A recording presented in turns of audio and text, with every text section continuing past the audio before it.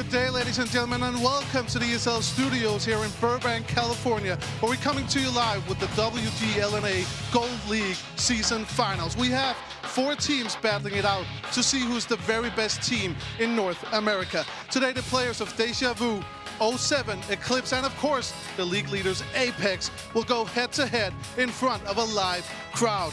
They're fighting for their stake of a $325,000 prize pool, and of course, to get one step closer to the grand finals, where they will go up against the very best teams in the world. The teams are ready, the crowd is ready, so I think, and so are the casters that you know so well from throughout the Gold League season. It's Dustin Kane and James Grieve. Well, thank you so much, Tommy, for that very kind introduction, as well as all the fans here. Thank you for joining us in the studio. It's been many long weeks up to this point, James.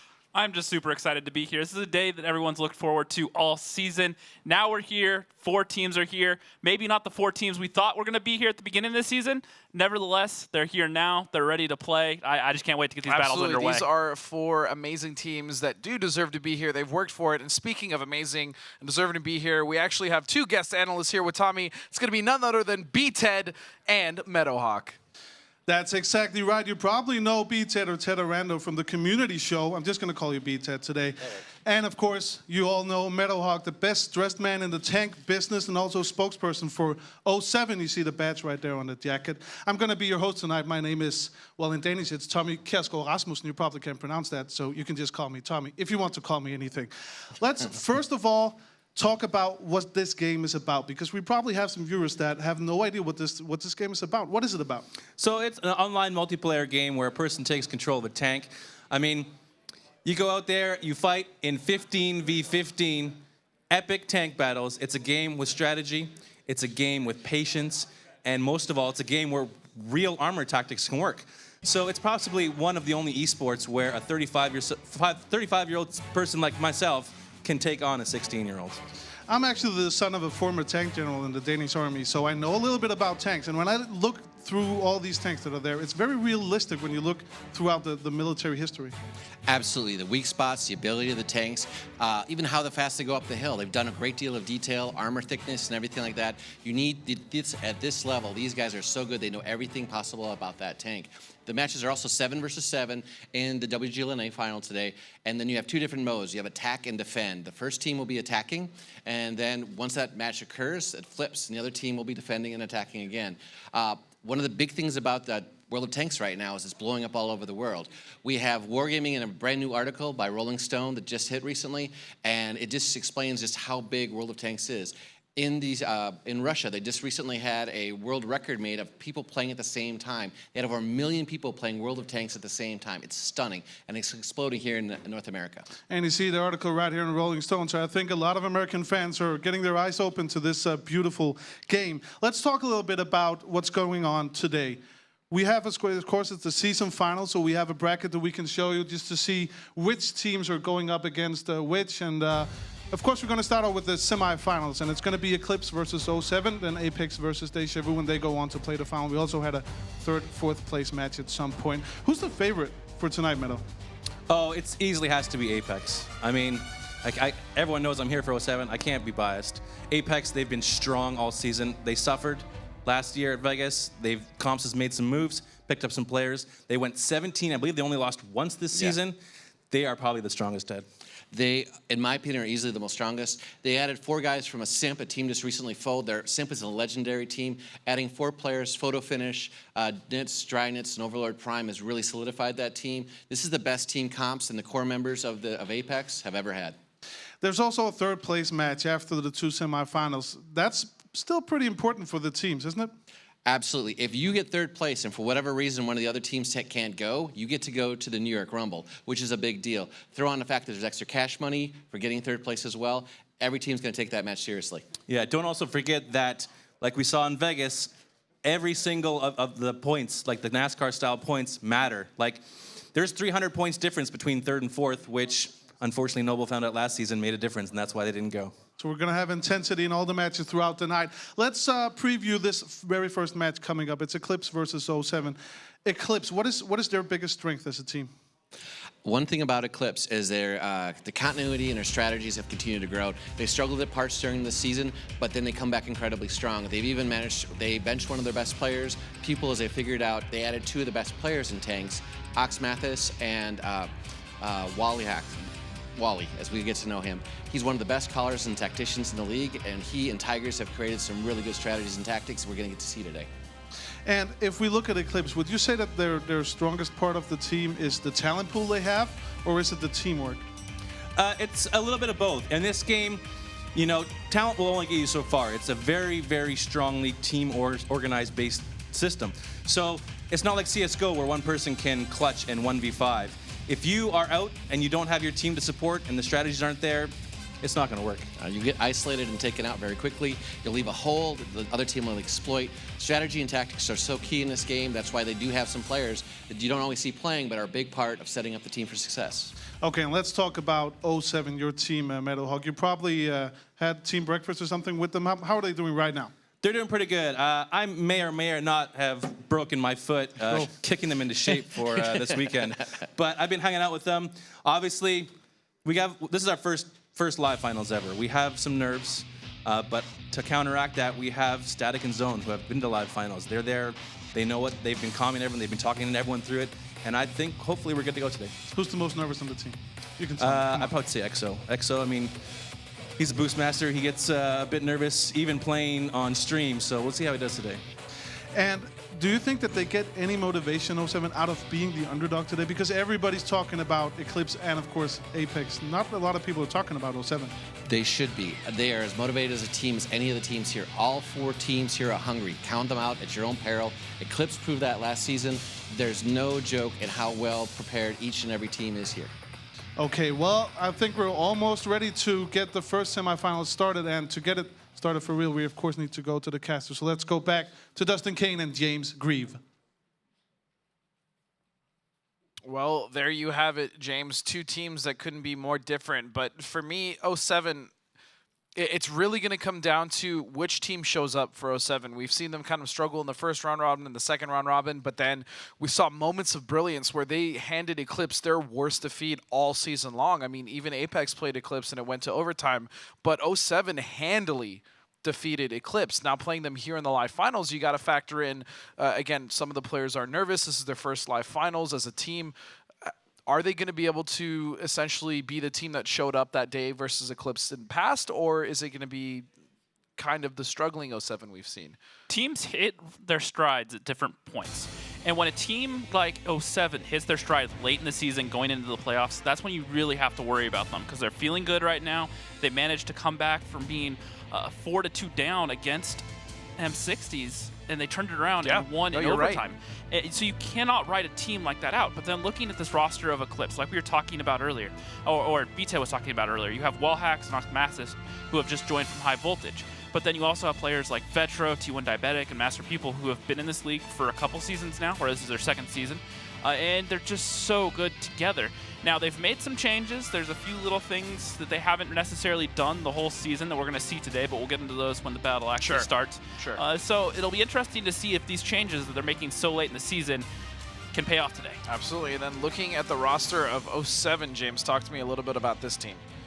Well, you have Zone Delta and Static, who were on Elevate previously back a long time ago, and they were in a very similar situation. They went into the playoffs pretty much as an underdog, and then at the end of the day, they walked away the champions. So for those two, this is nothing new for them. This is just another day. And Meadowhawk alluded to that as well. Yep, exactly. But then the rest of this team, though, is relatively new. This is, for most of them, this is their first time at a live final. So you have to wonder how big a factor that's going to play on these teams, especially, like you said, on their nerves. You have players like EXO and Rox who, this is their first time here on a stage like this playing. And Letif, who we didn't even mention, Letif has been an absolutely monumental pickup for the team of 07. He's really been that kind of secret sauce that you could almost argue they needed. And coming onto the team, he's really brought it together. No, exactly. You know, looking at it early in the season, we kind of wondered if they had too many Chiefs and not enough Indians in that team. So many people wanted to have their input, and Letif just kind of brought them all together and put them on the same page. Yeah, well, that's enough out of us. Let's go and head straight to Tommy on stage with both Eclipse and 07.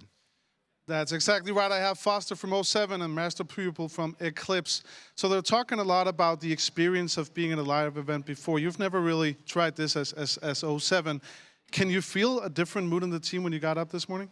Yeah, I mean, we're all sort of a little nervous, I'd say. You know, this is obviously a new experience for 8 out of the 10 of us. But, you know, we're pretty happy to be here, and we're looking forward to it.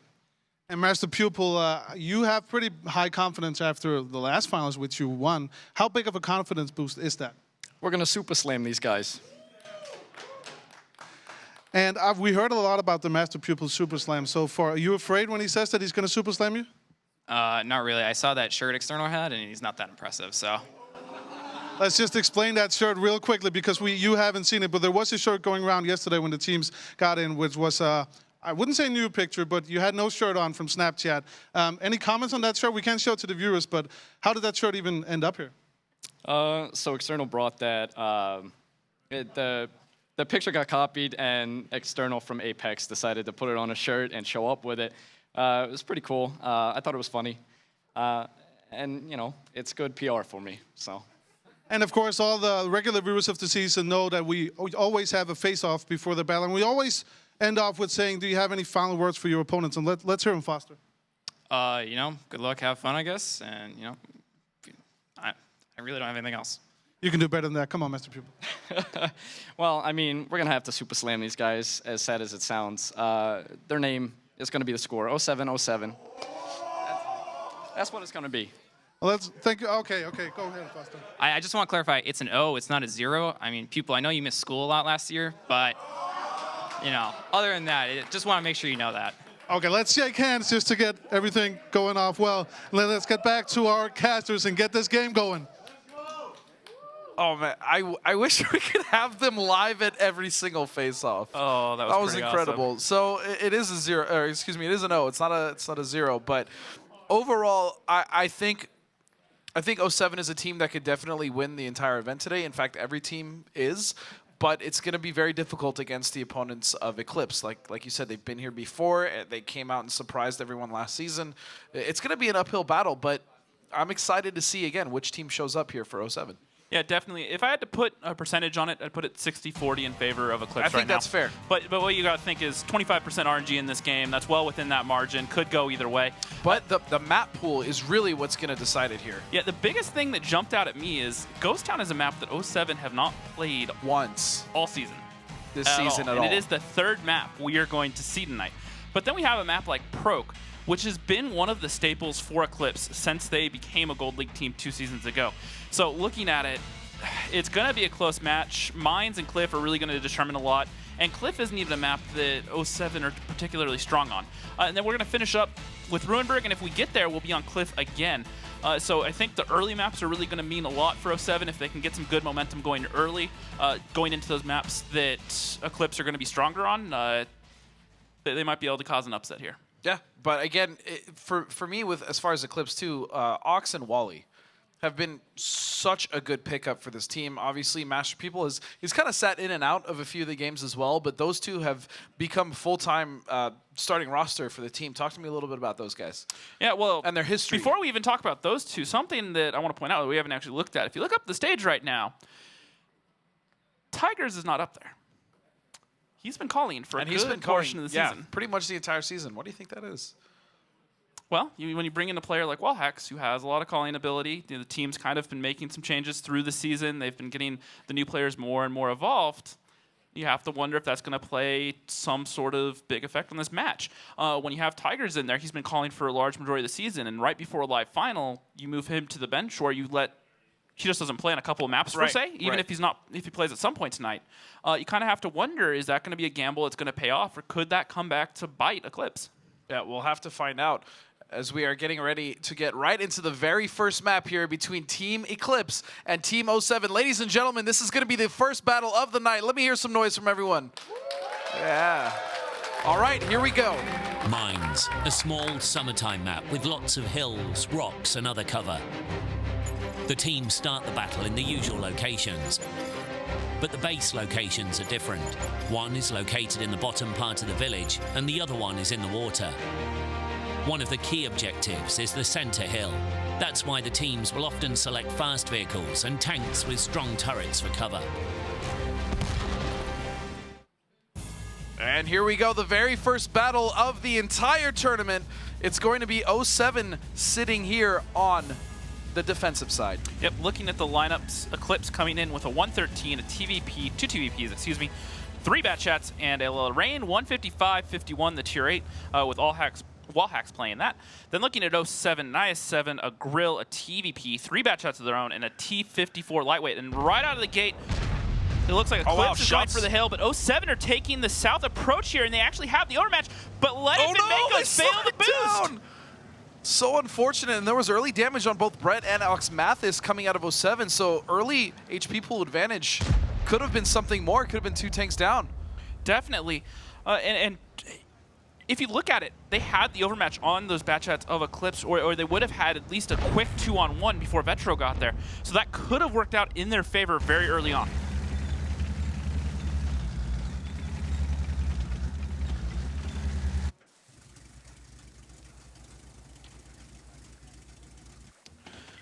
Looking at it right now, Fosta floating around on the 9-0 line, trying to get some intel. He does get lit.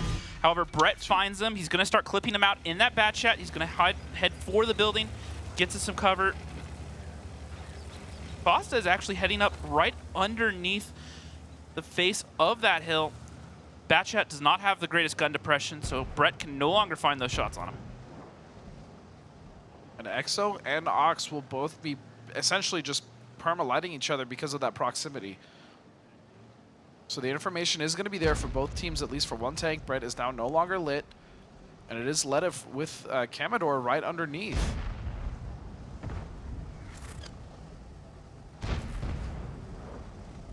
And something else to note, I mean, you have it.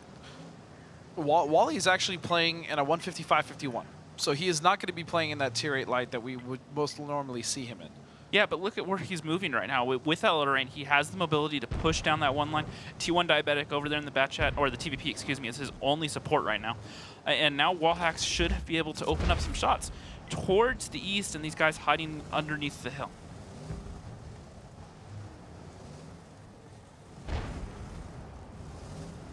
And I'm almost surprised at this point. We haven't actually seen any boost really come out of either team outside of the failed boost by 07. That zero line boost has been something that's almost been integral in every single game we've seen, and Ox Mathis taking huge damage. Yeah, the Warbander got a shot off onto him for around 700, and then a couple of the TVPs and the Bat Chats in the backfield also tagged some shots in there. And now Wallhacks also has, or excuse me, Ox Mathis also has a dead gunner, and he does not have a first aid kit to heal him up. So what, for a lot of the new viewers tuning in, what does that dead gunner do for you? Or just excuse me, not do for you? Well, in a Bat Chat, the biggest thing you have to look at is it actually means that they're going to reload slower. In an autoloader, every crew member is technically a loader, and so when one of them goes down, you'll lose a small percentage of your load time. But on top of that, you're just not going to be able to aim as accurately.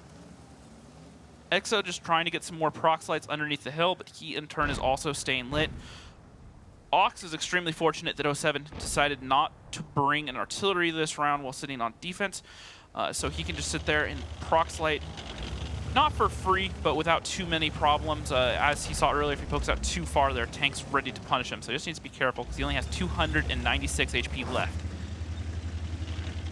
Speaking of injured crew members, if you look over at the side of 07 right now, Warbander has a dead loader, and Exo in the Bat Chat has a dead commander, so they're both going to be struggling right now. Most of these players choosing to go for rations over first aid kits, especially in the Bat Chats.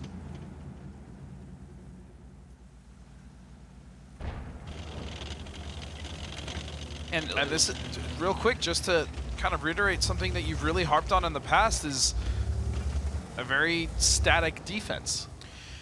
To a certain extent, however, if you look at it, they've made some shifts around. They started off by trying to challenge for the hill. I mean, Ledev was also at F7, so. Yeah, and then they decided to back off. They actually moved Kamador over from the 5 line all the way over towards the 9 line right now. But if you look, Wallhacks has actually given up trying to sit over at D1 and has moved back up to A4. The Lorraine already has that flexibility to move around. Ox Mathis is actually trying to get some lights over onto Cam, which is definitely a bit risky just because he's a one-shotter, and if that I-7 manages to land the snapshot, that could be a gun down very quickly for Eclipse. Ox Mathis is so very low. He is one shot away from being taken out of this battle, but still 7 tanks alive for both teams. The HP pool advantage is, I mean, my math is terrible, but 13 in favor of Eclipse. Yeah, no, there's almost no difference at this point. We have to see what happens here. Now, 07 need to start thinking about maybe making a play themselves. There's down to about 4.5 minutes. Right, 4 minutes for 40 on the clock. Now, they do have the advantage in the sense that because they're even on HP, being the defense, if Eclipse make a push right now, they're going to bleed a lot of HP making that initial push, and it's not until they're actually within brawl range when they're going to start trading evenly, and that would leave it in the favor of 07. So if Eclipse over the next minute or two can find a couple thousand damage on 07, then they can group up and make that really decisive push. But if you look at the top of the screen right now, we're down to just over 4 minutes, which means that Eclipse, being the attacking side, has to make a play and find a way to get past this defense of 07. Yeah, well, they're running out of time. Another minute has passed in that analysis, James. Only 3 minutes and 59 seconds left. Eclipse is going to eventually have to make a move. And it looks like they are set up mostly towards the west side of the map, with Master People and Drak both on that hill on the 4 line. Well, it looks like they figured out that Makos is actually isolated over at H2 down there in the south. That could be a huge overmatch coming out if they go for a 2-cap play. Yep, and they've left a good number of guns up onto the hill. So if 07 try to counter push the hill, they're going to get punished for it. And, here they come. It's going to be Vetro and Brett coming around the corner. Makos has to get out of there. They know he's there alone. Is he going to be able to make anything happen as far as a play for his team? Shots on a Makos now. As Brett is also, they have to be careful here though. The team of Eclipse has to be careful not to get tagged from the crossfire. And there it is. Vetro is going to take a shot. Taking out a tank though. Makos will fall. And now damage is being exchanged. And right now it's Eclipse coming out the better. They're about 1,200 up. Warbanner's still down here in Kilo 4, trying to find some shots towards these Batchat or the TVP. The Lorraine has actually moved back down to D1, so we've seen him reposition about 4 times so far this game. Yeah, that's Wally in that. In that artillery. So just trying to find the angles to where he can really support his team or try to get some damage and be effective. And as I say that, Warbander taking some splash damage from that artillery. Right, but look at this shift now. The team of Eclipse has the entire west side of the map in the 2-cap essentially as their own. Yeah, but look at the push coming out of 07 right now. Yeah, Static Exo and Commodore. Yep, the IS-7's hugging the hill. Batchats are pushing out wide. I would expect to see the Batchats do the boost over at A5. It's a rather simple one. They'll get up there. They might find the artillery, and they know at that point that they're relatively secure in the north. What happens a lot of time is people try to push across the Bravo or C line up there in the north, and when you leave a tank up at A4, it's a pretty brutal crossfire between that and the guns in the south. In this case, they're putting all the guns on one side of them, and it's actually Eclipse that don't have any guns in the north outside of the one-shotter Ox Mathis, and then Wallhacks in that artillery. Wally, yeah. Could be a tough situation. 07 can still definitely do this. Yep, and Cam knows that Ox Mathis is there. He just clipped him out. And they should know that Batchat's either only has a few shots left or he's reloading. So why Exo and Static are choosing to back off right now is beyond me.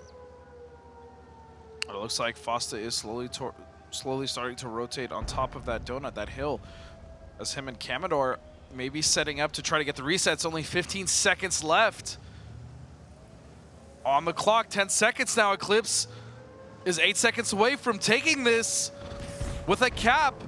Still no angles. Fosta is trying to find something, and there it is. A shot is going to be a huge shot being found on Drak. But still, the grill, but they need to find the shot on the Master Pupil. Yes, absolutely. And there it comes down. But it cost Commodore his life. Here's the thing, they can't cap unless they get a third onto cap, and so they're going to choose to give up. They have to kill all 7 of the tanks, or all 5 of the tanks left for 07 right now in the next 35 seconds. And this is now looking like a fantastic situation for 07 as Lede finds T1 Diabetic. Drak does find the kill though in Fosta.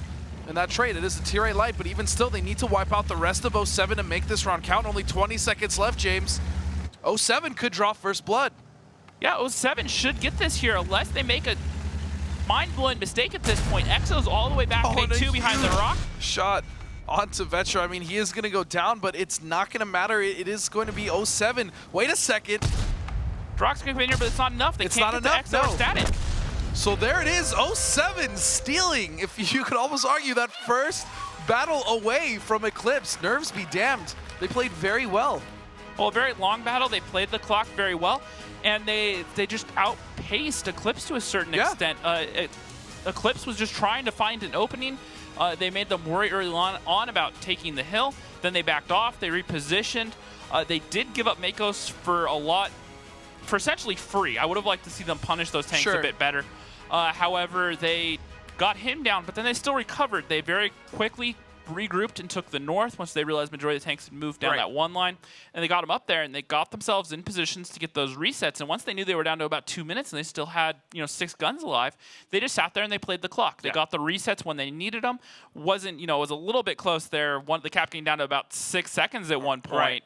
And then that first shot out of the grill only hit the TVP, only reset it by a couple seconds. But once they got 5 seconds, yeah. But once they got the reset onto Master Pupil, then it was pretty much at that point either Eclipse needed to group up another tank, put them all onto the cap and try to really force that cap pressure to make them push more tanks in, or they had to go chase them. And one thing you have to remember in this format, if there are still guns alive on both teams and no one is capped, when the time runs down, defense wins. Yeah. So, and that's exactly what happened. They still had guns alive. Eclipse could not cap. They got reset every time they tried. And they ended up giving up on the cap itself. And 07 just played things smart, and they ran the clock down. It almost seemed at a point like the 07 was being a little static, but then as you pointed out, as soon as we were going to allude to that, we changed things up. We saw Ledif back up. Again, Mako's kind of being on the west side of the map. He was down, I think, the one line by himself. You definitely could argue that 07 could have done a little bit of a job of trading for him, but even still, they did a fantastic job of running down the clock and beating Eclipse there. Well, and it was such a great push out of Eclipse, too, because they left T1 Diabetic in that TVP back on the one line. Right. So when those bat chats pushed down, Makos didn't really have anywhere to go. He either had to try to fight the 2 bat chats, or he had to back up and leave his back to the TVP of T1 Diabetic, and there was just too many guns that overwhelmed him, and he went down. But it is now going to be up to 07 to take this on offense. As Mines, we've seen, generally speaking, it is a very defensively favored map. Most of the matches of the season have gone towards the favor of defense. Well, and something you have to remember is with the boost coming out, it's actually kind of opened up this map a bit more for the offense lately. Sure. Looking at the lineups here, kind of interesting. 450 Bs, a Bat Chat, and 2 Tier 9 Bats for Eclipse. Okay. Well, 07 and IS7, 2 TVPs, 2 Bat Chats, and 2 Bat Chat APs. And all these 50 Bs going straight for the hill in one giant wolf pack, looking for the engagement if 07 decided to challenge the hill. However, there's nothing there, so they're just going to go ahead and push on through. And Eclipse are just looking for the brawl at this point. I mean, there's really no other reason to bring those 50 And they find Bs. Ledif doing the boost. Oh my goodness, good night! night! He goes down. Ledif is down for free. Wally, though, will be traded out. Trades back and forth.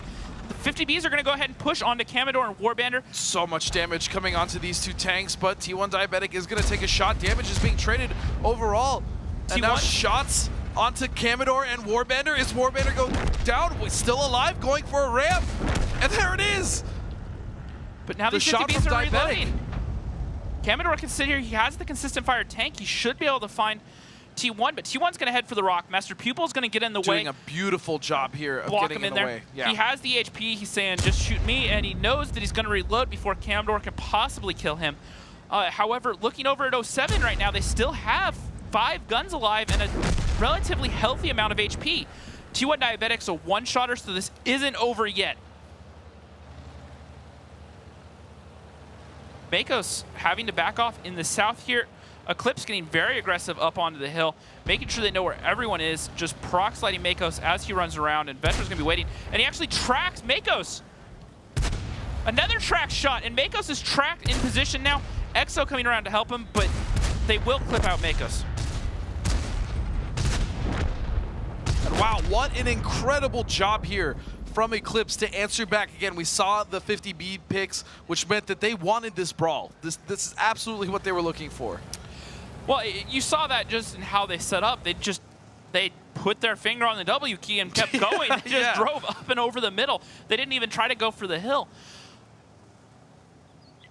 I wasn't entirely sure what they were going to go for that lineup. You have to imagine they were going to contest the hill in some matter, but the fact that they were just going to be that aggressive, just push up and over, that I didn't see. Master Pupil and Oxmathis just going to push through right now they're with just these going to 50Bs. hunt and finish the job. They're going to clean up their plate and tie it up 1-1. Eclipse. There it is, the Bad Chat, the best armored tank in the game. It's always bouncing every time. And that, you know, obviously with the new physics change, it's been a tribute to that because before you were telling me that the Bad Chat pretty much had no armor. Well, it still does. I mean, it still armor. does. It just with the HD model that it received recently, the angles on it, and just how they play them. When they drive them, they change the angles quickly. Shots hit just the one random angle on the Bat Chat where it's just an auto bounce and the shell just goes flying off, ricochets off. And how many of those we've seen this season, I almost can't explain. It's been crazy. That's why it's a joke of how good the armor is on the Bat Chat. Yeah, definitely. And we're actually moving on to our second map, which is going to be Cliff. Right. Which is a map that 07 really haven't played that well this season.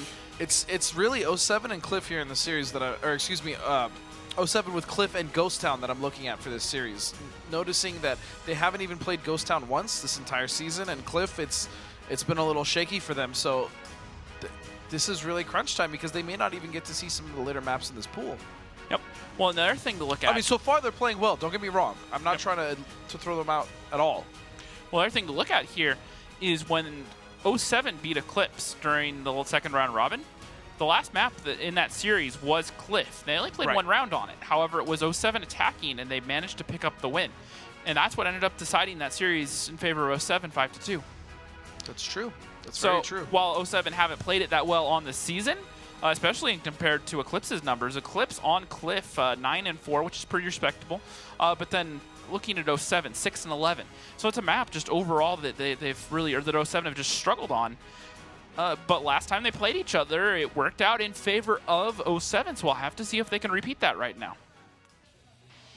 And it will actually be 07 attacking first when we get in here. Yeah, and just looking at the damage, Oxmathis, again, being somewhat of a new pickup here, just doing exceptional almost every single game. He's always usually on top. Master Pupil is also a very consistent member of Eclipse that we see as far as damage and numbers, is just farming damage, as you call it. Yeah, well, and if you look at how many shots they both got through, 11 and 12 shots out of 50Bs, that means they got into 3 clips at least, which is pretty crazy. But just looking at how the game played out, they got in there, they got 1 clip off. There was great teamwork there between Master Pupil and T1 Diabetic, keeping T1 Diabetic alive for a bit longer. Right. And you still have to look, even with all that happening, Master Pupil still managed to put up good damage. And then looking at the second page, Wallhacks in the Bat Chat, who even got isolated very early on, still did almost 1,000 damage in the Bat Chat. So everyone for Eclipse doing a good bit there, but Oxmathis really carried that game through for him. Yeah, absolutely. And there he is, Oxmathis. Yep, the kid himself. And if you, both these teams, 07 actually overall, I think, are one of the oldest teams here right now. But Eclipse and Deja Vu will both have fairly young teams. Yeah, very young members. Which is, to be honest, just impressive in and of itself. You have very young players that are able to compete at this level at that age. That's crazy to think where they're going to be in this game in the next 5 years. Yep, well, and it's something that Meadowhawk talked about during the pregame is this is a game where individual skill in terms of your shooting ability and that sort of thing only goes so far. Yeah, you it's have important to have. Anyone, even, you know, people, not necessarily kids, but older people as well, if you have good map awareness, you put thought into it, and you think about everything you do, you can compete with a lot of these players. Right, and that can be just as useful as being, you know, the best shooter in the league. You know what I'm saying? So a lot of these guys have that, and the thing that's most impressive to me is seeing younger guys like Wally who have those expansive minds to already come up with these strategies and really control their team on the map, and to think about all the different angles and the crossfires. Like that, to me, more than anything, is more impressive than having, you know, Twitch shooting skills. Yep, and it looks like there's actually a roster change going on right now. 407, they just subbed in Zone Delta, it looks like. Okay. So we will be just a minute as they get that set up. We do allow for a couple roster changes during the matches, so they're choosing to put in Zone Delta right now on Cliff. Okay, and what do you think the benefit of that could be for the team here of 07? Some teams, just the way they set up and they practice, they have certain players that play different tanks better than others on their team. So in this case, maybe it's just that Zone Delta plays Bat Chat, and looking at Cliff, you need 7 Bat Chats to a certain extent these days. Sure. Either you're running 5 bats and 2 tier 9 bats, or you're running just mostly Bat Chats and a TVP. And look at this is where this all fell to get apart for 07 to a certain extent. They still won this game. They still won, but right. I mean, oh no. They slip off. It's XO, the only one that makes it up there, the Boostmaster himself. And then here was that huge shot onto Drock, but it wasn't the reset they needed until they found it on Pupil here in that 113. Yeah, it was actually Camador that poked over there in the back and got that reset that really secured that game. Yeah. But you know what? That's why you don't ice skate uphill, because that's literally what it looked like when they fell. Don't. Okay, that's fine. All right, Dustin. Looking at it, we are just a moment away from, looks like 30 seconds. No, we'll have 45 seconds here in a second. 45 seconds. Yep, and we'll be underway. It is 1-1 right now, going into Cliff. And as I was saying earlier, this is a map that 07 just on the season have not played that well. But last time they played, they came out on top. Now we'll have to see what they can do. And the thing to look at with Cliff is, like I've said all season, it's such a map that's just Russian roulette based to a certain extent. How you set up initially often determines the whole battle right then and there. It can be over just a matter of, I think the quickest battle we saw was 1 minute and 45 seconds. It was incredibly fast. And it was actually by Eclipse, I believe, that we saw against, I believe it was High, where they just pushed up and over the middle, and they just Is that the went. fastest we've seen? It was 1 minute 45 seconds. Because I know we saw another team dominate really quickly on the map. I think that was Apex, but I don't remember that match. But the one I'm talking about was Eclipse versus High. Yeah, and it was, no, I remember. Trust me, it was very lightning fast. Yep, and it was just the setup from High. They left a couple tanks over towards the 9 line, and so when Eclipse just went up and over, they had the instant overmatch. They had all the Bat Shots and auto looters there, so they're able to pump out a lot of damage. And then all of a sudden, you have 2 tanks over on the 9 line that have to come back, and the rest of the team's dead already. So what are they going to do? And that's why I'm saying the opening setup for both these teams on both sides is just so crucial. So often we see a lot of teams split 2 line and towards the 6th line in the middle, and one group normally gets isolated. We've seen also sorts of traps where they try to get some early damage on stuff pushing the 2 line. So it's that initial setup which really determines how these teams are going to start, because if you start off a game, 1 or 2 tanks down, on a map like this, the other team could just drive forward essentially, and just they have the HP, they have the burst, and they can just take you down right then and there. Right, but I mean that's the beauty of Cliff being literally the most dynamic map in the league, because it has that ability. We started off the season of Cliff being a very fast-paced map. We would have teams just kind of go for the hill and brawl, and then it kind of slowed down. So I'm really interested to see how it's going to play out here between these 2 teams in the live finals, which means that we are going to get right into the map between Eclipse and 07. Cliff, the most dynamic map in the league. Battles on Cliff always turn into desperate double-edged fights. Teams start from the same spots as they do in standard battles. The first base is located near the defender's spawn point, and the second is at the bottom of the hill. Sometimes teams split their forces and send several tanks through the 1-2 line to the left of the small hill, but usually both teams play at the center. The attacking team can send one of the tanks up to the lighthouse or behind it. Fast and quick-firing vehicles are better suited for this map, mainly medium tanks, including tanks equipped with autoloaders. And it is 1-1 here as we head into the second map between Eclipse and 07, as we see 5 Bat Shots, a TVP, and an AMX 1390 coming out of Fossa there in the Tier 8 light. And Eclipse, though, coming in with 5 Bat Shots, a TVP, and a T49. And the Obliterator cannon on the T49. But look at this push out of 07 right now. They're going up and over in the middle. They're looking for the rest of the guns from Eclipse. Eclipse are set up. Oh, they're set up so well to punish this, and look at all the damage that's already come onto Static, and down he goes. Zone Delta now may follow unless he gets behind some cover. And that's already 2,000 HP done for 07.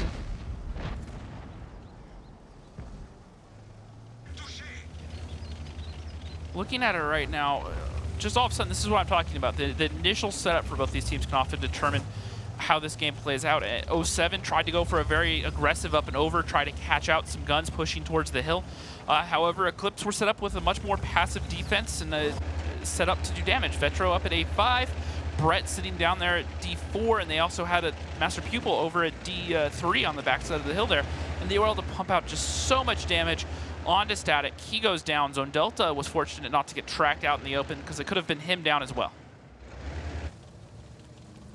So it is going to be Fosta and a Warbander down that 8 line up on the hill. They are going to be able to see, or have some vision. But being a tank down in this huge life deficit, Ledev takes the shot, or multiple shots, and he is now down to a one shot. Oh, the house actually saves his life. And a bounce. That bad shot. Are you kidding me? That bad shot. Lost for words sometimes. The problem right now is 07 are trying too hard to force something, I feel. They're looking for all these openings. They go very early with the just aggressive push over the middle, trying to make something happen. They bleed a lot of HP, and then they make this secondary push down the one line, trying to catch these guns out. Is he bullying Fosta off, and he's going to survive, but still getting bullied off the top of the lighthouse. Now it's going to be Ox and T1 Diabetic at top, or on top. And let's go ahead and take this chance to have a listen in with Eclipse. They're leaving. Nobody's spotting this side of mid that I'm on. Can I go kill the 1390? I'm gonna go. Good shot. 1390. I'm gonna go. Cliff is still stuck. Okay, we need a full. Can we, Brett, are you okay? Who's healthy, Brett or people? I have health. Brett's healthy. The people on hill. They have a one-shot bet. They have a one-shot bet on the one line. Okay. So you want me to come to you? No, it's okay. I'm lighting. I'm seeing a fucking light him leaving. Jock. He got turning out. around. Stop. Yeah, I'm turning around. Yeah, Brett, just stay We're up on there. defense. I got 2 still, Ox. No, reload, dude. Just reload. I'm reloading. I'm clipping. I make sure he thinks I'm fully clipped. Fuck I have yeah. 4. Climbing hills. This shit's lame. I'm Got 30 spotted. seconds. I'm spotting on 9 line again. If you see him coming up, just go in the dip over. Can we move I can Brett up? cover Is Drock. it possible? Can we get under here? You mean under where? Yeah, like, he should be able to. I can't support No, him, stay. though. Are you high? He's high. Never mind. Yeah, he's yeah, high. I'm up high. Yeah, I'm fucking high right now, boys. A big weed. We need to make sure they cannot You're on cross hill. back this way. That's it. Okay. They I can. get spotted. Doesn't matter though. We have They so can many go hit up. points on They them. can go from base. Okay, there's 7 Delta still. 2 bats there. Foster, Okay. 1390 mid. 1390's mid. We're on defense. We're good. I have 4 still. I'm full. I got Okay. full clip. I'm just gonna reload. Okay, they have a 1-shot and a half health bad chat. And I'm sure, I don't know what the half hell. health. Yeah. PvP's there's half 2 health. half health. 1390's 1 Who's shot. healthy on our team? Me, I'm That's full. I'm full. I'm full. I got 1308. Ox, What, you guys Metro, just eat? Brett. Why are you guys full? Little. You guys just eat food or something? I'm Yeah. already full. No, actually, I haven't eaten anything today except like a bar. I'm fucking hungry. Bar of chocolate? 5 Yeah. minutes. Hungry. Oh yeah, I had 520. chocolate too. I have 10 seconds. I mean, I feel like you can like this, right? If they cross. Yeah, Brett can. Well, Okay, Brett I'm gonna should get be on the able to. ramp where Ox usually plays. Oh, don't leave the So- hill. Don't. No, Yeah, No, I'm he's right fine. here. We know Good. they're on 3 line, okay? So Yeah. don't expose yourself to that. I'm good where I'm at. No, I'm but lit. they can be lit if they even try to get. You got to make sure that you eat breakfast in the morning. It's the most important meal of the day. Oh, absolutely. And looking at it right now, the funny thing is they have time to sit there and joke Yeah, around no, while they they- try to break this defense. Well, It's- they're on defense and they know it, and they know Right. that they have a huge HP lead right now. So they're not even. There is But no okay, pressure so on them. again, something to note though is this is kind of something we alluded to the last time we saw Eclipse kind of have a mini breakdown when they lost. Is there is a lot of useful communication in there, but there's also that kind of case of too many Chiefs, not enough Indians, which we've criticized them, and even Pupil has said in the past we need to kind of clean up comms. Yep, and to a certain extent, there wasn't a whole lot for them to be saying. They're Sure. looking at, they're trying to get intel, but at the same time, they're able to just be loose enough to kind of joke around up there, not be stressed out. But my point not is be wound when up. it's a stressful situation, that is still gonna the comms will most likely still be that kind of we need to do this, and then the disagreements of what I'm talking about. Yeah, true. And at this point, 07 have actually gotten the few remaining high HP tanks they have up towards the hill. Exo does get lit along with Makos. Warband are already up It there. is T1 Diabetic and Ox Mathis though with full clip bat chats, just waiting daring someone to come up that hill. Yep, now they know that Exo's there, but I don't think they've spotted Makos. Meanwhile, Vetro finally there it finds is. Ledif. So Ledif trying to survive down that one line on the map finally does get taken out. He was one shot for so very long. Yep, and Trade's going back. Ox being focused out. He's going to try to leave the hill. He gets, well, actually, he just gets down into the low ground. He's down on the low ground now, and it's going to be T1 Diabetic on the hill trying to work the angles onto Exo here as he's going to push right past and try to get shocks onto Ox.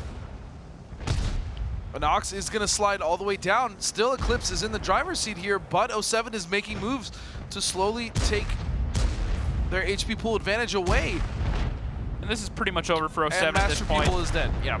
They just do not have the HP or the guns to really get back into this fight. They did the best play that I feel they could have at that point, given the circumstance. They got the few high HP tanks that they had, and they tried to force an overmatch. But just the crossfire from Eclipse was just set up. They understood where a lot of the tanks were. That initial push, yeah, that initial push cost 07 so much. Yeah, well, the positioning of the tanks up on the hill was near perfect. They understood, all right, all we have to do if they push up onto us is just drive over here to the defilades, get in the low ground, and the guns sitting in the distance can cover us. And so that's a way that, despite being far apart, they let a majority of the guns for their team be in that fight. And so, and that's exactly what 07 didn't want. They wanted to keep that even, you know, a 2-on-2 or a 3-on-2 in their favor, because when you have more guns and more HP in one fight, it's going to work out for you typically. And they perfectly understood that, which is why they held their position and they did such a good job just making sure that 07 was essentially drowned out. Yep, exactly. And now it's going to switch sides. We are going to see 07 now defending.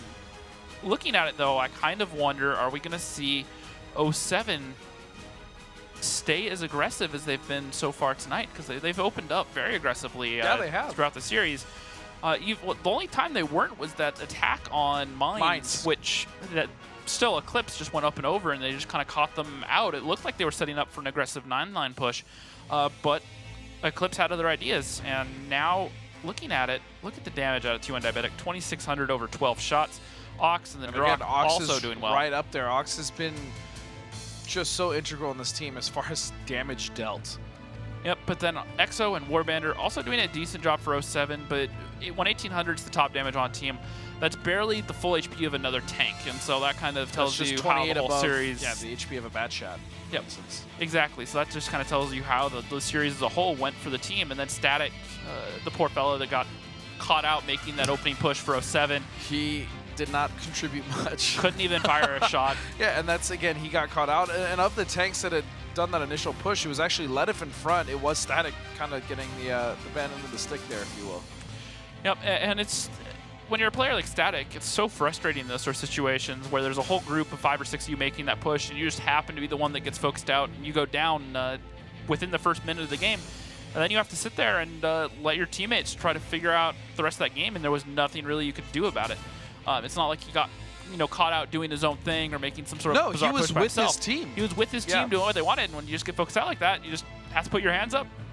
Well, that's how it's going to happen, and you just have to watch the game play out from there. Again, he wasn't even the lead. He wasn't even the last tank in that push. He was literally just the middle of the pack, and for whatever reason, the rage from Eclipse all ended up onto him.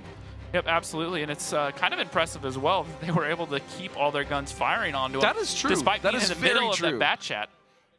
Or maybe in the middle of that bat chat pack, as it were. So 07, again, they are going to be bringing 5 bat chats, a TVP, and a 1390, but... and Eclipse, the same lineup, just switching out the 1390 for the T54 lightweight. Yeah. Actually, we did see a T49 as well, but that has also been removed.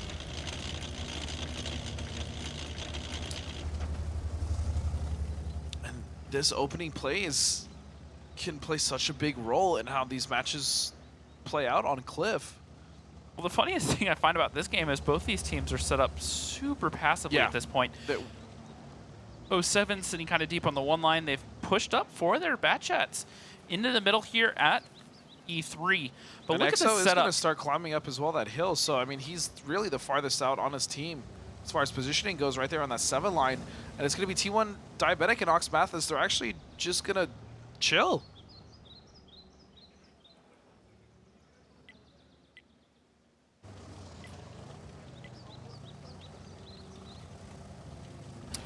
And so often we talk about who's the boost master between Vetro and Exo. I didn't even know the spot existed until Vetro just did it. And he has great shots over towards the donut where a majority of the tanks of 07 are. And as I was saying, look at this setup for Eclipse right now. They have one tank on the backside of the hill there. Oxmathis is a little bit exposed in the middle there. And then Drock and Brett sitting deep, so if anyone pushes onto Ox or T1 Diabetic, they can support each other. But then they have Vetro up here on this boost, Master People in the TVP, and then the T54 Lightweight of Wallhacks just sitting there trying to light anything. And if 07 pop up the wrong place, they will get punished for it. Remember when we talked about seeing things that we haven't seen before at the finals? That's a really neat spot. Well, it's just an interesting strat out of an attacking team as well. They kind of figure, all right, both the other teams have been very, very aggressive so far this series, so let's just try to catch them out, set up with a more passive defense, even though we're attacking essentially, and see if we can, you know, maybe trick them into giving us a gun or two for free and then make our job I do like attacking. the switch up, though. I really do like the switch up here from 07. You were right, they were very aggressive the first couple of games, and now they're kind of toning it down a little bit. Yeah, absolutely. And if you, the other thing to look at right now is 07 have actually pulled a bunch of guns, well, their bat chats anyways, towards the hill, and they might be able to find or assume they have an overmatch on T1 Diabetic. I don't know that they know for sure how many guns are sitting there covering him, because this could turn out very poorly for 07 if they're not careful.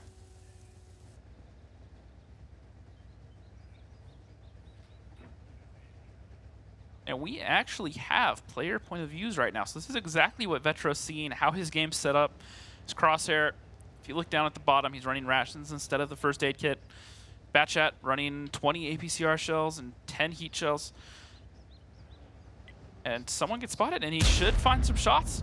Misses the first on the Letif. Letif actually gets down before he fires again, and Vetro just decides to hold his shots, not waste one on a low probability shot.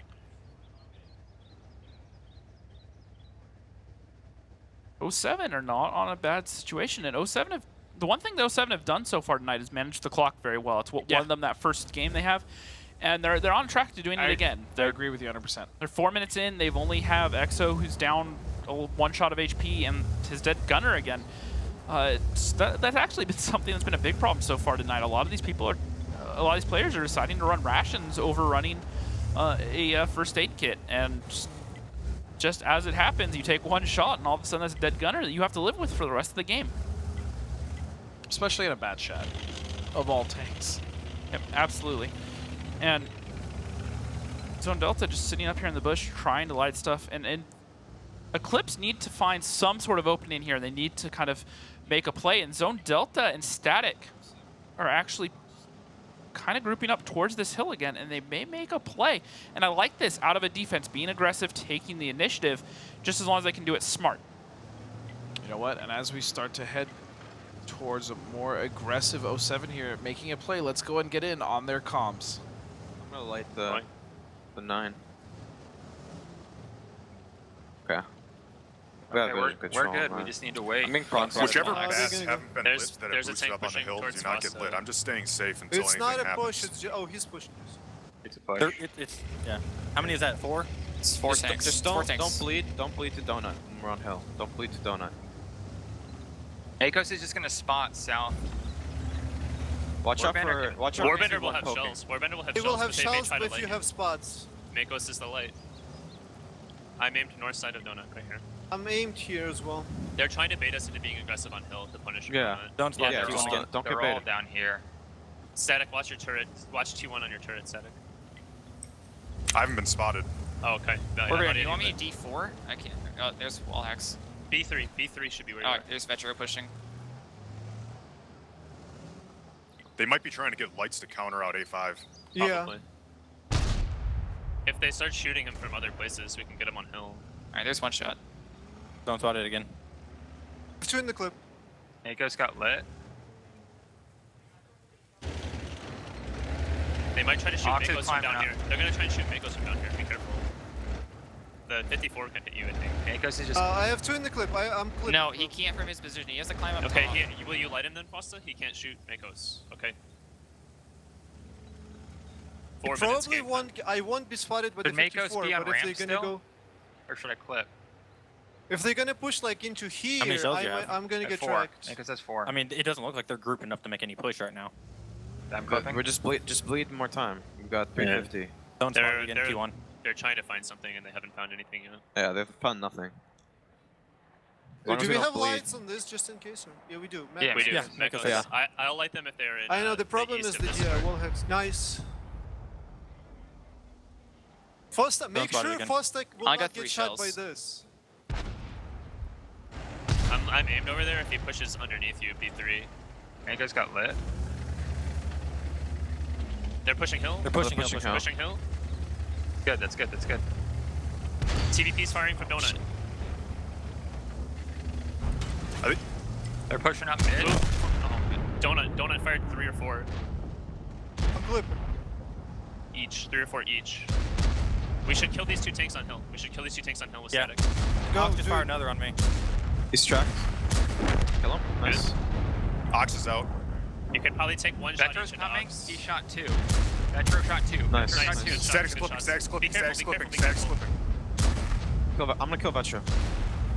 No, he dropped, he dropped. Actually, you guys Back take up, Careful, my careful, back up, careful. back Wait up. for I'm Warbender, wait 26. for Warbender. Don't have I have the Warbender full has clip. position. If Fox pushes forward. Yeah, we're good. We're good. There's a tank on Donut still. Clip Be it. mindful. Problem is, Be yeah, I can be mindful. ruined from the donut. Same here. They can spot me though. Keep watching 9 Yo, man. Zone, where I died is vulnerable Zone, to zone, Donut. poke Be careful. over and watch TVP's here, 9 TVP's here. Okay. So I have 9 seconds. Shit. Oh no, they're coming. Zone out. 16, zone 16. Rub, rub, rub. X. Take a shell from Exo. Take 1 shell. No, you're good, you're good, you're good, you're good. Okay. Don't spot it, Clip don't him. spot it. I'm still have 10. I still have 10 seconds. 2 minutes 15. 2 minutes 15. Static's loaded, but I need to stay down for now. I'm clipping. Nice shot, nice shot. He's. Fuck, I'm down. Can you kill that zone? Zone can kill that. Be careful. Warbender, you're gonna be get lit by the Warbender, lightweight. you're I gonna be know, he can. No, he will not. lit. Zone missed. They know zone shooting. I have 10 seconds on my clip. Alright. I got killed for free from Donut. You know, although 07 lost this battle, I gotta say, I loved the comps. Very cool, calm and collected. They were taking the fights they knew they wanted, and they were controlling the hill what they could. Also, I really love the counting of the shells. That was really great information coming out of 07 to his teammate. Yeah, there's just so many little One things. of the members of 07 to his team, excuse me. There's just so many little things that you have to manage, Yeah. Especially when there's so many autoloaders on the field. Knowing when one tank is clipping, just calling it out constantly. What's going on? I've been firing or did this. They're going to know that. That was really great communication. And it was pretty good anticipation by 07 as well. However, the problem is that 07 just at that point they had the HP lead and they managed to just get more guns up onto that hill. And they just kind of found that overmatch. The TVP was able to go up there with full HP and really cause some havoc and make them back off. Yeah, from Eclipse. Go up, push the hill, and force those tanks from 07 back. And at that point, they couldn't recover. They were in it after that first push. They managed to claw back in, get a couple thousand HP. They traded it back out. But that second push from Eclipse with Master Pupil and this TVP coming in, 2,500 damage over 10 shots. He was able to get in there and really turn that battle around for his It's team. actually really weird to see Ox not at the top here for the team of Eclipse. Well, he got focused out. Not to say, well, yeah, he got focused out early. Once they pushed up onto the hill, they made sure to focus him and Vetro out just because of where they were.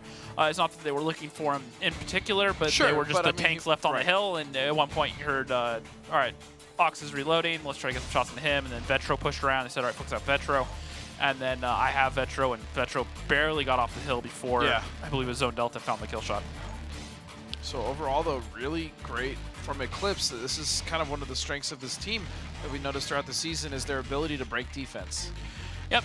Well, a lot of teams, for some reason, especially in Cliff, tend to run some more of these passive defenses lately, and they don't quite have that second layer element down yet, where they know that they can't stay passive for too long. And there's the inventor of the Super Slam, just to interrupt you real quick, Master Pupil.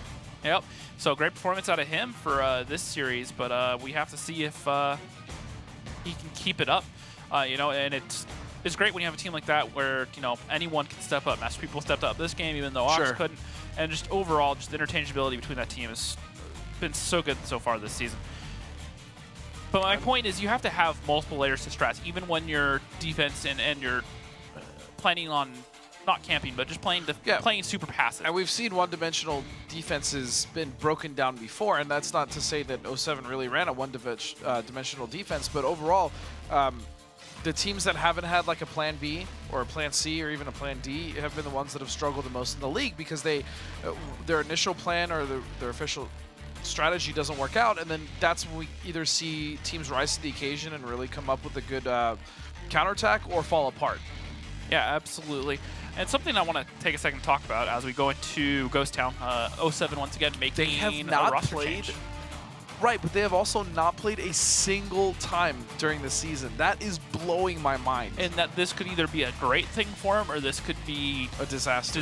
Yeah. Now, I guarantee you they've probably scrimmed on this a good bit. They should have some idea. I'm not saying they've never played the map, period, but in the season, they haven't touched it. Yep, so as long as they play their cards close to their chest, as it were, and they haven't given Eclipse a whiff of what they're going to do, once again, they could come out with some very corny strats we haven't seen. What could 07 be cooking in that kitchen, you know what I'm saying? Yep, or they could just have a very solid standard play for Ghost Town that they just haven't run, and maybe they've been practicing it to the point where they can just execute it very well right now. All right, well, here we go. The third map between 07 and Eclipse is going to start. Ghost Town. The first absolutely symmetrical map, made especially for 7 versus 7 games. The teams start the battle on opposite sides. There are numerous ways to attack here. One of the bases is located in the central square, the other one at the top of the city. The hardest battles are usually fought for the top base, and this calls for the use of heavy tanks. Sometimes the teams choose fast tanks for spotting and base capturing. Looking at the lineups, Eclipse 450Bs, a bat chat, and a 2 tier 9 bat chats. I had to make sure that wasn't a mistake. That is legitimately the lineup they're running right now. So the same lineup they brought on Mine's attack, or defense, excuse me. And now looking at 07, an E100, a 113, a T57, 250Bs, a bat chat, and an RU251. A very interesting lineup out of the defense. Oh, and very early we're seeing potentially a push coming out of Eclipse already. EXO is going to spot Drock as well as Wally and T1 Diabetic, Makos as well. This is already making up for a crazy moment. That overmatch from Vetro, Master Pupil may be coming over to Makos. And down goes Makos already to Brett. Very early advantage here. No, wait a second. Drock is going to fall to EXO. Batchat tier 9. Brett now taking a lot of damage, getting shots onto Ledev, backing up, and now he has Master Pupil in front of him to simp. Vetro trying to simp from the guys in the middle here. But EXO is essentially running with his pants down. He got caught. Yeah, absolutely, and now Vetro has to run. Master Pupil's getting focused out. And 07 just playing very aggressive right here. They know these 50Bs are mostly reloading. They know Brett's a one-shotter. They know Vetro's a one-shotter. And they actually have the HP advantage. They're going for the kills before they can get into their second clips. Yeah, Warbandor is going to take out Brett. And all of a sudden, this is looking very decent for 07 here. Yeah, absolutely. Kamador and that E100 is just pumping out shell after shell. That E100 does not have the greatest DPM, but it has consistent fire. Yeah. So these 50Bs, while they're reloading, he's just able to pump out shell after shell. And against that bounce chat, getting shots on the Ledev, one shot away. Down he goes, T1 Diabetic. Very nice, good shooting. Static trying to take on T1 Diabetic. Oh, he's not going to be able to kill him. And neither of them can be able to kill each other. Maybe, I mean, Static, you could argue, could go for a ram, but that's probably not enough. Well, the thing you have to but here remember comes Fosta in the 251. And down he goes. Well, the other thing you have to remember, 4-on-4. doesn't matter at this point, but the T57 is going to load every time before the Bat Chat tier 9. So he would have had him one way or another. However, Fosta made the play, went and picked up the kill. It's a 4v4 right now. Both teams have a one-shotter. However, 07, their one-shotter is the RU251. It's a tier 10. Or no, well, I mean, Eclipse has the tier 10 as a one-shot. And yeah, 07, their one-shot is, it's a tier 8 light. So arguably, the advantage is here for 07. Not only the HP pool, but as well as the tanks that are still left. Yep, and now 07 are regrouping. They're getting their guns together, and they're backing out right now. Fosta has repositioned up into the north, make sure there's nothing pushing around towards the 8-9 line. Kamador and Warbandor both relatively healthy at this point. However, looking over at Eclipse, they have these 250Bs with 1200 and 1300 HP, and they're going to have a lot of burst damage between the three of them, especially if they can keep Vetro alive.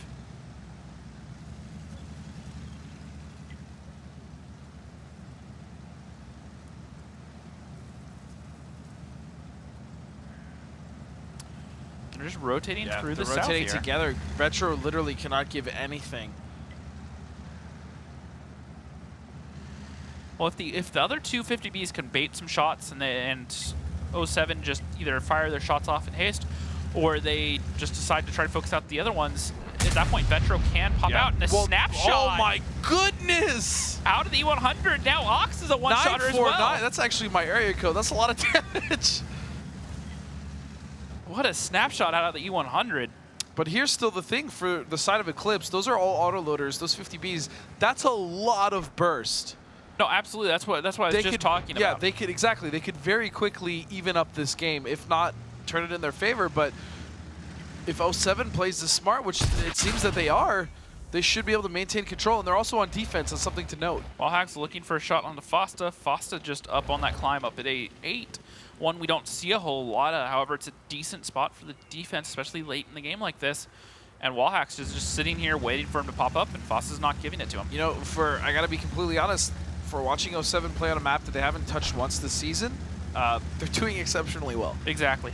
And another thing to, back to the whole 50Bs, the 350Bs, that's 4,800 alpha in their clips right now. So if they push around and they each can fire all 4 of their shots, that's a lot of damage they can put downrange very, very quickly.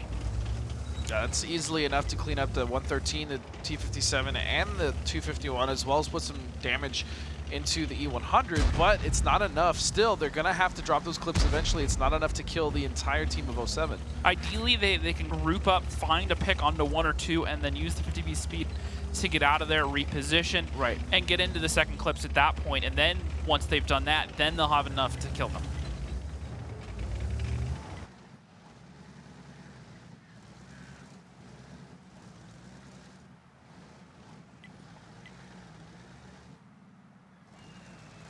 Eclipse just taking their time. They know that the cards are stacked against them at this point, and they're just trying to find some sort of opening, some sort of pick that they can exploit. Master Pupil's the only one left with HP.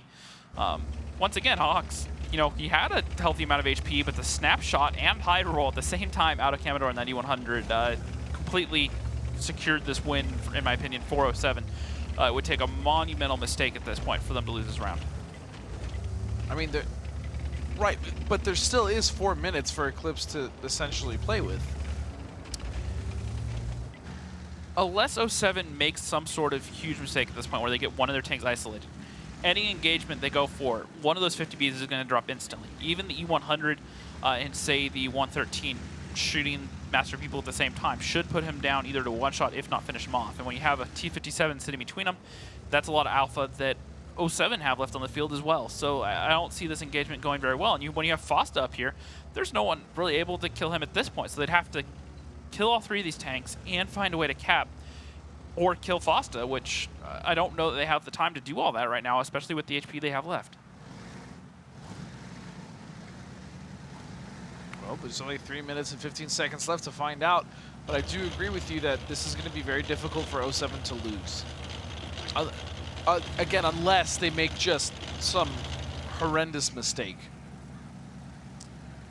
And the push is going to come out of Eclipse. Remember, they are attacking right now, so they either have to kill everything or cap out. And it's 07 that have the benefit of just being able to stay passive right now. Fosta putting an HE shell into Vetro. However, he gets lit. Ox and Vetro try to find return shots. Can't get it done.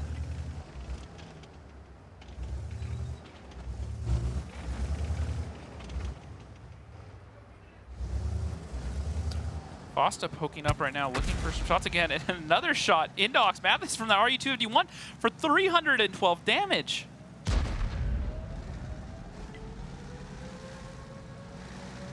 Now it is going to be Ox and Master People potentially trying to bait something on that 2-cap as Wally is slowly starting to head there as well. There is technically enough time if 3 tanks were on cap to cap out, but at that point, they're all in the same position. They're all very low on HP, and that would just be a mess in and of itself. Yep, exactly. And right now, 07 are just stacking up to make the push on a cap. Vetro positioned pretty smartly to punish this angle right here. And the thing about where he's sitting right now, not only can he shoot the corridor he's looking at, he'll also have shots onto the corridor that 07 are pushing through right now. So they need to time this right. They need to make sure that Commodore eats the shots and that they're able to take these guns out. And it's actually Fosta that finds Vetro. Fosta, very nice. And 07 are going to bounce on cut the lead by only 1 game now.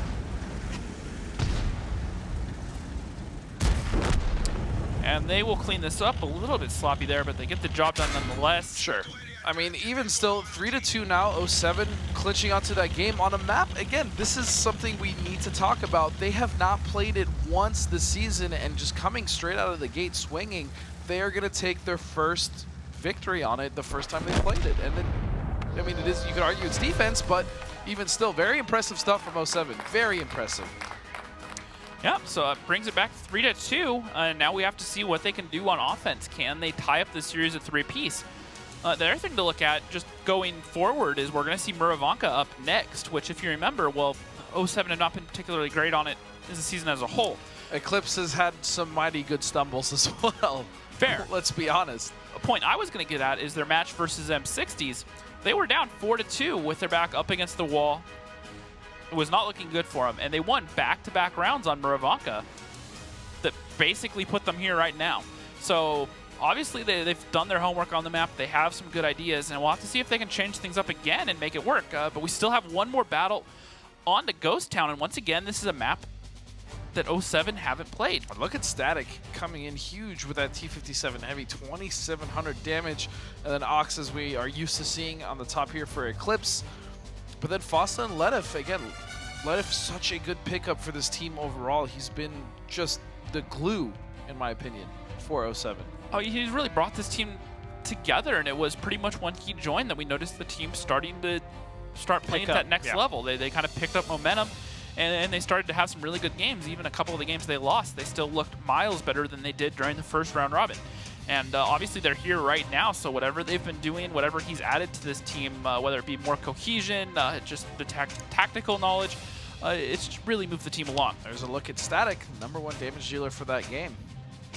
Yep, he's, like I said, Static and Zone Delta, both part of the old Elevate team that won back in, I believe it was Season 4 or Season 5. Wealth of experience. So Season 5, yeah, they've been here before. They've gone into a finals as an underdog, and they've performed very well in the past, and right now they're keeping things composed. They're playing well, and we're going to be going into our 6th battle of this series with 07 with the chance to tie it up right now. I'm very curious to see how exactly 07 is going to approach offense on Ghost Town, because we saw their defense and they did well. Yep, well, they're going to approach it with an IS-4, a 113, a T-57, 2 50Bs, and 2 Tier 9 bats. Eclipse, on the other hand, bringing an E100, a 215B, an IS-7, 2 50Bs, a Batchat, and an RU-251. So this game, 07 deciding to go with the 2 Tier 9s, and Eclipse going with the Tier 8. Those not familiar with League, the 2 lineups that they can run, or they can run within 768 anyways, is 6 Tier 10s and a Tier 8, typically a Tier 8 light tank or artillery. And then we have the lineup that 07 are running, where it is 5 Tier 10s and 2 Tier 9s. And in this case, deciding to go with the 2 Tier 9 Batchats gives them some eyes, some flexibility, and a lot of burst they can get around. The other thing to look at is the Tier 9 Batchat. It has the same gun as the 5100, 1800 Alpha in the clip. Relatively accurate, longer clip reload than a Batchat, but still gets the job done. Okay, so early cap pressure here coming out from 07. And it is actually going to be on the 2 cap. We normally see a lot of 1 cap plays, I would say, on offense on this map. Which is not to say that we haven't seen 2 cap pressure, but mainly it's towards, you know, the north side of the map. And we'll look at the setup that 07 have right now. Well, they have the cap pressure in the middle, and they have the core group of their heavy tanks together. They have the Tier 9s floating on opposite flanks, just trying to hold the angles. Fosta up in the north, and then EXO on the boost down in the south. And so if anything like T1 Diabetic pushes through, they're gonna have to take a lot of shots. But it's actually Brett, Master Pupil, pushing around in the south right now. Okay, here we go. Crossfire now coming from Master People onto Commodore. Commodore, Gets who completely falls, yeah. evaporated. Excuse me, not so much of a crossfire, is coming in at a cross angle.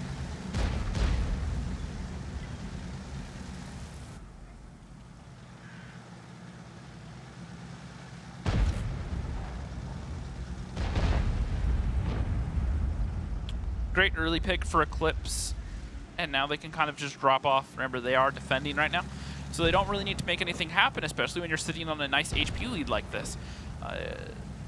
Now that said, their HP lead actually isn't that big at that point. Damage going back and forth. Fosta taking a lot.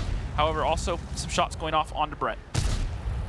Ox taking 1,800. Yeah, a lot of damage on Ox. And at this point, I'd love to take a listen in here to the team of Eclipse. It's fine, dude. I don't need Okay, help. wait. Just go He north. ran. Okay, I'm playing south. I'm lit. They know what we're doing. There's 50 Vs. We can't push into that. That's Yeah, fine. 50 Vs. Just reset. Yeah. Okay. So their bat's at 600, right? And one's at 900? Reloading again. For full clip. I'm gonna get saved. Pupil, back up to here. What? Okay. Bring the 50 Bs back over here. Bring Guys, one we to need 150 Listen. B back. Go the long way. T1, you're lighting this, right? Yeah. You're lighting this. Okay. I'm lighting this line. Okay, then I'm gonna play on cap. Or I'm gonna play so I look at cap. Okay. Their bat EP, 0. Why did I go this way? They can We just should've push did it in right from away. here. We They should've can just did it push right in away. there. No difference. He's out of spotting range for you, dude. The fucking. Vetro and Red should switch spots. I need to get out. I need to get out. Can we leave Vetro? Yeah. Well, I mean, it's only a one-shot difference. You need to right. Well, I get out. thought the fucking 113 was Because we're playing up. high. We're up a No. tank. We're up a tank. Oh, so. Okay, my bad then. Okay. 10 bat EP. I'll try to get a Pushing shot if south. he crosses. Yeah. Yeah, these guys have to make sure. I got this lit. 50B, 50B. 50 Back B, up, back 50 up. B. 50 B shot Back up once. to 50 B shot once.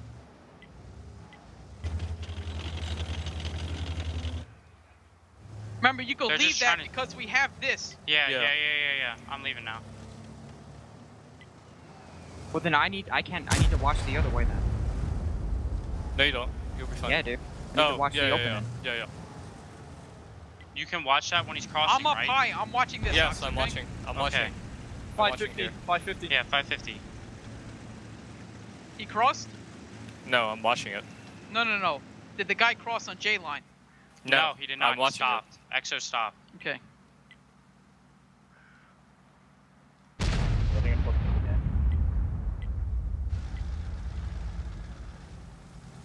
I have 10 seconds. 520. Yeah, 520. How? So, James, talk to me a little bit about the communication, because we kind of just had like a mini discussion.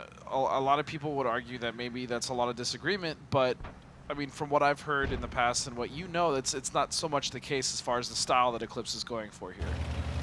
When it's slowed down like this right now, they're just trying to think through of every single possibility and make sure that all their angles are covered.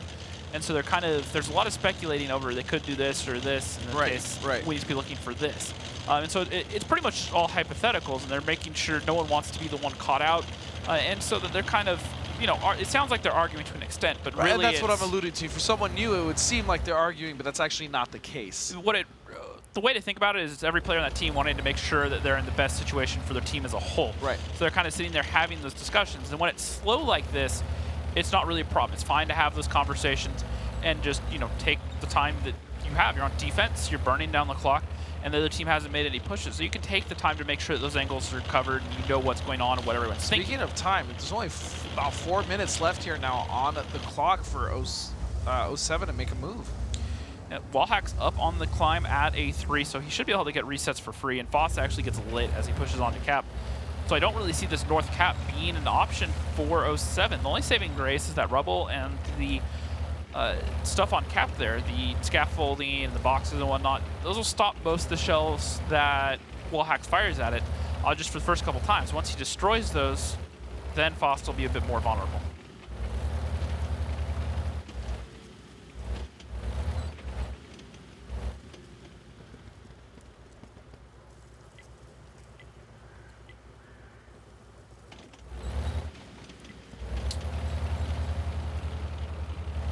despite being a tank down, it's actually 07 that are up on HP right now.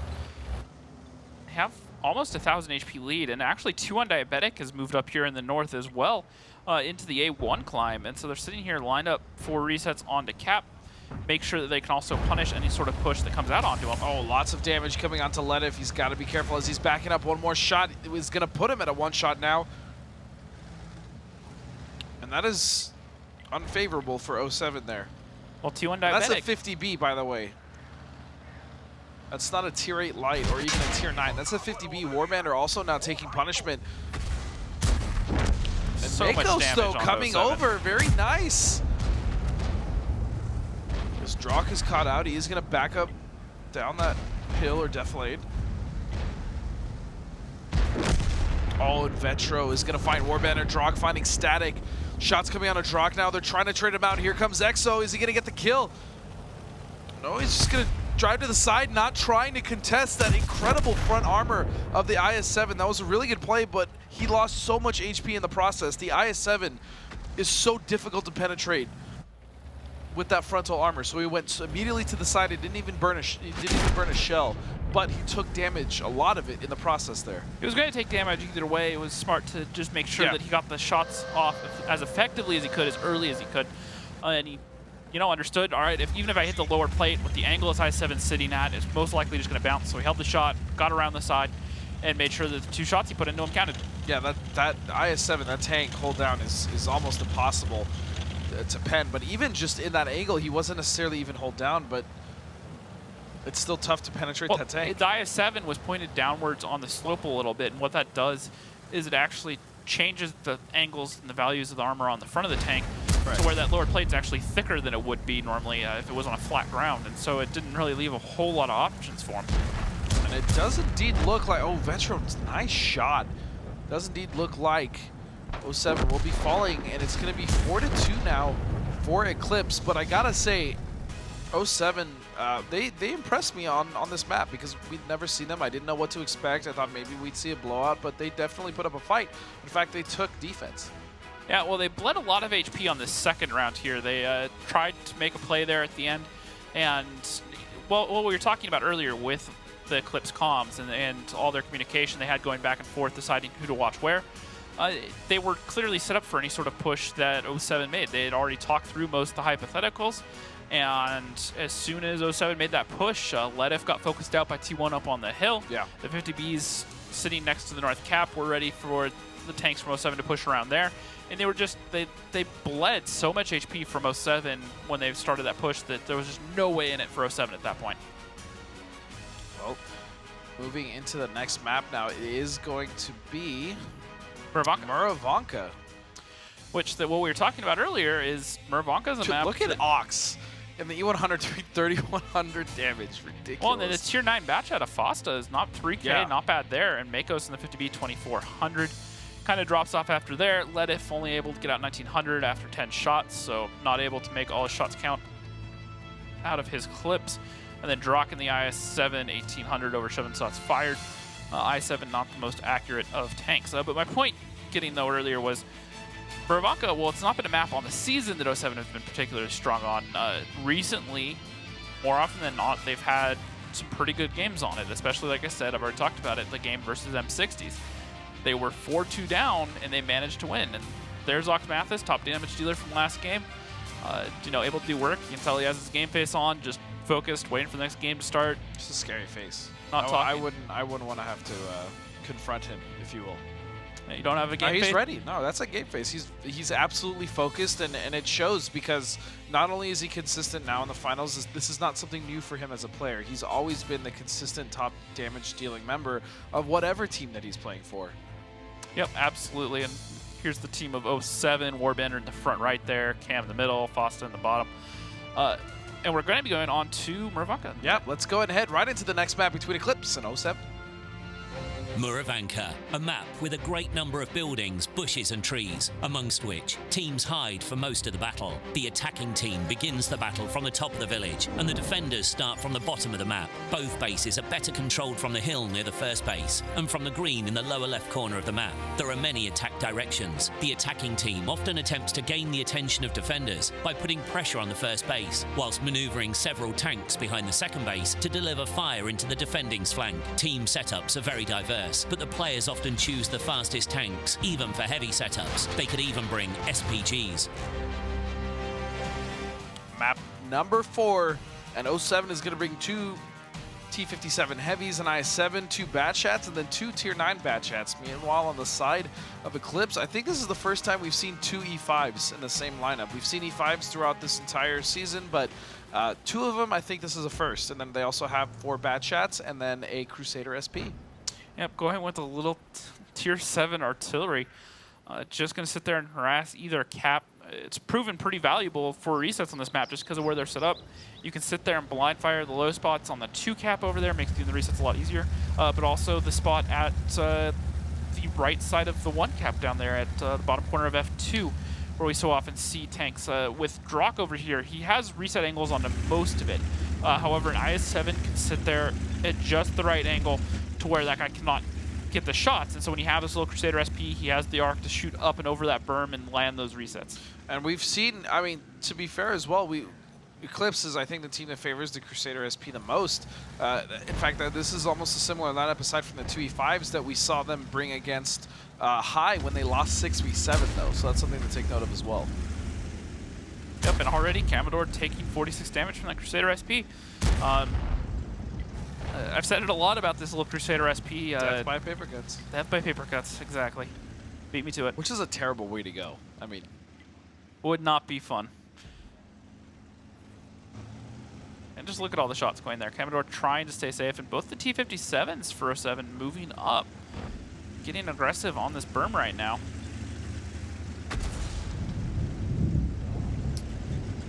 And look at the positioning out of Eclipse. They have a Batchat and Vetro passive at H5, but then they have 2 and Diabetic also passive down there at J4, and so they'll have good shots up the 4 line if 07 try to make their push aggressively through there. Master Pupil just poking around here, trying to proc light the guys when he can. Make sure that they spot a push coming out before it's too late. oh, that's a real shot coming out from Drock now. As Ledif also finds himself taking some damage. A lot of shots going on to these heavies. Yeah, Master Pupil now trying to come around that corner with that E5. That tank is just so good at everything. It literally is like the jack of all trades tank. But wait a second, coming in and getting focused. Master Pupil is going to fall. Great little bait and switch there out of 07. And Vetro is also getting focused out. Warbander should find the shots. Yeah, you know what? Let's take this opportunity to get a listen in with 07 as the action unfolds. We got these bets. Just focus on bets. Fuck. Sorry, Fosta. It's fine. Vetro's a 1. Watch out for Already Ox fired? in the back. What? Missed. Stay low, Cam. Stay low. Yep. Watch out, Artie's Fossa. out. Watch out, Fossa. Worry bats if we can. Worry bats if Artie, we can. once Just Only leave that shoot the E5 bats. out there. Only Don't shoot even the worry about that bats. Clip E5. it. That guy is so damn slow. Alright, I'm pushing in. Hold Exo on. needs help. Exo needs help. Yeah. Clip it, I'm Warbender, clip- can you help Exo? I'm gonna die. Clip in 24. I can Akos is sim. pushing around on them. Yeah, we I'm have going these straight in. I'm going straight in. tanks. 35. Yeah, I'm clipping. I'm reloading. I'm reloading. F-17. They're just all lit. They're all Be lit. aggressive. Makos, be aggressive. Fossa. Yeah, we gotta go. I'm aggressive. reloading. Go, they're going on Cam. They're going Go on on, Cam. get Let's Vetro. go in. Go in. 10 Go seconds. in. Get Vetro. I'm gonna die here. Shit, sorry. Go. Don't. Anyone with shells, just go fight them. They just shot a bunch.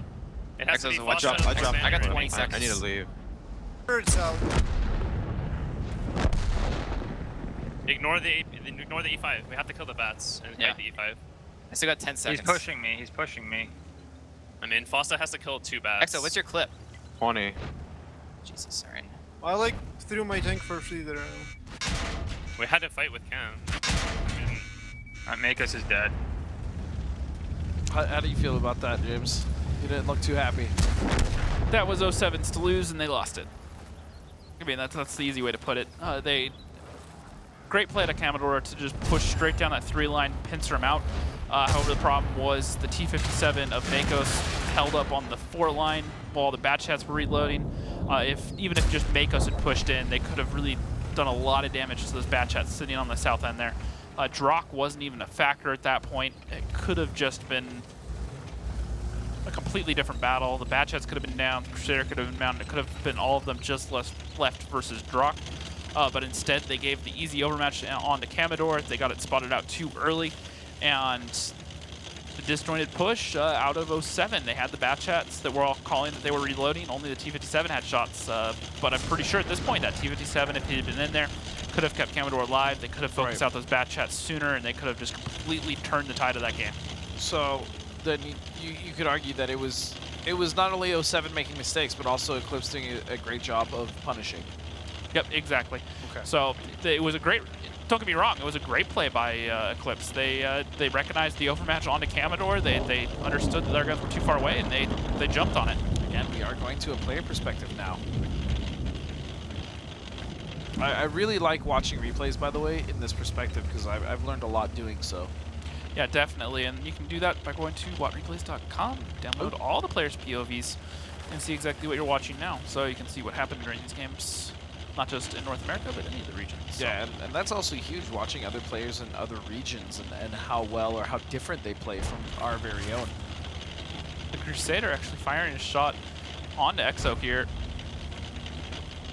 Oh, Exo's he hunting. doesn't even get the kill. Oh, no.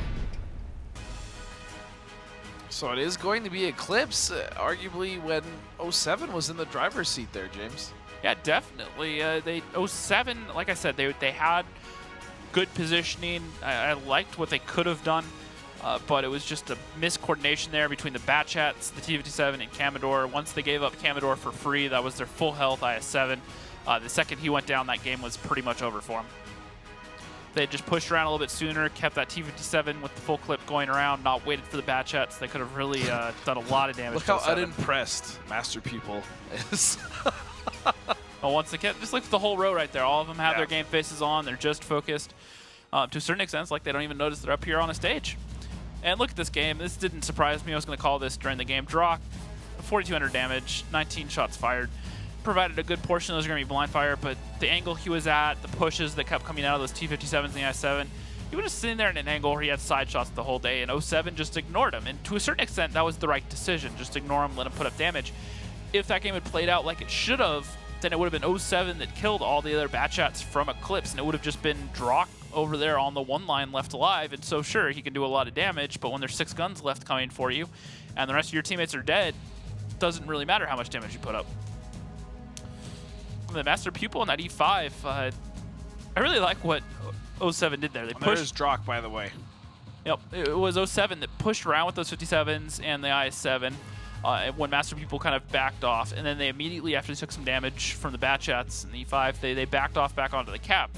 And Master Pupil immediately tried to chase, try to get another shot off because he figured they wouldn't push again. And the second they realized that Master Pupil had committed forward, they rolled forward. Annihilated him. Yep. Well, you think you have to remember, 2 T-57s. That's 1,600 alpha in a clip per. So and when you have 2 of them there, 2 T-57s can clip out anything. Anything in the game. If you pen all your shots, unless you have some insane low rolls, that's a mouse dead. Which the mouse has the most HP of anything in the game right now. So here we go. It is now the turn of Eclipse to be on offense. So I know that Eclipse have really been digging the 50Bs today, but this is getting ridiculous. Are they in fact bringing the same setup? No, they just decided, all right. They just brought an extra one. 4 50Bs works. Let's try 5. 5 50Bs and 2 Batch Hat Tier 9s. Meanwhile, we're going to see an 2 IS-4s, a T-57, and then 3 Batch Hats and a 1390. Yep, it is 5-2 in favor of Eclipse. This is so odd, though, because they usually have a more even lineup, but just 5 50Bs. Screw it. Why not?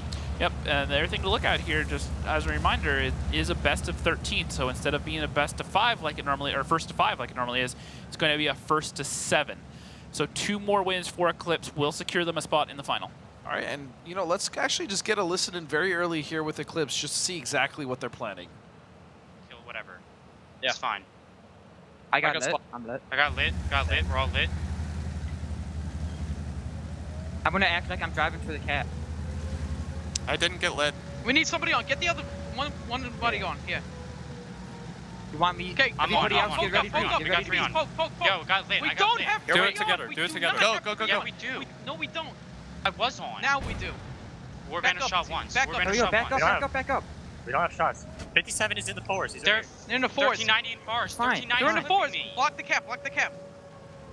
Block it, block it. We need 3 on. We need 3 on. I can get on, T1 just block it. They're just gonna move up. They're just gonna move up now. IS4. Someone needs to block the ice floor. Yo, push over to the ice one now. Go. Together. Up there. Everybody, come on. Let's go. Everybody together. Go, Please. go. Oh my God, we're not moving. He's tracked. We're going. Just go. Warband. Clipping. Got one. I have two. Behind us.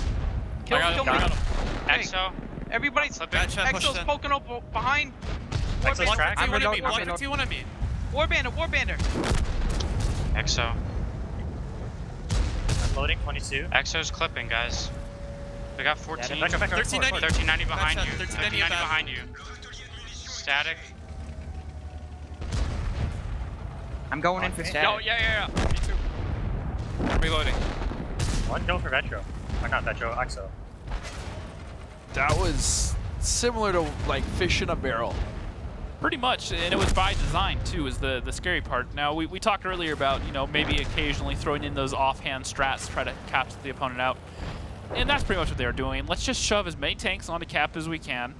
And then at that point, try to force the cap pressure to make them panic and send guns in where they can just use those 50Bs and the batch has to just explode onto you. I believe it was Wally, though. He was calling for them to push on the IS-4 there of Mako's earlier, and no one was moving. Yeah, I was kind of confused what went on there. I think he was more talking about trying to find the shots on him, and they were all looking in so many different directions. They couldn't really punish him, and he was side-scraping along the building there.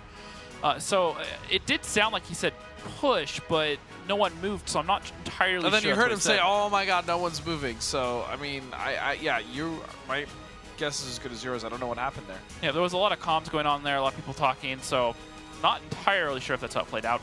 It is 5-3 though, in favor of Eclipse still. But 07 showing some signs of life still. They're not out of this yet, putting up a fight. And like I said, during the online playoffs, this was a map that 07 played very well on. Yeah, they got their spot here. Yep. Now they were a little bit fortunate that Static and Foster were able to get around on the outside there. However, when you have a 1390 that does more damage than a couple of your tier 10s, that's also kind of scary. We'll get to that in a second. Static coming in there huge, 2600. Commodore at 2500, almost 2600. Then Leda, Fosta, and Exo all doing well. Ox top on his team per normal, and Vetro also on the top page, but not really able to get in there, especially when Vetro only gets through one clip and 1600 damage. Not really able to be effective in the long run. But then when we move on to the second page, looking at it, Fosta coming up here, at 1390 at 2200 damage. For me, it's just that communication of Eclipse. I mean, we talked about earlier where it may seem like arguing, but it's not. But that was just a clear breakdown of communication as far as Wally wanted something to happen, and then for whatever reason, it didn't happen. Yeah, well, and once again, I was a little bit even confused up here about exactly what they were going for. It sounded like he wanted to push over onto the S4. The problem is, to get to that S4, they had to push across an opening and then into the buildings, and it was going to be through a crossfire of a lot of the guns from 07. So I to a certain extent, I wonder if it was just the players going, that's not a good idea, that'll never work, and all just ignoring it on their own. Which is very possible. Which is possible. I'm not a huge fan of it when stuff happens. When you have... And once again, this totally comes back to just calling styles within a team. We talk about some teams where they have, one main caller that's just final say on everything. We do what I say. I know 7 are a team like that to a certain extent. Foster makes a lot of the overall decisions. Now, players like Static and a few others definitely have a lot more input than normal. But looking over at Eclipse, it just didn't really pan out for him. Yeah, well, that is going to lead us into the next map here between these two teams, Eclipse and 07. Prokhorovka, one of the first maps in the game. Teams start at the regular spawn points as they do in standard battles. Bases are separated from each other by the railway, so the defending team has to choose whether to send their vehicles to the left side, playing them in the centre, or to the right of the railway, occupying the hill and a part of the village. The attacking team usually attacks the first base. However, the teams often go for face-to-face confrontations, 7-on-7, in the hilly terrain at the centre. That's why both teams frequently use vehicles with good gun depression angles and sturdy turrets. So is this going to be the final map, potentially? Do you think Eclipse will hit them with 2 straight games here? This has been a map that Eclipse have been very strong on in both seasons of their Gold League. And looking at it, choosing 3 113s, 3 bad chats, and an RU. So they are ditching the 50Bs, finally. Yeah, and then looking over at 07, the E5, the IS7, the 3 bad chats, the Object 140, and the 1390.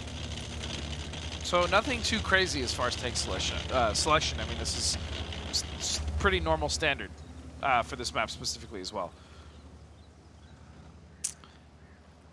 A lot of teams, though, I mean, we do see 07 do favor those heavier tanks. Proc, as you talked about very early on when I came on at cast, you explained the fingers of the map to me. Yep. Now I said that I wasn't going to say cheeky again, but look at this spot right now. I think you've done very well. Look at this spot. Just this random bush on this random climb sitting down here at Kilo 7. Once again, this is another one of those things. I didn't even know this existed. It has a bush, so he's going to be camoed up. It's going to be very hard to spot. He has a direct line of sight onto the hill there, so he'll spot things pushing over. And he also has a great line of fire towards the bat chat of his teammate is pushing up along the 0 line there. So very clever spot. James, if it makes you feel any better, I also had no idea it existed. Yep.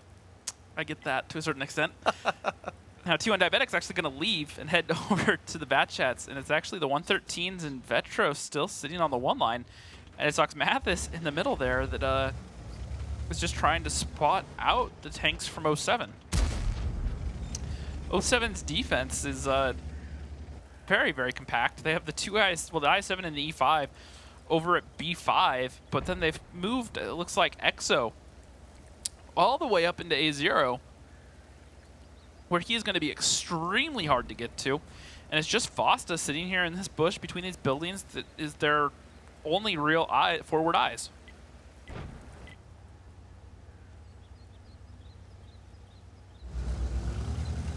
This is a map that we've seen a lot of, again, dynamic play on. We've seen aggression coming out very early, and we've also seen teams try to play it a little slower, but Wally is making a move, and oh my goodness! Good night. Down he goes. Making moves in all the wrong places. Down he goes almost instantly. However, Fosta did get spotted during that. Okay, and here's the push. Damage. Here is the push now from Eclipse.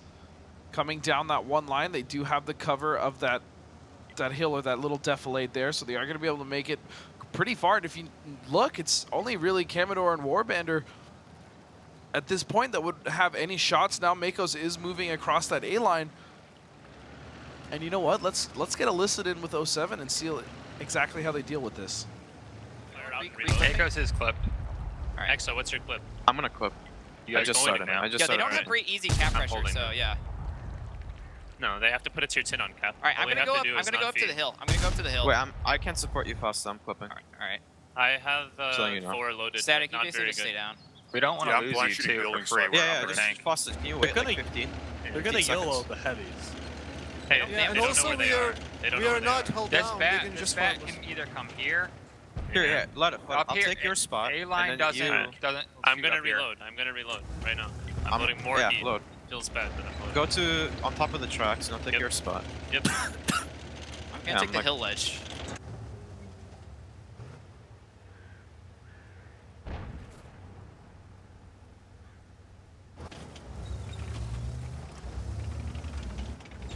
If their light isn't alive, there's no way they're gonna YOLO the east. They don't have any sufficient They lights. can. Yeah, it's going. They would literally have to light with the bat shot and it'll die. So it's gonna be west. The only question is if they leave bats in here. Like if they leave that. They can leave 1 or 2 here. Yeah, but what are they gonna do? No, they're gonna shoot our tanks that are in here. I didn't get spotted. So. Well, if he checks it, then they're probably pushing west then. Yeah. Yeah, it has to be west. They could be double bush there, so watch out. By the way, yeah, there's spots. Yeah, they could literally just sit there. He can just drop down in the thing. Yeah. Yeah, they are. That's definitely a West play. I got Brett one up bat. here. Yeah. Foster, do you want me to come to you? Just I guess probably not. No. Brett's leaving. Yeah, They're backing up to I'm defend. forcing them to the 1-2 basically. Yeah. The bat A8 doesn't need to be there, I don't think. A8? No, you're maybe not needed there. You're not doing anything. You should be here with me. You should be here with me, ready to shoot anything that pushes our heavies. Me? Yeah, you. Yes, Okay. Static. That's you. I'm The waiting thing on the is, bridge here. I think Yeah, I don't Static, you think. want to destroy houses in here, Static? Can you destroy homes? Yeah. Like top Guys. left square of that one? Top left that square? What's up? We're back. Is that the right I building or don't no? think that the bats should Just- rip just- heaviest if the heavy is gonna be here. I Rip think any the of them. bats We have should to wait keep for their bats. clips for their bats. Yes. Yeah. We can hope kill at least one heavy and still kill Let the I think bats. we poke Yeah. backwards. You guys want to start Backwards. moving up? Alright. You guys can get caught there if they YOLO you. And in Yeah, between I mean- shots, you just dip Start down. moving want up, the- guys. Start You moving want up into here. AS7 to move up? I think just 4 Yeah. vendors should move up. Yeah, Or both. No, both. Yeah, both is fine. But Yeah, don't both. feed here. Are you Don't sure feed here. both? Both Yeah, move? yeah. Just Simply- don't simply feed. don't You don't feed want too much. Amador to get Feed too much. focused. Yep. I was spotted static. That's fine. That's fine. Yo, bat on There's cap, the bat on bat. cap behind. It's a Bad bad on attack. cap. Nope, I got Well, this, I that's gotta just the take down. problem. You have to do something to. They have to. this. They have to let them tank on to cap. I mean, it's fine. He spotted me. They're holding 2-line vision. They're gonna shoot Exo, Makos, and I if we do that. Makos, did you get lit or no? No, I didn't. I didn't get lit. He went back. I got I wasn't lit. I got lit. Foster, I if I ran come to away. you with Didn't know that where hill, I'm man, I at. think Now we don't know. We don't know where the other two bats are. I mean, they could still be like down here. Yeah. They've got 4 minutes, just so you know. I'm either Yeah, we're all purple full spotted health. or I'm not Have spotted. anyone at even all. lost health other than Oh. Tank? They don't have a lot of Foster time. lost It's- one shot. Yeah, it's basically Static just has to come in here basically to support. And the one thing I want to point out there, the difference between 07 and Eclipse, just as far as their comms go, are if you notice, Fosto was really kind of controlling the comms back and forth. Right. Someone would say something, like Fosto would speak up for a second, and then he'd say, all right, Warband, or what's up, or go this, go back Yeah, and forth. the line of communication seems a lot more organized. Yeah, no, for there's a lot 07. going on, don't get me wrong, it's still cluttered. But there's someone in there actively trying to control it, making And sure that all process the info. everything. Yeah, Yep, exactly. Absolutely, really great stuff to Fosta and 07 there. I really the their comms push- have always been really solid. They're all grouping up right now, and they're going to make some sort of a play here in a second. Snap. All 6 of their guns left alive are all right here at F6. Let's see what they There's do. less than 3 minutes left now, as we are going to see a brawl start to And good night, develop Static. here. He's done. Oh, jeez. Got caught out at the wrong time, wrong place. And that is a gun in favor of Eclipse. Oh, he's still alive. Somehow, finally, down he goes. Master People fighting him in the 113 to the 140 there of Static. And Ox has taken damage as well as Drock. Still healthy tanks up for 07. And still punishment being put onto Eclipse here as Master People takes damage. Ox is trying to hide. Now, arguably right now, for this hold-down position and working the terrain, the IS-7 and the E5 are the better choices for that than the 113s. I absolutely agree. IS-7 and E5 are perfect. Again, those tanks are just... The IS-7 in particular, the frontal armor is nuts. Yep. And the Batchats are pushing in right now, and they're just going to explode onto these heavy tanks. And Drock should be going down here in just a moment. Master People hasn't taken damage yet, but he will. Ox is going to be found and cleaned up. Here we go, 07! Master In a Pupil very being good focused out. position. And this is 07 firmly in the driving seat right now. They are up 5 guns to 3. Brett being focused out next. He's actually trying to drive away right now. Still gets shot, though. Camador looking for the kill shot. Too many buildings in the way so far. Vetro choosing just to run at this point, even though he has a full clip. The bounce off the back of that bat chat. The bounce shot. That's what it's officially called now. Can't disagree. So, okay, as we let this game unfold, and 07 is inevitably, wow, I can't even speak, inevitably going to clean up the team of Eclipse. This is what scares me the most for Eclipse. Not that they haven't been in this position, but 07 is starting to get that momentum, and they are starting to close that gap. To bring it right now, it's about to be 5-4. Yep, definitely. And like I said, it's 1st to 7. And it's for first to this 7. 13 series. But here's the thing: is Eclipse now going to buckle because of the momentum that 07 has? And that's what I was alluding to earlier. The start of the broadcast, top of the show, was which team for 07 is going to show up, and eventually, if it's the right team of 07, will they be able to essentially just get in the heads of Eclipse, and that's what it looks like is happening here. Yeah, definitely. They're starting to chip away at them, and you know, well, for a second there, it looked like Eclipse were going to start to run away with it. I think they were up 4-2 at one point. It was up 4-2, yeah, and then 5-2 actually, or no, 5-3, I think. Yeah, 5-3, and now they're 5-4. 5-4. They're climbing back into it slowly. They're not giving up. They're making a lot of great plays. Looks like either a timeout call right there. I'm not sure what that is. Yeah, it is a timeout call. Okay. So Warbander, just an absolute monster for his team in that game. We'll get to that in a second. But the bigger picture that we haven't really talked about yet, I kind of want to, well, let's get over the damage, and then we're going to talk about a few things. Yeah, Warbander, like and you said, XL, almost 4K damage. over 9 shots. So, like I said, the IS-7 and E5, great tanks for working terrain like that, working the railroad. The 113 has terrible gun depression. I believe it's -5 or -6 degrees of gun depression, while the E5 sits at, I believe, -8. I have to double check on that one. But either way, those two tanks are a lot better at working ridge lines and stuff like that. The only drawback for the E5 is it has that cupola there, which can be penned, and the 113s don't really have to deal with that. And they have the better DPM, but I think overall, and looking at that IS-7, just able to do so much work along that ridge line.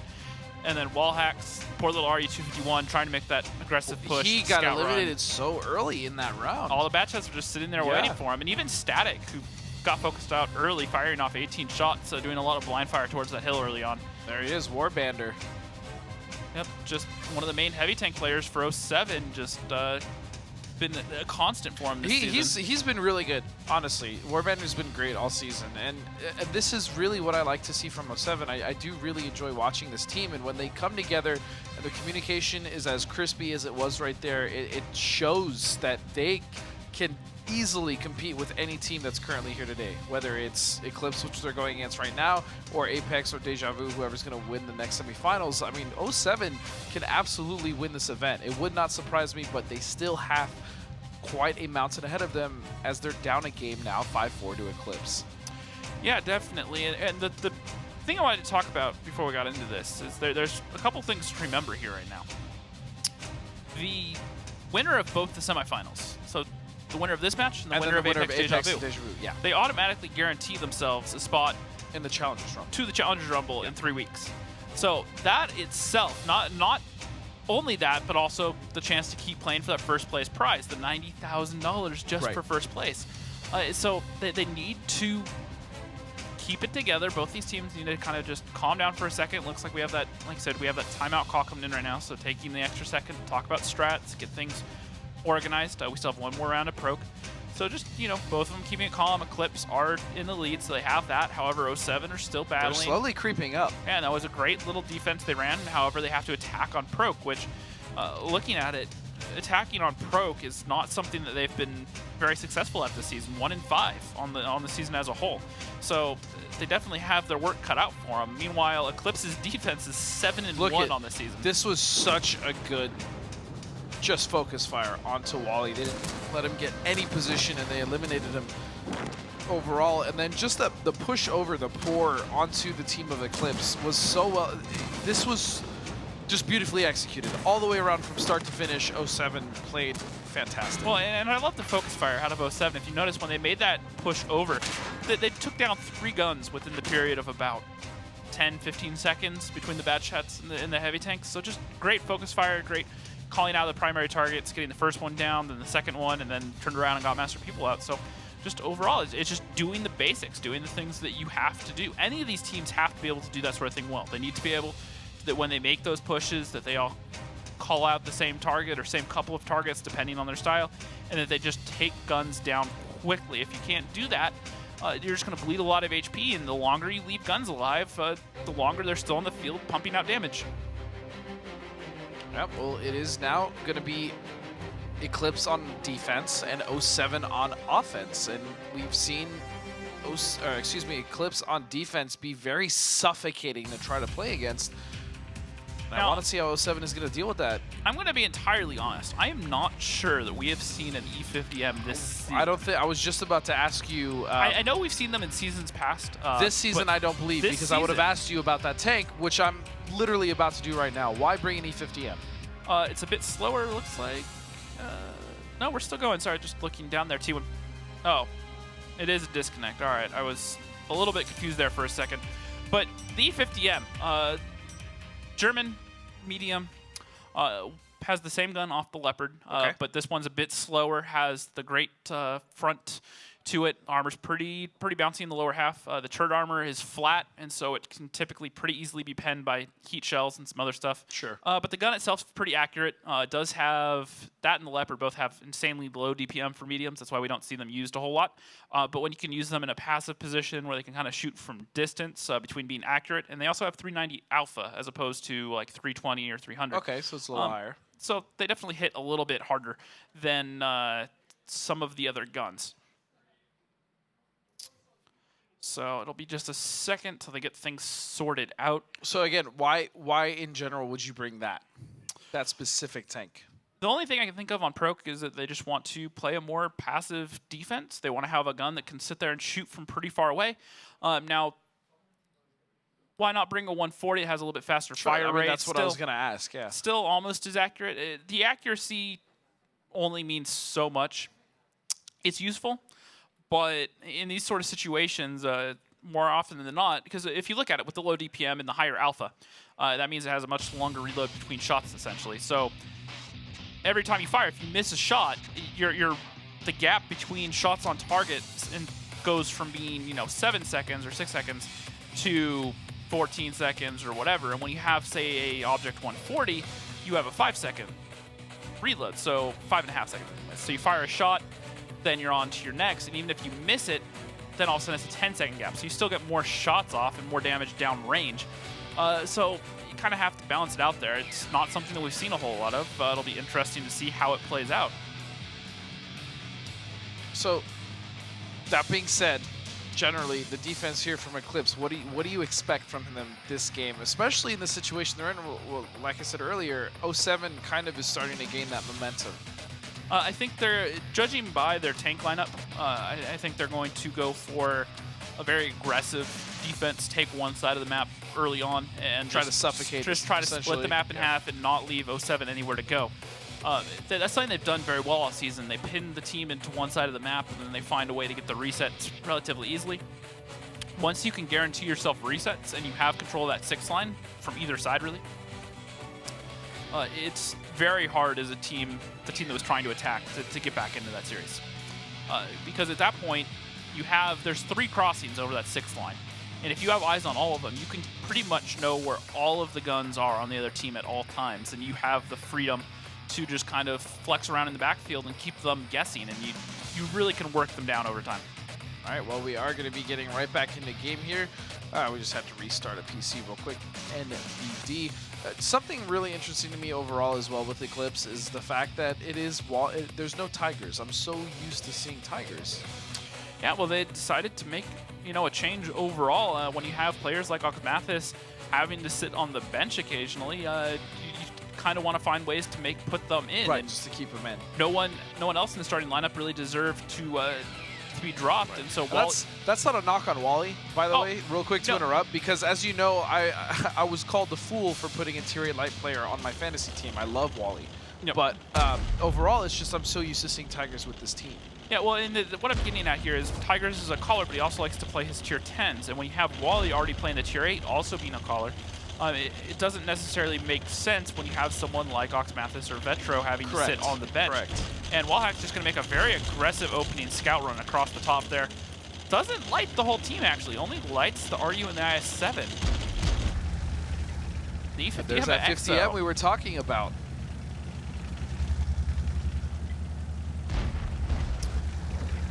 Front armor on the D50M is pretty good, like I said.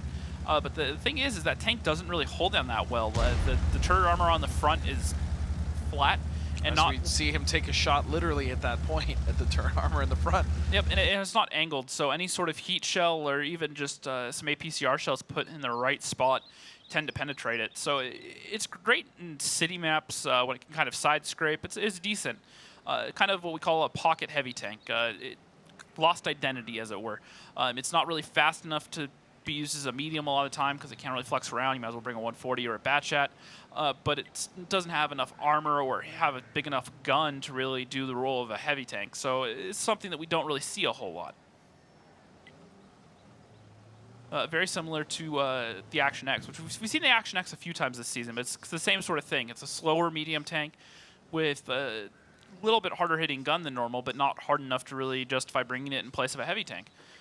These 113s on the other team have guns that do 440 alpha a pop, while the I-7 over there, 490 alpha. The E50M only does 390. Nexo is actually going to back away.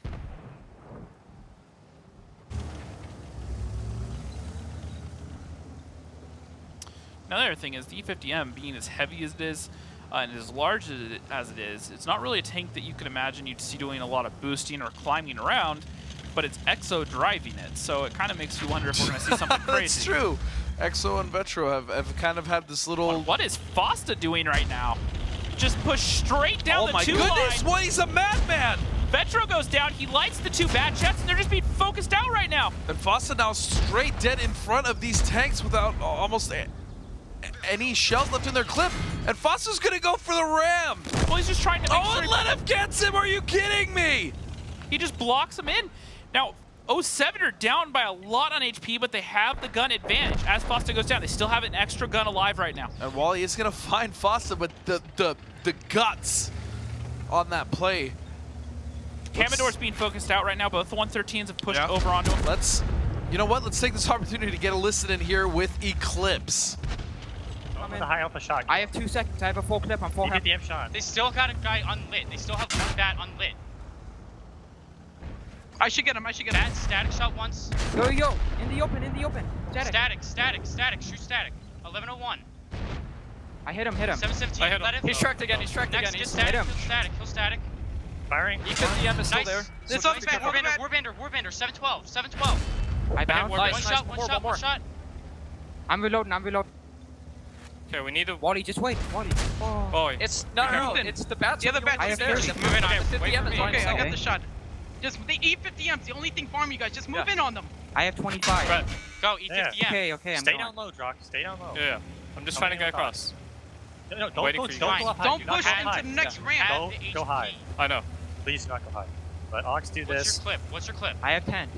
Okay. Me and Brett Brett going just first. go. Okay, Drock, the please. 50 shot. I'm staying Drop. safe. I'm staying safe. Alright, I'm going. I have 5 seconds. Just don't let them leave. Kill Warbander Warbander. next. Kill nice. Alright, I'm going. I'm loading. Kill Lenev Drock, and then watch the this. EPM. Watch this. I Jock, am. he's gonna That's try what and I'm leave. doing. That's what I'm doing. He's gonna drag you guys in. Wait, he just go could be together. over here. Now they find Lenev, who's sitting there in the bush. He's going to get focused out here by Ox. He doesn't know that he's reloading. So he's just going to run away, but this is pretty much over. Yeah, this is cleanup now, essentially, for Eclipse. Great play by 07. Opening play anyways. They tried to make that play down the one line. Absolutely. Fosta just yellowed straight down that 4 line, getting the eyes. The problem was the second they did that, it triggered the push out of Eclipse. They dumped over down that 6 line. They found the heavy tanks for 07, and they managed to even out the trades and actually come out the better of it. I really like the play. Fosta is a madman, and it kind of worked. I mean, they got a lot of damage onto the team of Eclipse. They even got a tank down, but overall, it was just Eclipse, being counter-aggressive and pretty much just putting the hurt on them. Yep. And this is, if Eclipse pick up this game, which at this point you have to imagine they will, that's going to put them onto match point. Eclipse next have Ruinberg defense. That's so tough for 07. If you thought 07 had it tough already, things are going to get a bit harder for them in this next battle.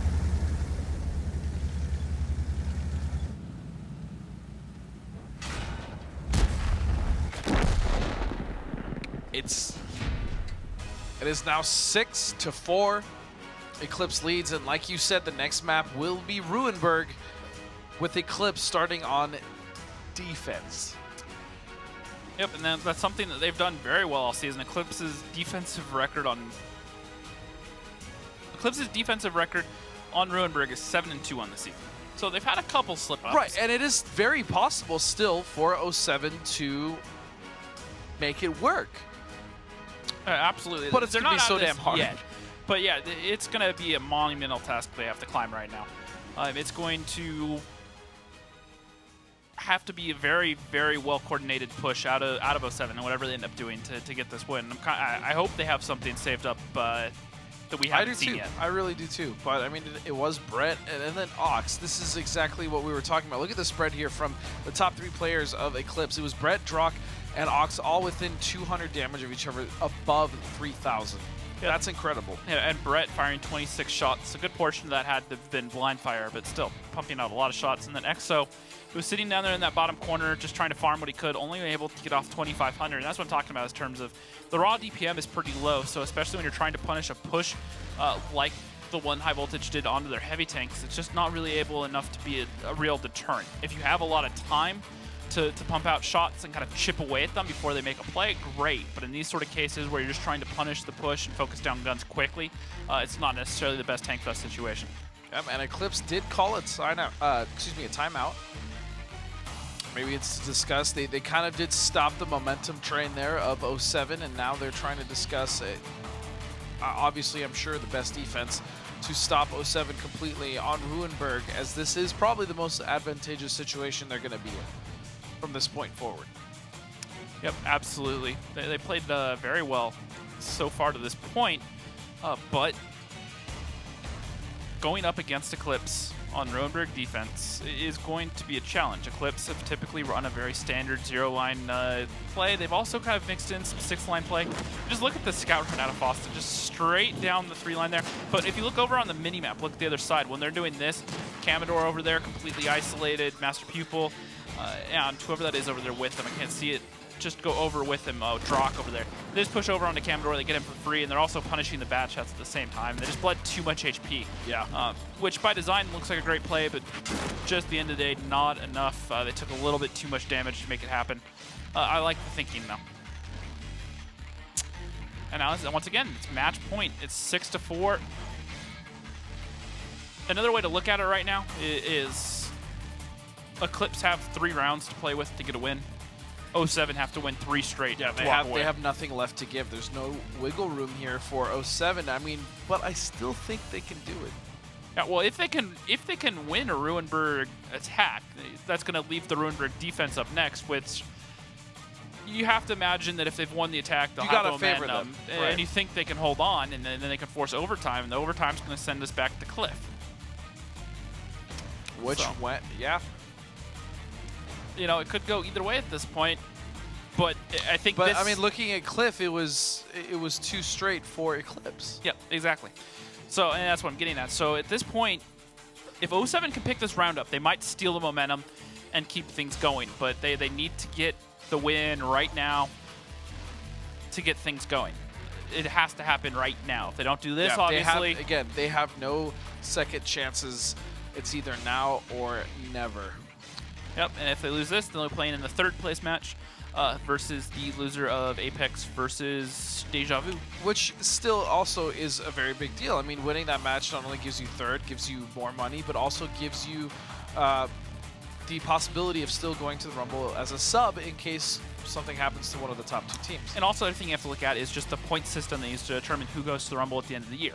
Well, this first season of the year is worth less points overall. Each of these teams have their own individual points separated. And if say they have a good performance in the second half, they get 2nd or 3rd, they'll total up, and they still could go to the Global Grand Finals at the end of next season. All right, well, here we go into the final, potentially the final map between Eclipse and 07. Ruinberg, a mixed type map.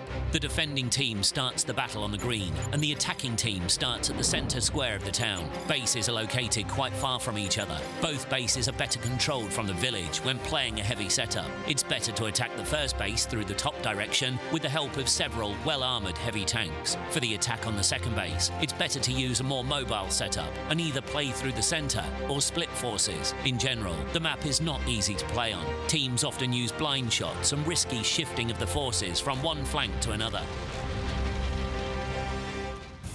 And here we go. It is once again going to be Eclipse on defense, and they're going to bring 2 113s, 2 50Bs, 2 Batchats, and a 251. Meanwhile, 07 bring in 3 113s, a 50B, a Batchat. They're actually going to choose to bring in not a tier 8, but 2 tier 9s. And it's going to be both Batchats. Yep, there's gonna be Static up in the very top corner, who's already spotted. I can also only imagine how much Meadowhawk is sweating right now watching this match. Oh, he's staring very intensely at that screen right now. Looking at it, I don't think he hears us talking about him. No. That said, he's just so focused on this game. The push coming out of the 6th line here. 113's moving up, finding some shots onto these 113s of Eclipse. A lot of bounce shots coming out there. Tank's working this middle F line, 407, trying to find damage. Finally, a shot penetrating onto Drock. I mean, but look at the trades. I mean, 3 tanks already of the side of 07 have taken damage and been penned. A nice shot here from Fosta, working that angle.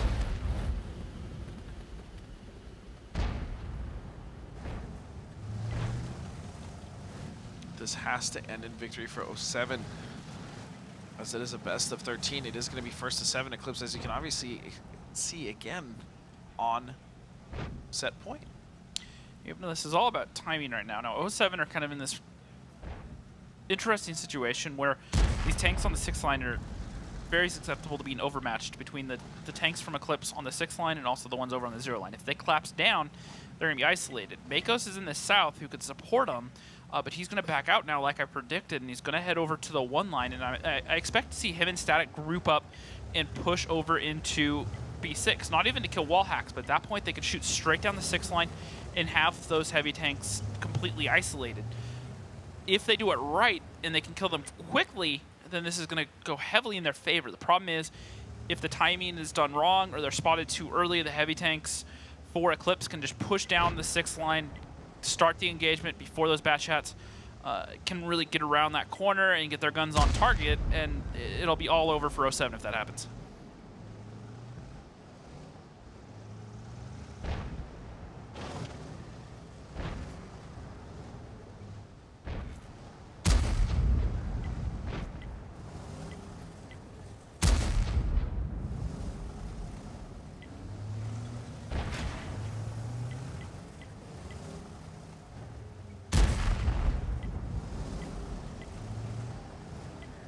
And it does, I mean, control mostly of this map is in favor of Eclipse as far as the east goes.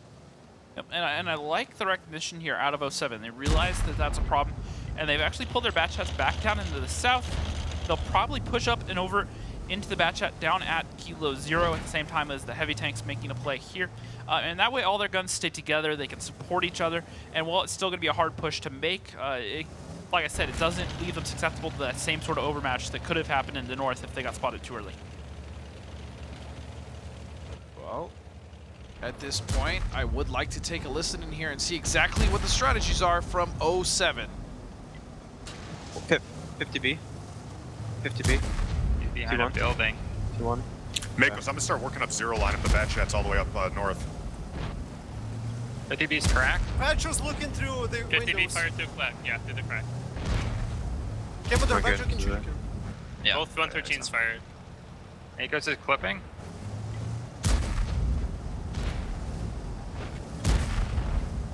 I'm almost out of feet, actually. 50B fired Let again. it done. I can't. Can we get Vetro at all? He's fired a lot. If we go 0 line, we Can can't. we go I want to zero? be very careful about this. We don't really have the pressure with the heavies Vetro to do fired this 3. right now. Vetro fired 3. We should Okay, go can we 0 now push? if we're ever going to go 0. Yeah, I'm gonna be clipping Alright, in a second. 13, I'm going. I'm not dead. sure I if can't. it's a better option, I guess. Let if it's low. Yeah. They're HEing. They're HEing. I'm clipping. Kidding. No shots on anything until I clip. T1, I have shots on T1, but he will back out. 0 line's clipping. We need to kill this now. We need to kill this now. Alright, we Whoa, gotta. whoa. Another HE shot fired. I have 5 Excellent. shells, Excellent. Makos. They just I might gonna be able to kill HE them. let it. Clip. Excellent, we gotta go around on them. Makos basically. Makos is full. Yeah, the bat stealth gotta. Can they get Okay, in? you ready? I got I that. can, under? I can engage Ox if he wants to Want to heavy get under? engage. Can we go under? Yeah, 113 fired 1. We gotta go. We gotta go. Go, you I'm guys lit. gotta Let lead. him- You guys stay gotta back. lead. You guys Yeah. gotta lead. Let him yeah. stay back. People HE'd me again. Good people. I just got spotted. Get up. Focus. I We got gotta people. I got people people. first. Oh, shit. He shot 2, 3. I'll clip people. I got people. Got it. Draw. Ox Watch shot Wally. 4. Watch Ox shot Wally. 4, Makos. I got kill. Okay. Never mind. Go. Makos is reloading? Or I'm being Makos clipped. is I'm being going? clipped. So Yeah. Fuck. Nice try, guys. Damn. It's just a fucking cliff. We threw 2 games. And there it is. Eclipse will be moving the first team to the finals. Yep, they're well on their way to defending their title. Once again, only one other team has won back-to-back titles in the history of North America, or North America Gold League, excuse me. And that was Fulcrum back in Season 1 and Season 2. No other team has had repeat titles back-to-back. Well, Eclipse is well on their way to making it potentially happen. And hats off to 07. They played so well throughout this series. They kept in it. They kept fighting. They kept coming up with, you know, even some crazy strats here or there. That Proc attack was right. borderline insane, but it almost works, though it really did. Yeah, exactly. You can see what they were going for. They tried to get aggressive there, and it just didn't work out in the end. But overall, you know, you got to take your hats off to them, or in a sense, give 07 and 07. Yeah, but I mean, it was definitely not a 0-7 victory. 07 fought their butts off, and they played so well overall in the series. I really think that even still, even though they lost, they are a team that can compete with Eclipse, with the Apexes, with everyone, as long as they just play their best game. Now, obviously that's difficult, but you even heard it from themselves during the last bit of comms there. The team felt like they threw away Cliff. They really did. Yeah, no, definitely. They could have played better on that map, but they just didn't. And the thing is Eclipse had a very, very hard defense to break. The crossfire they were set up with, and that, to be fair, that was both their defense and offense. The crossfires they had set up, the early play, it was pretty different than some of the other defenses that we've seen in the past. We've been pretty critical of really stagnant defenses, but this was on a different level. Look at Ox. This guy is ridiculous. 27,000 damage. Now, there are extra games here played because it is best of 13, but that's still 7K above the next best, which is his own teammates, and Drock and Brett at 20K a pop. That EXO doing what he could for his team. 93 shots through the series, 19,000 damage. And then 2-1 Diabetic, Vetro, and then Makos. Like I said, Makos has been very consistent for this team. Makos and Warbander both doing a lot, and they've kind of been the rocks for this team. They haven't ever been like the superstars that have just done insane stuff, but they've been that just bread and butter of the team that really just makes sure they get what needs to be done. And if I'm not mistaken, I think it was Meadowhawk that said EXO was probably the most nervous. I believe it was him saying it was EXO. So performing the way he did, hats off again to everyone on 07. But it is Eclipse taking it out, and on stage right now with none other than Master Pupil is Tommy. That's exactly right. And Master Pupil, you're full of confidence before this match, but they put up a good fight. How much tougher was this than you expected? Well, we expected them to show up. They definitely did. They played with their hearts on their sleeves, and honestly, I was happy to see that. They really played past our expectations, and it was a great set of games. And I know that you probably got your eye on the final, but I also need to just remark here that you're going to New York now for the Rumble. How does that feel? Feels awesome, man. I get to, I don't have to fly. That's the amazing part. Living in New Jersey, I get to just drive up there, so I'm happy about that. And what are you going to do from now and until the finals? There's, of course, the other semifinal, then you need to wait for the third, fourth match. What are you going to spend the time doing? Eating. And that's really it? And who do you really want to play in the final? If you could choose between Deja Vu and Apex, who would be the opponent you want? I'm kind of sad that they're not in the seats, but the meme team Deja Vu is the team that I want to play against in the finals. Okay, so now we know that. Let's just relive that defining moment of this first semifinal. Under? Can we go under? Yeah, 113 fired 1. We gotta go. Go, you guys gotta lead. You guys gotta lead. You guys gotta lead. Let him stay back. Pupil HG'd me again. Go Pupil. I just got spotted. Get up. Focus. I got Pupil first. He shot 2, 3. I'll kill Pupil. I got Pupil. Got it. Ox shot 4. Ox shot 4, Makos. I got kill. Okay. Never mind. Go. Makos is reloading? Or I'm being clipped. Yeah. Fuck. And now I'm here with Foster, who's, of course, disappointed. Still the third, fourth place to play for. But first of all, there was a lot of praise from the commentators. Also sat down with Meadowhawk. A lot of praise and a lot of good play, but also a lot of maps like Muravanka. You had a tech there where you looked like you were going to take it, but then really didn't make that final push. How disappointed are you with that? You know, it was just sort of one position. We had our 57s away from the IS-7, so they ended up recognizing that they could just collapse the IS-7. So it was over at that point, but he had Commodore and had nowhere else to go anyways, so it's just, you know, the fact that the 57s are so slow and Commodore also isn't very quick. It's just they took advantage. And I also heard on your comms here in the end that you said we really threw 2 maps here, and Meadowhawk mentioned that on the couch too. Is that the way you feel, that you actually lost this game more than Eclipse really won it? Not the series as a whole. I guess maps is incorrect. I mean, like 2 specific battles. There's the Ghost Town attack, which I felt like we should have won. We just we lost Commodore for nothing, which was not going, you know, part of the plan.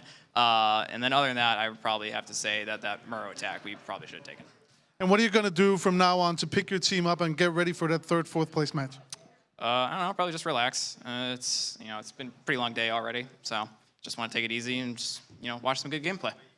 I've got 2 analysts on the couch who are ready to break down this first semifinal. And of course, we have the other semifinal coming up. So stay tuned. We'll take a short break, but we'll be right back.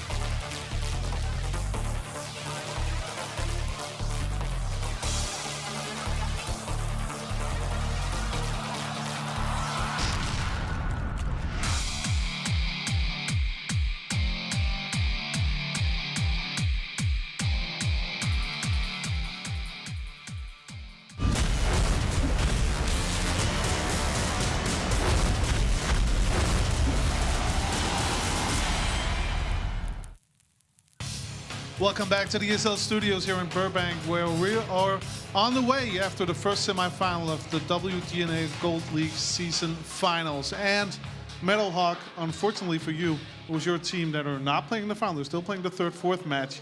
What is your reaction after this first semifinal? Well, I knew the game was going to be a slugfest. I mean, we've had great battles in scrims all season. We had a couple matches that, unfortunately, didn't go our way. But them's the breaks. That's how it is. But I'm still proud. Obviously, it's our first live final. I'm hoping we'll be back again. All the guys have experience here now, how to play. EXO did fantastic. I thought he would be a nervous Nelly the whole game, but he did good. And is he allowed to be proud on this team? Very proud. They played a very sharp, very on top of their game Eclipse today. Wally had that team very well tuned. There might have been one or two small mistakes made, but Wally saw them immediately, jumped on them, and really excelled at nailing, unfortunately, 07. When they gave him that little bit of breathing room, he took it. We're going to go into the breakdown of each map and look at the replays in a moment, but as I also asked Foster, we heard on the comms, and I think I heard you say that there were a couple of the battles that you could have won. How disappointed does that make you feel? It's a little frustrating. Obviously, I mean, we had a bad break on Cliff, but the biggest one, the turning point was definitely the Murrow. Props to Wally. As soon as he spotted Kamado isolated, they flexed, and our advantage was gone. Like, it was looking real hopeful there, and then it took a really sharp turn. Were there any strategies during this match from any team that surprised you, Ted? There are a couple positions people took. The 50Bs, spamming 50Bs seemed to be a pretty good idea. When they rolled over on mines and they absolutely deleted Ledif, that was a definitive moment. It's just one of those situations where Wally had some really creative ideas, Wally and Tigers did, and they were able to execute. So on a whole, anything, I'd say the 50Bs would probably be the biggest change and the biggest surprise. And let's just start looking at the replays. And the first map, of course, was Mines, where you picked out a highlight that was defining.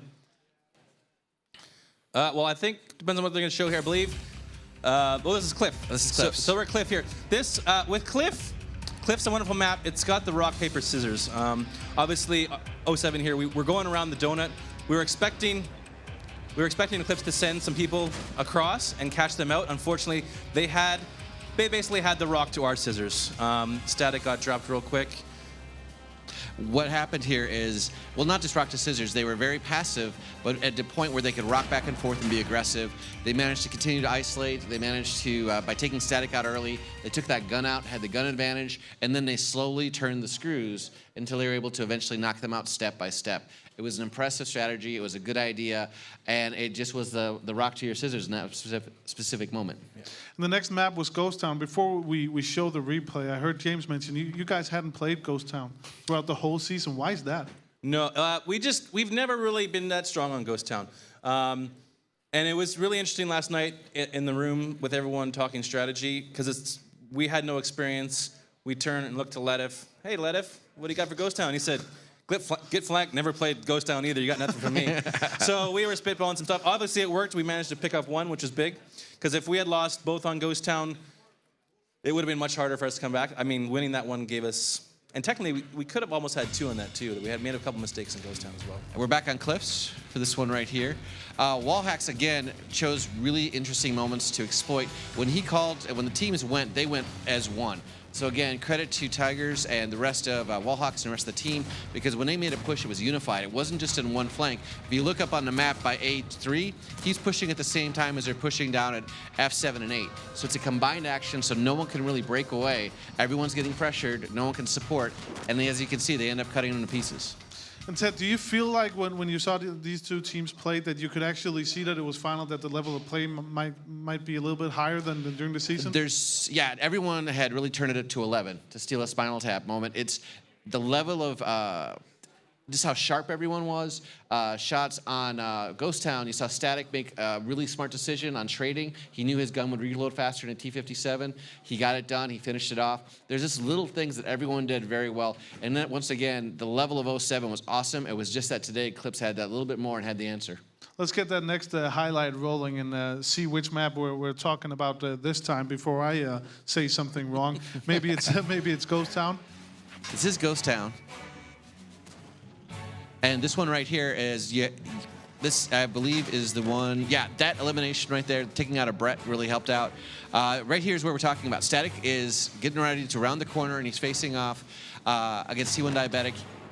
You had Foster jump out and get the kill, finish him off. That was the beginning of the end for them. You saw some really sharp play. Warbander was just on top of it in this one. It was good. And then that position that Foster took, once we realized that we had that map control and realized that we had them down to their, their 50Bs, Foster up on that position, he had all that lighting. So even though our tanks were grouped, they would have known whatever direction they were coming. And I believed he even picked up a couple tanks from up there just to save our bacon. He had 2,400 damage in a light tank on a map that's pretty much heavy dominated, which means he was at all the right places. And again, let's look at that moment. That could have been the moment they crumbled. This team has really got a lot of guts, and they really kept coming. Even when things looked down, they kept pushing. No one through. They were really played as well as they could. Just a couple of moments cost them. But again, great, fantastic effort by Foston, especially on that map. Yeah, indeed. One of the moments that cost him was on Muravanka. That was the next map, and I believe it was 4-2 at that point. And you kind of had the feeling that we can tie this up on Muravanka. And it looked good on that first attack where it could have gone 4-3. But you didn't really quite finish the play. What happened there? No, well, what happened is, the call was made by Foster, obviously, to push Commodore down the 3. The problem is IS-7 slow, and in order to support him, we were trying to get the guys down the 4-5 to also kind of pincer. And what happened is Drock, I think it was Drock in the E5 up on the one line, and he spotted it. And as soon as it was spotted, Wally made an instant call to turn all his tanks around and clean up Commodore, and that was it. It was a brilliant idea by Foster, and then a brilliant counterstrap by Wally. Now, Wallhacks has never, as far as I know, never lifted the trophy, never won anything. He, an aggressor coming on to Eclipse at this time, he wants this bad, and you can see how sharp he played. There was 1 or 2 times you could see Eclipse didn't execute, and that was matches that 07-1, because Wally would make a call, and then there'd be some hesitation or something. But on a whole, Wally was on his game, Pupil was on his game. Each one of those guys up there really demonstrated that they were as sharp as he could be. You've been picking out highlights throughout this match, so let's just look at the next one and hear what kind of remarks you have to this. I guess this is probably a Muravanka highlight. No, it's Ghost Town again. I can Ghost Town. Here, the plan was here to obviously get some kind of trade for Commodore side scraping on the cap. Unfortunately, we got no damage off, so that was a negative for us. And after that, it just kind of snowballed downhill. Like, that wasn't, our strat was to punish that. They had to get in there and get shots on the Commodore, and we just gave them Commodore. Now, this is a very nice handbrake turn by Exo, but in the end, he just took too much damage while he was pulling it off, and there was nothing he could really do to recover at that point. And now it's time to watch some replays from Muravanka, I guess. It was one of those maps where, as I said, that it was 4-2 when we went into Muravanka. Was that really where it all broke for the team, you think, for 07? It was, I would say, definitely the turning point. Had we tied it up there, it could have affected the dynamics of the teams. Obviously, Eclipse would have felt the pressure that we had evened it up, and it would have given our guys some momentum into the next maps. And for a second there was that glimmer of hope, but... You know what? I think I figured out your system now. So it's 2 highlights per map. So now it's going to be a Muravanka highlight, and we can actually really delve into this Muravanka map and see what actually happened there. And so here's the push around. Master Pupil, we went in for some damage. Master Pupil's going to back off, and then our guys, we decided to return and cap. And then Master Pupil came to spot, thinking that he could get some free damage. Like Dustin said, we cleaned them up. And then here's our slow rotate. Obviously, Mako's very slow in behind. They see that Commodore is alone, they isolate him, they pretty much get a full health IS-7 dead, and at that point, you have a full health draw cab, too much to deal with on the one line. Draw cab, again, I believe he was either the highest damage dealer or the second highest damage dealer for that. He did exactly what he was called, but at the same time, he was able to execute and land those shots, because it's so easy to bounce on occasion or miss. Because of pressure being here in front of everyone, he nailed it. So hats off to Drawcab, especially on that match. Yeah. Let's keep it rolling with the next Muravanka highlight. And one of the questions that I also have is that Eclipse really seemed for me to win this match more than 07 lost it. Is that a fair point to make? Well, on this match specifically, I think this is the one where 07 won this one. This was the one where, they were trying to stack up early with all the 50Bs on the corner, and Foster caught it and was able to kind of collapse on them and just take them off one by one until they were able to take them out. So, and this is right here. This one is on Muravanka. Which part was this? Yeah, this is a part of the collapse when they were able to get all the shots off. Yeah, having Makos in that on that corner there, pushed down for the reset. Obviously, IS-4, a better tank for that position to reset. 50Bs wasted a lot of rounds trying to kill him with him side scraping, which gave our team time to flex in. Because if you look at that replay again, Caminor was still very far back, so our guys were very far off. Mako's got the reset, gave our team time to collapse.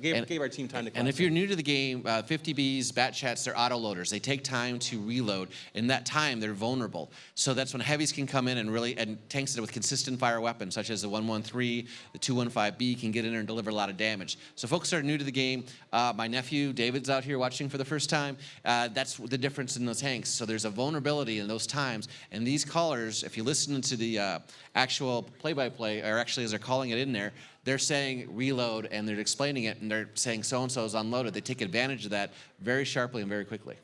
Let's move on to Proc, which was the next map, and get the first highlight rolling from Prokhorovka, which is the full name.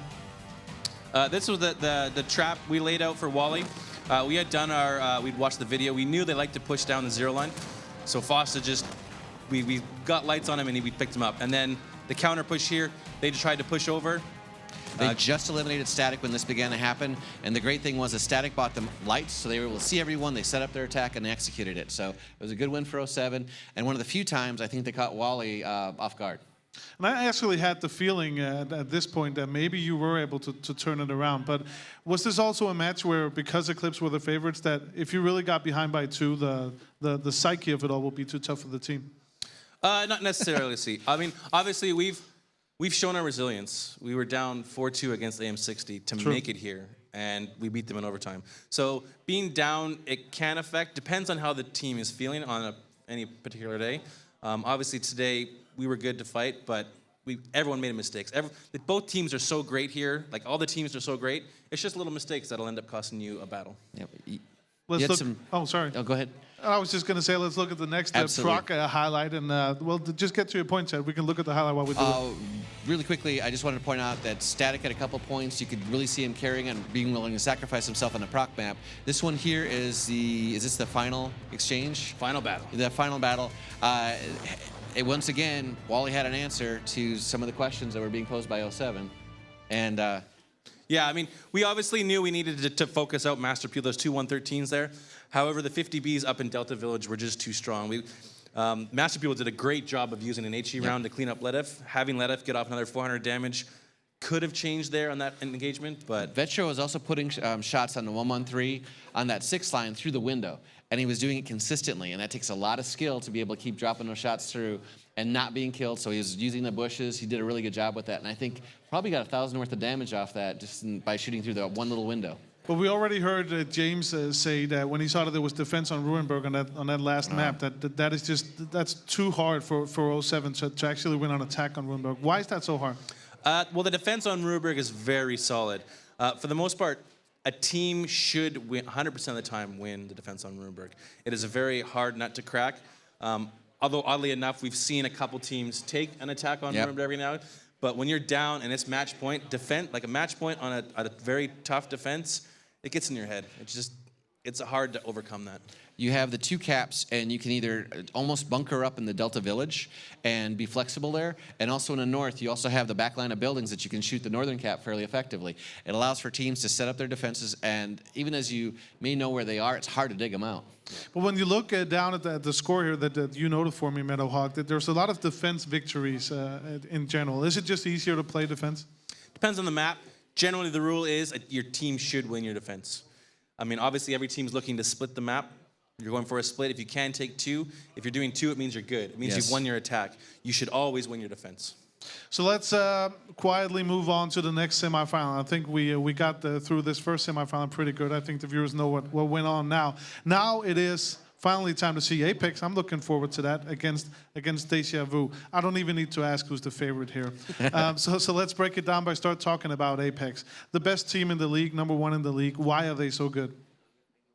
They have a combination of talent and experience. They've been around in different forms, from Cunningham's to Noble to now to Apex, in different forms. They have a combination of players now, taking one of the most well-known legendary simp teams and taking 4 of their members and adding it to them. As I mentioned earlier, they are that good. Camador has them very sharpened and focused. We just have to see if they can execute. If they execute it, they'll win.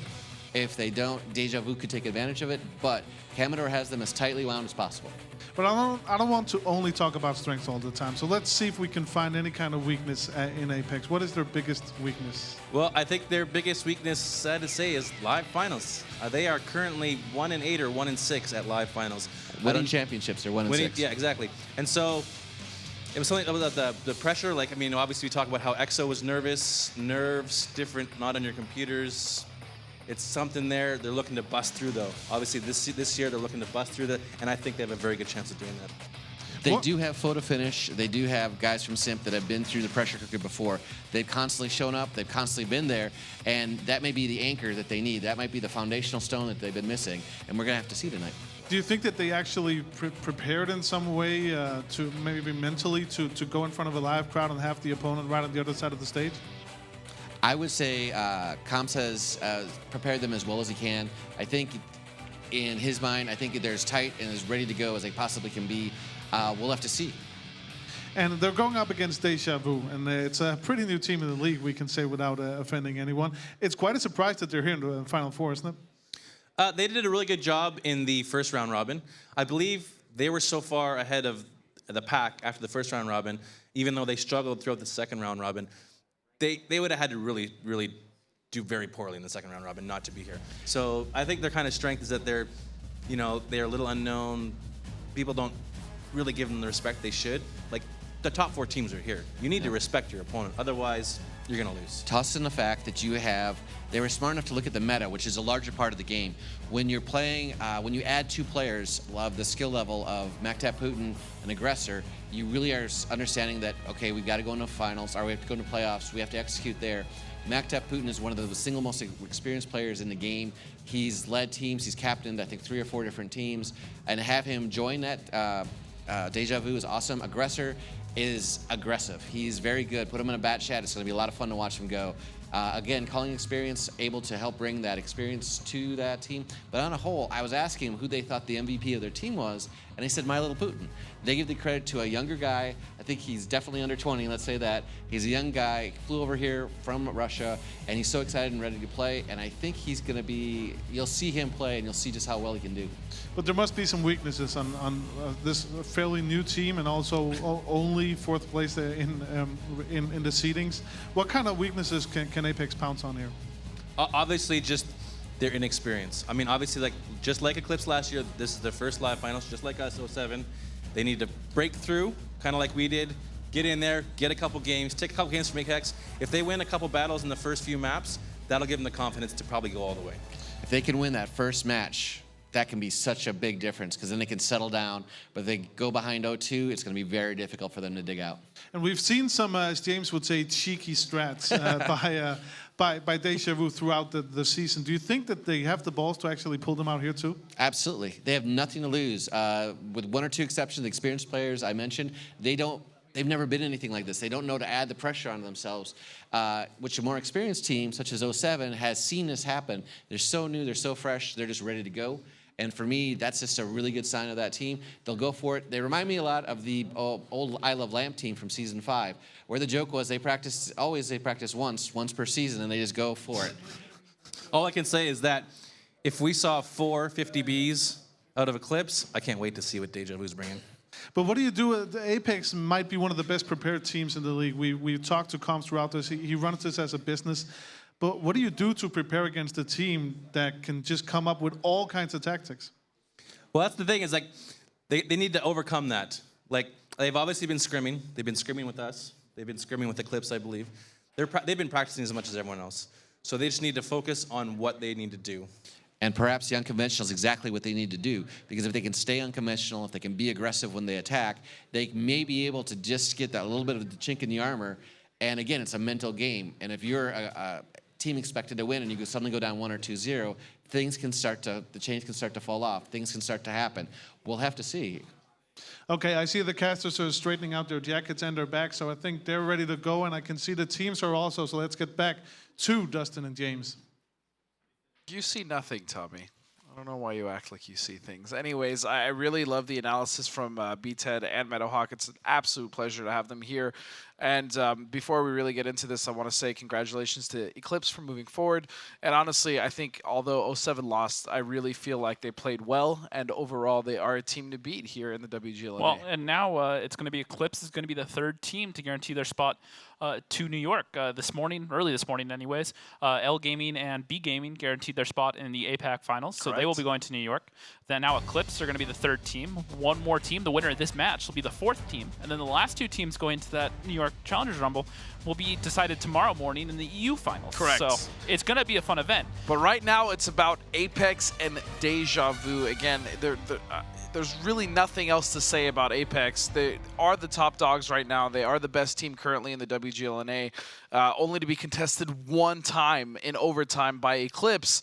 And that's because, again, Comps runs a very well-oiled machine. He has a very business-as-usual attitude. We've talked about it before. He says it all the time.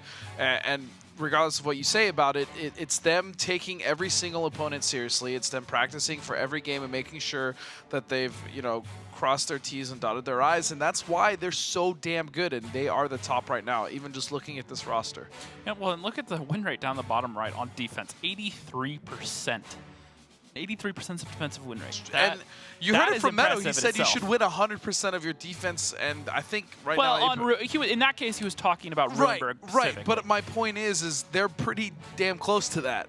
Yeah, but then look at the rest of this roster, though. Like BT was talking about, picking up the old Simp roster. They've picked up Overlord Prime, Dry Knits, and Photo Finish. Now, what you have to remember is that's not necessarily all old Simp Guard. Well, they've been the more recent Simp team. Before that, these guys were also back on Hammer Time many seasons ago. That brings back a lot of memories, a long time ago. But then looking at Deja Vu, this team up from Silver League last season, they've made a few changes that we've talked about. They brought Milel Putin in at the start of this season. Then they brought in Magtap Putin and Aggressor in the middle of the season. Rival. Yep. So, and they brought him in. This team, early on, they were playing very well. And when I was talking to Wally the other day, one thing he said that kind of stuck out to me is the first half of the season we were playing just to not be relegated. That was their mindset, is they just didn't want to be embarrassed. They played so well, though. And so just by playing with that mentality, they ended up coming in fourth place at the end of the first round robin. Yeah. And then after that, he said, even though we didn't really change anything, he thinks what happened is it just kind of slept into everyone's mind. All right, we're good. We can kind of cool it off now. And even though they weren't intentionally trying to do it, he thinks that's kind of what happened. It just kind of seeped in a little bit, and they just started underperforming a little bit. However, like we were talking about earlier, is it can really matter when you hit stride. 07 kind of struggled early on and then hit their stride towards the second half of the season. And going into playoffs, that can tend to be a good thing. If you hit your stride too early, you kind of burn out sometimes. And I'm pretty sure that's what we've seen happen to Apex, previously known as Noble, and the Cunninghams. That kind of happened a lot. They'd start off very strong. They'd look very good. And then going into playoffs, they just kind of look like they're faltering a little bit and then drop points that arguably they shouldn't have. And we'll have to see if that could be the same thing that kind of happens now. We'll have to see indeed, as we now are going to head on stage with none other than Comps and Wally for Apex and Deja Vu. That's exactly right. Thank you, Dustin. And let's start out with you, Wally. We heard James mention that you kind of all you wanted to do is not get relegated. So are you really at a point in the season now where you have nothing to lose? The way I see it, Apex, everyone says the best team in North America. So, I mean, like if we go out there the way we, play the first round robin, we got nothing to lose. I think we can take them. And Comps, I know that you said to me last night that you run this team like a business. So you're probably prepared for every scenario. What is the one thing that just cannot happen today? Lose. But what is the one thing that cannot happen so that you lose? Lose composure. These guys are ready. We've been practicing for this, so it's just time to show off what we've been working for. We also heard Meadowhawk mention that the most important thing here is that you quickly put like a kink in the armor. How quickly is it to get that first win for you? It's really important. If you start out with a fast win, everyone's emotions are going. Everyone has the momentum they need, and you could carry that all the way to a 7-0 if you're good enough. And we talked a little bit about that at live finals, you kind of have a history that's not so good. Have you done anything new to prepare for a live final?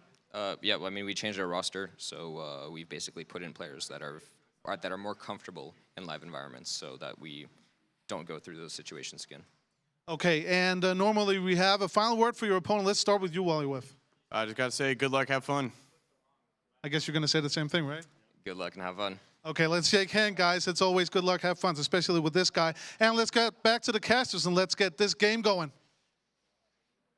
Alrighty, so we are about to get into it, and then just let's talk about the maps, because actually before we talk about the maps, let's talk about the last time these guys really played a good set. Not the second time in the second round robin, but it was 4-5 overtime victory in favor of Apex, and that was the first time we really saw, I mean, you could argue or even say Apex bleed, and it was Deja Vu just giving them everything that they had. Yeah, and to a certain extent, it was just them throwing the kitchen sink at them, but it wasn't their main kitchen sink in a way. It was the one off in the side somewhere. Room, yeah, it was just all those odd strats, and they just kept throwing them out. Not a lot of houses have 2 kitchen sinks, so that's... Okay, bathroom sink. It was just all the random stuff. Wait a second.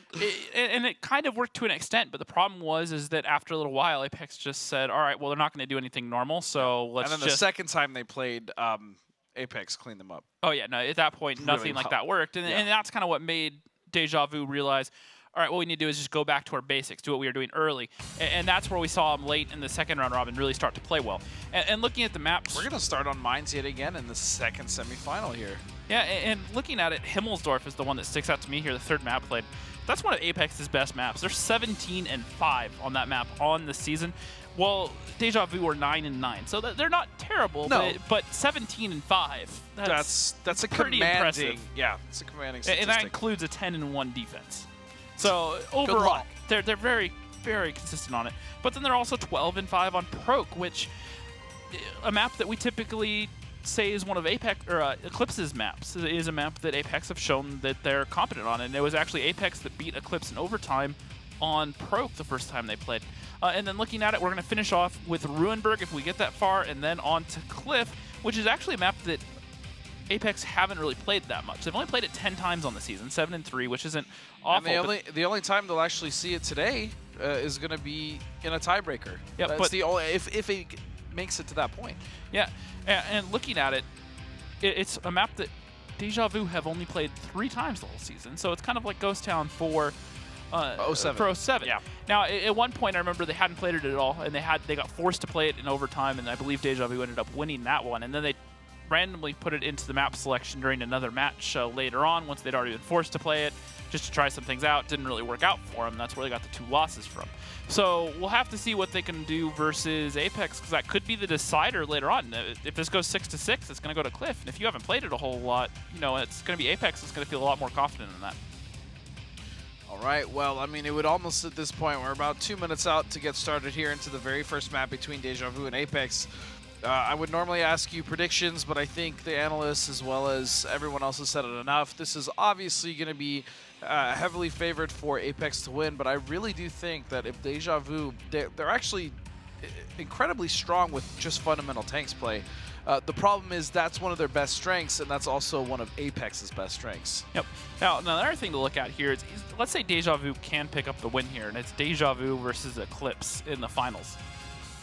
That's pretty much a matchup. We've compared those 2 teams the whole season. We've compared them a lot. We've called Deja Vu the mini Eclipse. Yeah, and you have to look at their records over the last couple seasons. Eclipse come up from the Silver League and played all right during the season. They have some really good games. They kind of drop off a little bit towards playoffs. It's literally the same scenario. It's crazy. It's the same thing with Deja Vu. They come into playoffs, and it's kind of fitting of the name, Deja Vu, if you think about it to a certain extent. They come up from Silver. They did that on purpose. They play pretty well, then they kind of drop off, and then they go into the playoffs as the underdog, as the 4th seed, exactly like Eclipse did last year. And then Eclipse came in and upset everyone because everyone just underestimated them. They weren't ready for them, and Eclipse showed up to play. Yeah. If Deja Vu did the same thing right now, and we have that matchup in the final. It's possible. It is absolutely possible, but again, the way that Comps has really been kind of posturing his team, and just the way they've been playing, it's going to be just so difficult. Yeah, and the other thing to think about, though, say that does happen, once again, just something I want to point out is, like we said earlier, only one team has ever won back-to-back titles. That was Fulcrum 4 years ago. No one has been able to do it since. No one. Not in North America, anyways. And so looking at it, right now, Eclipse, they still, you know, they could be the first versus Apex. Yeah. Well, it could be the second. I mean, it's or been a long time. the second. Yeah, Fulcrum. Yeah. But if Deja Vu get in there, you have to wonder, is that sophomore Jinx gonna gonna seep in. Is Eclipse gonna stumble in the finals, and all of a sudden it's gonna be another team where their first season in the Gold League, they pick up the win. That would be pretty crazy if we get that far. Now they still aggressor. That said, they have to beat Apex right now before we can even speculate about any of that, which that is no small task in itself. I think the biggest thing for Deja Vu right now is they need to just play their standard game, and they need to make Apex respect them in terms of, all right, we can just play we can both play our regular games, and we can take points off you. And then that's where they can go to those meme stress, as they call them, and really start breaking out the oddball stuff in there once that they've made Apex respect their normal play. Say they can go, 2-2 just by running standard strats, get some points off of Apex, and make them go, all right, well, these guys are good enough to just take us head on normal strats, not doing anything crazy, but they have the individual talent to make it work. If you could do that, kind of put yourself in a good position, then you have a couple rounds to work with where you can start throwing out those Hail Marys, try those gimmick strats, and maybe catch Apex off guard. And again, it's kind of alluding to that. Although Deja Vu is very new to this experience, I mean, this is their first time here as a team, there's also kind of been some cracks in Apex, or formerly known as the Cunninghams as well as Noble, of not doing so well on land, even though they have the wealth of experience. So that could also be a factor coming into the semifinals as well. Yeah, and they've, like we were talking about earlier, in years past, they've made it to the finals. They were expected to do well, but they always just kind of came up short, whether it was to Simp or Fulcrum or Hammer Time. They just kind of kept stumbling, and then finally they got their win under Noble against High Voltage in the finals. I believe it was 3 seasons ago. And then the next season was when they could have gone back and had their first back-to-back, but that was against Eclipse. And obviously Eclipse, everyone kind of wrote them off during that final, and they showed up to play, and Apex, at that point, Noble dropped the points. It's an anything can happen situation right now. Obviously, you have the favorites, and the crowd knows who the stronger team is. Speaking, just gonna statistically. Thank you very much. It's I'm just excited to get in the tanks. But we know who the stronger team technically is, but there's so much that could happen with Deja Vu.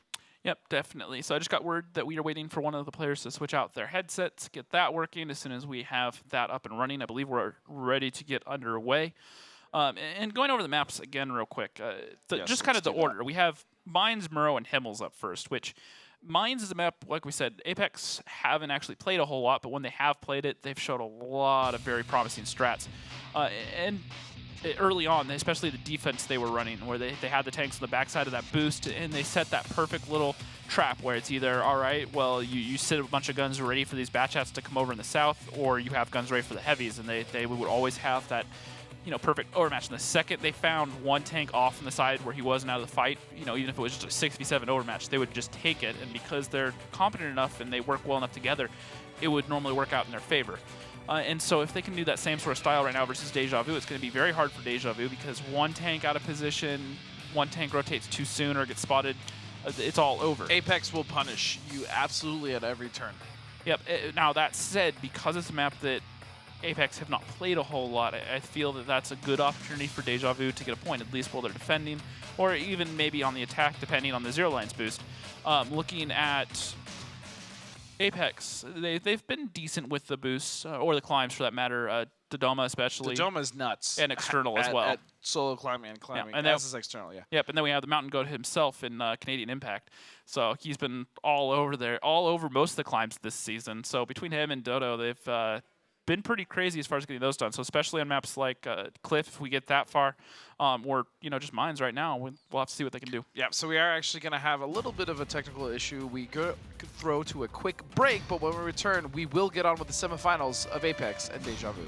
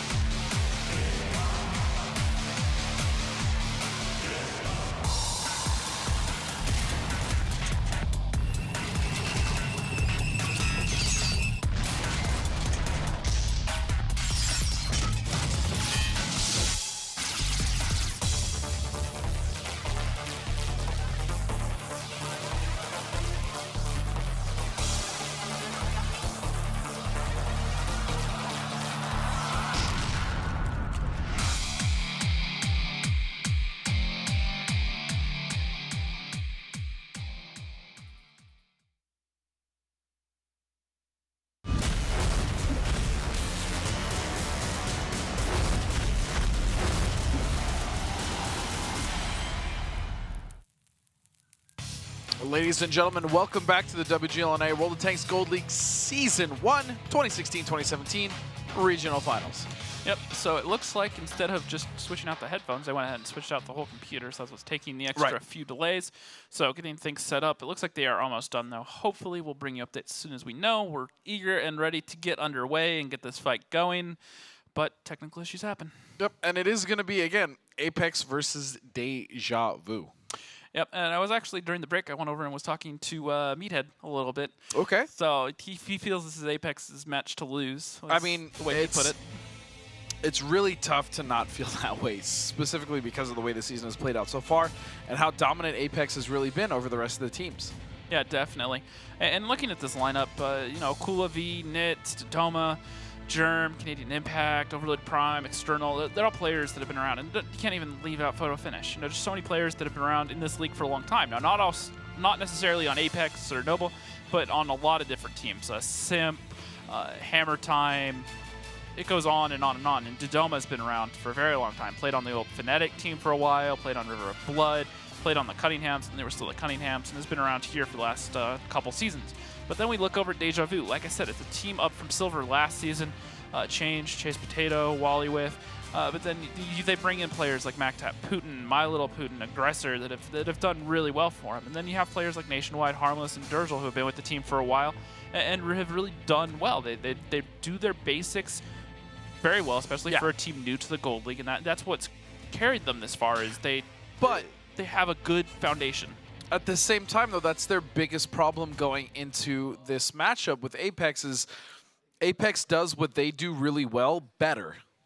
Yeah, well, exactly. And throughout the season, even later in the season for Apex, they kept running the same strats that people had already seen, and they just said, "Come beat it. Come. Yeah. You know, we know that you know what we're doing. Come at me, bro. But you know, just find a way to break it." Yeah. And they just, you know, ran over everyone in their path, regardless of whether or not they knew it was coming. Just because you know exactly what your opponent's going to do doesn't mean you can stop it. Right, exactly. So it is going to be interesting, these two dynamics of the teams. But again, we also know that Deja Vu is kind of the meme team, if you will. Like they are willing to do those kind of oddball or off the cuff strats that have worked before in the past. So it's not impossible to see that from them. I think Chase does a really good job of helping out with the calls as well. I don't know what's going to happen. You would expect Apex to win, but honestly, it's up for grabs for Deja Vu as well. Yeah, now one thing that's always stuck out in my mind when you're talking about meme strats, that Himmelsdorf round, Deja Vu versus Apex, there was just so much going on in that game that you're just sitting there just kind of scratching your head like, is this really going to work right now? And it almost did. Those 250Bs were unspotted as they were heading down. I think it was the 5-line. Yeah, they were in that little 5-line cubby. Nuts. And it was just that they took that one extra second to check and make sure they didn't push into a trap. And unfortunately, the 50Bs missed their track shots, and then they got isolated, and it all fell apart from there. But they were moments away from that strat working, and that would have been the highlight of the season if that strat had worked. But alas, it did not work. Yeah, definitely. So that ended up dropping points, and then they lost another round in overtime, and Apex walked away with the win. And you got to remember, Apex don't have a loss in regulation this season. No, they have one loss in overtime. To Eclipse. Now, they've been put in overtime situations before multiple times with Eclipse as well, with Eclipse twice, also with Deja Vu. Yeah, and then they've managed to come back and win it. So you have to think that they are on the way to doing things, keep going on that path right now. You have to think Apex can pick this up right now and then go play Eclipse. And Eclipse, they're 1-1, both overtime win and losses. So it's going to be a close series either way. Yeah, well, that's enough from us. Let's go ahead and check in with our analyst couch. It's going to be Tommy with none other than BTED and Meadowhawk. And an extra guy we just joined here by T1 Diabetic. And, well, Master Pupil said all they were going to do is eat, but apparently you had time to talk to us, too. So we already heard Master Pupil's reaction from that semifinal. But what are your thoughts after that semifinal? Did everything go to plan? Yeah, I mean, we were expected to win anyway. We had just confident about it. Instead, just like the little mix-ups. But, I mean, first match, so just get over the hump. Well, what was if you can tell us, any mistakes that you made in that semifinal that you kind of keep in the back of your head that can't happen in the final? Murrow, just communication, our attack, just wrong tanks. So just people were just not talking to each other and figuring out what we wanted to run. communication has been key this season for your team. With Wally in and adding someone like Oxmasis, who's been outside the team, and bringing it together, how hard have you guys had to work to really get that communication on point? Pretty well. I mean, we just added new talent. I mean, it kind of helped us start to become more individual for each other and start to make decisions and talk more. Because with Wally, he doesn't like to micro, and Tigers like to make like one call and like go. But we pretty much reacted pretty well to it. Like talking to each other and playing more relaxed. And you were saying the wrong tanks. I'm very curious where you guys got this 50B strat. I mean, you brought 3 50Bs on mines, and then you brought four on mines, and then also 4 on five. I think you brought 5, yeah. 5 on Murrow. Yeah. So where did the 50Bs come from? Like, were you scrimming with them, or was it just the kind of like a baby Halo play of bringing the E25, like just catch them off guard? We ran it a couple times. Just like with the 50Bs, just they have the faster clip than the bats and more HP, so it lets you be able to go in and brawl and get the damage out and get first clips. So Murrow was not supposed to be that many 50Bs, but we were just trying to pretty much same thing, just force an engagement, make them panic, and yeah. They're the guys with the tactical questions. I'm the guy with the color questions because they know more about tactics. We heard Master Pupil say that he would like to play Deja Vu in the final. Is that how the whole team feels, or are there any that really want to play Apex to prove that you are the best team? I mean, whoever wins this match deserves to be there. Everybody here deserved to be here. They got here in the first place. So, I mean, whoever we have to play, whoever we beat, and it's what it is. Who do you think's going to win this next match? Probably Apex. I mean, they're strong all season. But Deja Vu has a chance. I mean, everybody has a chance. So it depends on who plays well and who doesn't. Who would you recommend that people watch when they're watching Deja Vu? Probably Aggressor. Aggressor's fun to watch. He's a bit of a madman, isn't he? Yeah. We have a lot of new viewers. We hope we haven't. We don't know how many viewers we have, but hopefully there's some new guys. And we really want to explain to them why this is such a good game. Could you first of all hold the mic a little closer to your face so they can actually hear what you say? But why do you love playing tanks? I like playing tanks is just because I love history. I love just like armored warfare. I mean, World War II has probably been the most interested I've been in history. It's like I always in my classes and stuff at school. It's like I always want to just World War II. Let's spend time on World War II. Because I guess it's probably because of our generation. We're closer to that a bit. Do you play any other games, or is World of Tanks all that you go into? Competitively, World of Tanks, but I like to play CSGO and stuff like that, but just mostly with friends. See, I was hoping you were going to say CSGO because this guy said something during rehearsal yesterday that kind of made me laugh. He said that this game is more difficult to play than CSGO. Is that true? I don't know. It depends. I mean, they're both similar, but it's just I would probably say CSGO because if you're off with your aim at all, it hurts a bit. In this game, CSGO has no RNG. This game has RNG, so. The comparison can be a bit chalk and cheese because you have armor in this game. Yeah. You have angles, the teams are different, and you don't need the same twitch reflexes as much as you do in CSGO. The faster your reflexes are, the better the player most of the time. So I would agree that it is field, CSGO, but tanks is its own animal. Yeah. Do you agree with that? Yeah, definitely. I mean, it's different games, so. I can see that Metahawk is okay. You can come in with a quick point, but it's got to be quick. Oh, I just wanted to say the Twitch reactions. Okay. Tanks doesn't have Twitch. You don't need that the youthful reaction time as you do in Tanks. And I'd be very curious to see a version of Tanks where one tank could 1v5.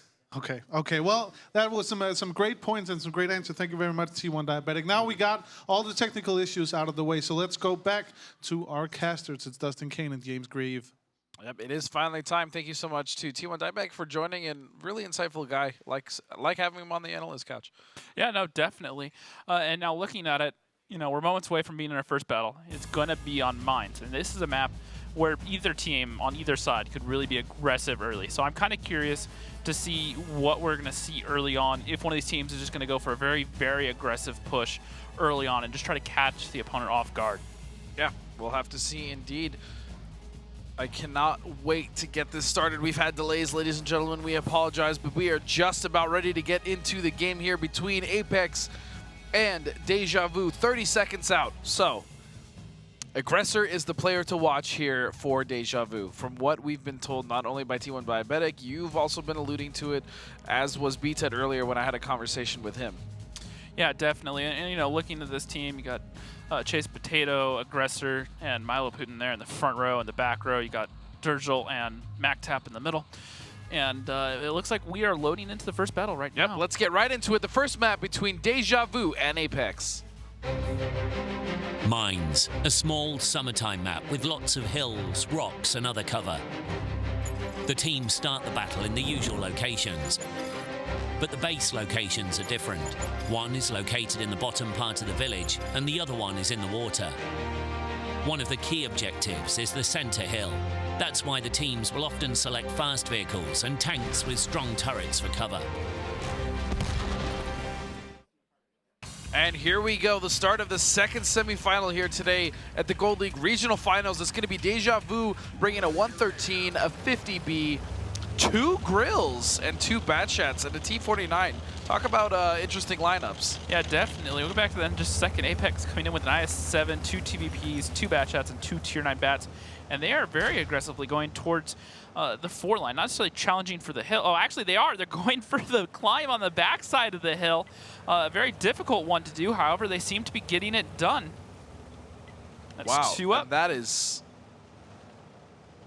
Oh, external. Okay, he gets there. He gets there.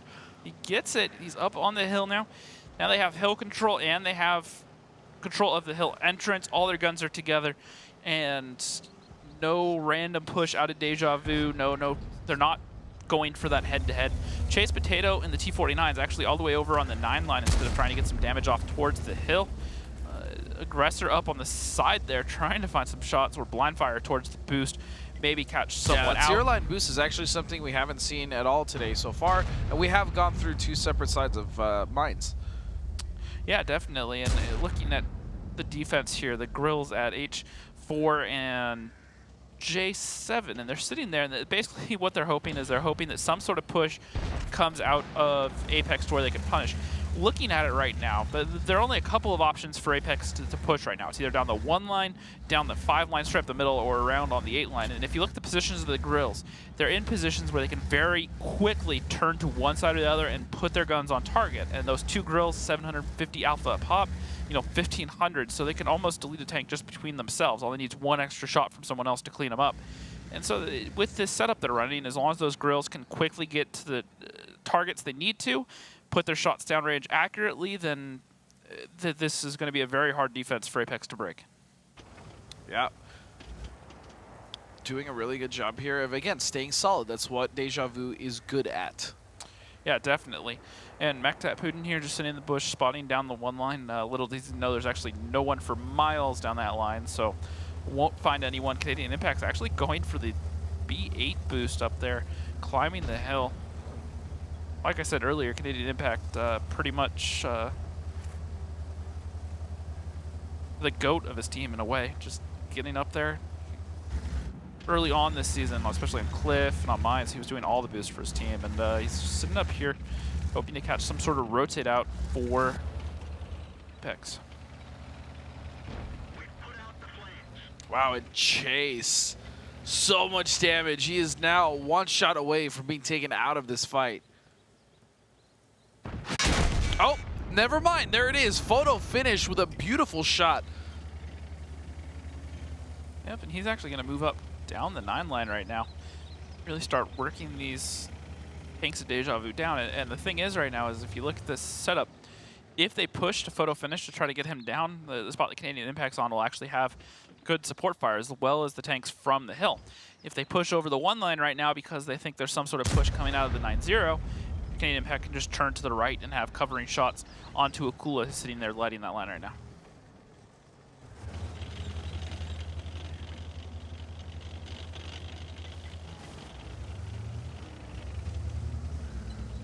We are down to 6 minutes and 25 seconds left, so still not quite halftime, but almost there.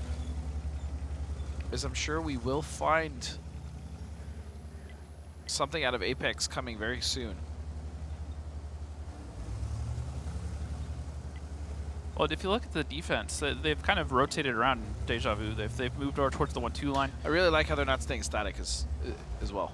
Yeah, well, exactly. They're moving. They realize that their team's trying to take more aggressive positions on the other side to try to catch them out, and then they're adjusting to deal with it.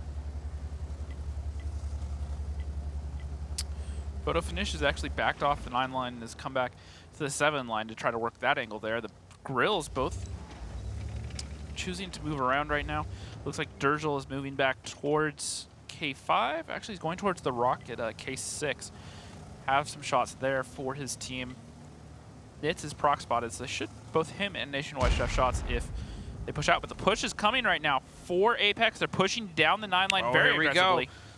And at this point, I would love to get a listen in here with Deja Vu to see exactly how they're going to deal with this push. Push up to here. We have to push up to here to get him. Watch for that counter push. That's gonna track. I'm watching. He's retracked. He's permanent. Stay on him. Are you watching it? He's racked. I'm watching north. Don't worry. Okay, good. Bat mid. Shoot hill. I'm gonna get north. He's tracked. Thomas tracked. He's repped. I'm gonna get north. Okay, I'm clipping. TVPs, just look to punish them there. Nitz, come at kill you. the bats. Come kill the bats. Just don't let them up. Don't let them up. Green External. Let me get in front here. Yeah, light for the grill. Just I'm coming down. Give me a sec. They're stuck. It's okay. My left click didn't work. I would have a free shot into them. Like it was like the controls for some reason forgot to give me left click. I didn't have a shoot button. It's not good. Does it still work? Yeah, it works now. Like I had to go in and replace it while they were crossing in front of me. That sucks. It's okay.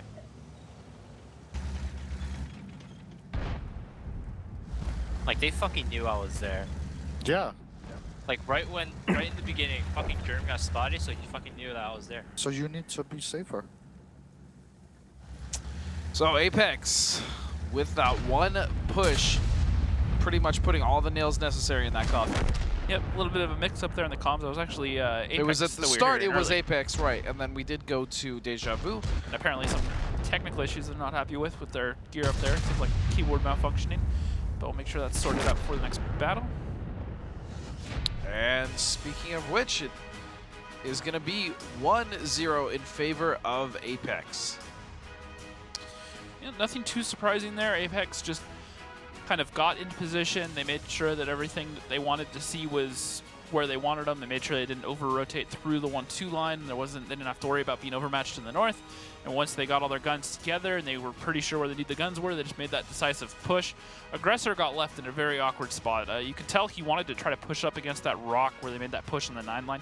But the problem was the TVP was up on the hill, so if he pushed all the way over there, the TVP and the bat on the hill would have shots into his back where he couldn't really do anything. And if he stayed where he was, the 2 Tier 9 bats and the bat chats were all going to have shots in his front plate from a near unmissable range. So at that point, it just worked out in their favor, and not a whole lot you can do after you start losing a couple tanks like that. Yeah.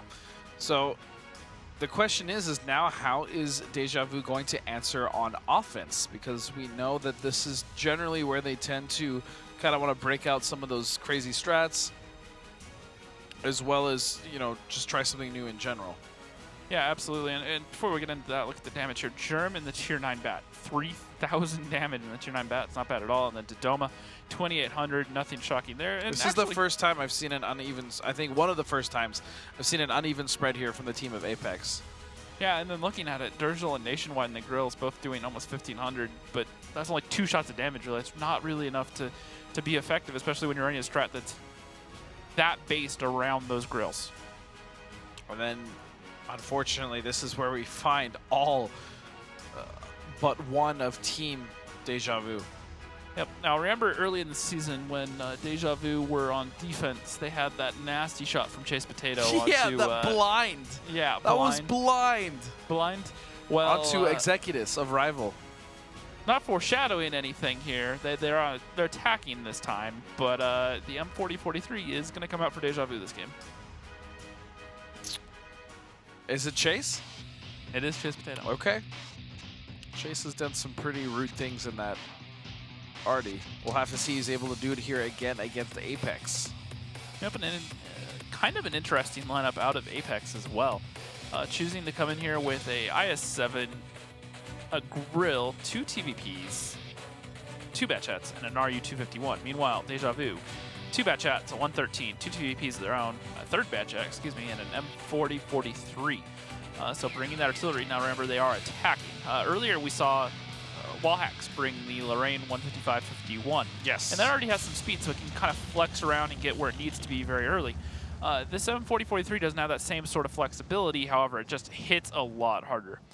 And this is the second time today, actually, where we're going to see the attacking team not directly challenge the hill. They're set up for some early damage on the hill, but they're not actually going to challenge it. Canadian Impact, external, and it looks like who's following up behind them? Dodoma. Nits, the TVP's doing the climb here on the backside of the hill. I haven't seen that before. I've seen the Batchats do it. I did not know the is a TVP's could do it. monster. He's the best, in my opinion. A lot of players in this team have done a lot of work as far as learning these climbs and getting them down. Him, Canadian Impact, and External are the ones that stick out in my mind. But now all of a sudden, even though they're defending, Apex have 4 guns up on the hill right now. 4, and then only Germ slowly closing off the rest of the map here for Deja Vu. Yeah, you're absolutely over correct. on the 9 landing right now. The biggest thing that Deja Vu need to worry about is they need to get some momentum going pretty soon, because if this gets to be, 3 or 4-0 at that point, especially being their first time at a finals, you have to wonder if they're going to be able to really put up a fight at that point.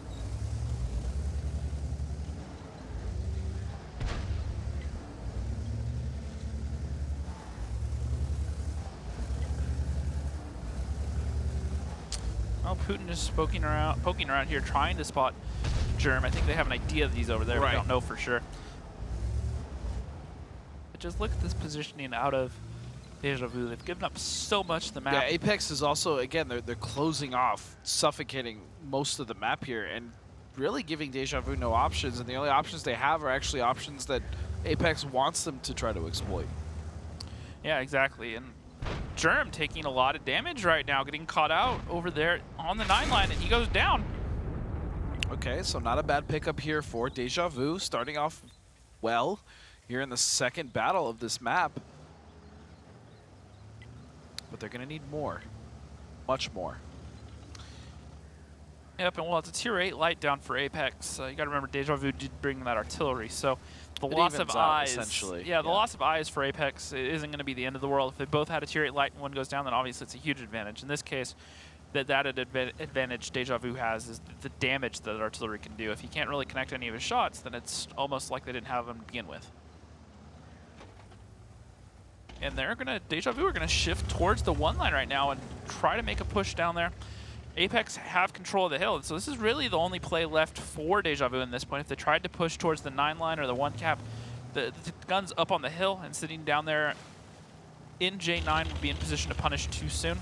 So the smart decision by Deja Vu to back out. They are up on HP by about 400, so not a lot, but enough.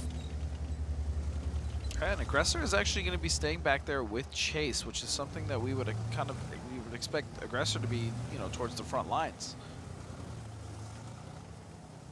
But there is 6 minutes and 30 seconds left here on the clock, and there is going to be some cap pressure starting. And at this moment, I would like to take the chance to get a listen in here with Apex. Dodo, you know how to blind it, right? Blind what? Oh, the J1. It means that most likely they did get Yeah, it. I can see with There's that. a tank in F2. I wasn't able to spot A8, so they could have gotten Photo. that up there. If you can, just someone needs to spot this. Yeah, bounce. They already got it crossed. All right, he's in J1. He's in J1. Okay, is there a bat up here? Okay, there isn't. There isn't. Okay, then we should probably start rotating our bats off the hill and start going north. Okay, they're taking a lot of. Already fired. 551. Okay, so they're Artie's most likely here. the bush still. Okay. They're looking at punishing the pool, so they basically the 2 TVPs are the only. I'm clipping. Dark. I can't. So I have to stay up here, Nitz. You have to go. Yeah, all right. Okay. Hey, everything's lit but they're TVPs. Okay, Nits Impact External, we're gonna have to use you. Can you guys blind this? Blind this bush. Blind it now. Yeah. Do not stop blinding it. There's my little there's my little boot. Yeah, he's up. Okay, 50 seconds on cap. I'm clipping right now. Shot. Red 50 10, seconds red 10. should be enough time. I'm going so for a don't- reset right now. Just be careful. Clipping. I got the reset. We got got a a reset. reset. We got a reset. We got time. We're moving north. Okay, Coola's taking a lot of damage. We may get lit from island. All right, you guys have to blind that fucking bush. Yeah, it's tricky. It's tricky. Okay, Just don't hold peek, on. Akula. Just don't peek. We'll have resets now, I think. There's one TVP. Careful, the other TVP is likely light this, here. light this. They're gonna push it. They're pushing it right Already now. up, They're going to already they're up, gonna already push up. it. I've got Artie. I've got Artie. Okay, So we have eyes on the backside. Dodo look to punish when they push on Akula because they're gonna have to push around on Akula. Mm-hmm. The Artie is down. You don't have to worry about Artie anymore. The TVPs are on the island. Just don't take too much damage, guys. Oh, he's not pushing now. They're not pushing. They're Okay, not okay, pushing. The hit points are about even. They Cool. have to do You may something. still want to look for that because he could get the one bat's full HP. So. Oh, nice. They're still Nice stuck. pick, nice pick. Clipping, clipping, clipping. I'm going out island. There's with impact. two tanks still on the 1-2 back. Yeah, there's two on the island. on the island. That's Yeah, fine. they're They're still low there. HP. There's Let a me I will have move up. resets in Yeah. 20. Guys, comms. There's a bat and a TVP here. There's a bat, two bats down here, and 113's cat. We know where everything is. We know where everything They're is. We're pushing. shading south. We're Harmless shading is going south. across. Look Harmless for is going shots of across. aggressor if you can have them. They're going Harmless, south. harmless, Nish, you have to harmless. help. Yeah, with the this help. TVP, go over to the hill now. Nish, you have to fast. help with harmless. Akula just tuck in his best. You just have to get shots on them. You don't have to necessarily. They're pushing south. They're gonna push south. The Only resets have are gonna one have more to come Akula. from north. I've got it. Come from Don't worry. impact, okay? Don't worry about resets. Only have one more. Good shot. He's tracked. He's tracked. Who's gonna reset? I've got it. North impact. You got resets. I'm going middle. I've got to go middle. Okay, we got reset. Help. Nits. Cool, no one can really Reloading. help you, but Nits. Harmless is one shot. He's at 70 HP. No, we got that situation's handled. I'm clipping. South is handled I need for now. this South guy. is okay. I need this guy to be protected. Or All like, right. cover Then me. let's. I can. He's shooting at external. Mac Tap's at one. He can two. de-light. He's out two. Out two. 5 seconds, I'll be able to do something. We got 22 seconds. Mac Tap is one shot. I'm gonna come off the hill and help Akula, alright? Yep. You guys hold No, your you're positions. good. You're good. No, Yep. don't. No, I'm Just gonna stay die. There. Stay there and stare at him. They're fucked. They have the one shot that's on the island. We have die. perma resets. We have perma resets. We have resets from north. Akula can die, but like that guy can't leave there. That's all that has to happen. If I die, he can leave. I'm gonna have to clip at some point. Impact. Basically, just have Akula stare at one side of the rock and have Nit stare at the other. Impact. Can I clip now? Akula's Sure. staring at the There's left. a bush. He will spot me and kill There me. he is. All right. Good trade. I'm clipping. This is lit. Nits should probably. I'm just gonna I reload. still need help external. Impact. I told you I had to go. I'll Shots kill to the the aggressor. 113. Comms. Impact. What's your clip? I got one shot. I'll kill nationwide. Okay. There he Impact, is. There's screen Milo one. Putin. External. What are you? They're going back for you, Impact. They're going back for you. Yeah. There's 2 minutes 20 seconds. 2 minutes 20 seconds. 3. Red 18. Just look to support Impact. Red Yeah. 5, red 5. Make them I'm die good. when they push. That's all that has to happen. Yep. I'm good. We're up massive. Good shit, They have guys. to do a lot of shit. I absolutely adore the way comms works on Apex, and I love the way Germs does it. Yeah, well, and like I said earlier, we were talking about how Faust is kind of like the traffic controller in a sense for 07. The Eclipse kind of have more free-flowing comms, and you don't really have that one voice that's really saying, all right, we need to do this, just go. Germ, you know, while everyone's talking, passing the information, he just puts his foot down at a certain point, says, all right, guys, listen up, this is what needs to happen right now. I mean, he Forget what lets you're them. already talking He about. lets them speak. He by no means, is like the dictator. But when that switch needs to happen to him calling and him making the decisions, he makes it happen. But also, huge respect to Apex to also just shutting down and listening. They don't try to overrule him. Yeah, That's well, why I think the comms of Apex is right now the best I've heard. He understands the importance of the comms just in general and all the information that's passed between each other, but he also understands at certain points things need to happen, things need to move, and so they are able to, at that point, just to, all right, comms is what he says, and then they all shut up for a second, and Dream says, all right, we need to do this or this, and everyone goes back to business as normal. Gets the point across, they make sure they're all on the same page, and they execute. And they were down almost 1,500 HP for most of this match, but managed to just keep it composed, isolated, harmless in the south. In that bat chat, kept them there for a good while. And you got to like it when you have players like Akula who are just sitting there and, you know, people are kind of panicking like, well, you're one shot and whatnot. He knew that he had him angled. The bat chat knew that the grill had reloaded. So he knew that there was no way he was going to kill him. And so Akula's just like, guys, the situation down here is handled. Yeah. Don't worry about it. And so when you have a player that can just confidently say, no, we're good, just go about your business, it makes your life a lot easier. Yeah, and Nitz was also right there to help trade, so they literally had the South handled, which is exactly what was exchanged on comp. So this is why Apex is one of the best. Excuse me, they are the best team so far in the North American region. Yep, and that's going to be with Eclipse very close second as far as performance, obviously. Yep, and that's going to be 2-0 in favor of Deja Vu. Now, however, one thing you have to remember is we're going into Muravanka, which is a map that Deja Vu started this season very strong on, especially versus Eclipse. They were the first team in North America, anyways, to bring that Crusader SP. Now, a couple of the other regions had done it before, literally like days before, but Deja Vu were the first ones to bring it during this season. So they have potential. They can kind of come up with those creative strats, and maybe. See, here's the problem right now is they haven't really done what what the analysts were talking about earlier and put that chink in the armor and get things going. They definitely have not. They've barely dented Apex. Now that game was a bit closer in the first, but still not perfect. And now going into this third battle, they need to find a way in. They need to find a way where they can really make Apex work for it and get some points on the board. If they try to throw up one of those Hail Mary strats right now, just something super random, I'm pretty sure it's just going to get shut down by Apex because they'll be ready for it. Yeah, and this is the real problem. If Deja Vu if they can't even get a slight momentum build going, then they're really going to be in trouble, especially against Apex. Yeah, exactly. And look at the damage here out of Canadian Impact. He's so good. 4,400 damage. He's so ridiculous. Wasn't he leading at one point, or pretty much the entire season? I want to say he was the tank killer of the season. Yeah, exactly. He was always there to just clean up kills. He didn't necessarily do a whole lot of damage, but he was able to just pick up kill after kill after kill all season. Mactap Putin coming in there with 3,700, and it just drops off after there. And then looking at the bottom page, once again, I was talking about losing Germ didn't necessarily really matter if Chase Potato couldn't really get any big shots in there. Right.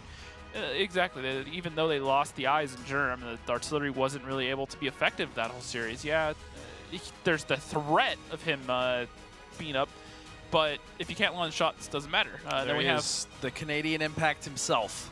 Yep, the team GOAT of Apex, as you will, just always doing those boosts and climbs. And, I don't know. Dodoma is pretty ridiculous too, but as we say that, we are ready here to go into the second map of this series between Apex and Deja Vu. Muravanka, a map with a great number of buildings, bushes and trees, amongst which teams hide for most of the battle. The attacking team begins the battle from the top of the village, and the defenders start from the bottom of the map. Both bases are better controlled from the hill near the first base, and from the green in the lower left corner of the map. There are many attack directions. The attacking team often attempts to gain the attention of defenders by putting pressure on the first base, whilst manoeuvring several tanks behind the second base to deliver fire into the defending's flank. Team setups are very diverse, but the players often choose the fastest tanks, even for heavy setups. They could even bring SPGs. And looking at the lineups here, Apex coming in with 4 Bat Jets, E5, and IS-4, and an AMX 1390. Deja Vu, on the other hand, coming in with 2 T-57s, 3 Bat Jets, a TVP, and a 1390 of their own. All right, so we are going to see 2 T-57 heavies, which you've stated before have a faster clip reload time than the Bat Shots. TVPs, yeah, they have about a 20-second clip reload. Tier 9 bats come in, or the Tier 9 bats come in at around 45 to 50 seconds. Or I'm sorry, yeah, the TVPs. I apologize. I was really confused there for a second. No, I actually confused myself, so it's okay. Yes, the TVPs. Yep, the 1390s also have about a 40-second reload, and the Bat Chat's a bit faster than that. Depends on if they're running rations, vents, etc. Correct. What equipment you're running on your tank. Yep. Oh, early shots here coming from Akula already on a Chase Potato, and actually the whole team of Deja Vu is going to back off here. So they tried a little cap pressure, and then they just completely rotated off. Yep, and Chase Potato just taking a lot of damage from these Bat Chats. About to go down, just heading for the cover that he can get to. Oh, and Harmless now is at a one-shot. A lot of damage. And that, damn it, the HP advantage is already massive for Apex. Oh, but it is slowly getting depleted there. Photo Finish taking damage as well as Akula now with a dead driver.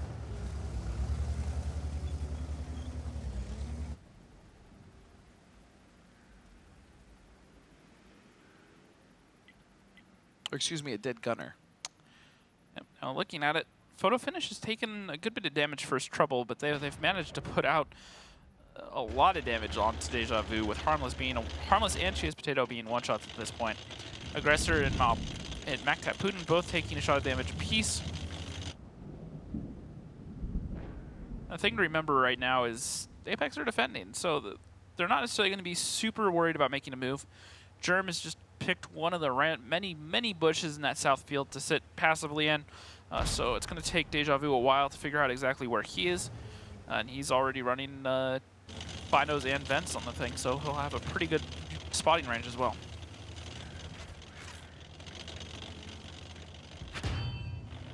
Oh. And what do you know? A bat chat bouncing a shell.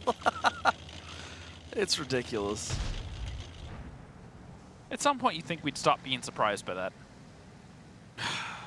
You would think.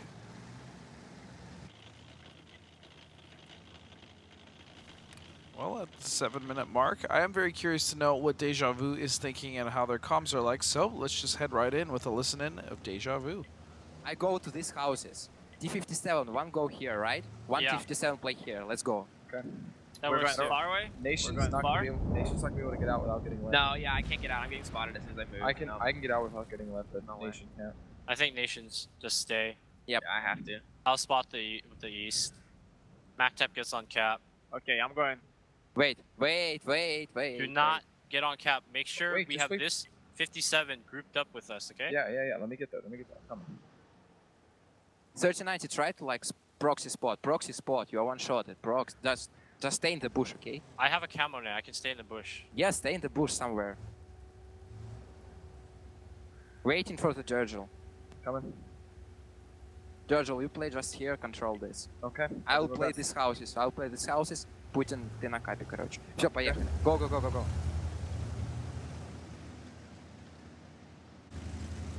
I'll try to give as much help as I can. Kind of move in probably a little bit. Yeah, just play with aggressor, Harmless. But be careful.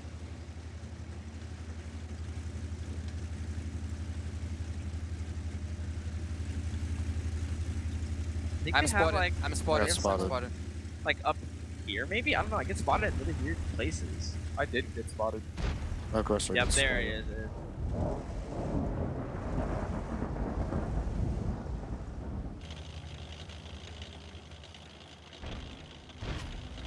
You have shots on external? No?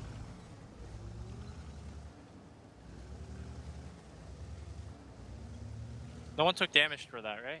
Is anybody gonna spot if they come Hey, this way? TVP, I can go watch here. that. I can go watch here, that. support me. Someone. Harmless or TVP? Harmless do it. No, Nation will probably keep this spotted though. I'm watching. I can see. I got lit. Yeah. I got lit. Cool. Durgel. Okay, 57. I've only got 3 shells. Spotted. See? This is bad. Yep. Okay, there's a. You're just getting shot from here now too. D5 is gonna try and go for a reset, I think, eventually. Harmless, you need to control E5. Harmless, you need to control this E5, can you? Yeah, somebody has to control him. He's gonna poke. I mean, What the hell? Are you I serious? don't have good shots on him. I don't have Hey, shots. E5. I don't have good Poking. shots. Okay, for now it's okay. He doesn't have reset like that. I don't have any good shots. Oh, I see. Yeah. This is what's gonna happen. Yeah. They There it is. There's a bat. As soon as I back up, I'm gonna get fucked. Yep, there's another bat in the south. Maybe pushing E5. E5 is pushing. If any fucking shots up here is just stupid. I'm clipping. On the reset. They reset me. I'm just gonna... Germ's gonna get me soon. Let's just try to push into this. Yep, well, Deja Vu ended up getting their cap reset, and at that point, all momentum was gone. They were down on HP at that point anyways. No, and their HP, as you can see it's a perfect bar graph going from highest to lowest. Yep, it's just dwindling right now, and the reset or the cap was the only thing they had in their favor at that point. The second they lose that, it's just all over. Apex are just going to push in here, pick up the kills, and end this here pretty quickly.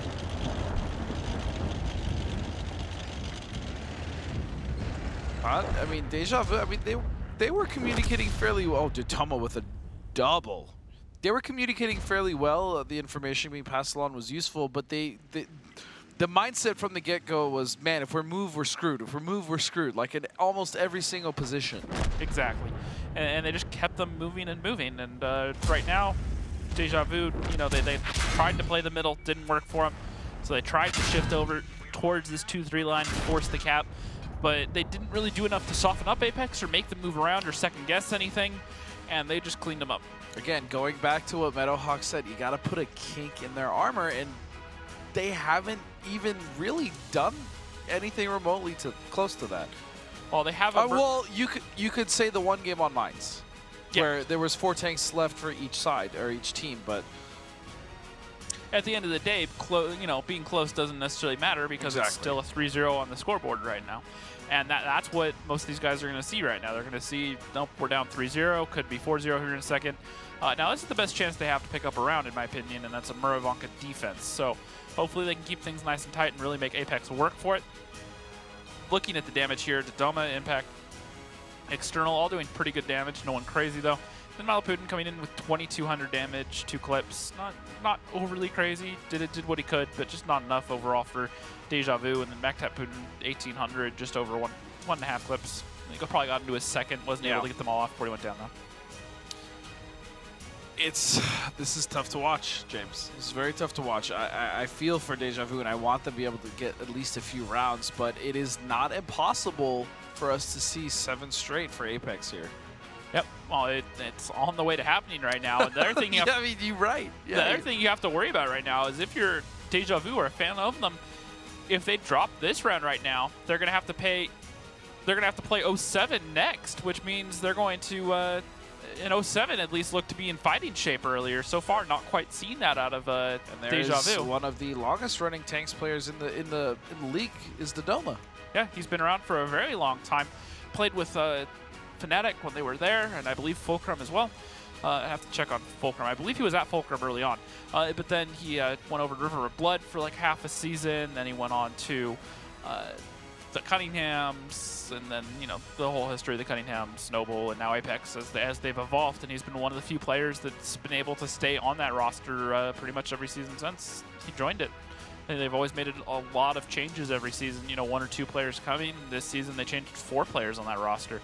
So they've always been trying to evolve that roster. You know, they get rid of the weakest links at least in comps and the rest of the team's opinion. And they if they have better options to bring in, they do it. And the end result is the roster that we have right now. I don't even know if I'd call this a finished roster, but the roster they have right now, which you have to argue is probably the strongest roster they've had in a while, it's pretty impressive to look at. Yeah, and I'm seeing a lot of smiling from some of the members of Deja Vu, and in a situation like this, you almost don't want to see that. I mean, it's great that you're here and you're having fun, but you are 3 games straight down against the best team in the league. You gotta have a little more of that game face we talked about earlier. Yeah, you gotta stay positive to a certain extent, though. Right. If you get 2 down in the dumps too early, it becomes a problem. Looking at the lineups here, 3 Bat Chats, an Object 430 V2, a Bat Chat AP, an IS-7, and a T-57. Deja Vu coming out with a T-57 and 2 E5s, 2 Bat Chats, 3 Bat Chats, and a Crusader SP. Once again, I said, you know, Deja Vu is the first team to bring out Crusader SP this season. It's been used by a couple of other teams since, but they're going back to that original setup. Bringing the 2 E5s, it's a lot of holding power, as you will, as well as the T-57. The T-57 can pump out, you know, a lot of damage very quickly. 1,600 in the clip, but then on top of that, it only has around a 22-second reload for the whole clip itself, so it's just a DPM monster. So we're actually seeing essentially a 2-cap play or a setup for it coming out of Apex, which is normally what we do not see. That 1 cap is pretty much the dominant cap point for this map as far as offense goes. Yeah, exactly. Teams try to play the 2-cap a lot. The problem is there's so many bushes that tanks can be hiding in. It takes a lot of practice and a lot of coordination to successfully clear all of them, because a lot of it just has to be done by blind fire. And blind fire in itself is a tricky skill. Anyone can shoot a bush, but you have to realize that you hit a tank, which The way you tell that is, do you see the shell actually hit anything behind it, or can you see the shell go past it, or did the shell disappear? Yeah. There's a lot of little things you have to look for, and it takes a lot of practice, not just as an individual player to do it, but a lot. And generally, all if you teammates. see the shell disappear, is when you know you've hit something. Exactly, and so you can kind of guess something's there, but you still don't have an outline of the tank, so you got to keep firing more shells. Right, You and miss it could one move at that angle. point, especially if it's still not spotted. It can be a giant pain in the rear, if you will. Yep, but now all these tanks are coming forward, and they're starting to blind fire towards the south here. Photo finish is spotted right now, so I think he has a pretty good idea where these guns are for Deja Vu, or at least the passive scout is. They're not quite there yet. All the lasers aiming south. And they're slowly checking everything. Now they're moving up. I expect to see them stop again here in the near future, line up new shots in a new bush, and start coordinating their blind fire again. They're actually just going to move towards the south. Well, you know what? As we see this push, I would love to get a listen in here with Apex. They could be at external. Go to your building. Like clear this again with the bats going north. All right, I'm cycling out. One person sits at this bush, right? Yeah. Yeah, it can be me. Be me. There's I'll only do 3 it. bats, right? There's only 3 bats, so we can use our 3 bats or our 4 bats to take the rest of the map. Okay. Dodo, it's next to the destructible building. Just remember, they could have moved something to A7 where we didn't see it. They don't know where we're at, though. They don't know. They don't have any intel. one? Oh, we should blind the shit out of this bush. The south one, Dodo. Okay. Southwest. You in I got lit right here. I got lit right here where I am. Okay, try to narrow down where. They're not. He's not at the retard bush, I don't think. Our 6 minutes 47 seconds. External. Once we get to this, All right, I did get lit. To the forest. I want you to go to the G7. So what's the plan here? I'm trying to blind bushes. All right. When I fired, I got lit from where I fired. There's your lit. There's your lit. Yeah. Okay. Are we sending all the bats north or not? Not yet. Let's start working the bushes and then we'll strip our bats north. I'm gonna go K-line and try to blind time, Trace though. nits. Yeah. You damaged him. 418. Okay. Impact. They destroyed the building. I mean, figure out shit. They destroyed the this. bush up there, the binoc bush. 6 minutes. Where was that photo? Crusader. So do we That have was an E5. an idea of where they're at? I got lit. I think he's down the road. I'm gonna test it again. He could be in the bush right there, the northern one. Yeah, could maybe be in there. Like the normal cross stitch. The one that that we got that was used against us in that practice. Remember that one? And we couldn't figure it out. Yeah, I think that's where. I got lit. He's somewhere over here. He's somewhere over here. He's down this line. He's down this line somewhere. All right. So it's probably in the normal bush clump, the cross bush clump. So that's around the northern part of that. So it's around the 8, I think, in that. The 8 on the square. numpad. 5 minutes. Yeah, on the 8. Blind the shit out of the 8. Blind the shit out of the 8. The cross. So it's the very northern one. Bad Chat's over here on top of the hill. Bad Chat's next to E5. He's definitely in that bush. I got lit again. He has to be here. He could be maybe in the edge of the forest, but I don't think so. In the big clump? Yeah, I think he's in the big clump, or he's on the road. He's on the 8 position. I'm not getting lit do it for firing at about a minute more. I mean, you know, Dodo, can you you go go in there minutes. and just help them blind it? Because I'll watch the A line. All right, fine. Just go over there. I think he's on the road. We don't have time. Like, we 4 either minutes, gotta 50 blind him seconds. out or do something.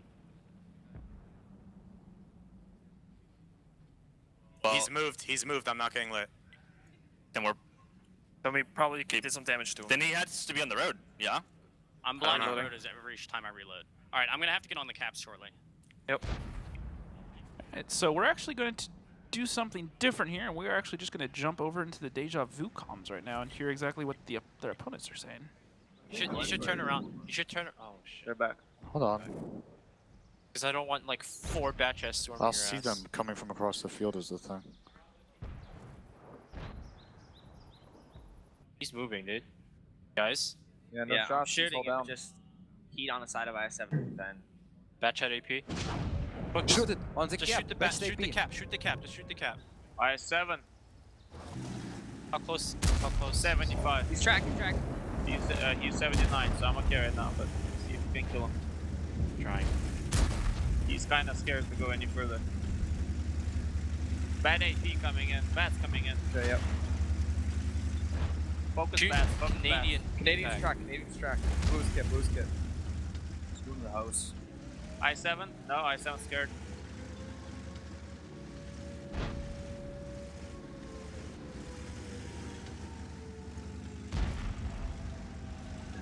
Cap. Don't shoot Putin, I'll get him. 50 seconds. Be careful, be careful. This shouldn't hear. Remember, they have the 57. Harm, you can move, by the way. You Yeah, can try to I know, move towards. Don't forget about their 57, guys. Yep. 57's in the city or in the edge of the forest. I can kill him. Hold on. Let's go. Okay, guys, tell me what spot can you... Okay. Catch at AP, guys. How many shots? No shots. I'm tracked, but my track's not disabled. Because you didn't switch it in the settings. No, I fixed it, and then it was orange, and then it said it wasn't broken, but it still was. Oh, yeah, same. Okay. I think AP is about to get at the same spot.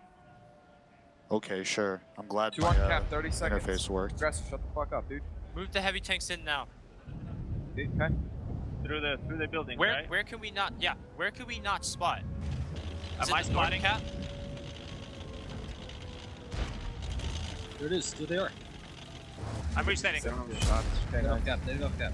Try to help Putin.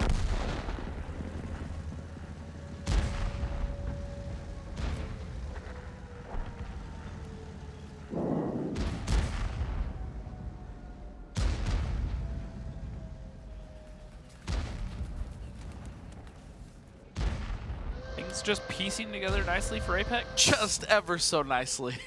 Yep, Deja Vu just didn't have an answer. You heard them calling out what they were doing. They saw it coming, but they were just caught out of position.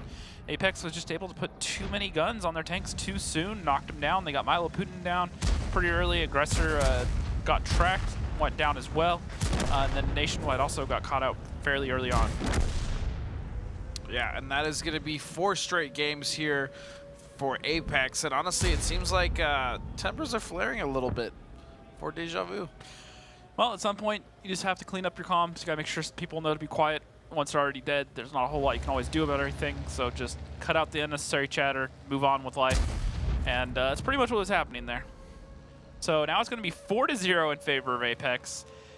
3 more wins for Apex would make this a 7-0. It would guarantee Apex a trip to New York, and it would move them along into our finals for today.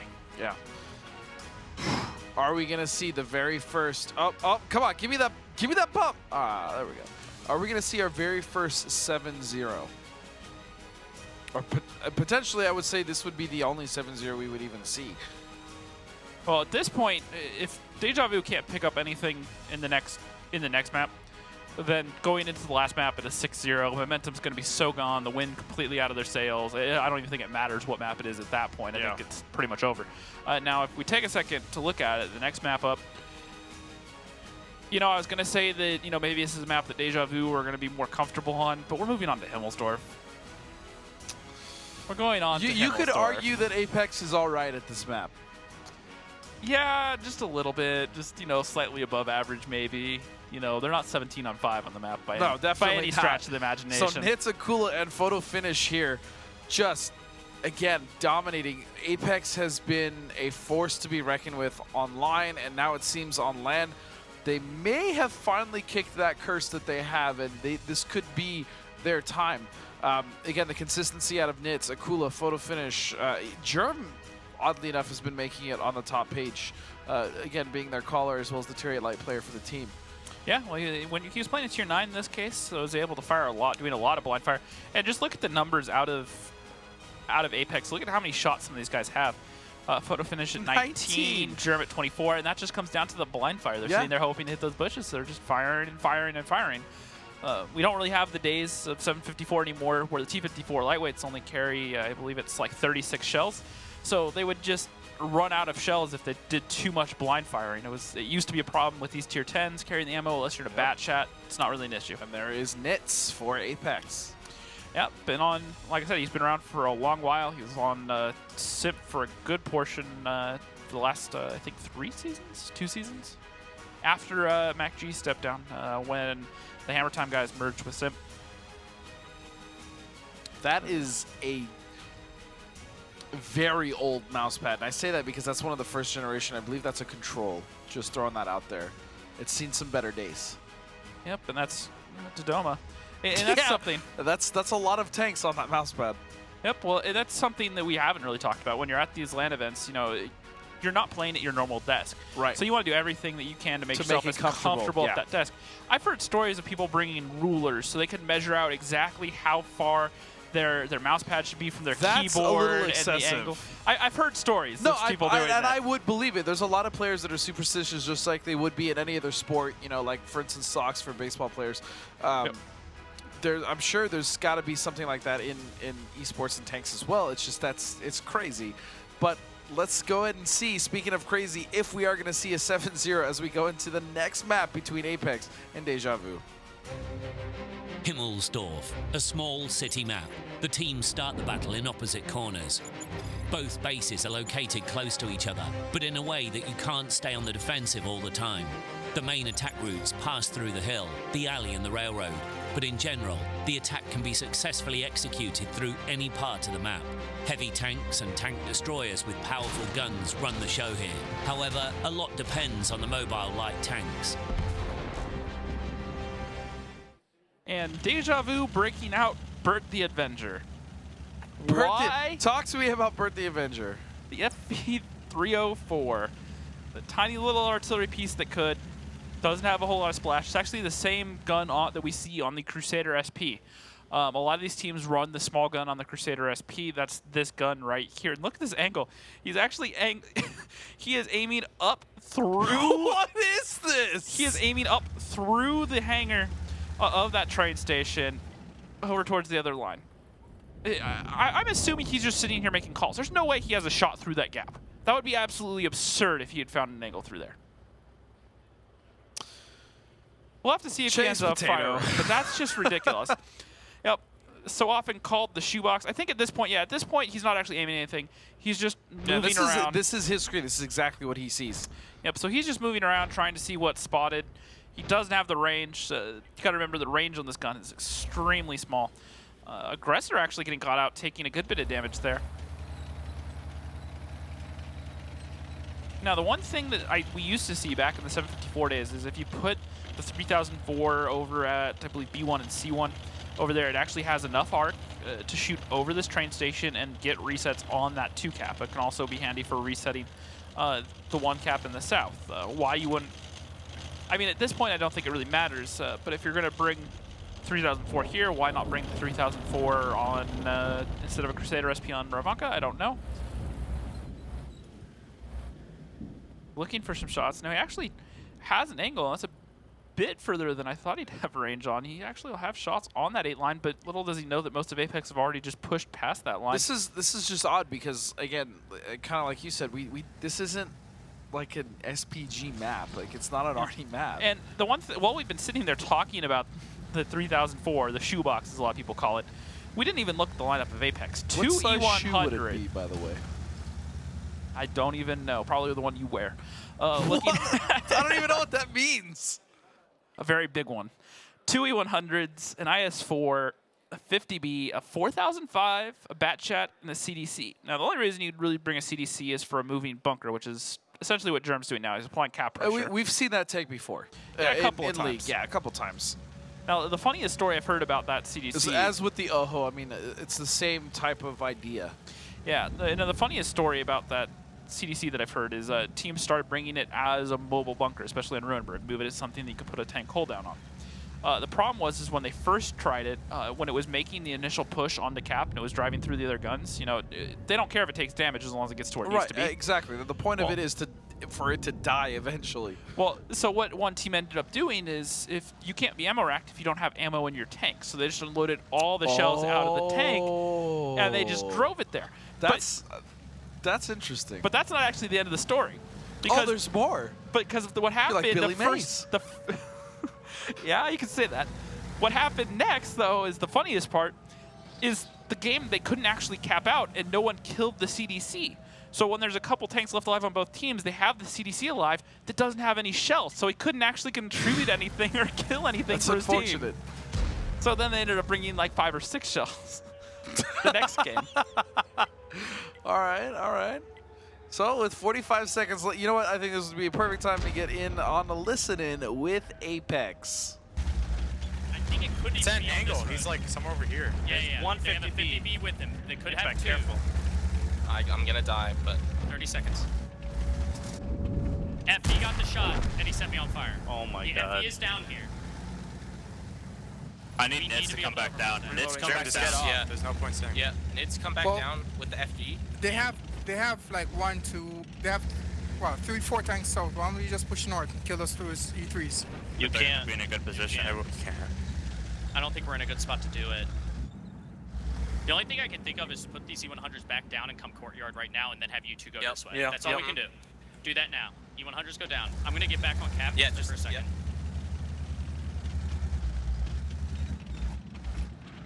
Germ, can you go B7 since I'm they're gonna off stay now? outside. Just wait a sec. Germ, rotate around and go B7. Go north, Germ. Rotate around, come down here and cross. E3 HE's. Yeah, he's fine. Basically, just push the E100s this way. We need these two guys In the basically courtyard? keeping a tank. Yep. Yeah. What do you want to need ask for? Crush this. The IS-4 What do you want to ask for doing? The IS-4 should jump over the ramp. I'm gonna go this way as well. Alright, I'm going in the courtyard. Where's he at? I'm going in the courtyard now. Yep. Yeah, go courtyard now. Because I'm These just guys- trying to bait this as long as I can. And then I need to get off and run. Yeah. These guys are gonna have to wait for the E100s. Yep. Just be careful. so we're baiting. Give me a coordinate, Germ. Where is he at? He has to be here. He's He might not be firing. inside. He's not firing. in He the could be road. in that Photo, courtyard, peek it first. Photo, peek it first. Use your turret. He's There's not a, firing. There's a There berm he there. is. There he is. Alright, good. All right, we can get reset Germ back back to the on. north. Reset back to the north then, if we need to, right? We don't have time. Actually, let's just hold the 5 line. Hold the 5 line. Yeah. They're coming north now. They're to give me coming shots. already. Germ, get off. Good punish. Good punish. You guys They're are all there. blocking my shots. That's fine. These guys go here. The These 50 guys B go over there. here. Yep. Okay, I'm just running. 50B is out. 50B is a pick. 50B is out. T3 is a pick. Guys, just hold these positions. Kill this guy. Yeah, I'm going over to the 1-2 Yeah, line someone right needs now. to kill that 50B. Got him. Good. Reloading. Okay, good shit. There's 3 They're gonna minutes. try and take the kill. They're gonna try and take the hill. We can actually they go are. to this hill right now. Go I'm gonna go back on the hill. You can go one line. One line, right? I'm going to Oh the yeah, we Dodo, can take the go 1-2 here. line. We can take the 1-2 line. They're out of Yeah, position. we take the CDC 1-2 with line. me on 1 cap. Yeah, 4005 exactly, rotate over right now. You guys, I need you to rotate over. And we can even get block the 5-6 line IS-4 from the on the cap, 50Bs. Block I have to 5-6 take the line from the conservative 50Bs. route. I have to take the conservative Nits. route. Take the fast route. Fast We route. have to fast go route. to the- That's on the hill already. Comms. Impact, what? Go behind How the much building. health is this Nits. E3 had? How much Yeah, go health? behind the building, Nits, because I'm gonna go where you're Yeah, at. go across to the building. Aggressor's lighting. Use the far angle. Yep. That's what you need to do. Can someone aim at aggressor? Get on cap, get on cap. Yeah, I'm coming. Photo, just keep watching the cross. You don't have to get greedy. Don't do it, Photo. Photo, don't even poke. Just watch I'm the on the Someone wrong watch side. the hill. Watch the hill. Dodo, just, you can get 2 on minutes cap 55. too. Dodo, get on cap too. I might have to cross though. That's fine. That's There's fine. E3. That's fine, Dodo. That's it. Just cross. Just cross. All right. They're pushing us. Get on cap. Bats -1 on the hill. Bats -2. He was in the gap, I think. Can we get help? Nits, don't get reset. Photo, I Go in can't. front of Germ. Go in front of Germ. Photo, Good. Photo, let me get in front. Fired. Photo, let me Great. get in front E3 now. fired. He We're will good. not reload in time. He will not reload in Shit. time. Fuck yes. Oh my god. Alright, E3 fired. Stay E3 there. Careful of the back. Careful of the back. We won. Good job. We won. We're good. No more kills. Good job. Oi. Holy sh- I like how we heard that last little yeah from the So overall, Apex is literally just doing exactly what they want to do. They're taking control of these games, and they are slowly. Actually, I wouldn't even say slowly. They are very quickly turning the screws here on Deja Vu, which means that they could potentially be going down in the next 2 games. And just to point out, it's going to be now Himmelsdorf defense for Apex. Yep. You could almost say this is 6-0 already. Potentially could be. They're 10-1 on defense right now going into this. I don't see any reason why it wouldn't be. Now, I do have to like the 3004 or 304 idea there out of Chase Potato. He got down into the south.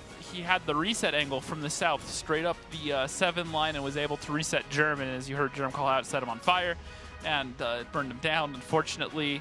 Now, he did good. Chase did good to leave, but when he needed another reset, he drove back in, and at that point, they were waiting for him, and Dodoma in the 4005 was just sitting there ready for him, and there goes that. I think it's the second time today we've seen an E100 at the top of the damage. Yeah, well, 3700, when you have a big gun that E100 does, it's just able to pump out a lot of damage if you give it time. It doesn't have the greatest DPM, but 750 alpha a shot. just keep, you know, firing and firing. If it's allowed to stay in the fight for a long time, it definitely can rack up the damage. Durgil doing what he could. He had the side shots on those E100s early on in that 50B, did what he could, but then he got isolated and focused out. And still managed to be top damage on his team. And then looking at everyone else, Nationwide, not really able to get into the fight in his E3. Only did one real shot of damage over 6 shots fired. There is External himself, 007. Yep, just doing what he could damage-wise, but which was a lot. Yeah, but just like all season, though, every match so far, we're just seeing different players for Apex just stepping up. No one's really standing out. No one's doing some insane amount of damage every game. It's just, you know, one person has a decent game, one person will have a standout game. But overall, it's just, you know, a fairly flat, well, not flat, but just everyone doing consistent work. You know, if one person drops off, there's the other 6 are all ready to step in. Absolutely, and they do. They do every time. If that happens, and that's why I feel like I'm growing hair on my tongue from saying this so much, but that's why Apex is the best currently. Yeah, absolutely.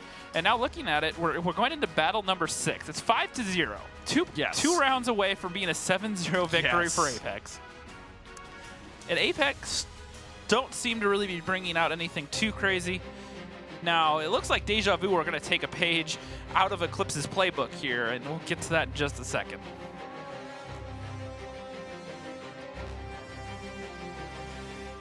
Looking at the lineups right now, Apex coming in with a 215B, 350Bs, a Batchat, an IS-7, and an AMX 1390.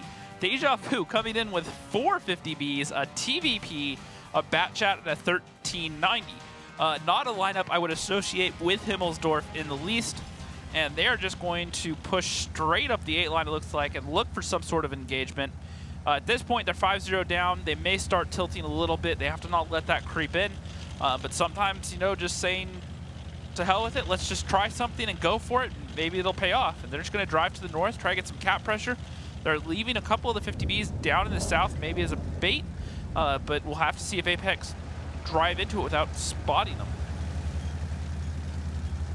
Very quickly, Apex pushing down the south. They cleared the south. They're leaving Canadian Impact there to be their eyes. And they're pulling everyone else back up the 2-3 line and resetting in the very standard defense. Germ just hanging out along that Delta line, trying to be the eyes for his team. We'll have to see if he's able to stay alive. Now, the problem is with this ramp right here. There isn't one angle where he's guaranteed safe from everything. If they have guns up on the hill, they can normally sneak shots in on his side. And if he's safe from the hill, then someone in the south could get shots on him if they push down over there, which Apex are not contesting it, so it would just be a matter of someone driving over there and finding the shots. Nationwide just sitting here, just waiting for Germ to make that mistake, maybe try to leave this ramp or back out too far. As we say that, they light each other, but no shots are exchanged. A couple of the 50Bs, all 3 of the 50Bs for Apex have grouped up near this cap. Photo finish has actually not left his window yet, though. The cap pressure building for Deja Vu. 70 seconds on the cap. Aggressor in that TVP still up on the hill. And Canadian Impact's rotating through the south right now. Now he's choosing not to rotate all the way down the south. He's looking for eyes down the G line. He does spot Mactap Putin, but I don't think he realizes that there's 2 more 50Bs back there behind him. So if he's not careful and he rotates too far out on his own, overextends, he might get caught out, and that'd be a free tank down for Deja Vu. Yeah, and some damage coming onto Akula now, as well as traded to My Little Putin. Again, this setup from Apex is so solid. I mean, you just alluded to this defense not being unbreakable, obviously, but difficult to get through. Yeah, absolutely. And these 50Bs, they push forward. They make sure those tanks get off the cap, and now they're just pulling back. They're not going to chase the tanks around. They don't know what else is there. They don't want to overextend. Tadoma is actually going to drop his clip after firing only 1 shell, then back off and reset while they know there's not an engagement going on.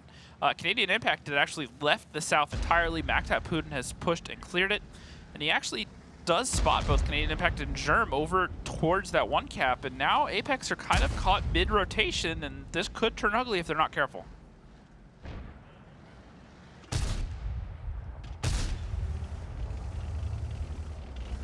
Deja Vu is actually trying to take control of the courtyard. They have these 2 50Bs along the south end of the D-line right now. However, the problem is the majority of the tanks for Apex are over on the 2-3 line, and they very easily could get shots across here and into those 50Bs and isolate them. There wouldn't be a whole lot that Deja Vu could do to stop them.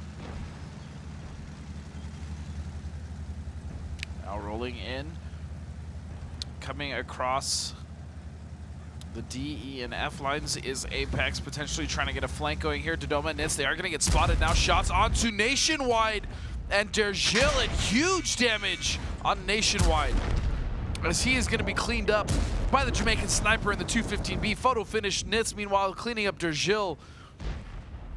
And the noose is just getting ever so tighter here, James. Yep, what I just preluded to, those 50Bs were in a situation where they didn't really have any support from their team.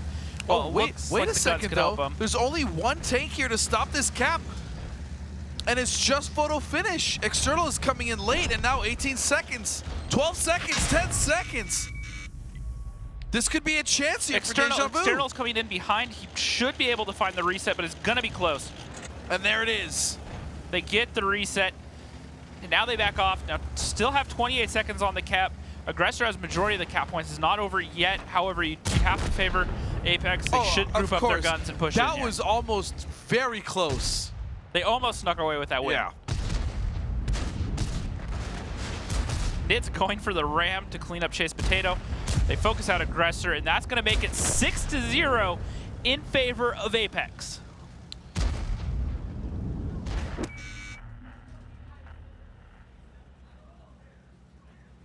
There's a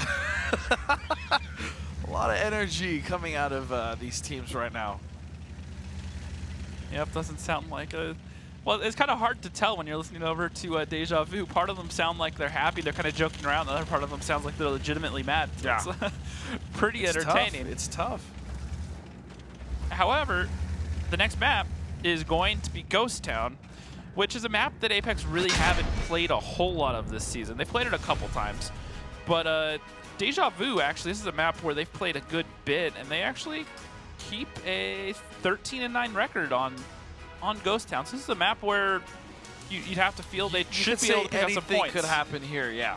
Yep. Now, the thing is you have to wonder how much has Apex been keeping in reserve, because they haven't played it a whole lot. The chances are they have some strats that they haven't shown anyone. They've just not necessarily been avoiding it, but if it does get picked, they just run the same strats that they have because they know they work. This might be a time where we see them break out something different. I really don't know what Deja Vu needs to do here in order. Again, they're all smiles, and like you said earlier, it's good to not, just kind of get bummed out and be positive. But there's, in my opinion, there's too much positivity right now in Deja Vu. There really is. Too much laughing, too much joking.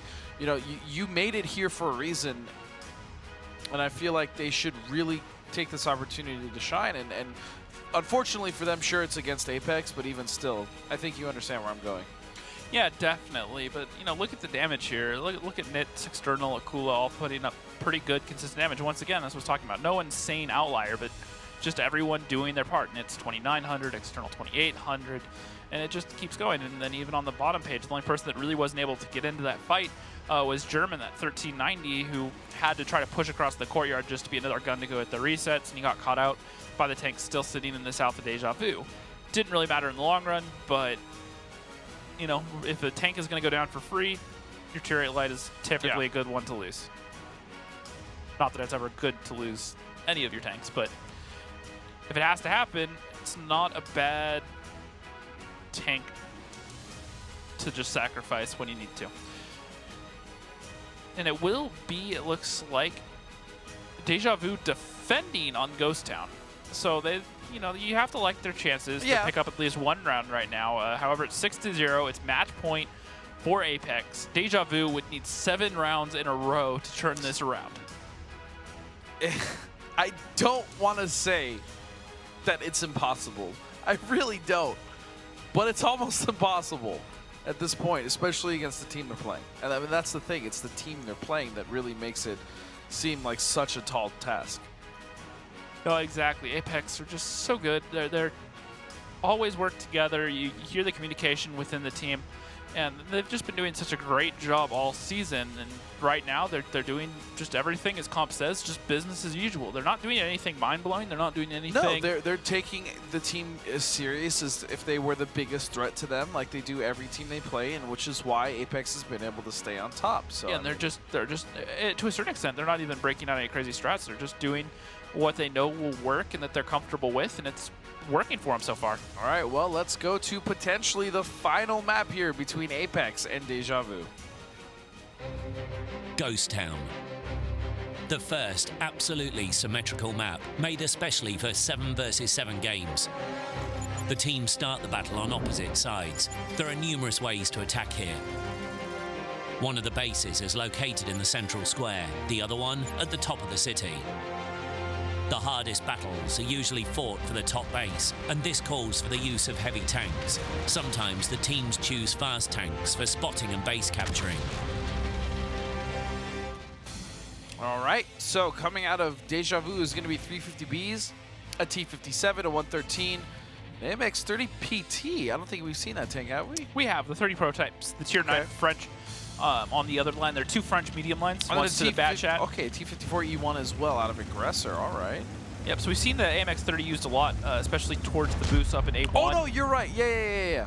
Yep, we've seen it used up there. There are 2 French medium lines. One goes to the bat chat. So we have the Tier 9 bat and then the Tier 10 bat chat, obviously. This one splits off from the 1390 into this AMX-30 prototype, and then you have the AMX-30B, the other French medium. Consistent fire, a lot like the Leopard 1. That's we see that a lot on, I believe, in Steps.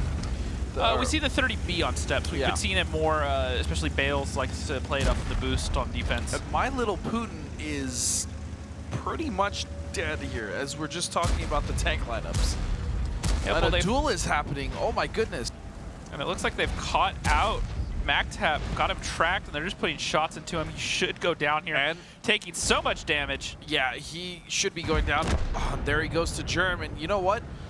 As we potentially see Apex clinching their way to the finals, let's take a listening with them. Let's go. Harmless is down 1. My Little Putin's at 1. I'm going in. I'm going, yeah. Just be careful of Aggressor. That's fine. That's fine. Clipping. I need to clipping. I'll take the first hit. Are My Little Putin and George all right?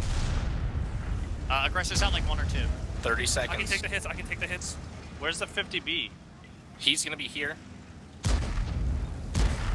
There's the 30. There's the 30.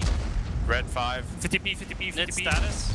I got 20 seconds. Good job. Just let me eat the clip. Or he's reloading. Oh, I tried to hold it.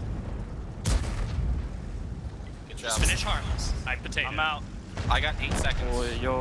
Someone kill him. All right. Good job, guys. Is that it? To the Rumble. Yeah, that's it. And there it is, ladies and gentlemen, 7-0. Apex versus Deja Vu. I'll be completely honest. I expected Apex to win, but not in this fashion. If you're anyone on Eclipse right now, you know, you're going to have your eye on Apex. I mean, you obviously already did, but I mean, especially the way that they're playing right now is so solid. And Hits is going to end it with none other than a Ram. So there you have it. Just so damn dominating. Oh, they did their thing throughout. You know, I wish there was some sort of mind-blowing breakdown of everything that Apex did this game, but they just did what they've been doing all season. They used a lot of the same strats. They just played very simple. They let the other teams make their plays, and they just reacted to it. And that's what Apex have done so well all season is, all right, we're going to do our thing. We're going to keep our guns together. You do what you want. And once we know what you're doing, we're just going to react to it. And most of the time, it's worked out for them this season. And once again, you know, all right, you guys go ahead and set up. We're just going to be ready for it every single round. They brought the little 3004 or 304 on the one game.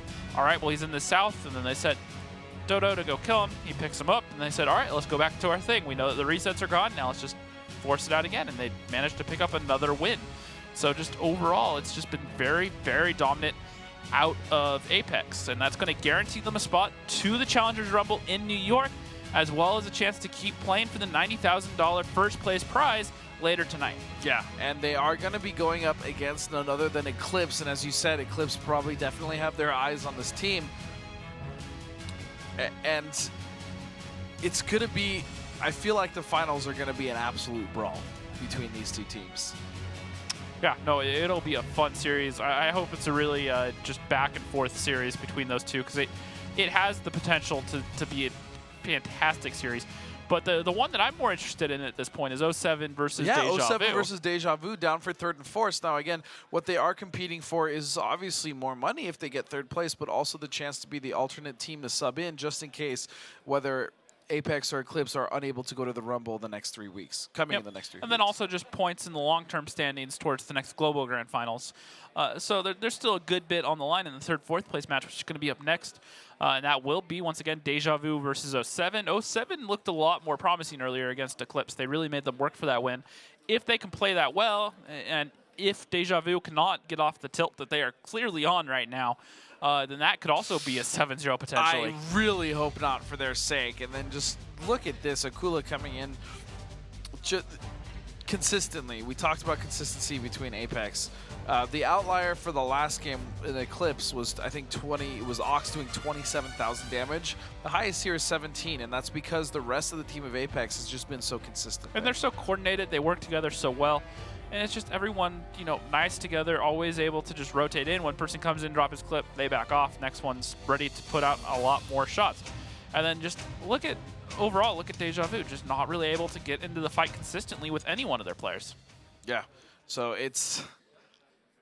I still can't believe we just saw a 7-0. And you know what, to kind of discuss through it and talk about it, it is going to be Tommy with Comps on stage. And I think I can say already that it's a pretty proud Comps that's here, proud of his team. But first of all, how frustrating was this experience for you? Normally you can listen into TeamSpeak when you're sitting at home. Right now you had no idea what's going on except for watching the stream. Well, I mean, it's the rules of the tournament, right? So there's nothing I can do about that. So I was backstage watching the stream and just seeing what you guys were seeing at home. But let's talk about how proud you are of your team, because this was quite a performance. I'm really proud. I mean, 7-0 was something that, we didn't really expect coming in, but the results are there, and I'm really proud of the guys for doing so. And how much confidence does this give your team that it's actually a 7-0 in the semifinals here? I mean, it's a huge confidence boost going in there, 7-0ing a team. Now all we have to do is prep for Eclipse and play that match in the finals. And for us as fans and viewers, this is the ultimate final matchup. Were you hoping all the way to go against Eclipse and prove that you're the best team? Well, yeah, I mean, this entire season has been a two-horse race, right? So now it's basically who crosses the finish line first. All right, let's just watch one of the final moments, one of the deciding moments of this beautiful performance from Apex. It's fine, that's fine. Clipping, I need to clipping. I'll take the first hit. Or my little Buddha endures, all right? Aggressive's out like 1 or 2. 30 seconds. I can take the hits. Where's the 50B? He's gonna be here. There's the 30. There's the 30. Red 5. 50B. Net status. I got 20 seconds. Good job. Just let me eat the clip. Or he's reloading. Oh, I tried to hold it. Good job. Just finish harmless.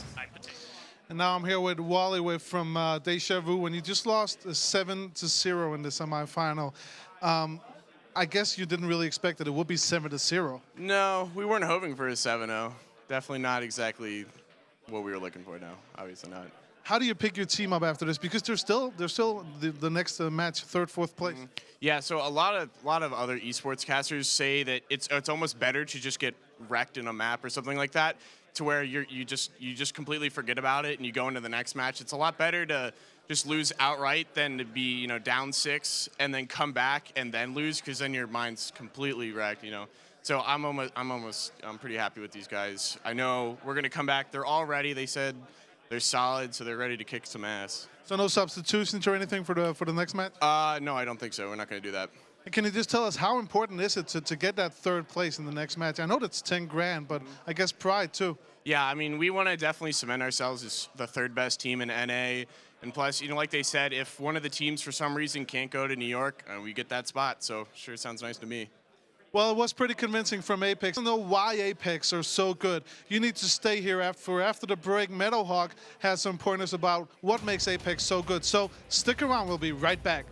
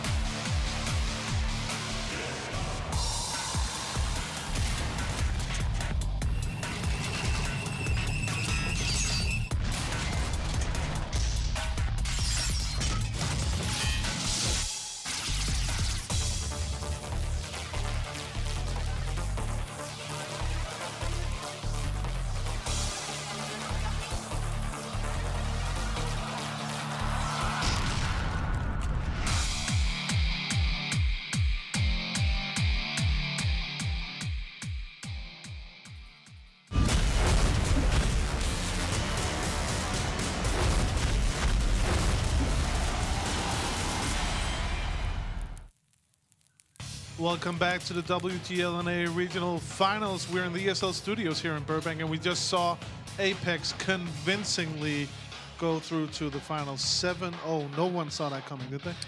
I think kind of everyone saw it coming, we did. really. Apex, super solid team.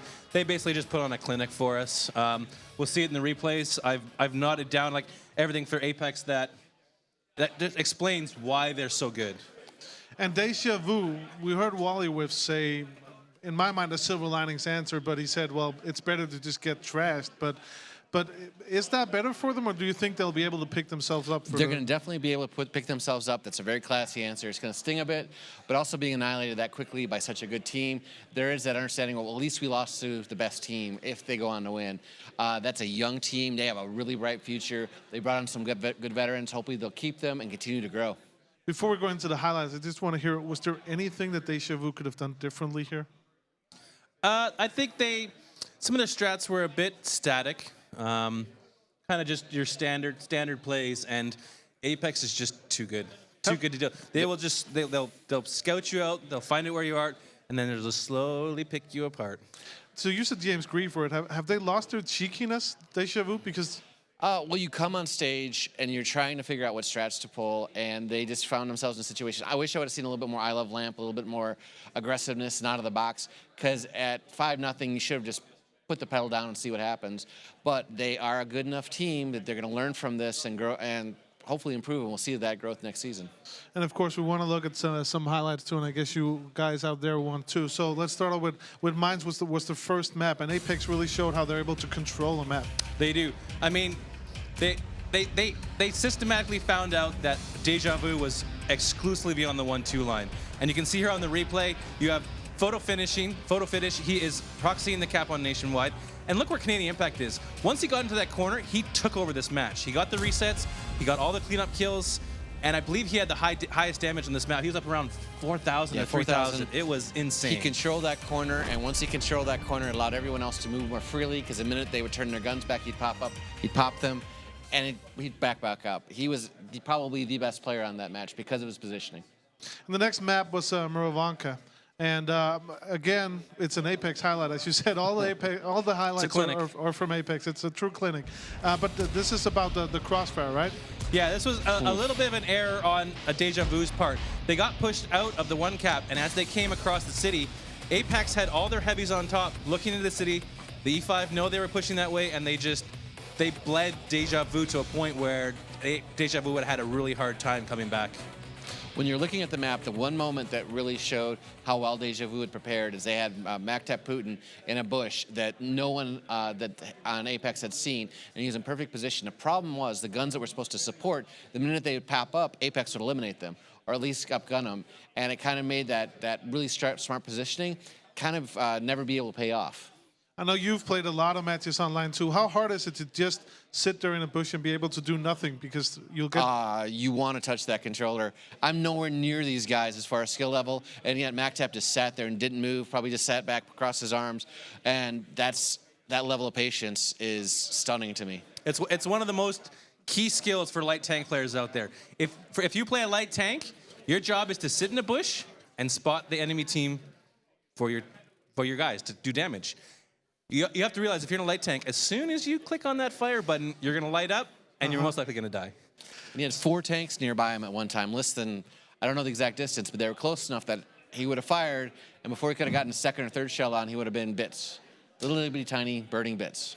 And I promised the viewers that we were going to tell you why Apex are so good, and a prime example of that came on Himmelsdorf, where Deja Vu tried a different tank. I'll give them props. They brought an FE304, not seen this season, and they found a way to reset it down, I believe it was H5, to reset the 1 cap, or the 2 cap.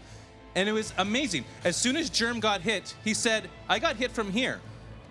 And so Apex said, okay, they moved Dodo down, put Germ back on the cap, and as soon as the 304 came back to reset, there's Dodo, boom, dead. Their knowledge of this map, just to know, they knew exactly where he was, just based on arcs, angles, just purely impressive. Very impressive, correct response, great call by Germ. to set it up, and Chase had gone through that same rotation once or twice. He probably did not expect to see that, and you saw him stop suddenly, try to back up, too late, boom.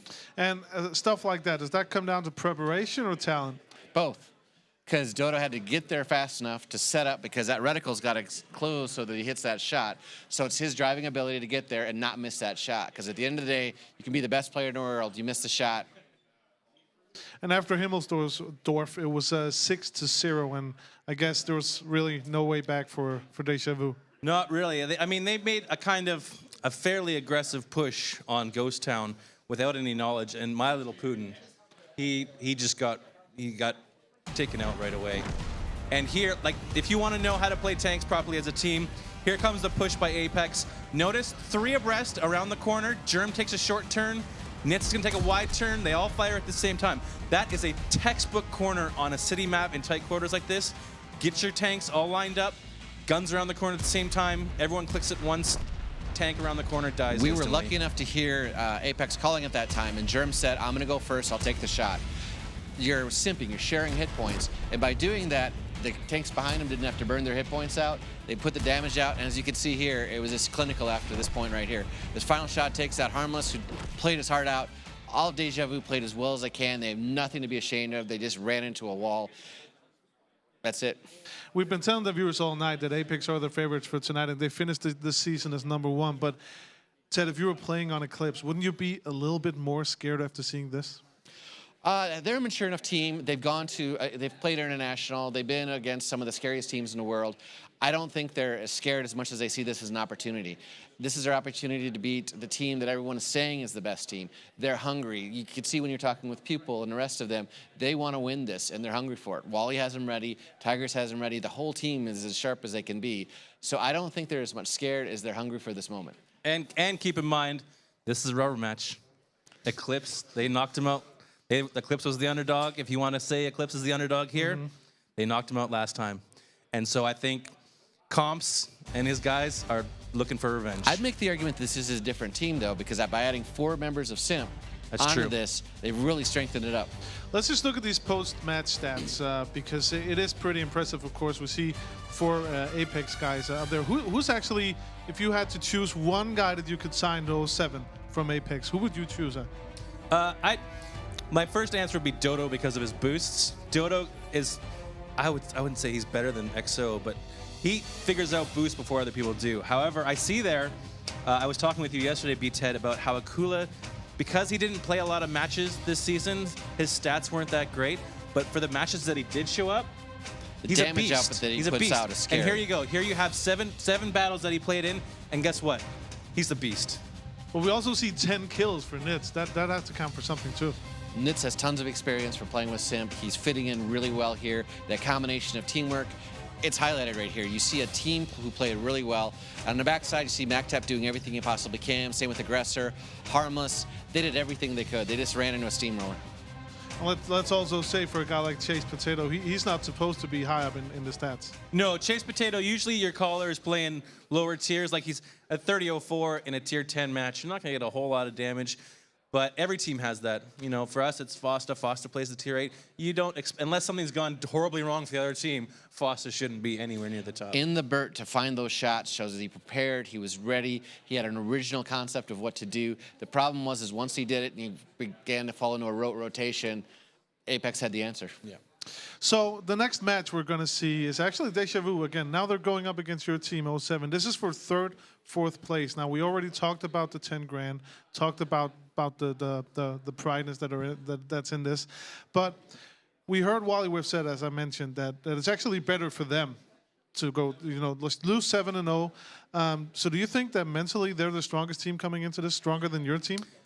It's going to be tough. You have the age-old question, right? Like, because they just lost, but they just played. They're warm. We played an hour ago where our guys are cold. They had to sit and think about it and, just ruminate about all the things that went wrong, the things that could have happened, and now they have to forget about it. As Ledif always says, forget about it. Forget about that last battle. Let's focus on this one. So I'm really hoping that they can. And let's talk about 07 first. We saw them in that first semifinal. Did we learn anything new from watching them? New from watching them, they continue to be the team that's not afraid to brawl, not afraid to get in there, trying new concepts. Every single member of the team plays. We saw that fantastic match in the RU251 on Ghost Town by Fosta. You're just going to continue to see that same level of teamwork and play. I think it's going to be a close match. If I had to call it, I'd probably right now say go with 07, simply based on experience. And I think they really want to prove that they are good enough to be here, and they definitely are. All the 4 teams are. And Meadow, you talked about nerves in your team before the semifinal. They should be gone now, right? No one's nervous. I imagine they've gotten the first, like this is their first experience. They have they know what to expect. I hate to say it, and I'll be honest, I think this one might be another slugfest again. I mean, I've said it in face-offs before, like, oh yeah, we should do this.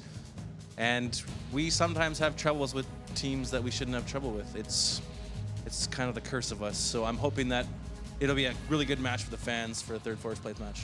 And Deja Vu, should they change anything No. from the Apex match, or should they just keep on playing their game? Play their game, not be. They're not up against such a wall of Apex.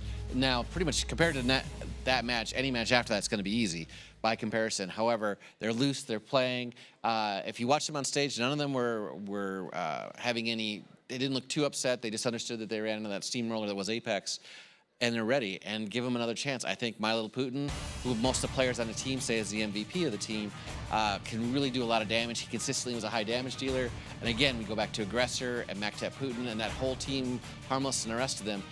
They're just as hungry as 07. So this is going to be another fun match. Looking at the strats from Deja Vu, would you prefer, seen from an 07 perspective, that they come out with what they called meme strats, or the classic strat that they showed us against Apex? I personally would say that the classic strats are easier because, I mean, granted, we're not quite at the level of Apex to be able to pick apart, but it lets us know.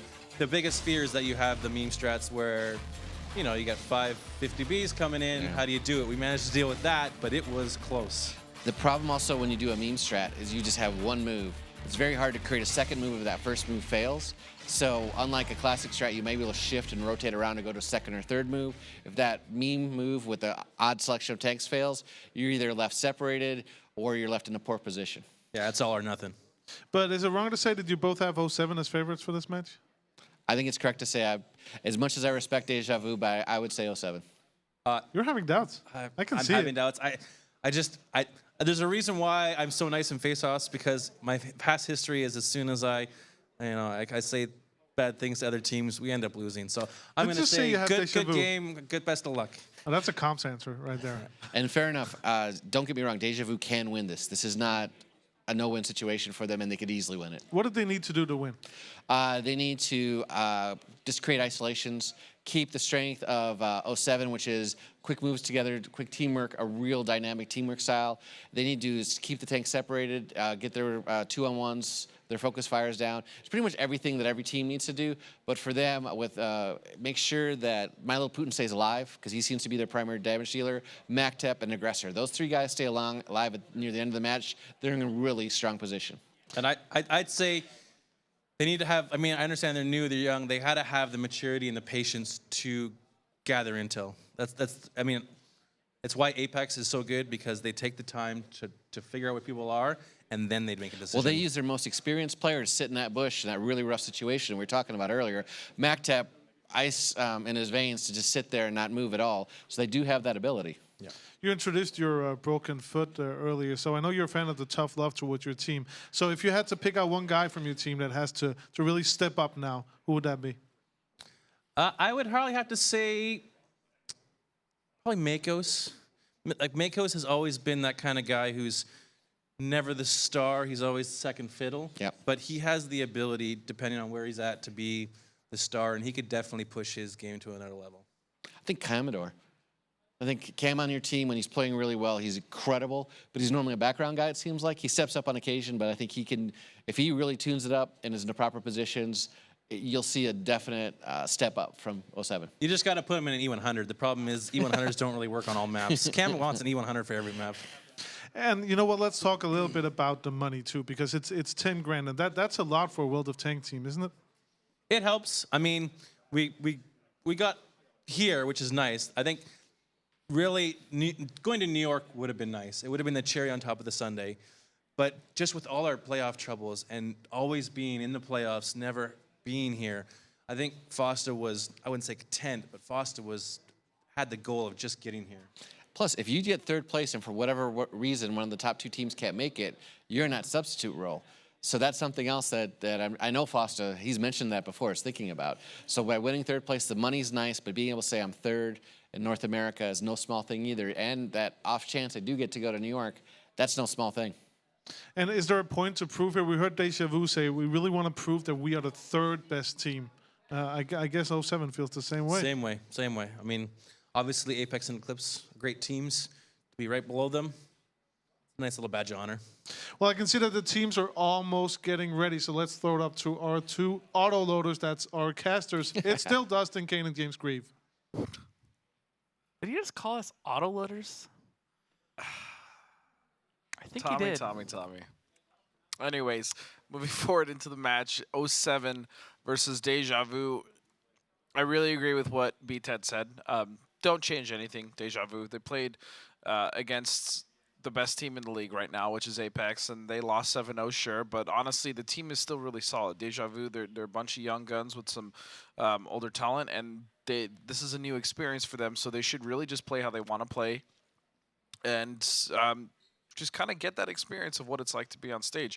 Now, for 07 played really well against Eclipse, unfortunately not being able to take them down, but still, I would... The way that 07 kind of played today, as well as the remarks that Meadow made about his team, I agree with him 100%. As far as a lot of these guys really start to come into their own, I feel like I would want to give this one to 07, specifically also because the team that sat on the red side of the stage has won both match. Yep, definitely. And 07's there now. But looking at this 07 roster again, and what you're just talking about right now, like the combination of it, he talked about Makos for a second. Makos, like I was saying earlier, he's just one of those consistent players in that lineup. He's never really the all-star that puts up an insane amount of damage, but he does the dirty work that needs to be done. He plays those hard positions, and he buys his time the team that they often need to make those rounds work, to get those rotations in, and he's just stable. And that's the same thing out of Warbandor often a lot, is they do the hard work that needs to be done that not necessarily everyone appreciates. But then you have players like Zone Delta, EXO, Static, and Ledif who have come in, and even Commodore to a certain extent, who've come in, and they can have those standout games. They can put up impressive numbers. And when they're playing together, firing on all cylinders, it can be very impressive to watch. Yeah, absolutely. And then moving forward here to the roster of Deja Vu, I mean, we just talked about it. This team is full of such young players, but they're also so talented, and they're only going to get better from this point, I feel. Yeah, exactly. And we already saw these players just recently, but, MacTap Putin and My Little Putin putting up pretty good numbers through the whole series, as well as Aggressor. But then you have players like Nationwide, Harmless, Durgel, who have also been playing and doing pretty well for their team. Not really able to get things going against Apex, and we said that they needed to kind of get that chink in the armor done early. They needed to get some confidence going to really stand a chance against Apex, but they just never got the momentum going. They went 3-0, 4-0, and at that point, it just kept building and building, and before we know it, it became a 7-0. Yeah, it became a landslide that eventually started to crush them. But coming into this, I feel like Deja Vu is now more comfortable than you could argue they were against Apex, and I think they'll do a lot better. I'm definitely not in favor of seeing a 7-0, and I really don't think we will. No, definitely not. And what you have to remember is they just played Apex, and now they're going to go up against 07, who are going to be, I don't want to, without saying this in a bad way, it's going to be a bit more down to their level. It's going to be a team where it should be a bit more of an even match. Well, going on stage now with Tommy, it's going to be 07 and Deja Vu. I'm joined here by Wally Whiff and Foster, and let's just continue on that thread, though I think it's a bit mean, but how much easier is it to play against 07 than Apex? I mean, Apex look like they're an RU team, so I think it's going to be a little bit easier. I guess you're not offended by that comment? Not at all, not at all.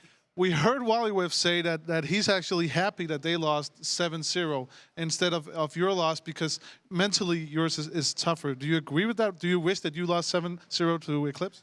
Definitely not, because then they're going to try and make fun of our namesake with that. Even though it is an O, it's not a 0. But, whatever. And I know you haven't had much time, but what did you guys talk about in these like 15, 10 minutes? Honestly, I was trying to see if we could get more time, but these guys, they're ready. They're warmed up. They're ready to go. They want to just take it to 07.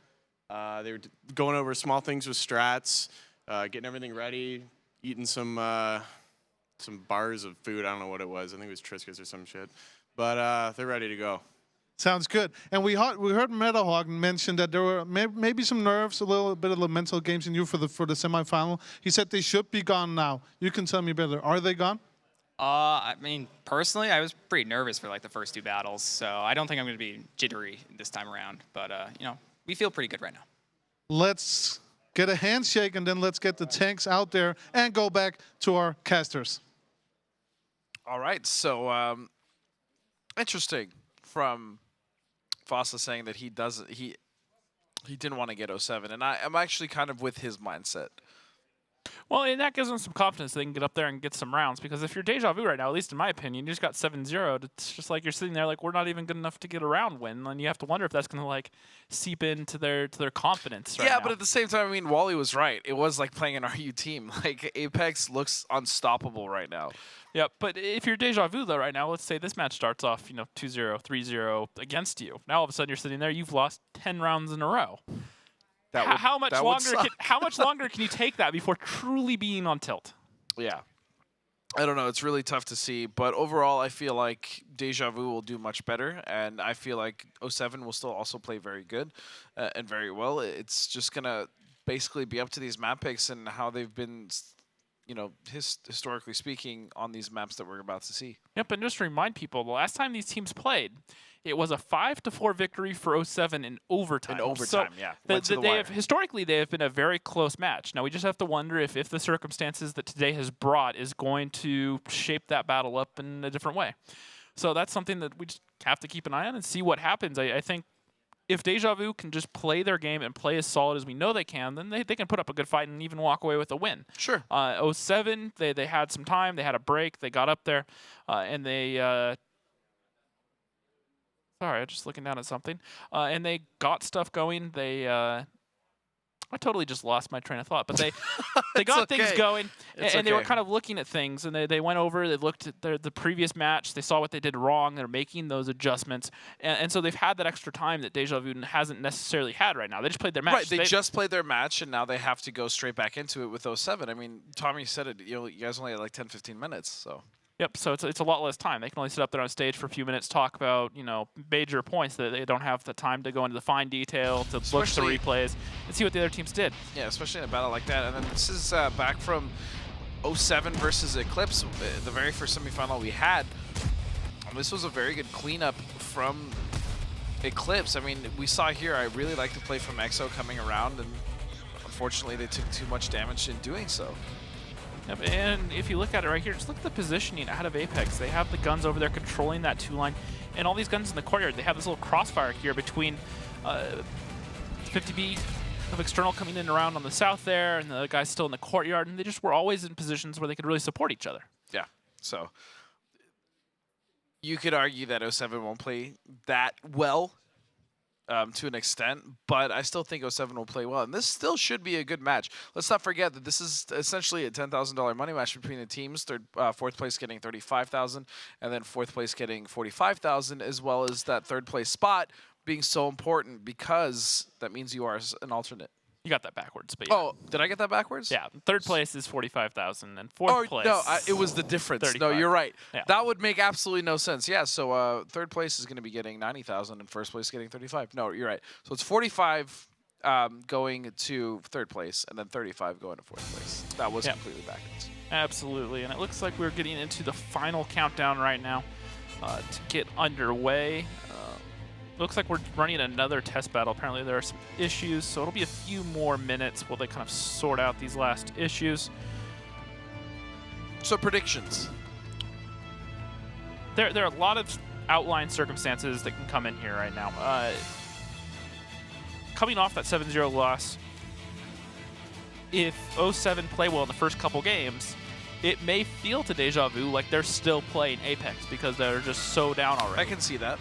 But then just on the other hand, if 07 kind of play a little bit shaky, they kind of pick up some rounds. As soon as Deja Vu can start, you know, sniffing the blood in the water, get some confidence back, and kind of find that instinct that we know they have, then I definitely could see them getting into this or even walking away with it as 7-0 themselves. It just depends on 07. 07 are a team that we have known can tilt. They did early in the season. Yeah. In fact, the first time they played Eclipse, they got 5-0'd. They were just completely, or no, it was M60s. M60s over 07. They just completely ran over them. And 07 weren't able to get into the fight. Yeah, I think that was the first game that M60s started to show their dominance before they, again, fell off a little bit.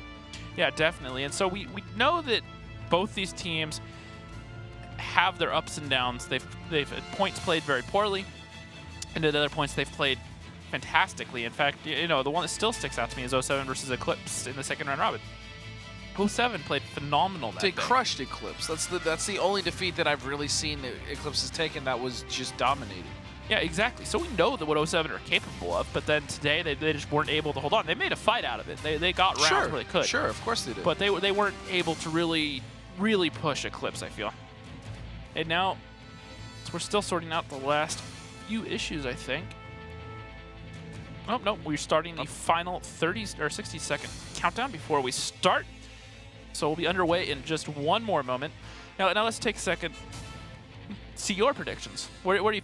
Personally, right now, I think this will be 07. I think it'll probably be I think 07... I think a Deja Vu will get into it, but I think 07 will walk away. I think 07 as well, but I think you're going to be really disappointed with my reasoning behind it. If you look at the stage, the way everything is set up, where did Apex and Eclipse play? What side? Both on the left, on the red side. And where is 07 playing right now? On the red side. On the left side. Yep. Left well, to I mean, red. right. If you're standing on stage. Yep. Or on the same side. Yeah, they're on the same side as Eclipse and so the question is, are you really that superstitious? I don't know. At this point, it might be. Don't judge me. Yeah. Well, we'll have to see. We'll have to see. Honestly, it's up in the air. I think it's 50-50 chance. Let's get right into it. First map here between 07 and Deja Vu. Himmelsdorf, a small city map. The teams start the battle in opposite corners. Both bases are located close to each other, but in a way that you can't stay on the defensive all the time. The main attack routes pass through the hill, the alley and the railroad, but in general, the attack can be successfully executed through any part of the map. Heavy tanks and tank destroyers with powerful guns run the show here. However, a lot depends on the mobile light tanks. And the lineups coming in here, Deja Vu changing not a whole lot from their last time. 350Bs, 2 E3s, a 113, and that heavy 304 once again while on defense. Now, the double E3 is a new change, but everything else remains the same. Then looking at 07, bringing 2 113s, an IS-7, 350Bs, and a 1390. And it's going to be Deja Vu that once again are going to push pretty aggressively down the 1-2 line right now, try to get some map control. One of the E3s. Well, that's actually why. It was not a double E3 out of Deja Vu. It's an E3 and a bat chat, so a slight issue there with the graphic. So only one E3. Okay. And they still have the bat chat of Aggressor, who was able to get up on the hill last time and try to shoot down into the courtyard.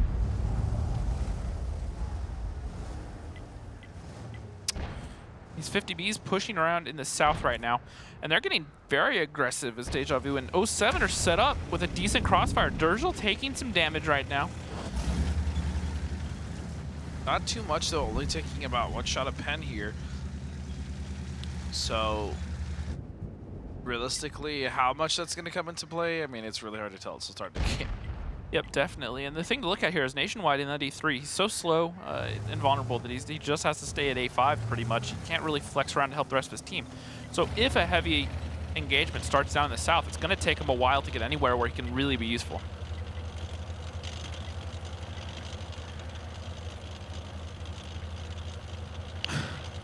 This shoebox. I love it. Yep, just flexing around, getting back into the north. They got a little bit uncomfortable with the presence that 07 had in the south right there, so they're backing up and just tucking back into the north here. Oh, wait a second.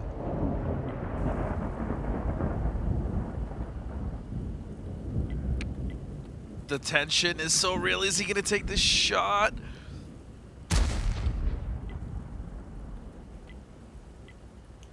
Indirect hit. Indirect. That's unfortunate. That could have been huge. Well, you got to remember, it's a 304. It's going to do 70, 100 damage. Not a whole lot. 70, 100? 70 or 100 damage, somewhere in that range. Yeah, but that's still huge on a hold down IS-7. That's good damage. Death by paper cuts. It'll take a while. The cap pressure for 07 is actually starting in the north, and Deja Vu aren't necessarily in the greatest position to receive it. Now, they have plenty of time because it's only static on the cap in that 113. And just this 150B, excuse me, it's not even the 50B, it's 1390 of Fosta just sitting here ready to cover him and get some lights.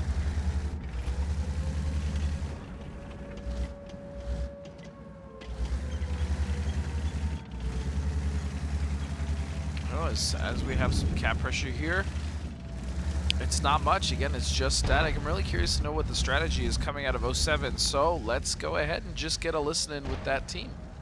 It looks like they're pushing north. Yeah, I agree. I'm gonna hold for a punish. They're just sending the E3 across. We're gonna get punished. We're gonna get punished. Yeah. Right. Wait a second. Line it up. Line it up. He's facing 5 line. He's They're facing stopping. Can we Let's just take 1-2. Let's take 1-2. He lit me. Oh, 1-2? Okay. Coming. Yo, they never saw me. They But never if your saw mic me. is really quiet. Really? Can we have to get going now Really, for really 1-2. Yeah, we gotta They're get gonna be set up. everyone's There's no gotta reason flex. for us to do this if we're not moving. Cameron, I you gotta can move hear over. you Cam, you gotta shift over like to your real life voice Yep, better than your mic. Huh. EXO, we're both going into that building, okay? They don't have a 4005. Yeah, they don't. Yo, I'm gonna get outfield. We're all gonna stack 1-2 lane. All right, we're gonna give them all this basically. Can we just go right out? Yeah, go. I just go got right spotted. Out. Go right out. Go right out. Go right out. Static. Just keep running. No, come and get this bat, Mikkel. Static. You gotta come this way, all right, and then up. Yep. I'll hold the corner here. I have no shots. Mako's Cam, I'm being shot to get out of there. 50B fired 1. What? We're getting absolutely. We have a lot of 50Bs here. Yeah, we're not getting. I'm getting far. I don't know how they're hitting me. I have nothing. No shots. We can't move them. Yo, 113 in the open.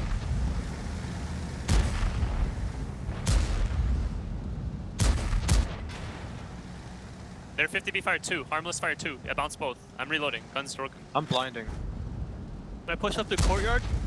Yeah. I got ruined. They aren't Is there a way for you to pull back? Costa, I'm coming right behind you. Mako says 2. Can you guys hear me right now? Yes. Okay, weird. I don't know. I'm going to the courtyard 4th spot. 3 or 4 shot. Bad sure there's still. Yeah, I'm gonna apply 2 cap pressure, just briefly. They know we're here, right? You can maybe leave, honestly. Maybe it'll fuck them up. I don't know. Nice job, 113. And nice. Should I leave? No. This bat isn't a bad spot. We can shoot him under tracks with Cam.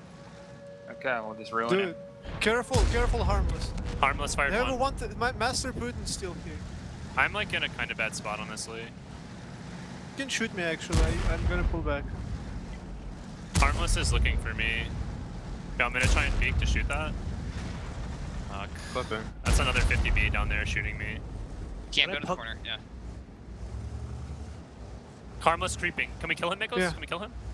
I'm spotted. No, if you spotted for Putin. Fuck, dude. How did that? Nice. Getting fucking ruined here, guys. Can our 50Bs rotate out? Can you rotate out? Can we rotate 50Bs at least? Yeah, maybe. Maybe.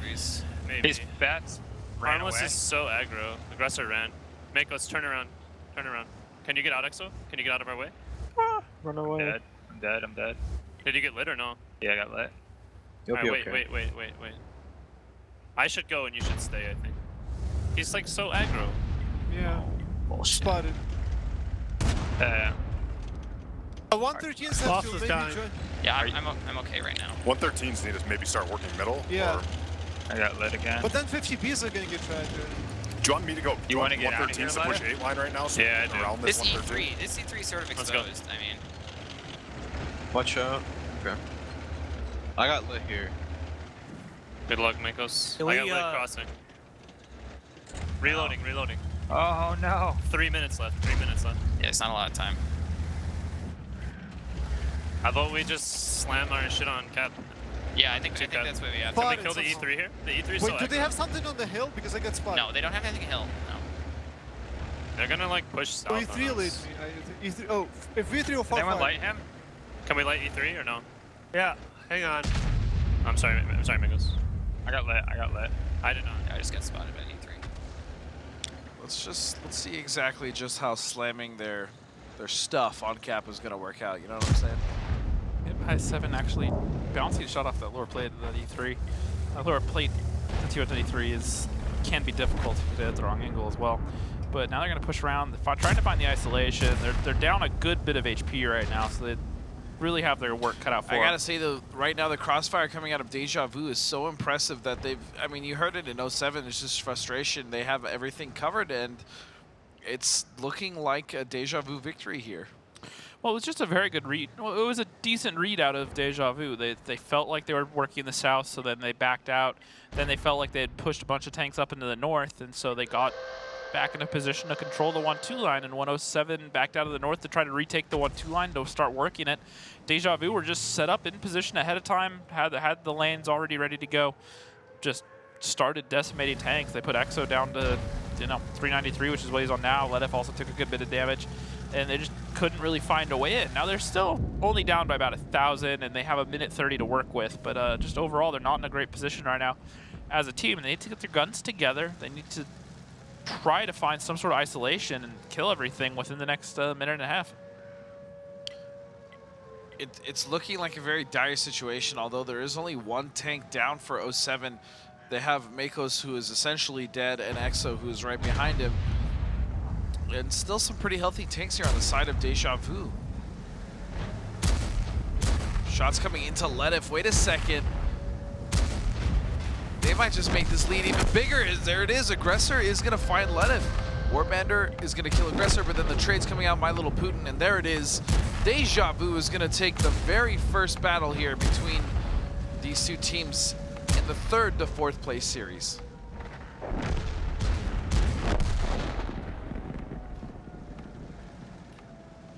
This isn't entirely over yet. I mean, it's highly unlikely.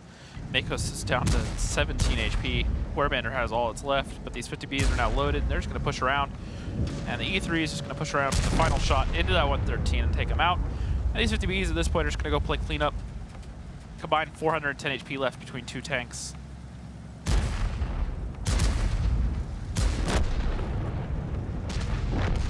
I'm surprised Makos lasted until the very end.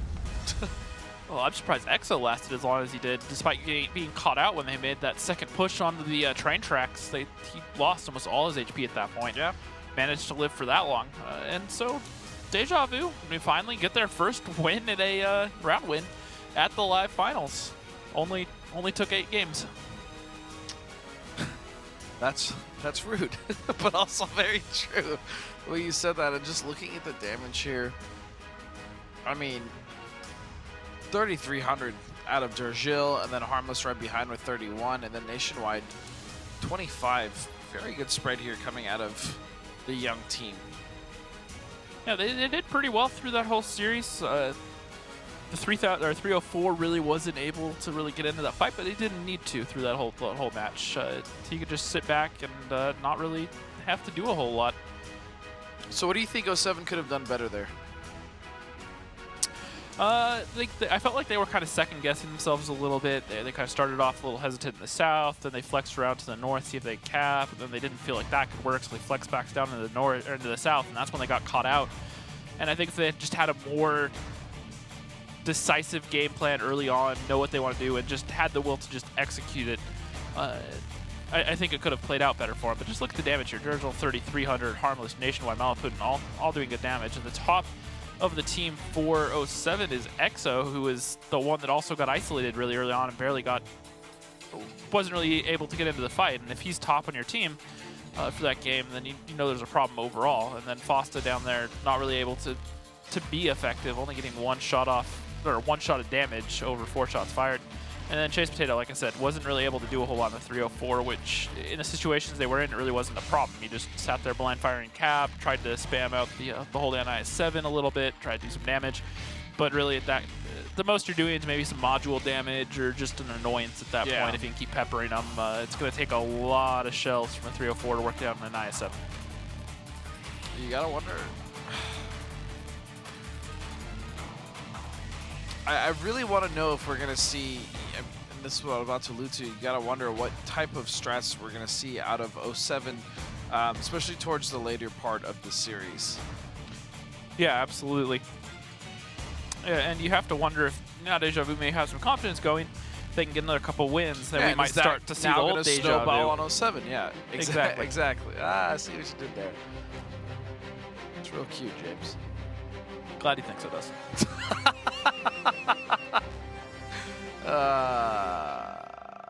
All right, let's go right into these lineups here between these two teams. Deja Vu is going to be bringing 350Bs, two 113s, a grill, and a 1390. Not too unsurprising there. And then 07, a 50B, two 113s, an I7, two 50Bs, and a 1390. So pretty standard tank lineups coming out for these two teams, especially for this map. I mean, this is nothing really that unexpected. Yeah, definitely, I agree. Now, the grill is not a surprise, but definitely an oddball. We would usually see like a 183 in place of it, or even we've like seen a 4005. We've seen the grill a few times up on the hill, but more often than not, teams tend to go for those 4005s or the 183s, like you said, if not a batch out or a TVP. So definitely an interesting change. We'll have to see how it plays out for them. Meanwhile, 07 going with the same opening strat they ran earlier. They're taking aggressive control down the one lane right now. Fosta is just up in the north, spotting and waiting for some sort of push to come out. And Deja Vu doing pretty much what 07 did, just setting up hard in the south, waiting for an early rotate.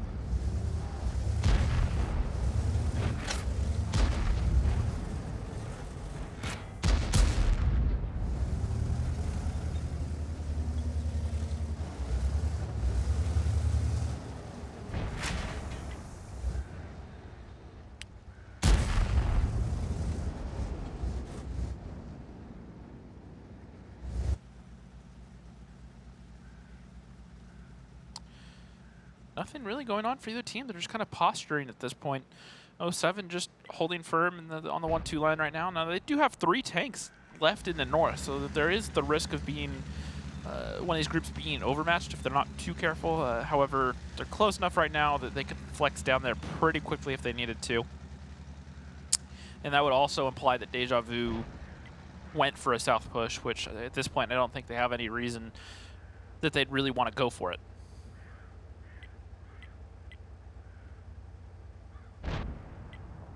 Cavador just looking at that gap right there, hoping that grill pops up. Or get a shot off. He should also might chase around that corner, yeah. Aggressor has been lit by Warbandor. Damage has been traded to both tanks here. Just a near miss there out of Warbandor. Well, both these 113s are shooting through extremely tight gaps. It's a tough gap to actually get a pen. Yeah, well, Warbandor's sitting on the other side of that building over there, shooting through some broken rubble and some pieces of wood over on top of each other. And it's even harder for Aggressor because he has to shoot through that same gap at a much longer range, where it's right in Warbandor's face. So it's really easy for him to know where to shoot, where Aggressor just kind of has to hope that the shell goes right where it needs to.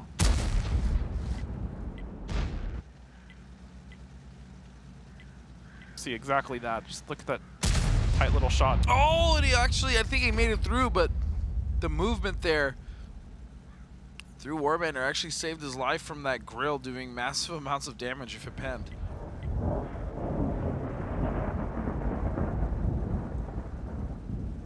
Okay.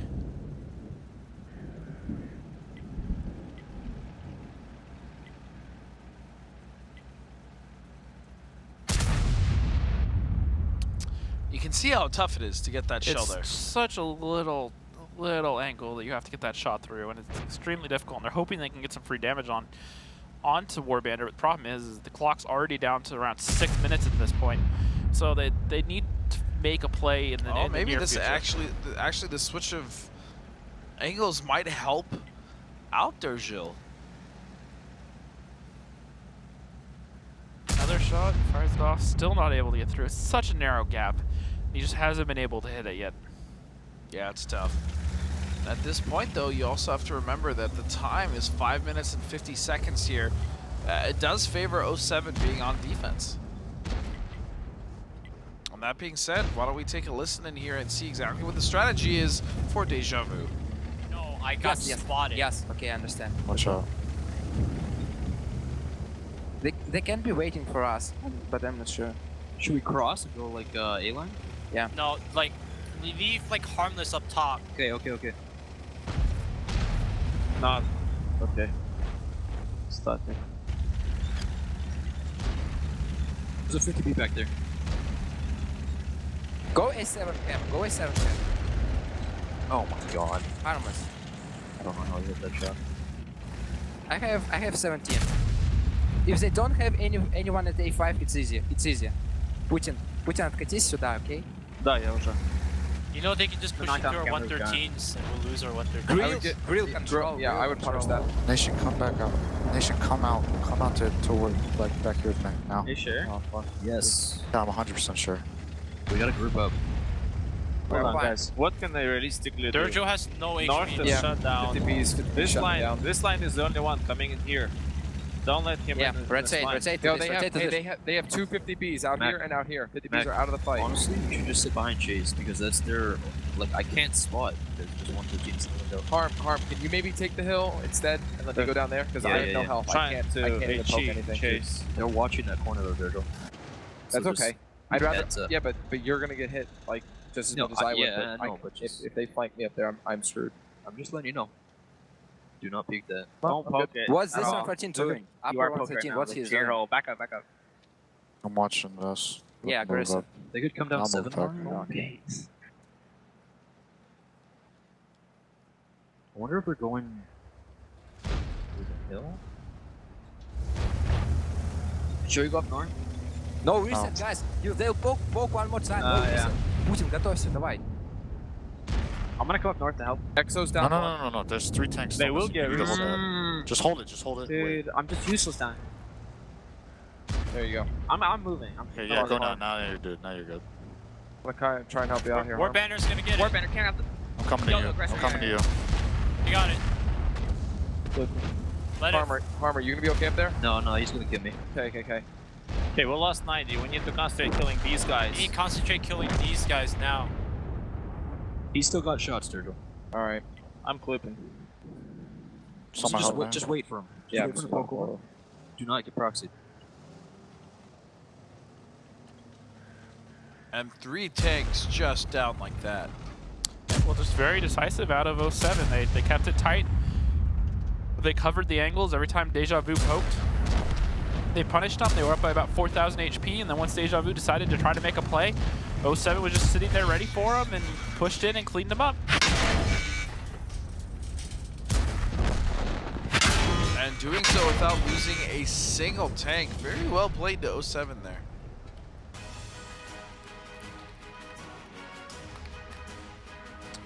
And it looks like there will be a sub being made here, maybe, or there's a technical issue. Not sure what that's about.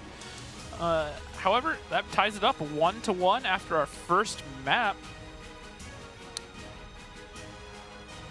And the second map that we'll be going on to will be Murovanka, which is a map that 07 have been playing very well recently. However, they slipped up on it a bit earlier, and Deja Vu were not able to get anything against Apex on the map. So, well, I mean, you could argue that on every map they played against them, but fair point. But I see what you are alluding to. I understand.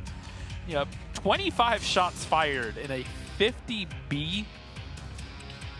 How many clips is that? Well, you do the math. You have 4 shots in a clip. 4 shots per clip. Yep.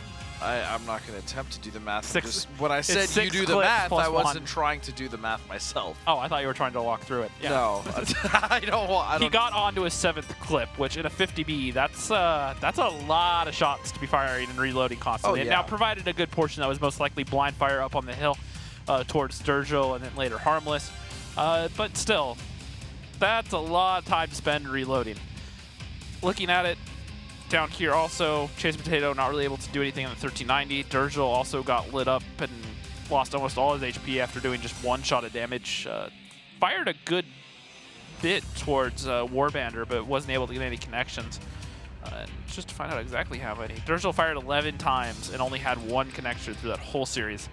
So kind of tells you about how his luck was going. And once again, like 6 of those were through that tiny little window he was trying to hit it at. He was really trying to hit a hard range. angle. You can't really fault him for that. I respect the fact that he even tried to hit that angle. It was possible. It was just difficult. I mean, watching just the first 2 games, I feel like this is a series that can definitely go the distance. Oh yeah, definitely. These teams seem to be pretty evenly matched. Deja Vu seemed to be recovering a little bit after the loss to Apex. And 07, if they've had an Achilles heel all season, it always has felt like they're just kind of short on confidence a little bit. That they show a lot of moments where they look good. Yeah, 07. Yeah, I agree with you. They show 100%. a lot of moments where they look very good. Even Meadow said so himself. There's times where they just lack that that confidence to go in when they know they're a good team. Yep, exactly. Just that killer instinct to put a round out. And now this game, they did a great job. They put themselves in a good position, and when it was time, they made a decisive push to clean everything up. When as it should. However, the problem is it's not always the case. They throw away some advantageous positions occasionally. And then, like that first round we saw, they just kind of blindly pushed towards the 1-2 line and assumed the tanks wouldn't be there anymore and bled so much HP. I believe Exo's exact words were, "We got wrecked." So definitely have some more work to do. And now we're going to move on to, like I said, to Muravanka. And it's going to be 07 that are going to be on defense first. Yep, so speaking of which, let's go ahead into the second map here between Deja Vu and 07. Muravanka, a map with a great number of buildings, bushes and trees, amongst which teams hide for most of the battle. The attacking team begins the battle from the top of the village, and the defenders start from the bottom of the map. Both bases are better controlled from the hill near the first base, and from the green in the lower left corner of the map. There are many attack directions. The attacking team often attempts to gain the attention of defenders by putting pressure on the first base, whilst manoeuvring several tanks behind the second base to deliver fire into the defending's flank. Team setups are very diverse, but the players often choose the fastest tanks, even for heavy setups. They could even bring SPGs. All right, so 3 bad shots in I-7, a Gorilla TVP, and a 251 coming here out of Deja Vu. And then on side of 07, we're going to see a T57, an IS-4, 3 bad shots, and 2 IS-4s, 3 bad shots, and then a 1390. Yep, but it's actually 07. They're sitting on defense right now, bringing those IS-4s. Kind of interesting. It's going to be a real lack of mobility they're going to have. But they're actually going to use the bat chats to try to push Makos in that IS-4 I over respect there it. quicker. Get them up that hill, and he can get over there to that hole down in case some sort of bizarre push came out of Deja Vu down the 1 line very early. However, they did the exact opposite thing. They grouped up, they went over to the forest, and they pushed down the 9 line right now. They're just sitting here. They don't know where Fosta is, and Fosta is actually in a pretty unique bush, I guess you could say. It's not one that we've seen a whole lot.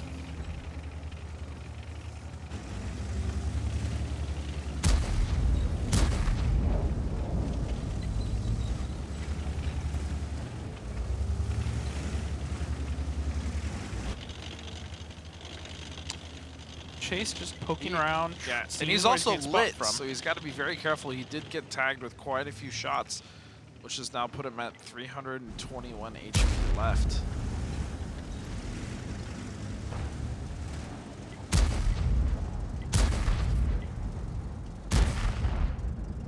And blind fire going out towards Durgel and the tanks in the south for Deja Vu right now. Some counter blind fire, which is rather interesting. Also trying to tag up Chase Potato, who's now safe at this point. And it's actually 07 that are counter-pushing through the south right now with the bat chats. Getting down there, they're trying to catch some of these tanks out, maybe trying to find Harmless or Chase Potato. Deja Vu not really in a position to really support anyone down here in the south, and now Harmless is lit. But those tanks from 07 have backed off. They've ruined their element of surprise, and now they need to just get out of there and leave. My little Putin is trying to get shots off. You'll get tagged as well, and there is just Harmless. You're right, down there south, all alone in the woods. And they're actually leaving Warbender there just to be a passive. Well, not even passive. He's going to poke around, and they need to be careful he doesn't get caught out. The only saving grace that Warbender has right now are those tanks that are sitting up at G5, G4 on top of the hill there. They'll have shots if he's able to light anything that gets close enough, and he can drop down into the low ground and stay relatively safe unless a push comes onto him. And Static's also in the south, has a clean line of sight over him.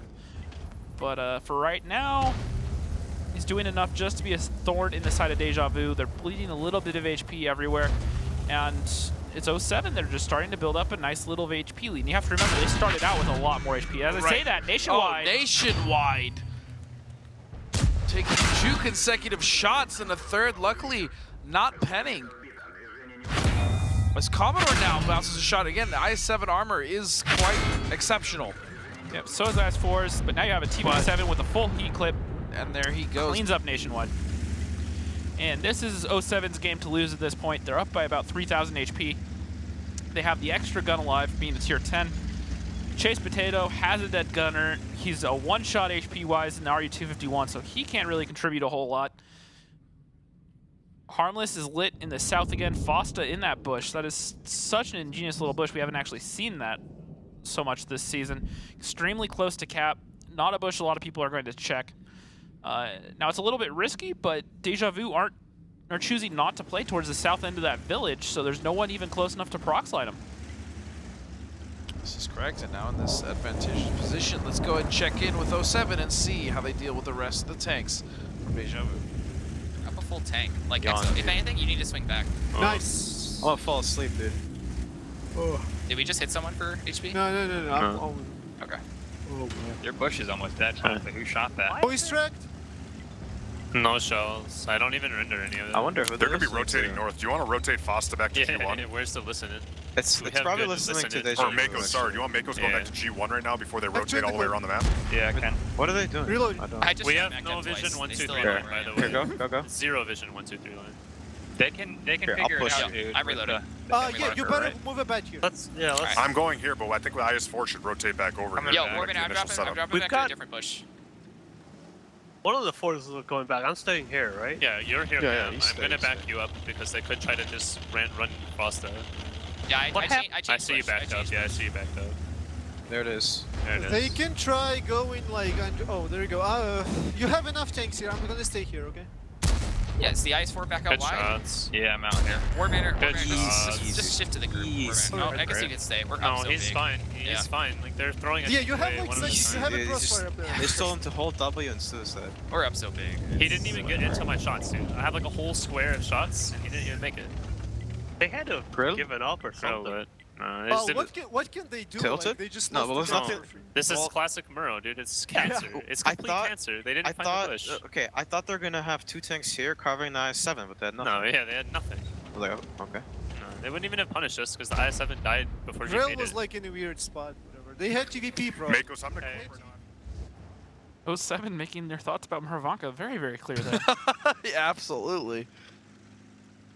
But they're playing it textbook right now. They've slowed the match down every time Deja Vu poked up in one place or another. They punished them very well. They've knocked down 2 tier 10s. They have no idea where Fosta is. Fosta only recently left that bush to reposition to another one. Just because it's so late in the game, they don't have to risk it. So he got out of there while he could, and he's just backed up in a different bush now. So even if they do try to push to the south end of that town, they won't find him. So all the time they spent blind firing the bush he's sitting in right now, they're going to think there's no one there. And little do they know, he's just moved into it now. And they're just going to be confused beyond, well, just even more confused than they were initially at this point. You're right.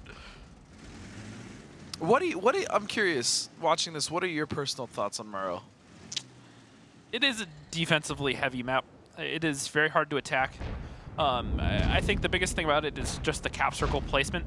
I think if you move the cap circles around a little bit, could make it a bit more interesting. Moving the 2 cap further east and moving the 1 cap back down into the south a bit further. I think just a slight change to the cap circles could make it a bit more interesting. But with the way it's set up right now, it relies heavily on spotting and understanding the spotting and camo mechanics. And when you don't do your homework and you don't have a solid system to blind fire bushes, it becomes very hard. Now earlier, Apex showed us exactly that they have those skills mastered. They know how to clear for passive scouts, and they can make those attacks look easy. But when right now Deja Vu's struggling, they couldn't find Fosta, and there's so many bushes to check, and they didn't have any sort of system to finding them, and they just couldn't get it done. So, I think, especially for newer teams, I think it's a very, very heavily defensively sided map. Fair enough. So, in asking that question now, I'm going to ask you another question, a follow-up, if you will.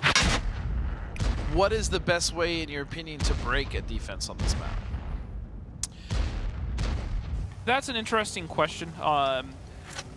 It requires a lot of patience, and it requires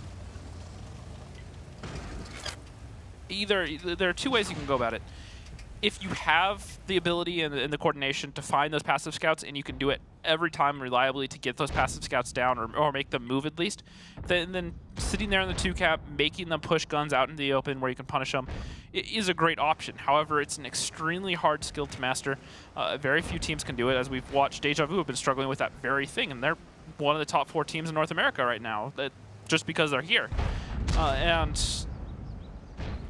if you can't do that, then you have to go for the 1-cap. You need to go with some heavy tanks. You need to keep your guns together, and you just need to be willing to say go when it's go time and go over and take an engagement. And that's your best bet, is just to overwhelm a passive defense and hope that they have something out of position. Gotcha. I mean, it sounds very difficult to do. I mean, even if your team is coordinated, because of the way the layout is, it can be very difficult. Yeah. Now we've been giving Deja Vu a hard time so far just because of the performance against Apex, but this round, defense on Murrow, it's no easy task, or an attack on Murrow. It's no easy task, and 07 played this extremely well, and they kept switching things up just here or there. They had a lot of tanks, heavy tanks anyways. Those IS-4s, they were extremely hard to chew through, constantly blind firing things in the south. They just made it very, very difficult for Deja Vu to move, but didn't come. What's happening?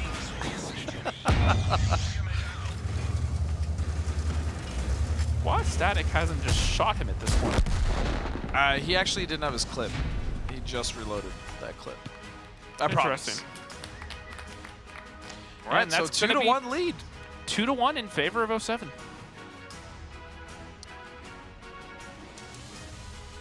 Still playing fairly well. 07 is up a game, and now that means that they're... Oh, look at the laughing there. Laughing there, I like it. It's the first time we've seen 07 really happy all day. That's true. That's actually very true. Even when they had taken rounds and gained some momentum off of the Eclipse earlier in the first semifinal, they still were not, very happy with what was going on. Yep, and look at the damage here. EXO in that bat chat, 4,000 damage. And then Aggressor doing 3,100, which is not bad. 37 shots fired in a TVP. Once again, the whole math thing. 4 shells into 37. Yeah. That's 9.5 clips he went through. That's ridiculous. That's a lot of clips. Now, it's a TVP, so it's a bit quicker than the bat chat, but still, that's a lot of blind fire. Static, Warbandor, Letif, all doing decent. 407, and then Harmless, the next best on Deja Vu, and then Fosta sitting down there with just under 800 damage, and actually these IS-4s for 07 really weren't able to get into the fight, but they didn't need to. And the thing that I actually really want to check, I'm going to pull up here real quick. Fosta spotted 6 that game and did 4,000 assistance damage from just being that passive scout the whole game. So he did his job. And that just proves also, I mean, not only it's a nod to Fosta, doing tier 8 light things and being that type of player for his team, as well as being the caller, but also that goes to show how ridiculously difficult it is for the offense on Murrow. There are just so many bushes in the south there that you can put a tank like a 1390. We've even seen at some points, we've seen RHMs used. The tier 8 German tank destroyer, put a camo net on that thing. It's near impossible to find. And same with the 1390 or a Object 416. And so they just change up which bush. And as long as you change it up and you don't do the same thing, you can make it not near impossible to find, but you can make it pretty damn hard. Yeah, it can be very difficult. Yeah, I agree. So it is now 07's turn to be on offense here on Murrow. Yep, and the lineups here out of both teams are, well, out of 07 are pretty interesting. Deja Vu's running a fairly standard defensive lineup for what they normally do. 07 coming in here with 2 257s, an IS-7, 2 Batchats, and 2 Tier 9 Batchats. Deja Vu coming in with a 215B, an E5, 4 Batchats, and a Crusader SP. So once again, switching to the Crusader SP over the 304. Now the one thing I don't know, which I'd have to check, because it doesn't really make a whole lot of sense, is the only benefit to bringing the Crusader SP over the 304 that I can think of is that because of the chassis that the gun is on, despite being the same gun between the two tanks, the Crusader changes the characteristics where it can shoot a little bit further with a lower arc, and then for a map like Himmelsdorf, with the 304, it has a higher arc with a shorter range, which is why it works. Gotcha. So I'd have to check, though. I'm not positive on that one. And MacTap Putin gets caught out and deleted already. What static? Ridiculous.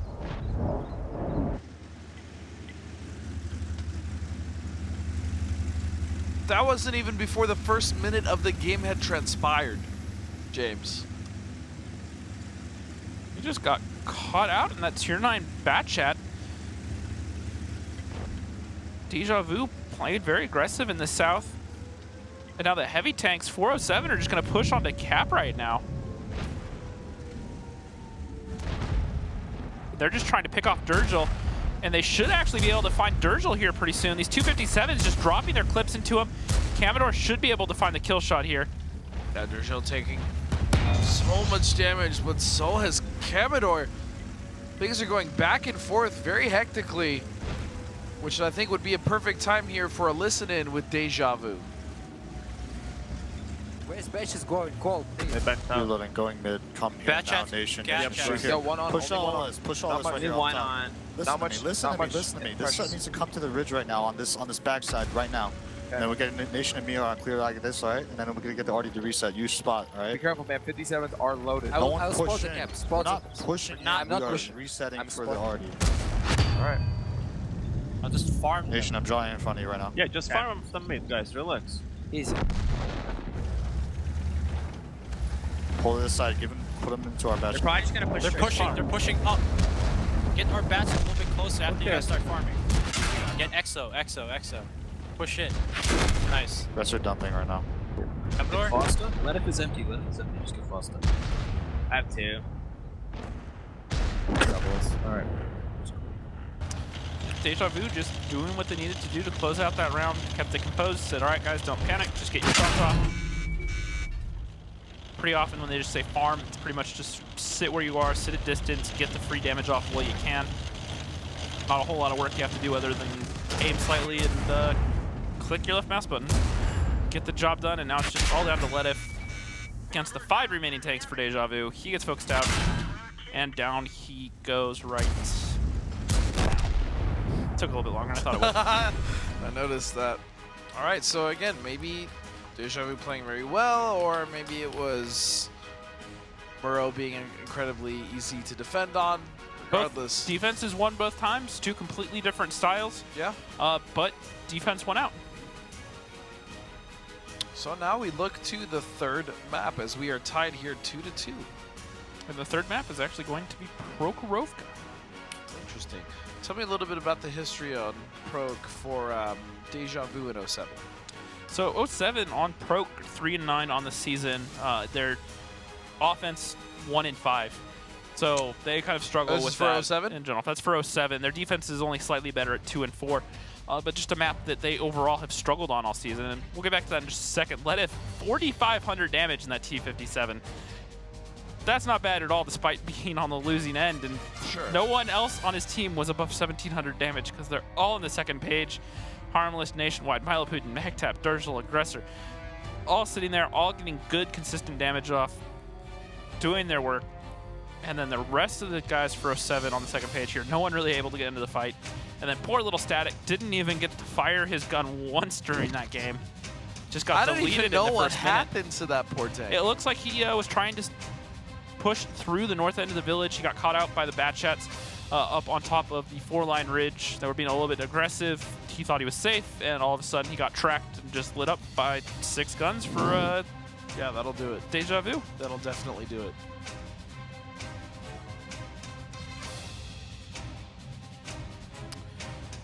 And now looking at things right now, getting back to what we were talking about, Deja Vu on Prokhorovka, 9-7, so a bit above 500 essentially. At least they're positive, well, essentially positive. Yeah. So they're a bit more comfortable on Prok, not necessarily one of the maps that they're known for. We haven't seen a whole lot out of this. That's true. From them. True. 4-4 on attack, 5 and 3 on defense. So yeah, that's. I'll tell you what, statistically much better than 07. Yeah, exactly. And so as long as they play their game and do what they've been doing all season, they should come out the better here. Now, if 07 have put in more work and have an idea what they want to do, maybe they can pick it up. All right, well, let's head right on over to Proc here, the third map between Deja Vu and 07. Prokhorovka, one of the first maps in the game. Teams start at the regular spawn points as they do in standard battles. Bases are separated from each other by the railway, so the defending team has to choose whether to send their vehicles to the left side, playing them in the center, or to the right of the railway, occupying the hill and a part of the village. The attacking team usually attacks the first base. However, the teams often go for face-to-face confrontations, 7-on-7, in the hilly terrain at the center. That's why both teams frequently use vehicles with good gun depression angles and sturdy turrets. So to quote Clutch, we have a mirror matchup coming in. 2 113s, 4 Batchats, and an RU-251 for each team. It is Deja Vu on defense right now. Setting up, not identical to how 07 did earlier, but pretty close. They're actually pushing very aggressively down the 7 lane. I take that back. The 113's pushing straight over the middle. We may see an engagement here very soon because it looks like Deja Vu are just going for a very aggressive push. They're going to take control of the 7 line, looking for that brawl. The 113's pushing straight towards the middle as well, hoping to catch someone out or just start some sort of fight right off the bat. Ledif in the south sees the push coming through and is choosing to leave before anyone's in position to do anything about it.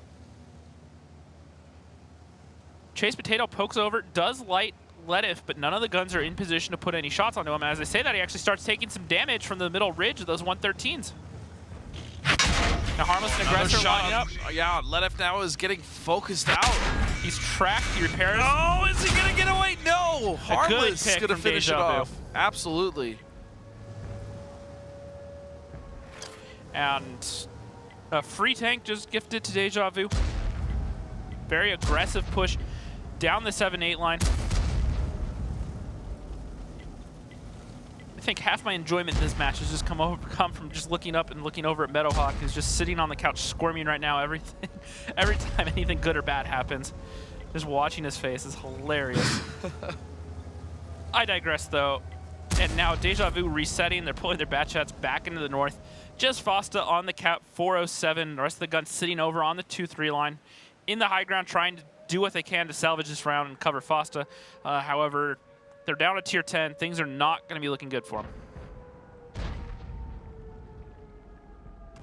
Movement coming straight out of Deja Vu, going right towards that 1 cap, as we're going to see a confrontation here momentarily. Aggressor's just going to push up and over, and they're going to focus out Static. And Static so low already.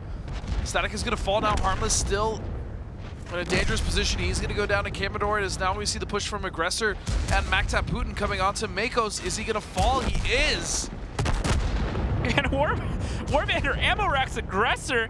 Commodore does pick up My Little Putin, and all of a sudden this isn't as easy as Deja Vu thought it was going to be. Right.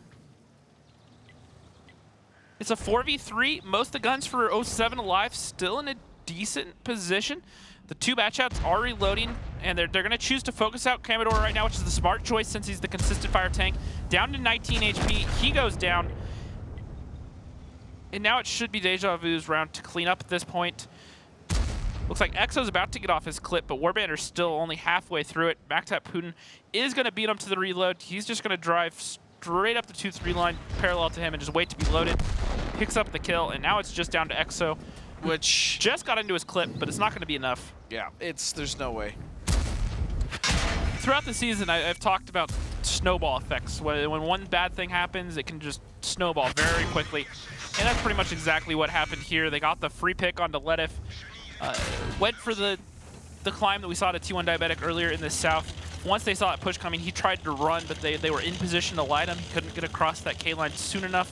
And the guns in the middle there, the 113s and the Batchats in the south, were just able to sit there and pick him off before he could get to cover, and it's a free tier 10 down. I don't want to say it was completely needless, but I think there are better ways to go about what they were doing than the way that happened. Chase picks up the ram to finish off Exo. And that makes it 3-2 in favor of Deja Vu. Yeah, and I almost can guess that this lead is going to be swapping over and over again between these two teams. Again, this is probably going to be the most even series that we've had so far today, aside from, you could argue, the finals, which are coming up after this. Yep. Now, another thing I want to point out here is earlier I talked about 07 lacking that confidence, that killer instinct at times, where they're just kind of indecisive. Even though they have the lead, they kind of hesitate a little bit. They slow down going into things. What I like about what Deja Vu did there is they got the pick. They said, all right, we're in the driver's seat, and they just went for it. Now, it was a little bit risky, but they understood we're a free tier 10 up. We took no damage for it. Yeah. They drove straight up and over. They cleared the tanks off a cap, and they just pushed straight into them, just one tank after another. And while 07 did a good job to punish them, they were still down a tier 10 to begin with before that engage started. So it was essentially a 6v7 from, you know, a minute into the game, and at that point, Deja Vu just exploited the extra gun. Just look at the damage here. Durzel and Nationwide in those 113s, just able to keep their guns firing, 2600, 2400. Then Warbandor, X1, Commodore, you know, able to do what they can, all doing 2100 apiece, but not enough. Chase Potato in that RU-251 doing some respectable damage. Can we talk about that for a moment? Yep, but then poor little Letif, once again, he fired one shot, wasn't able to do a whole lot, didn't land, and as we said, he got caught out early on, so it's a tier 10, not doing any damage, not really able to be a factor. It's almost like he didn't load into the battle to begin with to a certain extent. The only thing he gave him through that whole match was the lights on those tanks pushing down the 9-0, but then you have to sit there and ask, is having those lights on the 9-0 line worth costing a tier 10? And the answer to that is, I want to say 10 out of 10 times is going to be no. Yep. Now, I get the predicament they're in because they have to put their scout tank somewhere. And to them, they view it as it's more important to put him towards the 1-2 line or towards the middle, get some more intel that way. And so they left Fosta over there, and they needed to use another tank to try to cover the south. Now, you can play the assumption game where you go, all right, we're going to scout one side, and by what we gather over there, we'll assume that they're not in a different place, so let's just scout out in front of us. If we find them, great. If we don't, then we'll push in, and we know that they're most likely coming behind us, and then you kind of flex around based on that. But they decided to play it safe and try to have two different scouts and use the bat chat for it. But it's risky. It can backfire, and that's exactly what happened. Well, now seeing the lineups from 07 on defense, they are going to have 4 bat chats, an E5, an IS-7, and a 1390. And we are going to see a 140, 113, 3 bat chats, 2 113s, and a 251 out of Deja Vu here on offense.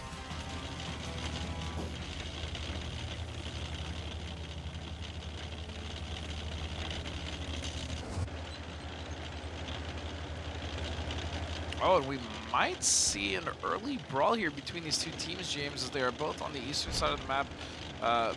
Both teams moving north and south, respectively, towards that 2-cap. Yep, and Deja Vu, once again, just being very aggressive. They actually find Warbandor in the low ground there. A lot of shots going out onto him, bouncing a few shots off the upper plate of that IS-7. Letif returning some shots towards Aggressor, and both teams just all together right now, firing back and forth, but 07 are coming out the worst. Some shots going on to Harmless and Durzel. Mako's taking a couple shots right there, and now Aggressor's going to poke over on the 6 line here, try to proxylite, find some of these guns. They haven't really spotted the bat shots in the back. They know where they are just because they're receiving fire from those angles, but they haven't been able to light them or return fire on a lot of the tanks for 07. And it's back and forth right now. HP's almost even, less than 150 HP separating the two. Nice shot from Durzel onto that E5. Good pen, decent roll. Warbandor is going to come up and help to defend that area. Nationwide taking a shot as well. And it looks like 07 are just going to push up and over. Poor little Aggressor's about to get run over by these bat chats. Oh, but oh, look, only 10 seconds left on cap. They're just going to push through. They need to find that reset. 6 seconds, 5 seconds, and there comes in the reset. That should be enough for them to clean this up. However, they're down on HP. Yeah, Letif had taken so much damage as it's static. And Deja Vu, despite being in a very sketchy situation, managed to pick it up. They punished 07 for making that push onto cap. They knew that those guns from 07 had to go get those lights. The quick cap pressure coming out of Deja Vu. That was actually a really clean play, I think, for Deja Vu. Yep. They pinned him back into that corner, and they said, all right, we're going to turn the screws right now. We're going to put a ton of cap pressure on here. We're going to punish you guys as you come back to deal with it. They knew all their guns were in the south. Just overall, great play from Deja Vu. very impressive. And 07 have 3 guns left alive. However, one of them's Fosta in that 1390, and the cap goes out. And that'll make it 4-2 in favor of Deja Vu. This is the first time we've had a more than 1 game lead coming out for either one of these teams in the series of 6 games so far. Yep, absolutely. And that's just Proc over now. We still... And remember, it's a best of 13 right now, so it's going to be the first to 7. Up next is going to be Ghost Town, which we talked about earlier. 07 didn't play Ghost Town at all this season. Not once. Well, I mean, aside from what we just saw them play. Well, exactly. That's my point. During the season itself, they didn't play it once yes, until you're absolutely today. right. So if they either are just planning on improving what they ran earlier, or they have a second strat saved up for a map that they haven't played all season, we'll have to see. To me, it looks like, and I could be wrong, but it kind of looks like 07 has out of gas right now if you look at them visually.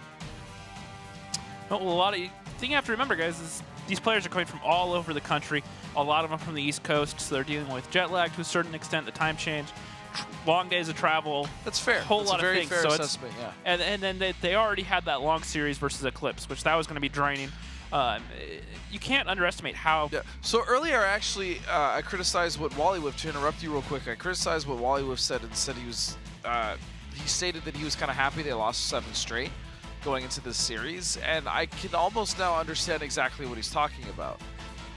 Yeah, well, to a certain extent, you can't underestimate how physically and mentally exhausting these matches can be, especially these long series, best of 13s. Right. It's a lot of games back and forth. These players are all focused 100%, paying attention to every little detail that they can. And it can be fairly tiring if you add in the jet lag, all the other things that they've been going through. It can definitely be just so exhausting in the long run. As you said, if you look over at those guys, that they all look tired. The bag's under Lettuce's eyes right there. So definitely going to sleep when they get home tonight. Well, they're not getting home tonight. I mean, they'll be getting when they get back to their hotel tonight. I was like, wait a second, they're not going anywhere. And Deja Vu, a couple guys smiling there. And then you have 07 here, figuring out what they need to do. So what would be your best advice right now for 07 if they could hear you? They just need to keep playing their game, and they just need to play with a little bit more confidence. They just need to look at situations. They need to make a decision and just go for it and do it to their best ability. I'm not saying they just need to YOLO or anything, but I'm saying read the situation. Foster just needs to go, all right, guys, this is what we're doing. Go for it. Group up, focus their fire, and just play well. There's a lot of just indecision out of the team right now. We've been talking about it all day. They see the situations. They leave themselves in pretty good spots a lot of the time. But then when it comes down to it, whether it's time to make that push, there's a lot of different guns pushing in, they kind of hesitate, they split fire, and they don't clean up things as nicely as they should. Yep, all right. Well, we are about to head now into the next map between Deja Vu and 07. Ghost Town. The first absolutely symmetrical map, made especially for 7 versus 7 games. The teams start the battle on opposite sides. There are numerous ways to attack here. One of the bases is located in the central square, the other one at the top of the city. The hardest battles are usually fought for the top base, and this calls for the use of heavy tanks. Sometimes the teams choose fast tanks for spotting and base capturing. Alrighty then. A 113, an IS-7, 3 50Bs, an AMX-30, and a Tier 9 Batchat coming out for Deja Vu.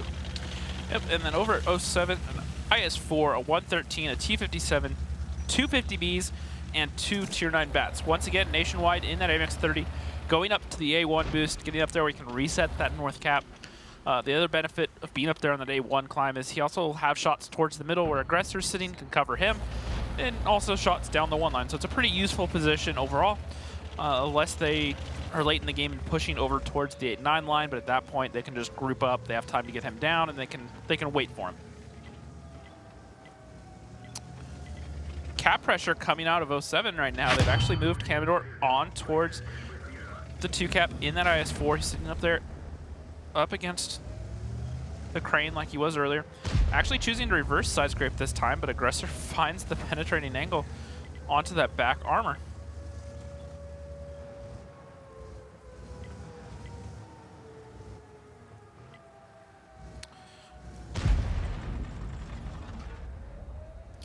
So when you side scrape the normal way with your front armor towards the opponent, you have the benefit of your frontal armor being there. It's still going to be kind of difficult to pen. Now, there's a lot of different things that go into it depending upon the angles of your frontal armor and what spots they can see, but more often than not, you're going to be harder to penetrate, and it's going to be harder for them to put out damage onto you.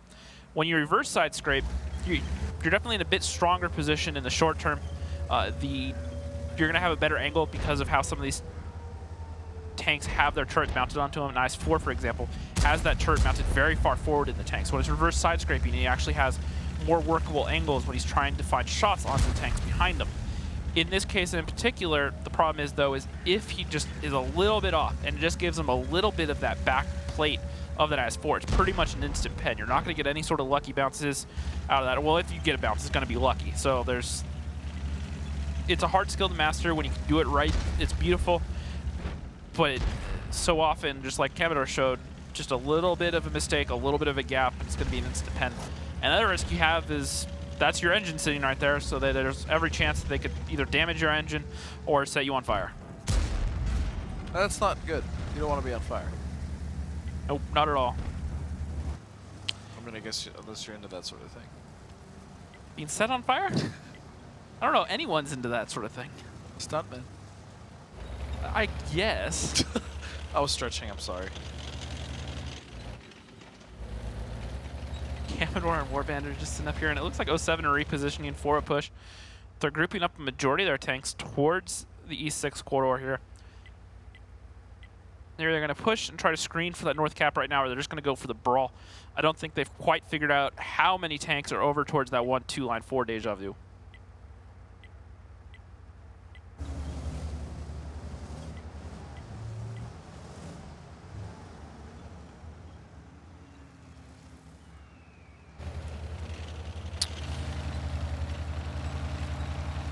At this point, 07 just trying to get some intel, trying to poke around, see what sort of weakness they can find. We still have a little bit of time left, James. I mean, 6 minutes. Only 4 minutes gone. Yeah, still 6:10 on the clock, so they have a decent amount of time here to work with.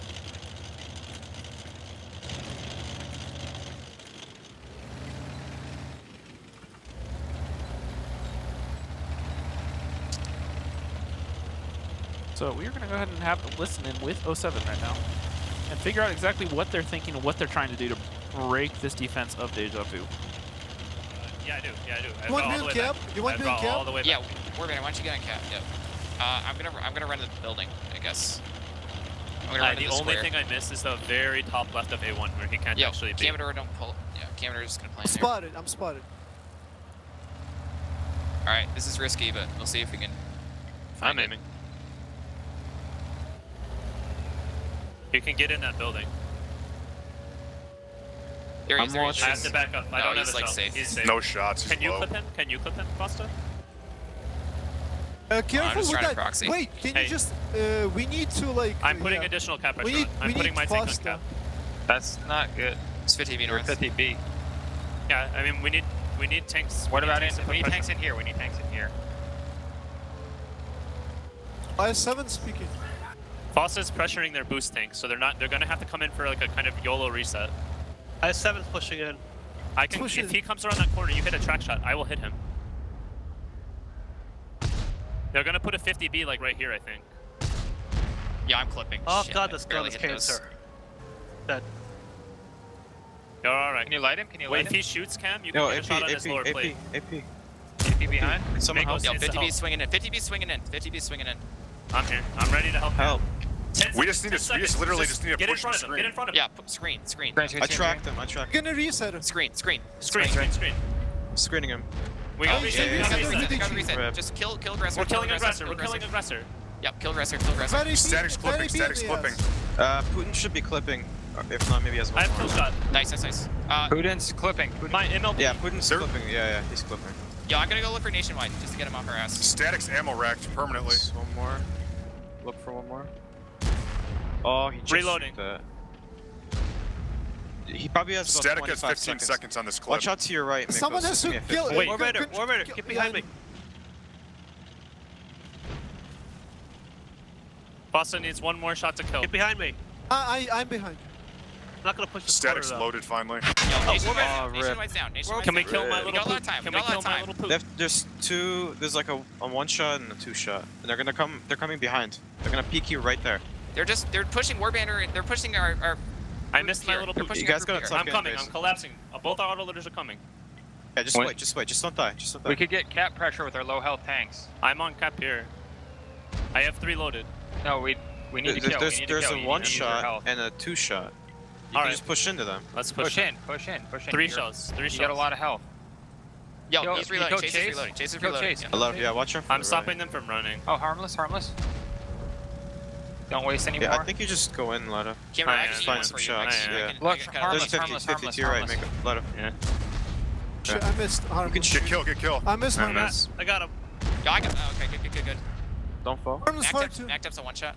Going for Static back has tap. I'm one going more for back shell. tap. Nice. Nice killing Harmless. That kills. I'm getting a cut. Yeah, get on cap. Nice. Nice, Got nice, back nice. I'm back. Three I'm on on cap. cap. I'm on cap, guys. I'm on cap. And 07 pulling around back here. They felt it was even kind of a Hail Mary. They're like, we don't know if this will work. Yeah. They tried. They executed it pretty well. But it worked. Well, putting the tier 9 bat into the cubby there at C4 or C5 down there really kind of made it hard for Deja Vu to kind of move around. He was able to get some track shots, and he was also able to just keep things proxilate. And if they wanted to take the time to go get him out, it was just going to be time that 07 could really either work the cap or just find free damage onto those tanks. So very well set up attack out of 07. And I still feel this map's pretty defensively sided so far this season. A lot of teams have definitely favored defense over offense. And so you have to wonder if trends follow, it could be 07 that pick up the next round win while they're on defense. And that would tie up the series at 4 apiece. And Milo Putin finally goes down to Warbander. And that brings it to 3-4. All right, so 07 still definitely in there. They're not out of the fight just yet. Well, they're showing some signs of life. They're showing the fight that they've shown all day. And just very consistent damage out of 07. Everyone above 1,000, but no one above 3K. So everyone on that team just doing their part, essentially. Everyone was able to be in the fight. Even Static, who was ammo racked pretty early in the game, still managed to get through a couple more clips, managed to put out some more damage, and really contribute there, which in itself is pretty impressive. Now, once again, no one above 3K, but you don't need anyone above 3K when everyone is doing their part, getting their shots off, and you're all shooting the same tanks, knocking down guns quickly.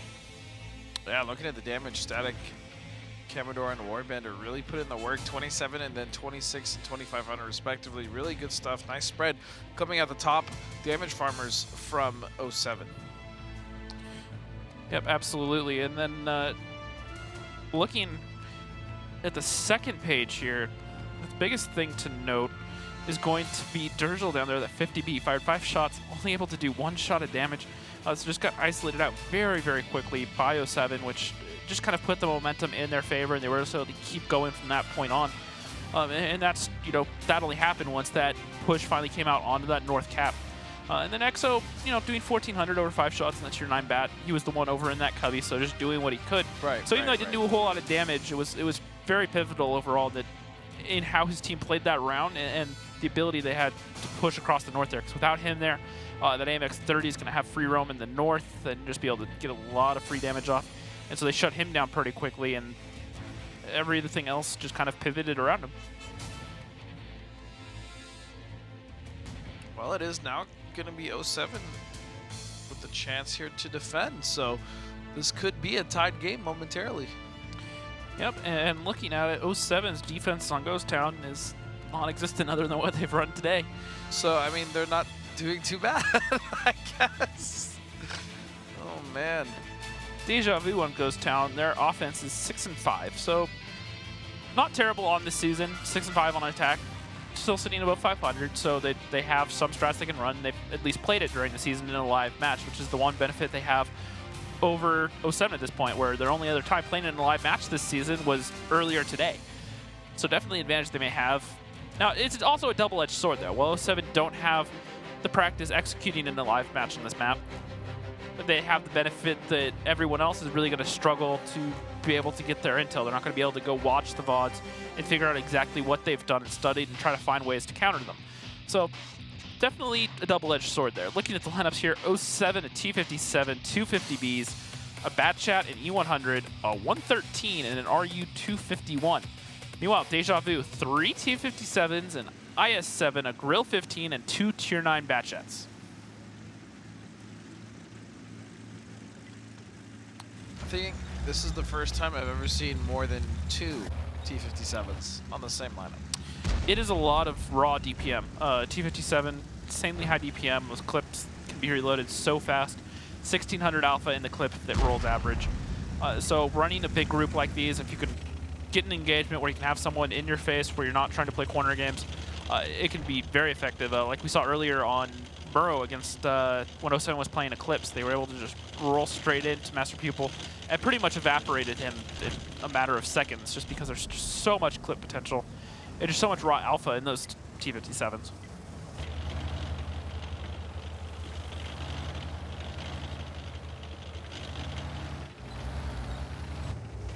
Chase Potato in the I-7, starting the cap pressure for Deja Vu. Now, Deja Vu's setup here is rather risky because they're very heavy in the south still, despite having the I-7 on the north cap.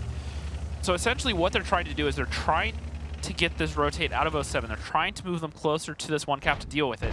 And then they're going to try to flex in either straight into them or around them, behind them, and leave them in a very awkward situation.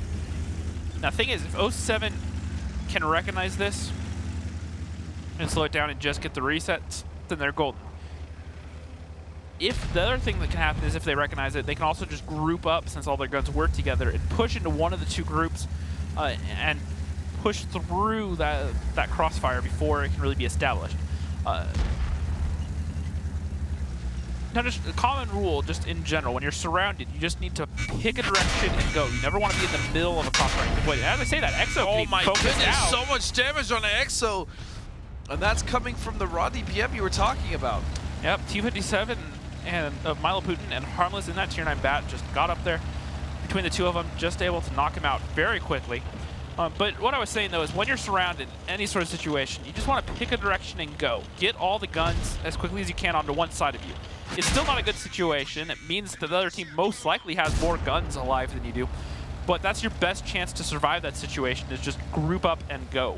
Yeah, and at that point, James, let's get a listen in here with Deja Vu. I kind of want to clip Chase. Okay. Yeah. Clip. Guys, need help with ladder. Yeah, dude, Mac, what's your clip? Flipping. Oh, George, just started. I don't know how I missed that. Oh, dude. I think it bounced up his upper hall, to be honest. That would have been a good shot, too. Yeah, Putin's gonna die. I need help with this 50 piece. I don't know what I'll Going around. I'm reloading. What's flipping? I said that. Yeah, but okay. I didn't hear you. I The don't other know. 50Bs are reloading right How much now. does the 57 have? Nation, don't poke that, Oh my please. god. What? Why? Why? Why? Oh, I don't know why he's waiting there. Guys, calm down. Nick, what do you full clip? 5 seconds. We gotta Matches, go north. Batchat goes north. Jesus fucking Christ. Continue. We still can win easily. Matches, don't YOLO. I'm just gonna clip a Warminder. I'm going north. Around. Let's go. Yo, let us one shot, 22 health. Get let it. Go to our bender. Yeah, I got it. Nice. Chris will be winning. 8-9. Run, Harmless, run. Yeah. Even 100, Harmless. Okay, nice. Foster's coming in. Even Foster's 100 off boost. can catch you, Harmless. Turn. Check, aggressive. I'll get Makos. Yeah. What's the RU at? One shot? He's a one shot. I'll go get him. We need to play off at Chase. because he's a nice. 57 is going to be loaded in 10 minutes. Or 10 seconds. I'm gonna go get Foster. Yeah. Who's the E100? Chase behind you. Fuck Chase.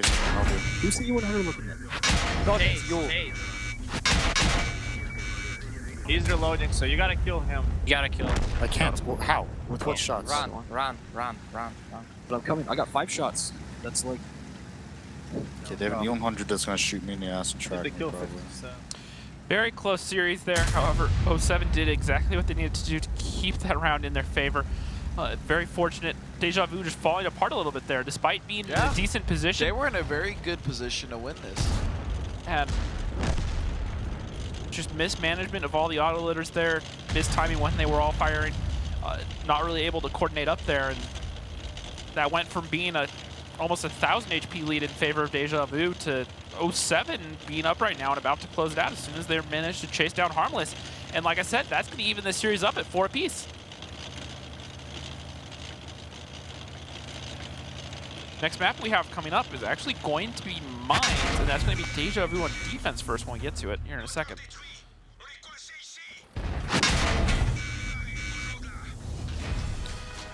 I mean, if you're looking at the way that these matches have gone, though, like, sure, it'll be Deja Vu first on Mines to be defense, but then they may win that, and then we may see the coming of 07 just win defense right after that. I mean, that's kind of been the trend of this whole set. Yeah, absolutely, and just looking at the damage real quick, Static and Commodore just doing work that game. We'll get to that in a second. Overall on this map, though, is just the positioning out of 07. They kept flexing around even though they were on defense. They didn't stay in one area too long. They just made Deja Vu keep moving around, and they made it very hard for them to pin any one tank down. And so despite... Maybe 07 should actually have this map in their pool. Well, I think they're going to think about it next season. Because they're really not bad on it at all. Yep.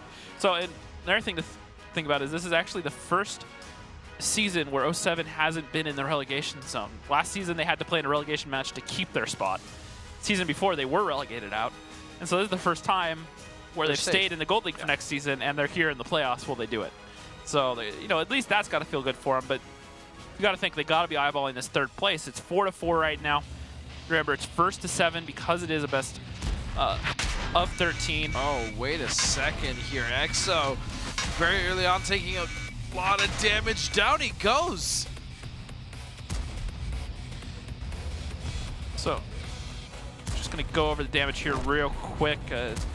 Static doing 3,500 damage in that game with 1 kill, and then Commodore doing 3,100 over 3. If you were paying attention to Commodore, he was snapping off shots on those U100s, barely aiming, and getting good pens out of them, which, if RNG is not kind to you, it can be very frustrating, but one of the shots onto the grill and the one onto Harmless at the very end. So just a little bit fortunate. Yeah, and you saw, honestly, again, in that replay, that was a very good start for 07, and then it went right back to being a decent situation for Deja Vu, and then they weren't able to close it out. Yeah, absolutely. But overall, let's start looking forward, though, because we're moving on to Mines, which that was 07 picked up the first win of the whole night tonight on Mines, and they played very smart. Even though they were kind of a little bit complacent, they made sure they kind of moved around every few minutes, and they overall just ran the clock out brilliantly earlier. So we'll have to see how they do on Mines as we now head into the next map between Deja Vu and 07. Mines, a small summertime map with lots of hills, rocks and other cover. The teams start the battle in the usual locations, but the base locations are different. One is located in the bottom part of the village, and the other one is in the water. One of the key objectives is the center hill. That's why the teams will often select fast vehicles and tanks with strong turrets for cover. We are into battle number 9. 3 Batchets, 2 TVPs, 97 and a 113 coming out for 07. Deja Vu, 3 113s, 2 Batchets, 2 Tier 9 bats. And right out of the gates, 07 taking the hill. Now, I'll have to see if 07 can recognize it, because the push is coming out from Deja Vu around behind. They could pincer out 07 very quickly here. 07 haven't spotted it yet, and they're going to be sitting here in a very brutal crossfire. Damage going out onto Static and Warbander. Warbander's about to get deleted. And this is looking very good for Deja Vu. Wow. Fosta is going to trade Harmless, though, as he shoots and returns fire. Lenif now coming in for the flank. Wait a second, EXO here now on My Little Putin. Damage is going to come on in. Is he going to go down? Is he going to go down? He is. Nationwide in the background trades out Makos, but... And it's actually 07 with the gun advantage right now. They managed to turn a bad situation into a savable one. And they're not out of the woods yet. They're still down on HP, but they have more guns alive. Yeah, let's go ahead and get a listening right now with 07. I'm clipping. 20 seconds still, so I'm wrapping. Yeah, we're just looking to disengage. They're coming down. They're gonna drop down to kill camp. Should I do a boost? I don't need to get You don't want to brawl heavy. 2 113s are going for you. Actually, You they can't might. brawl They 3 might. heavies by yourself. Yo, I'm gonna kill the bat on hill. Yeah, kill Bat Hill. Kill Bat Hill. Yo, He's 2 hits. Yeah, They're behind you. They're behind you, Static. we're gonna camera. Just do what you can to stay alive longer. Yo, if that bat falls, I'll eventually kill him. I've 10. 113's tracked. He's dropping. He's dropping. I have 5. You guys gotta do something fast. Amador's gonna need help. Kill aggressor. Track him. Nice. tracked, Kill he's him. tracked. Kill him. I've got kill shot. Okay. I'm looking for this bat chat. I got it. Absolutely nice. Good job. Nice. I'm clipping right now. Okay, Yeah, just 2 water. kite. Good shit. Kites. We are really close though. Game is extremely Yeah, close. we're guys. very close. Yes. It's just Exo. Don't let them get a tag on you right now. I'm good. Can I do a boost? Some kind of boost? Where do you want We this? need cap pressure. That's the We thing. need If I go Cap, zero put line, 90, cap, Cap, no, put yeah, 90. zero line. Take their Cap, base. put in- 2 Cap, cap. put the 92 bets on the hill.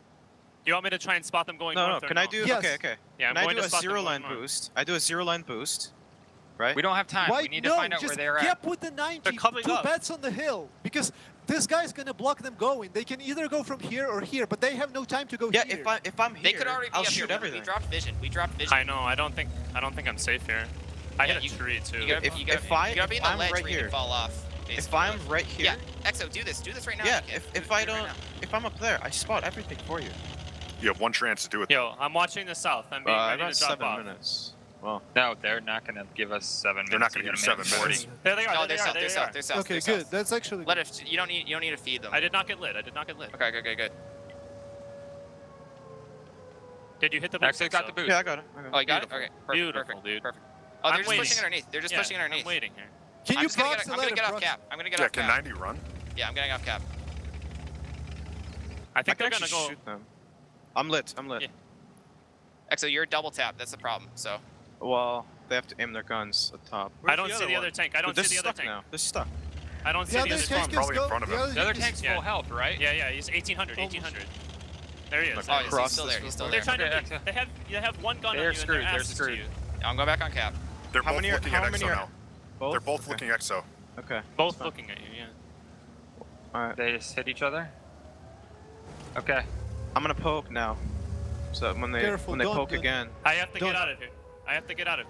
I would clip heat if you. Oh, need they're to. going. I already to have hill. heat. They're going. They're gonna pushing try and hill. climb up. They're gonna try and climb up. I have How shoot. do you want me stay to up play there. this? They You have can shot. stay up there. Yo, You can stay up there. Exo, you can spot it though yourself, right? I think my favorite thing of that whole little listening is. Can I boost? Yeah, Exa, can I boost? Just like he's a kid in the candy shop. It's like, hey, we're on mines. Come on, guys. I want to go climb the hill. And this is his first shot on those 113s. They were like, there's no time for that, and he still found a way to get up there. It's going to make it hard for these 113s to kind of flex around. Ledif still up on the back end of the hill there where he can kind of just fall off if he needs to. They're just sitting here. Cap pressure building. 65 seconds left. Good on cap. EXO, though, seriously, to be able to do that boost in one shot. With all that pressure mounting on him. Yep, now, boosting just to boost can be risky. However, the game plan that they have right now, setting up for this one cap play, it can work out. Now, the thing is Ledif needs to figure out where they are. And now Ledif spots them. Oh, wait a second. Exo spots them. Ledif pushes onto the hill now. Now they'll have a crossfire. Ledif can sit above them or even roll in behind if he wants and really clean these guys up. First shot out of Ledif misses Durgil. Wow, in fact, EXO's out of a clip. Oh, but Fosta finding Durgil. Chase now being hit from the flank. He also has to worry about Fosta in front of him. EXO is still reloading that clip, but there's only one shot left in Ledif now. Chase isn't at all in the best position. But Fosta does get off of cap. One shot left. He's going to fire it, and down he goes. Fosta not paying attention to his surroundings there. Didn't realize the tank corpse of that 113 was there. Tried to run, and you're not moving that thing. EXO just took a shot. But he finds the kill shot. And that puts it 5-4 in favor of 07. These matches are just so close between these two teams. Just back and forth stuff. insane damage coming out of a few of the players of 07 in this game. We'll get to that once again in a second. But overall, 07 just, I like what they're doing right now. Now, there's still that little bit of hesitation within the team, not really agreeing necessarily on what to do right away. But at least this time, once they figure out what they wanted to do, they executed it very well. They were set up well. They had a good crossfire. They let EXO do his boost, so he's happy. He's up there. He's able to get some damage off. Ledif, though, was the real MVP of that match. Just able to constantly just harass the tanks from different angles, and just was able, early on, he was able to pump out a lot, and late, and you got to remember, early in this match, 07 almost got caught out by that random push from Deja Vu down across that 8-9 line. They came in, they tried to catch them out. 07 didn't even spot it till they were on top of them, and they lost tank for essentially free. And the fact that they were able to turn around, recover that match, and pick up the win is incredibly impressive. Here we see the replay of the final few moments of this round. So this is the moment that comebacks to haunt Fosta. Durzel goes down in that 113, and then in the second here, Chase Potato's going to push because he knows he has to get the reset. He can't sit there for too much longer because they'll just cap out. So he comes around the corner, and we actually won't see it, but he forgets that 113 corpse is there, and instead of being able to drive around him, you're not moving a 113 and the 1390. And yeah, he goes down. And look at Ledif coming in huge for the team of 07. Well done. 3,900 damage. Now, once again, it will be Deja Vu attacking on mines, and they will decide to bring that M4043. But looking at the damage here, Ledif just coming in huge, almost 4,000 damage. And then everything kind of dropping off a good bit after that. EXO was able to do decent damage. But then poor little Warbander just got caught out when they made that first push. Durzel and Mactap Putin in those tier 9s also got caught out by the bats on the hill for 07. Once they realized they were in behind, the two Batchets essentially flanked the flank, if you will. Yeah. They pushed around, and then once they realized they were there, they dropped in behind them, so now all of a sudden it's the Batchets that are surrounded. So rather interesting situation how it played out, but it was good on 07 to recognize, all right, we're going to lose tanks, so we're going to make sure we get something out of it. In a worst-case situation, if you're going to lose something, you want to make sure that you get something out of it, even if it's just an even trade, just so you can stay in the match. Because if they hadn't been able to kill those tier 9 Batchets and they were able to just leave, that it's a gun or two down for 07 and nothing done in return. So good job there trading out the game. Looking at 07. Not sure what that is. I'm assuming that's supposed to be a TVP. 3 Batchets, an IS-7, a grill, and a 1390. Meanwhile, Deja Vu, 3 Batchets, 2 TVPs, a 113, and an M4043. And that will be Chase. Chase is definitely the SPG or RD player for this team. There's no doubt about it. Yep, EXO lit already. Harmless up on the hill. And look at Ledif getting very aggressive on the low ground there on the 9 line, and Fosta is all the way up in the bush by the 1 cap. So they're playing very aggressive towards this 8-9 line, making sure that Deja Vu don't even think about doing that 0 line boost, making sure that'll get punished. And so they're really forcing them over towards this 1-2 line play. To a certain extent, because of the climbs, it has become more important recently to deny that 9-0 line than to control the hill itself. Now, by controlling the hill, you can control the 0 line, which is what 07 are doing here.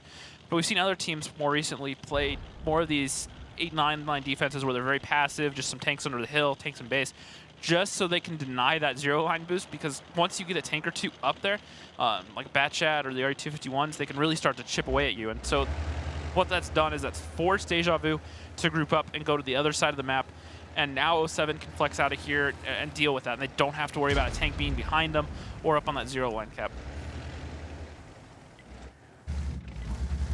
We are seeing a... I like the control here coming out from 07 as far as how they've kind of split the map for themselves. Yeah, they've struggled so far this season off and on, and some of these strats have kind of been questionable for 07 throughout the season, but right now they're playing very smart. Everything they're doing is together as a team for the most part, and they're leaving themselves in good situations. Right now they're getting a lot of damage onto Mactap Putin. Ledif's going to do the climb flawlessly, and he's going to trade out Mactap Putin. Great pickup for 07.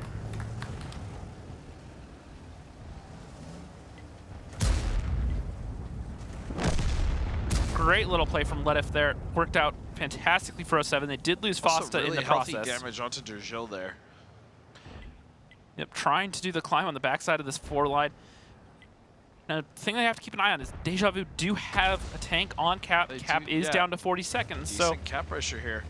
07 need to find a solution on that relatively soon. However, with Ledev up at A4, they have a good amount of control in the north, and that'll make it a bit easier for them to get the resets. Now, the thing is having tanks in the north and the south can be dangerous because it leaves you susceptible to an overmatch. It's okay, I've been struggling with words all day. Yeah, been a lot of damage going on to 07, but they finally find Durgil. Yeah, cap at 15 seconds. 15 seconds. If they aren't careful here, they might just give this away with 10 seconds now. 9, 8, 7, 6. If there is a reset, we may go to comms here with Deja Vu, but there it is finally. So now, let's go to comms with Deja Vu and see what their plan B is. We just lost a lot of health too. Nice. Keep playing, guys. Oh yeah, we're in there. We're fine. Just let it slow. Nice. Reloading. Can we get the grip on this? Nice. Jojo, what's your reload? Dead. Oh, Harmless. what? What's your Plenty of reload? HP, guys. 30. 40 seconds? 30. Reload. 30. Guys, calm down, reload, and try to Hey, take the hill. Full save. I need your help. Let's go. Kill TVP. No, yes. I'm good, mister. Nations. Maybe get some cap? No. The back check can poke out and shoot me. No, back I check. can't. I can't. Oh my god. What are you doing? Animus. We can't get away. Oh, nice. Okay. Are you spotting this? Okay, can we? That TVP's clipping. What can we do? Nation, are you spotting us? Yeah. What can we well, do? no, what? What's spawning what? The back jet just spotted Take me. here. 3 down here. The back jet's still there. Both those back jets are still in the We same could just spots. hop on cap, make them come out, get set up for shots on Nation, them. get some cap. I can't. The back jet will poke out and just No. clip me. You see where am I, Nation? Right Okay, behind fine. you. Fine, you have to be able to punish it then. Mako's fine. That. Nice. I have 2 by 0. Farm. Reloading again. Watch this TVP coming down this way. The other not back from is- that side, not from that side, not from It's that side. easy, guys. This back please. jet can still shoot me though. Don't throw From the it, bush, okay? from the bush, Harm. Yeah, I got yeah, lit. yeah. Like, You just poked it. Back jet poked. Back jet poked. He's there. Nice. We both hit him. Now I got You're damage okay, on you're spawning. okay. You The hit him. TVP is definitely just hit chilling in here. Arm, back up into that bush behind you and just chill and make sure that TVP doesn't come down. Exo. Exo can't reset me You're from there. dark. He's out in the bush. Sit right there. Make sure you can spot the top of the hill. Dude, I wonder if we should go in that little cubby. Nation, I'm reloading. Okay. Guys, I'm reloading, okay? Farm, you have shots on this bat if he pokes. He should be a one shot. Reloading. Putin, watch this Dude, line because Yeah, dude. TVP might come Da, da, da, da, da, da. for harm. If he's not already coming. The back shot, I'm like 90% sure is a one shot. Will you light him Harm. with pokes? Harm, since you can't see No. this anyway, I would watch your back. Putin's got it. Well, I don't know. Got it. Can he Putin see I'm you? worried will about- absolutely light something. anything Exo, going to go Exo harm. can reset me because this bat chat might just spot me and this bat chat will just reset me. Spot him in that bush. I won't spot him unless he fires. There you go. That's Static. that TVP. Oh, the gun elevation. Here you go. Just chill. Don't let him do it. Harm, you need to get Harm. around. Get around. Forward, forward. Yeah. That's okay. Nice. They don't see you right now. Just don't let him spot you. Chill. Just chill. Kill him together. Nice RNG, fine. So Deja Vu should be able to even this series up. They're in a pretty good position right now. A lot of indecision between Deja Vu about how they should set up, but ultimately they made it work. And 07 left themselves in a pretty awkward situation early on, and 07 or Deja Vu were able to exploit it. Earlier I was talking about before this whole push started, or when they pushed around in the north, I said that they kind of left themselves susceptible to an overmatch. And what I mean by that is they were so spread out across the map. They had tanks in the north, but they left the grill down in the south, and they only had the heavy tanks sitting at F6 to really cover them. And so what happened was exactly what I was talking about earlier when I said when you're being surrounded, the best thing you can do is just group up and push one direction. That's exactly what Deja Vu did to get out of that. They said, all right, well, they're on both sides of us, so let's just take a majority of our tanks towards one. They found the overmatch on the grill. They pushed into him. They took him down, and they were able to work the heavy tank down, and all of a sudden it was just Batchats 407 that were left in the north that they were able to just leave pulleyed and or leave surrounded essentially and pinned in and just cleaned them up at that point. James, there is now yet another tie between these two teams. It's 5-5. As I said before, this game would probably go the distance, and it absolutely has. Yep, well, we're going to be going on to Ruinberg next, and that's going to leave Proc as our tiebreaker at the end of this series. If we make it there. If we make it there, we'll look at it as Ruinberg.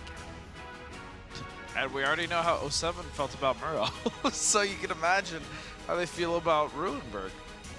So Ruinberg, you know, with it being so defensively sided, you would have to see that, especially between two teams as even as this, going 1-1. So if they split that 1-1, that's gonna make it 6 apiece, and then that will make it so it's decided on Prokhorovka.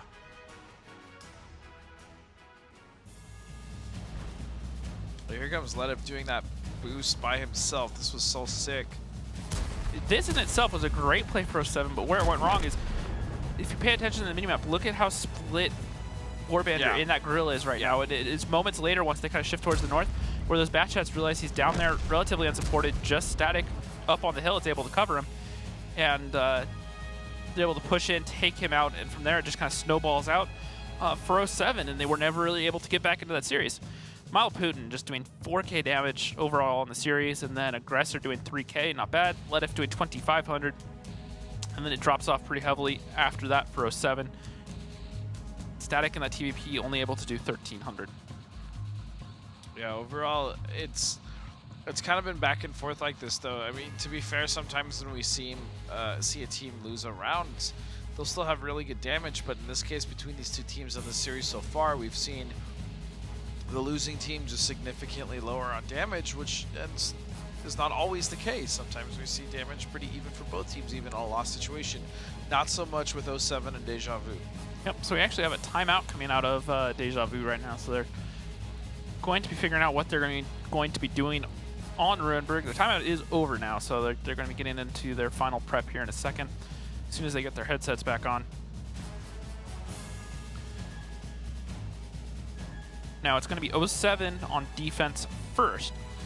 So as long as they can pick this up, that's at least going to force overtime, if not set up 07 to possibly get a win while attacking on Ruinberg. And sure. Now, like we talked about earlier, that's no easy task. A lot of things have to go right for that to happen. More often than not, like I've said all season, to win on attack on Ruinberg, more often than not, it's the other team making a mistake first that allows you to win. If they play it very compact, they don't make any mistakes, they don't give you anything for free, it's so hard to push into that town or even into the north and really get a win while attacking on Ruinberg. The North Village, we used to see a lot of plays towards the north, teams just pushing heavy tanks onto the 1 cap and then stuff in towards A6.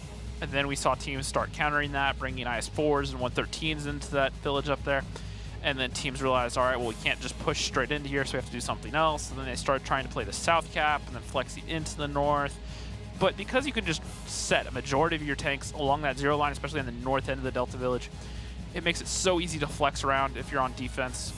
And it also makes it very easy to quickly get back to the north cap if you need to as well and have a good crossfire. And so often we see stuff from that 0 line on the north end of the Delta Village able to shoot the cross as they push into that A6 village. So pretty much from any way, they're just very quickly ready to just get to either side and put out a lot of damage as a defender. All right, well, let's find out what's going to happen here in potentially the final map between these two teams. Ruinberg, a mixed type map. The defending team starts the battle on the green, and the attacking team starts at the center square of the town. Bases are located quite far from each other. Both bases are better controlled from the village when playing a heavy setup. It's better to attack the first base through the top direction with the help of several well-armored heavy tanks. For the attack on the second base, it's better to use a more mobile setup and either play through the center or split forces. In general, the map is not easy to play on. Teams often use blind shots and risky shifting of the forces from one flank to another.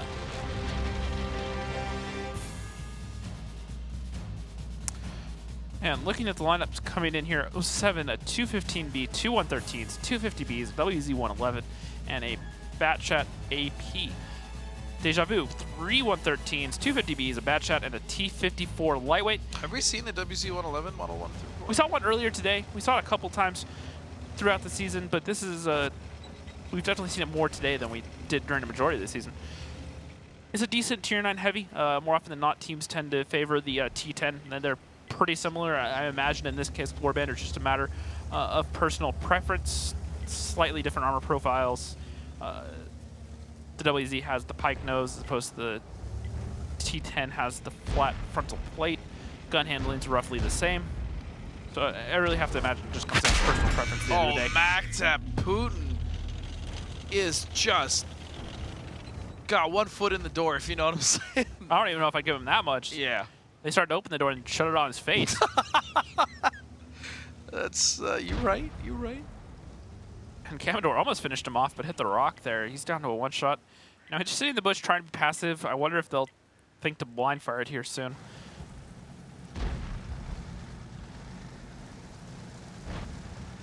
Now the Warbander is actually the biggest problem here because he could be isolated very quickly by Deja Vu, and that would leave 07 in a very awkward situation. They have these 50Bs in the north ready to push in, and only the 1 tank over of Static at a 7 ready to cover him, but I don't know that's going to be enough to stop them from pushing onto Warbander. And these 113s are working this 6th line very aggressively, trying to find shots onto him. The 50Bs are actually going to choose not to take that north engagement. They're going to back off and try to start working this F line.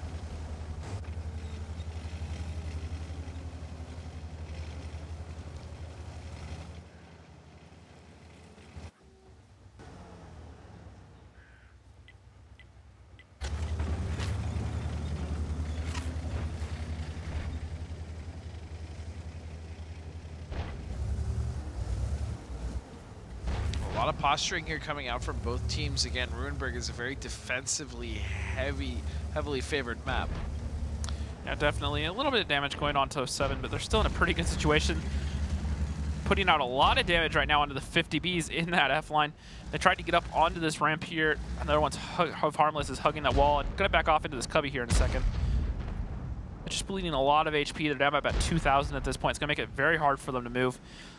Kind of surprised they haven't committed into the 07, that is, have committed into the south and not taken out Mactap Putin yet. They knew he was down to a 1-shotter. Aggressor has rotated over to try to help him out. However, those two are relatively isolated from the rest of their team, so if 07 can recognize it, they could pick him up pretty easily. Yeah, 07 is actually very slowly picking apart the entire offense here of Deja Vu. So that being said, why don't we get a little listening and see how the mindset's going into it with 07. If he pushes into you, Cam, I'm here to cover you. We're good, yeah. We're good if he pushes you. I'm clipping. Remember, Ledif has a dead commander. Yo, Nationwide's pushing up. Nationwide, Cameron, you get shots at Nationwide right now, Cam. Yeah, this guy. They're gonna just push Cam, and we need to be ready for it, that's all. Yeah, so where are you? I am clipping. I'm coming to you. Still I have lost 250 sight on Bs. Nationwide. Yo, 113's pushing Cam. Here they come, here they come. Yeah, look for that He's one. going up so aggro. 10 seconds. Good. 10 seconds. 8. Warbander, I'm coming to you, man. They're not going to be able to push north. Well, lost they sight. have 2 clips Axel, here. I'm watch not mid, sure if watch it's a mid. good option. You want me to stay back Okay. then? Well, no, don't No, watch them shooting you mid. Like you can Remember, probably they join. have a boost. You can probably join, Or join the ramp, yeah. Let Yeah. Faster. Maybe Static should join you up That's here. 2 on Cap. Yeah, yeah. The 113 got to come here with the WZ right now. Oh, Okay. to the They're on 2 WZ. Cap. Can't, we need There's to 2 on 2 Camador, Cap. Cam, you can reset it. Cam can Yeah, you poke. can trying. I can't see anything. Yo, I can poke for the light. Hold on. Do you want? ready, Cam? Ready, I'm gonna Cam? poke this All right. corner. Do you want us to move aggressively here? I think it's in a bush. I think that Bottom left of it. Bottom left or something. yeah. It's in like the top sector of the square. I'm spotted. They have a 50B here. Can we pull out and kill the 50Bs?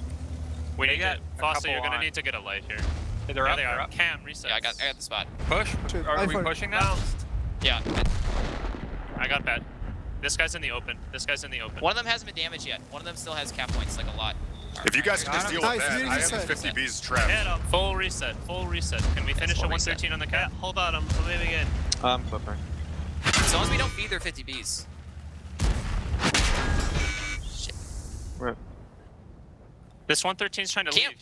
Cameron, just keep looking for some Static. cameras working them. 50B. I'm What the trying. fuck? Hold on. I was Yeah, trying yeah. to get a reset if I had Cameras to. just working them. We don't need a reset. They're gonna have 3 on. 52 They have 3 on. seconds. We have so much We're time. gonna just hold your HP basically. It's a lightweight that's 1 shot hiding.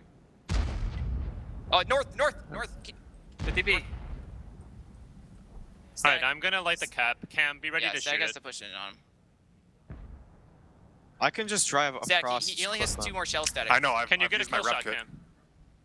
Cam, can you just shoot? Good, Cam, good, can you good. just brawl this guy. I don't know. Aggressor I'm gonna fired, push. HE. I'm Yo, perma-wrecked. try balling this guy. I'm going across. Static is perma-wrecked. Hold on. I'll HE him. Dude, kill him. Can anyone kill aggressor? Camdor, can you just push aggressor right now? Yep, I'm going in. We got reset. Exo's just dying. Yeah. Oh, should the aggressor should be pushed. Cam's got aggressor. I can't do anything. Yeah, this 50B is gonna come kill me. Yeah, Exo, can you rotate to help Steve? Maybe you'll have a clip in time. I'll get a shove. I have 9. How 07 have almost managed to lose this, I don't know yet. They're still in it, but not looking good. They were up by so much HP at one point. Yeah, but it was looking like 07's game. The indecision to push it and take those guns out when they knew they had both the overmatch and the HP advantage has really hurt them. Now it's all down to Camdor versus 3. Can he make this work? 2 50Bs, one of them is a one-shotter. He has 3 minutes he has to hold off Cap.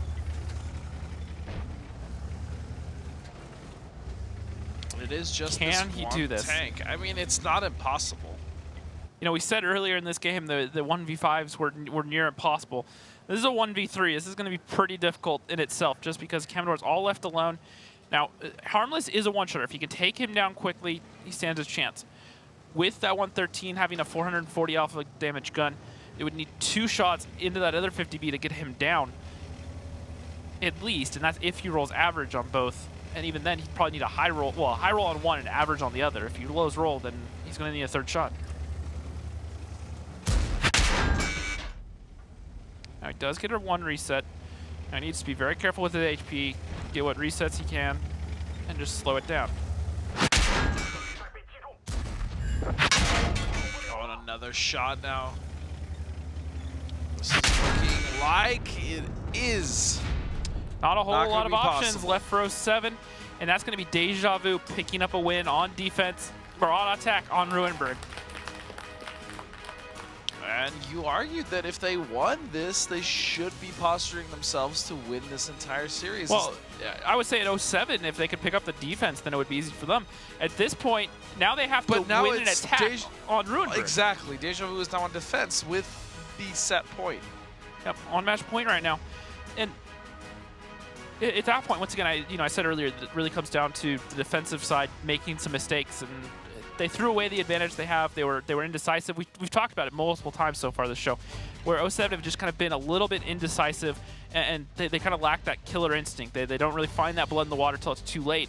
And in this case, they were up. They had the advantage. They could have just pushed in, and instead they just laid back. They let Milo Putin just put up 4,700 damage, the most damage we've seen all day.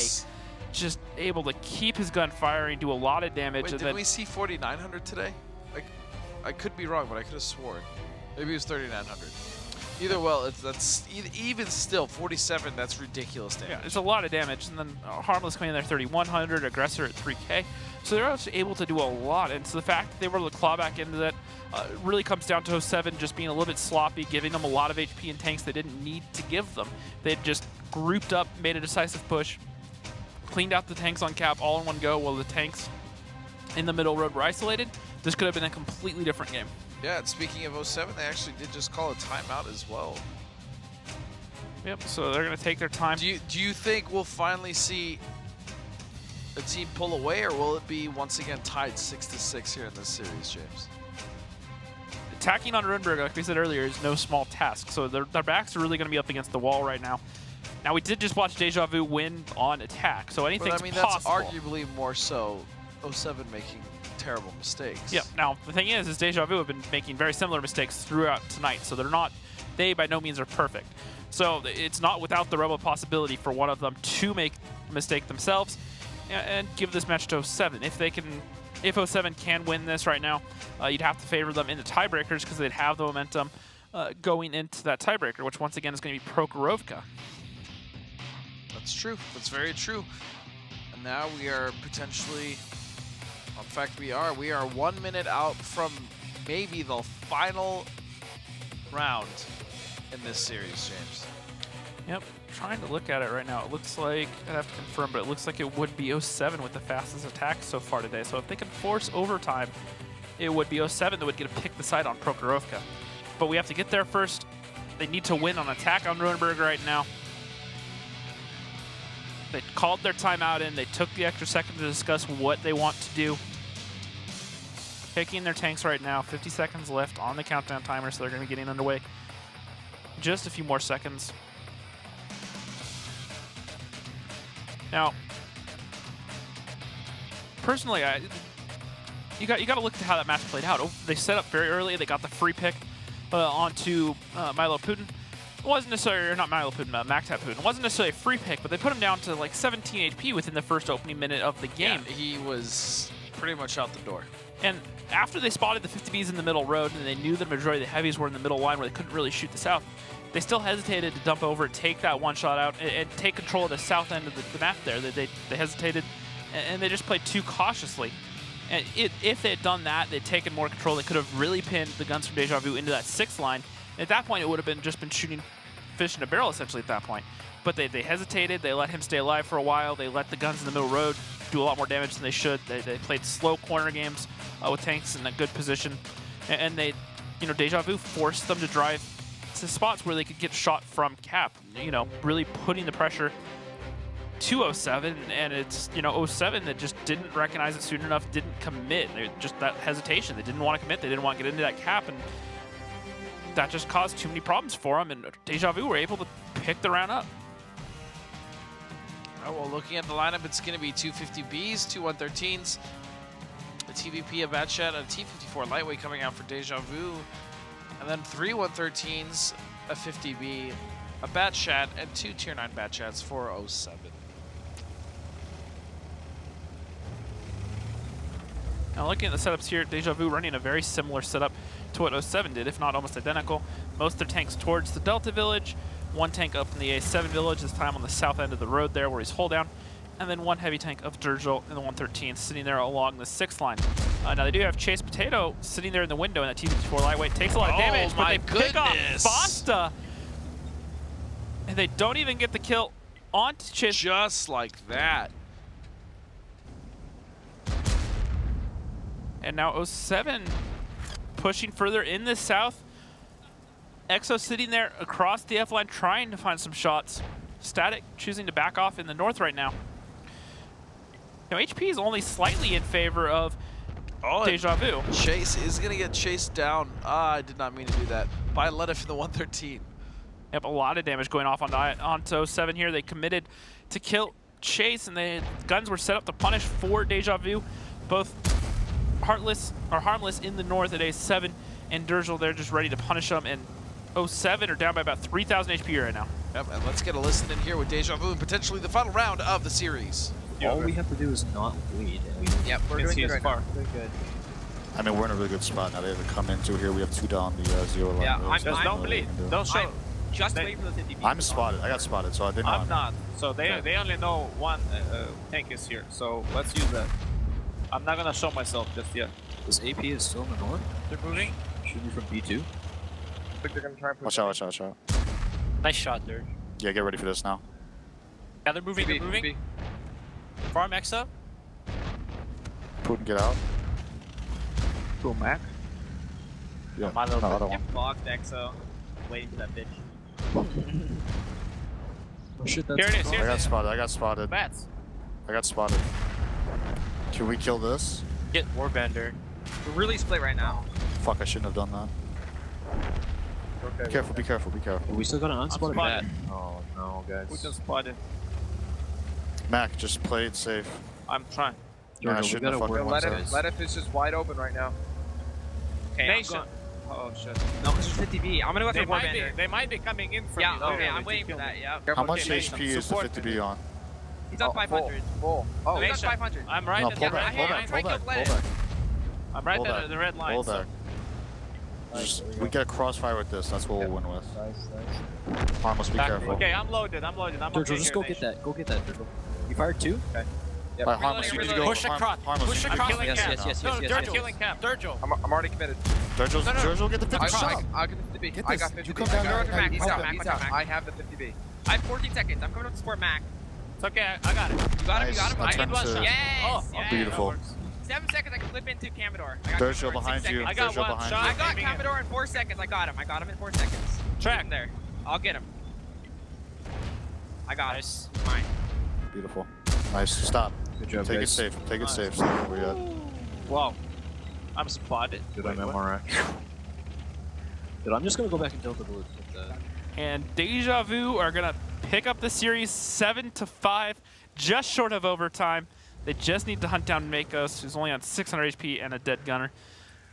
They still have 4 guns alive. Deja Vu almost did what 07 did the round before and threw it away. At one point, 07 had 2 extra guns alive, but they didn't have the HP. And Deja Vu did just what they needed to do, picked up some kills quickly, took the guns out of the fight, and they were able to clean up this series. That's going to make it so Deja Vu secure 3rd place overall on the season.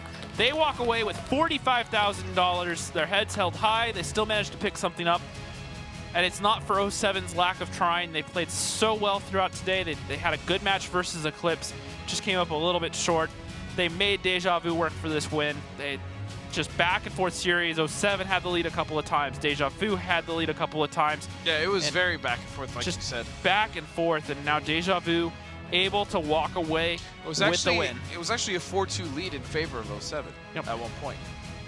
You know, but and mad props to Deja Vu just to have this endurance. They've had a long day already. Yeah. Oh, both these teams. But Deja Vu. You could argue 07 had a longer day, but at the same time, I mean, they battled so hard against Eclipse as well. Yeah, definitely. Looking at it, though, Deja Vu, you remember, they only had a 15-minute break between their matches. Yeah. At least 07 had time to go sit down and kind of break down some of their strats and see what went wrong. And they had that extra little bit of a breather. 07 or Deja Vu, they had to play 1 match. Then they had only a short break. They didn't really have that breather. They had to go right into another series, and this was one long marathon. Yeah, back and forth. Definitely. And it was just Deja Vu at the end that managed to pick it up. Now you have to feel bad for 07 because a couple of the things that went wrong there were definitely their own fault to a certain extent. No, absolutely. Some decision there. They gave away a couple of rounds. They very easily could have won the series overall, and no one to blame but themselves at the end of the day. But look at Aggressor coming in huge for Deja Vu. 2,600 damage, Exo 2,400 damage, Malpudin 24, Ledith, Camador doing pretty well. Then Harmless and Nationwide picking it up for Deja Vu. Not too bad overall. Look at the total shots fired, though, out of Exo. 147, and Aggressor doing 167. A lot of blind fire to both of them. And then on the second page here, even Chase Potato breaking 10K, and Fosta only he almost 76 broke 10K, damage short of doing 10K himself. So that's what happens when you play almost 13 games, you know? Yep, exactly. Just so well overall on the night.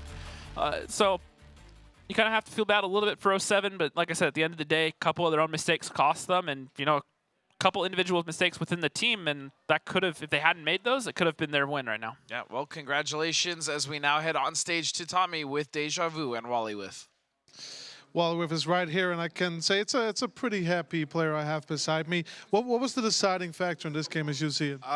Honestly, it was, if I'm going to be honest, like the first tank to get thrown away, the other team won. Like the last 6 matches, the first tank to die, that team won. For no reason. I'm just astounded that match even ended. I don't even know. I got no words. If anyone had told you before this season that you would finish as the 3rd best in the league, what have you told them? I'd said they were lying, honestly. I was like, no, we're 7th place, guaranteed. We got that spot perfectly. But 3rd, hey, I'll take it. It's great. And you're still a really young team. What's the limit for this team now? I guess we're going to see you next season in the grand finals too, right? Yeah, hopefully. I mean, if we get our teamwork a little bit better, work on strats, team play, I mean, who knows where we could be. We might be first some season. Never know. Let's rewatch one of those deciding moments from this match, and I'll catch up with Foster on the other side. Get a crossfire with this. That's what we'll win with. Nice. Harmless, be careful. Okay, I'm loaded. I'm Durgel, okay just here, go get that. Go get that, Durgel. You fired 2? Okay. Yep. Harmless, you need to go. Push across. Push I'm across. killing Yes, Cap. yes, yes, No, yes, yes, Durgel. yes. Killing Cap. Durgel. I'm already committed. Durgel, get the 50 shot. I'll get the 50B. Get I this. got 50B. You come down there. He's out. I have the 50B. I have 14 seconds. I'm coming up to support Mac. It's okay. I got it. You got him. You got him. I need one shot. Yes. Oh, Yeah, beautiful. 7 seconds. I can flip into Camador. I got Durgel Camador in 6 behind you. seconds. I got Durgel one behind shot. I got Camador.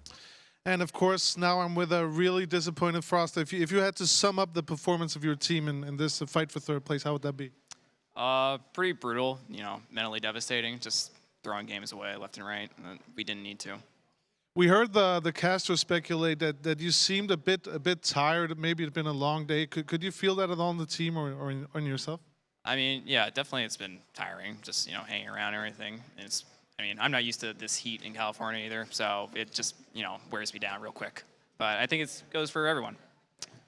And as we talked about at the beginning of the day, you're kind of new to this whole live tournament thing. Can you take some lessons from today that you can use moving forward? Yeah, definitely. I mean, I think we're pretty pleased just to have been here. It's been fun, good experience. Make a little more money as well, just, placing fourth. But it's been a good season. We're pretty happy. And thank you, Foster. And I can tell you guys at home that on the couch I have a really disappointed Meadowhead and a Beathead who's ready to break down this match after a short break. See you soon.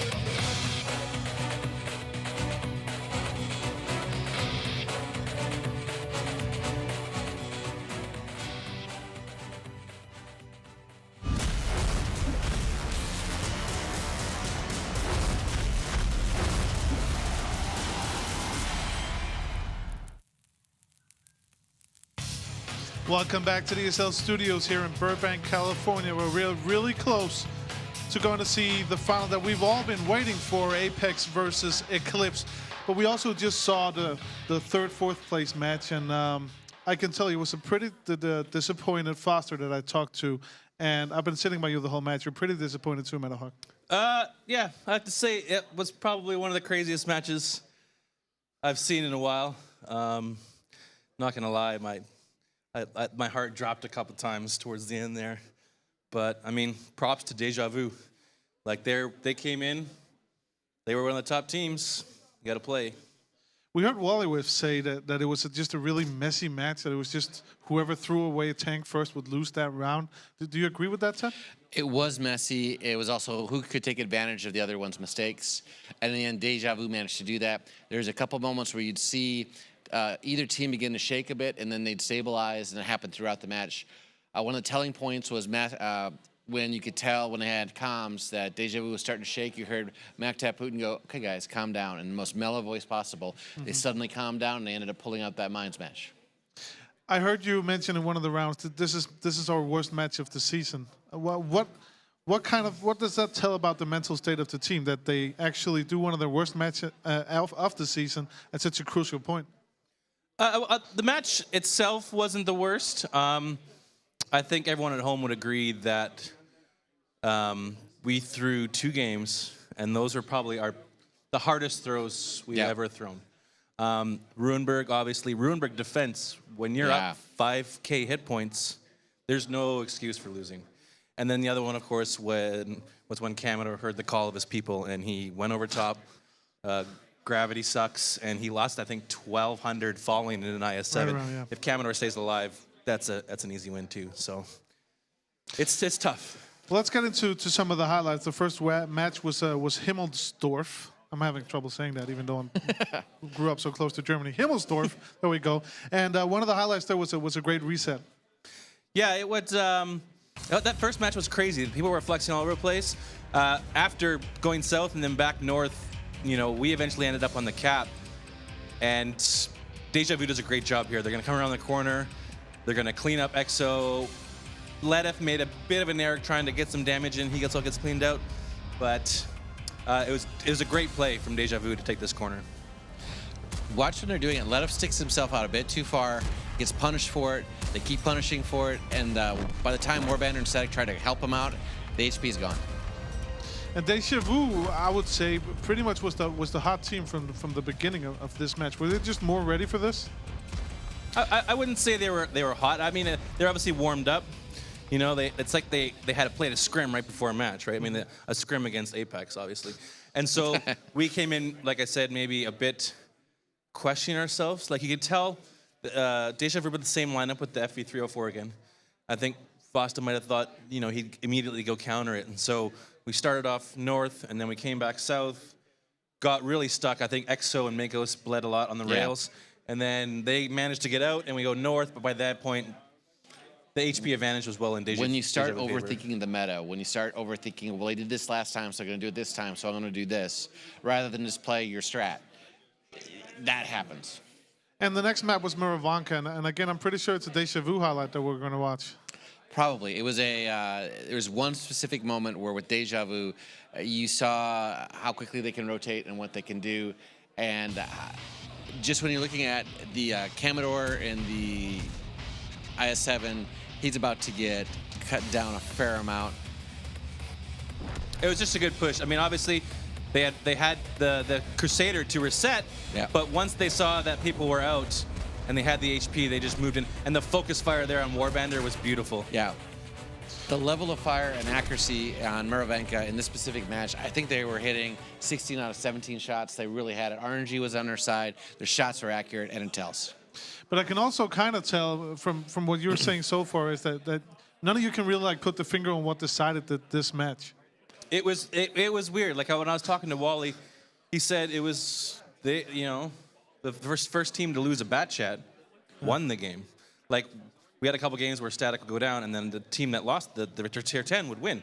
And so it was just a very, very, I think, unique We were talking to decide to see maybe it's because both our teams don't have any experience here at live finals. Obviously, they're new, we're new. They have a couple guys who have played live finals. We have a couple guys who have played live finals. So nerves, jitters. Exactly. Just a crazy, crazy match. Prague was the third map, and I think the highlight there is about what is it, a 3-cap pressure? 3-cap, Kappa, Kappa, man. yeah. They came in, Deja Vu realized we were committed on the 2 side, and they were smart. They brought in Commodore on the 2-cap in Prague. This is obviously Murrow. I'm not sure where we're going with this. Oh, this is where we're pushing around. Yep.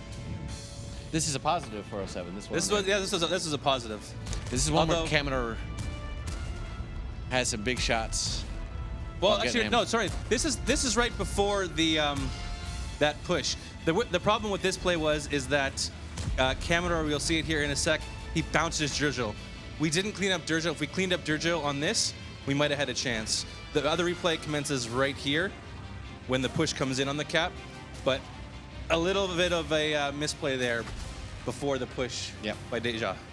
Let's just keep on going with these highlights because as people out there can probably hear too, there is some confusion, but that's also because we're already, or I am at least, thinking about the next big match. Yeah, but we still need to finish this one because it was an exciting match and also 10 grand at stake, so it was quite exciting. But we're probably going to see the Prague highlight now with the cap pressure.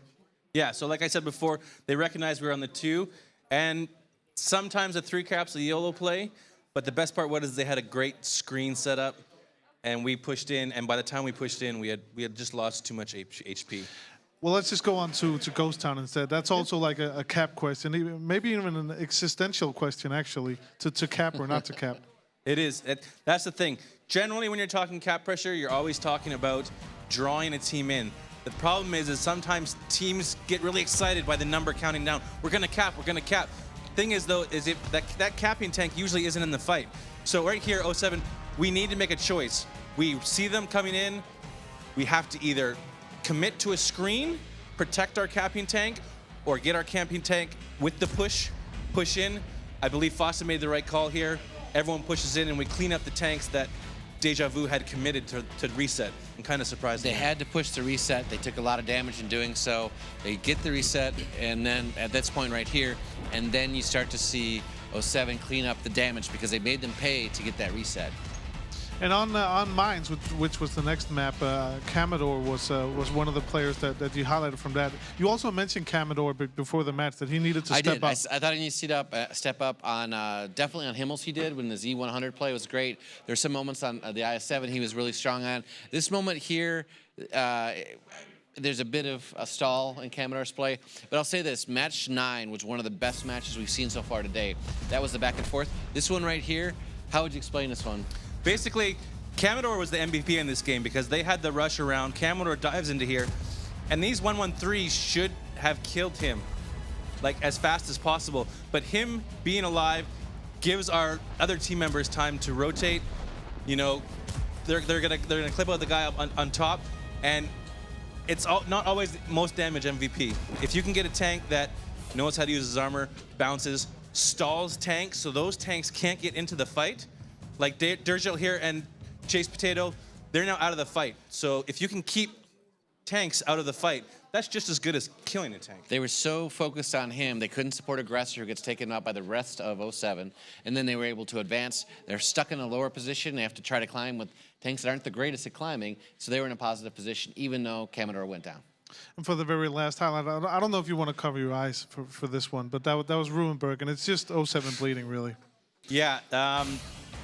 Props to Deja Vu here. We're trying to get up to F6 where you always put your 130s, and Warbander just gets decimated. Ledif goes in here to try and clear this 54 because this 54 is he's in a kind of a nuisance position. But then you see Warbander coming in behind, gets tracked by the Batchat, and just at that point, we're down so much. There's a lot of positive play that Deja Vu did to set this up. They set the trap, they baited it with the 54. And it paid off for them. A really strong play throughout the series by My Little Putin, who the Deja Vu named as their MVP, in their opinion. Master Putin, Aggressor, the whole team. Harmless had some great matches to it. It was a team effort to pull it off, and it just wasn't 07's night. It was not 07's night. But I guess you really also need to give a lot of respect to Deja Vu because, as Wally we've also said, they're a really young team, new to the league. This is quite a performance for them. It was very good. I mean, obviously they'll be back next season with us. I expect good things out of them. Now, I'd love to see them. I'd love a rematch, kind of like we have coming up in the next live finals. Yeah. Maybe we can try and set that up, but only time will tell. I asked Wally with what the limit is for this team because they're so young. If they can build on the talent they have, could they maybe next season or in a couple of years challenge for the top spot? There's no reason they shouldn't. Eclipse came in from Silver League and won it first last year. They're in a positive position now. They made some good changes. They brought in some more experienced players. Deja Vu has Mektep Putin. They have Aggressor. We've been talking a lot about them. But with those guys, they have a positive young team. They want to learn, and they're very competitive, as 07 saw tonight. And even though they got hammered by Apex earlier, they bounced back really quickly. They could have been depressed. They could have just said, we're done. They fought as hard as any team could against one of the best teams in WGLNA, and that's 07. To cap this talk off, let's just look at the post-match stats. And we see Commodore in the top 5, and you said you wanted them to step up, and he kind of did, didn't he? Aggressor, My Little Putin, they did really great. But look at that, 3 of the top 5 are 07. EXO had a great game. Commodore stepping up was awesome and fun to see. But look at the stats. Harmless did really well. Nationwide did well. It was a great all-the-way around match for Deja Vu. And as you look at down underneath, you can see Foster probably wanted to do more damage than that. And Mektep Putin did a lot of positional things. He may not have laid out the damage, but his positioning, his understanding, and actually calming the team down a few times, I think was crucial. Indeed. I can tell you that Foster, also before I started the interview, he was really, really disappointed. Do you think he's disappointed in his own play or just the team's performance? I would just say he's disappointed because we clutched defeat from the jaws of victory. I think that's how he sees it, because like literally those throws were just so bad. And we need to take a positive away from this. Like we will. Like when we go back tonight and talk, fourth is the best we've finished. That's true. Right? We've gotten a live Never finals. qualified before finals. You made it here. You got 4th place. You pushed Eclipse at several points throughout there. You had one of the best games we've seen so far in Game 9 on Mines against Deja Vu. There's a lot of positives. Yeah, exactly. Like Bill Murray said, baby steps. Baby steps. There we go. Baby steps. And talking about positivity, let's talk about this match coming up, because this is what we have all been waiting for. Even when we started the day, everybody said it's probably going to be Apex versus Eclipse. It's going to be epic. And now we can really look forward to this game. Both teams are getting ready up there. And what kind of a match should we expect here? It's not going to be 7-0 Apex again. We can promise the viewers that, right? Yeah, I don't think it's not going to be that easy of a pushover for Apex. I believe these teams went into overtime a couple times they played in the round robins. It's been very close between them. You do have Apex won 5-4 the first time they played. The second time it went 5 for Eclipse. They're that tight. With the addition of Wally, you have a whole other strategic and tactical level and depth to Eclipse. Plus, they definitely have Master Pupil in there. That's going to be a benefit. They figured out how to get the best players on there. Drawcabs has been playing really well. He had a fantastic match against 07 earlier. It's really, they're at their peak of their play. Apex has been dominant throughout the season. It's going to be hard to play them, but this is going to be a fantastic match. What's the relationship like between these two teams? Like, are they enemies or is it more friendly? I would say there's a good friendly rivalry. Obviously, like Comp said, it's been a little bit of a 2-horse race this whole season. Towards the end there, they were kind of jockeying to see who can maybe get above the other one. Apex eventually kind of ran away with it. But this is the home stretch. It all comes down to this. Here we see some of the play that Eclipse showed us earlier today in their semifinal. Let's talk a little bit about Eclipse again. What kind of strength did they show us there? This is the strength of Wally's just ability to, on a dime, recognize an issue and deal with it. And that, when it comes down to this game, it's all about your reaction time and the time it takes you to rotate. I mean, like you saw us versus Deja Vu, we had Commodore sitting in the corner of Roomberg. He needs to rotate. He needs to get his tank into the fight. Yep. If you don't recognize that, if you're not calling that, odds are you're not going to do something. Another level of depth to that replay right there is you had Vetro and he had Ox doing what they needed to do, because if they would have waited or hesitated 2 seconds more, there would have been 3 bad chats rolling over and cutting them to pieces. Their timing was good. Their shots were accurate. They did the damage they needed to do, and it was over. I kind of like the talk we had before 07 versus Deja Vu. So let's try and pinpoint a player again for Eclipse that really needs to step up in this match. I know it's a tough one. It's tough. I would say Photo Finish. I've always loved Photo. For Apex or Eclipse? Oh, I actually said Eclipse. You said Eclipse. Yeah. Okay, so for Eclipse, we're gonna go with. I gotta go with Wallhacks. I mean, I know he's a late player, but I love the guy. I'm gonna say Wallhacks for everything. I'm gonna go Brett. I think that's a good pick. I think Brett. The joke is he's good on certain maps, but he dies. I think he's gonna have a really good game. He's definitely motivated. He's excited to be here, like the rest of Eclipse.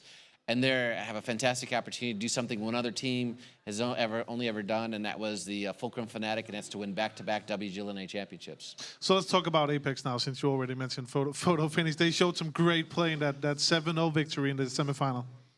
They were dominant and definitive. Here we have right now, Photo Finish is lighting up nationwide underneath. There's nothing they can really do.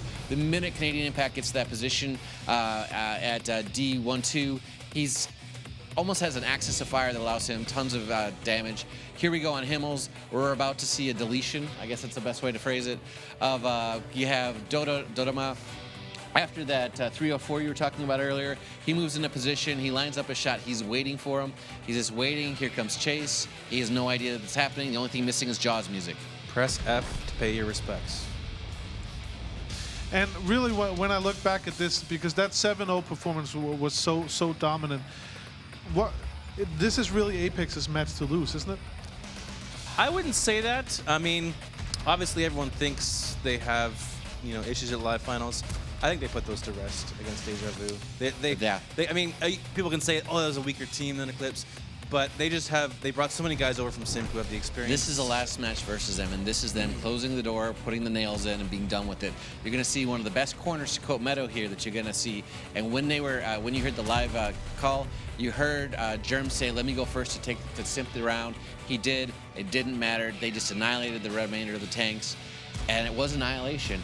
However, that gives them confidence going against Eclipse. They know Eclipse is good. They know what they need to do. I can guarantee you Compston has as ready as they possibly can be. On the other side, Wally has them as ready as they can be. But if we think about when we hear the team speak of Apex and we talk to Comps, in my mind, it's the most professional team in the league. Would you agree with that? I would. I mean, Absolutely. I was talking to external, like how they played the Murovanko 2-cap. That takes work. It takes time. It takes commitment. These players put a lot of time in to be able to spot angles, know what area, what bushes they are into blind fire. Nobody does that better than Apex, and they do out of game research. Yeah, is so important. To take the time to be in a training room, to look at angles, to have someone go here and then do this. That's a lot of work and a lot of time. And it's not always the players that you see playing. It's the guys who are on the bench who are doing what they can to help and support, to practice the scrim. And Apex is the best at that sort of work. But let's just also for people who might not be used to watching tanks or esports in general, talk me through. I know you practice a lot because you're still with 07. Talk me through like a week of being a tank player if you want to be at this level. Well, at this level, basically, you're playing 2 matches a day. You're playing Tuesday and Thursdays. Like I said, the reason why we improved is because we improved the number of scrims we had. We normally used to just scrim once. We'd scrim Monday, Sunday. So you're only playing 3 nights. Top teams, Apex, Simp, like all those guys, they're playing probably 4, 5, 6 times a week. Especially when they're prepping for something big like a tournament like here. That's massive. They ramp it up. No one complains, or if they do, they understand it's the cost of victory. If we look at the strategics of these 2 teams, who would you say is the strongest team, strategy-wise? Oh, that's a hard one, because Wally comes with a lot of different ideas. He's been around for a long time. Tigers is helping him out. That's a really good combo. On the other side, Germ is one of the best callers and understanders he understands the game very well. Against the wall, I'm going to actually I'll go with Germ. I think Apex has it simply because the level of experience that they have to back up the strats can only help. Yeah, I have to agree. I would almost go as far as saying Germ is the best caller in NA. I mean, that's a large title. But when we scrim them, like when we were scrimming them for our prep, he realizes things like just strats that normally teams will pull them from RU region, EU region. I'll step in. I'll say Wally's probably the second best. So Oh, this yeah, could easy. be Yeah, definitely the top two colors going at it. And by the end of the game, we'll find out which one's the better tonight. Well, I can kind of feel here in the room that the intensity is starting to rise. So let's get up to our casters who got offended when I called them autoloaders earlier. So I'm going to switch it up, Dustin, and James. So let's go up to our two AMX 40s. That's a lot of big words coming out of a Liverpool fan. You know, the thing is I don't think he realizes that we didn't respond to the autoloader comment because we didn't know what it meant. Like, And well, now he just called us ducks. Yeah, the right, AMX 40 is essentially. known as the ducks. So. Okay, fair enough. Yeah, that's well, what we get out of going Tommy. into this match, this is pretty much what we expected, but damn am I excited to see what's going to happen. There was a lot of talk between Meadow and BTED about which caller is going to be best, and honestly, both of the callers for these teams are so good. It's going to be difficult. This is what we've been waiting for essentially all day. Yep, and something you have to remember, though, is with these teams, they have some of the best rosters in the league right now. And so while callers are certainly a huge part of that, and then they can determine a lot, the individual skill of both these teams plays a bigger part than normal in a lot of matches. Here's what does it for me, though, for Apex. Apex's comms right now is leagues above Eclipse as far as being clean, concise, and effective. Yeah, absolutely. And looking at this Apex roster, we already talked about it earlier, so I'm only going to glance over it. But when you add players like Photo Finish and Overlord Prime and Drynets to your roster, that's bringing in just so many good players that have a lot of experience. It's not just new players to your roster, but it's players with just boatloads of experience that have been around for season after season after season. And when it comes into these sort of situations, even if they're new to the team, this is not their first time up on that stage. It's not their first time in this sort of environment. So, you know, you have to think they're going to be ready to perform right now, and this live environment is going to play a very minimal part in this series. Yeah, and then moving forward to Eclipse, I mean, again, with the addition of Wallhacks and Ox Mathis this season, they've just been so consistent, and then adding those two players to their roster, I mean, we saw the results of it here in a victory over 07 in the first round, or excuse me, the first series. But again, for me, it's just a lot of it sounds like squabbling on the side of Eclipse when we go to their comps. Yeah, well, there's a lot of indecision, and that just comes down to their call style of necessarily not one player just saying, all right, this is what we're doing, we're going to make this play. That's what you have out of Apex, typically out of Germ, is, all right, guys, comms, this is what's going on, do this. And with Eclipse, it's a lot more of a team decision, and what that turns into, though, is a lot of players deciding, well, this will happen or this will happen, and everyone, you know, they want to put in as much info as they can and make sure that they don't do anything wrong. But the problem is that takes time, and it can also make things less cohesive and not more cohesive. So it's definitely a problem that can happen. Yeah. All right. Well, predictions, I think it's going to be Apex. What about you? Apex, but it's going to be a close series. Both times they played each other. It's going to be a good series, it's of overtime. course. The second time they played each other this season, it started off 3-0 in Apex's favor, but it was Eclipse that came back, tied it up, and won in overtime. So anyone's game at this point. All right, well, one last time before we go into the match, let's go to Tommy and a special guest on the couch. Thank you so much, and I'm happy that you haven't called me a tank yet, because I don't know that many tanks, so I don't even know if I should be offended or not. But we're joined here by Magtab Putin. We've actually been talking about, since you joined the league, if it was Master Putin or Magtab Putin, but now I can finally say, I just heard from your own mouth, we can call you whatever, right? Yeah, I think at this point it doesn't matter, because too many people are used to Magtab. So you were up against Apex in that semifinal. Now we're going to get to see them again. What should Eclipse do if they want to have any chance against Apex? Well, obviously we didn't have, I can't recommend them to do anything special, but I think if they, you know, concentrate on what they're doing, follow their strategies, you know, that's going to be their best bet. They can't tilt. You know, maybe they can hope on kind of getting Apex off balance with a surprise threat and, you know, maybe ride that momentum. Other than that, it's going to be tough. You're still trying to build your team, your young team, and you've had a great season for this year. When you look at teams like Apex and Eclipse, what are you trying to copy to get to that level? Well, consistency is big for new teams, because you come to finals, you know, you have all these pressures, all these, you know, new feelings, very different from when you're playing at home. So just learning, looking at what the good teams are doing, learning from them, and then just trying to improve. Go back and, trying to improve. We heard Meadowhawk talk about his week as a player. How much do you practice and work at Deja Vu? We practice 3-4 times a week sometimes, 2 to 3 hours every practice. What do you mean work? Outside of tanks? Well, you can tell me about your work outside of tanks. It's just, I see this as work for you guys. I guess you feel the same way.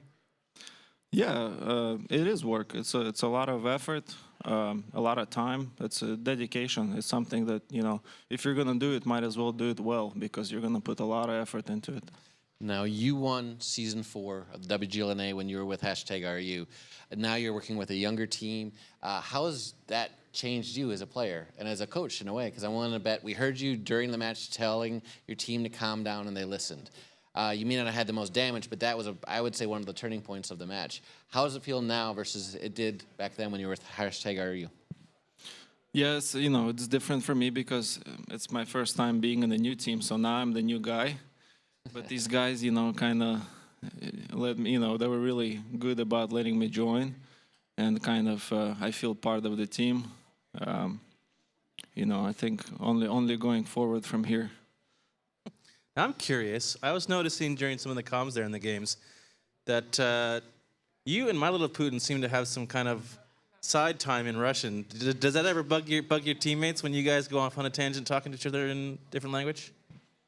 No, they haven't said anything, but he's very cocky, so I have to kind of put him down sometimes a little bit. Well, I guess you have to make fun of your own guys when you're in the channel. It's the best way to do it, Let's just tell everyone out there that when you meet Milo Putin, he's a fantastic player, but when you meet him outside, you get single-word answers from him. Yet in-game, you heard him talking a lot, being very engaged, very passionate about his play style. And I'm willing to bet if we go talk to him now, he'll be back to the single-word actions. So he really comes out of his shell during the game, I take it. Oh yeah, he speaks up a lot. Has a lot of experience from watching, RU league, other leagues as well. So we definitely value his opinion, and he's a very skillful player. If you had to pick, just to finish this off and to focus back on the two teams that we're going to see, if you had to pick one guy from each team to join Deja Vu, who would you take? Man, I would have to think about that one. I honestly couldn't tell you right now. You're going to let us hang? I would take Akulev, and I would take Dargadzim, because they speak Russian. Yeah, it's too Russian. Yeah, nice. So we're going to get any Russian. Yeah, okay. Well, let's get back to the casters, because I think we're getting pretty close to the finals, and we're excited here on the couch. I bet you're at the casters desk too. That was awesome having Mac Type. Thank you so much for joining the couch. It's probably the best interview we've had for a long time. Oh, definitely, and no surprise there that he'd rather have the Russian speakers on his team if he could. Right. And if I recall, Akula actually was a former teammate of him as well. Well, I mean, it makes sense. But overall, again, it is about these two teams, Apex and Eclipse. We're going to get into this momentarily.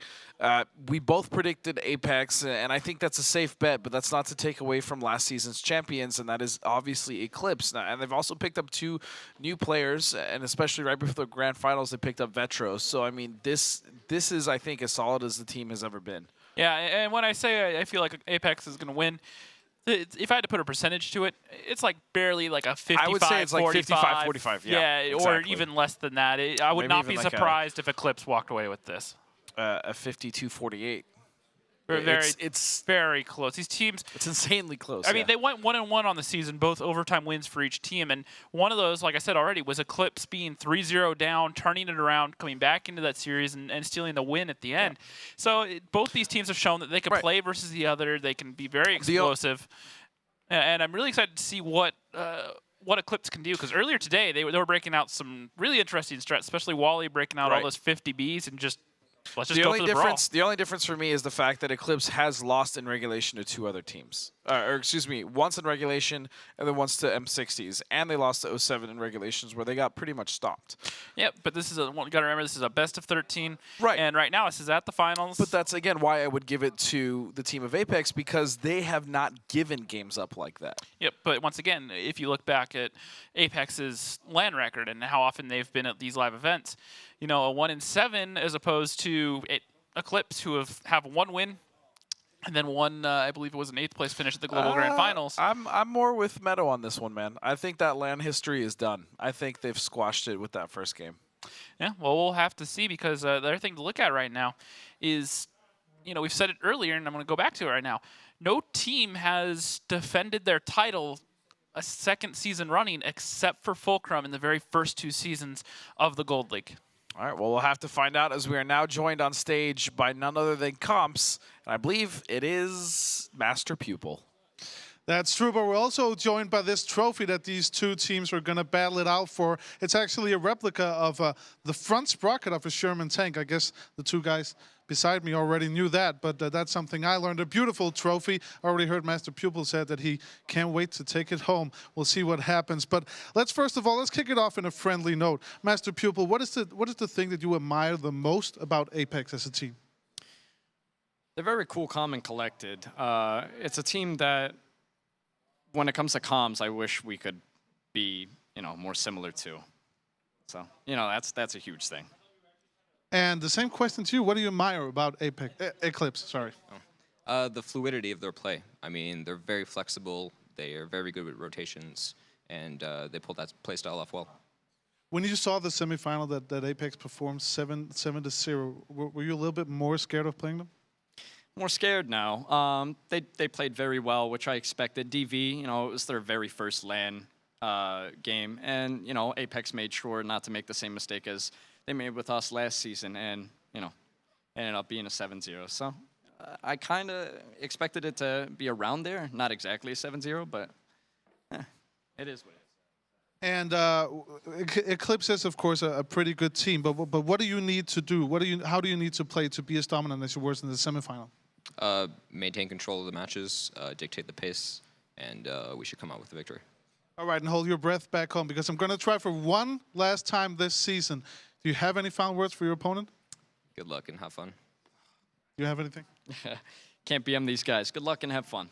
Let's get a handshake, and let's get ready for the finals of this season. Let's go back to the casters, Dustin Kane and James Grieve.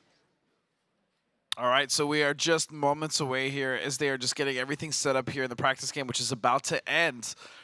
It all comes down to this. We've had so many weeks of games between multiple teams. We started off with 10 teams, then we went down to 8 teams, and now we're down. Then we were down to 6 teams, and now we're down to just 4. Well, now we're just down to 2. Well, total for the event we were down to 4, and now it is just 2. Yeah. Yep. And see, I told you I wasn't good at math. You knew that. Yep, so they're both playing for that first place $90,000 prize right now. They want to walk away with that trophy. And you got to like the respect between both these teams. Clearly, Master People and Comps, they have a lot of respect for each other. They both said pretty positive things about each other. And you got to think about what they both said about the other. And that's stuff that we've already talked about.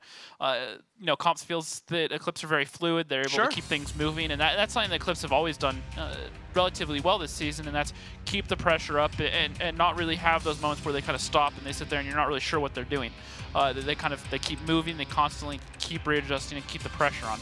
And then looking over at Apex, Master People feels it's the comms. And we've talked about the comms a lot. Yeah, we really have. And you can hear the differences. And I'm not saying that Eclipse's comms are necessarily bad per se, but there's no control, which is a big thing. And people are probably kind of confused why we're always sitting here talking about the comms. And the reason why is in a game like this, especially with 7 people on the team, making sure that you're all working together, you're all on the same page, and you understand what's going on. It's so important, and comms are the best way to stay on that same page, is to just keep going. Because you can't pay attention to all your teammates, you can't pay attention to all their reloads, if they're clipping, how much HP they have. So having that open line of communication between each other is just so important, and having good comms, often over a team that doesn't have good comms can often separate a match. Yeah, absolutely. Well, that's all. I think I'm guilty of harping on their comms more than you are, and that's just because in a team game, I feel like that you understand that that's a hectic style and it works, but at the same time, it also very much does hurt them, James. Yeah, well, it definitely can. If the comms are just too cluttered in the wrong way, then absolutely there's no benefit to them. It's not even the clutteredness that I'm disagreeing with you on, though. Again, sorry to interrupt. It's more so the fact that there's a lot of just general disagreement between a lot of the members on this team. Well, and they could sit there and disagree, but at the end of the day, my point is it doesn't necessarily mean that their comms are are harmful. It just means they're not helpful. So it's having helpful comms versus having no benefit from it to a certain extent. Well, you can argue it can be harmful if there's, you know, it ruins the cohesion between a team. It kind of makes them hesitate a little bit.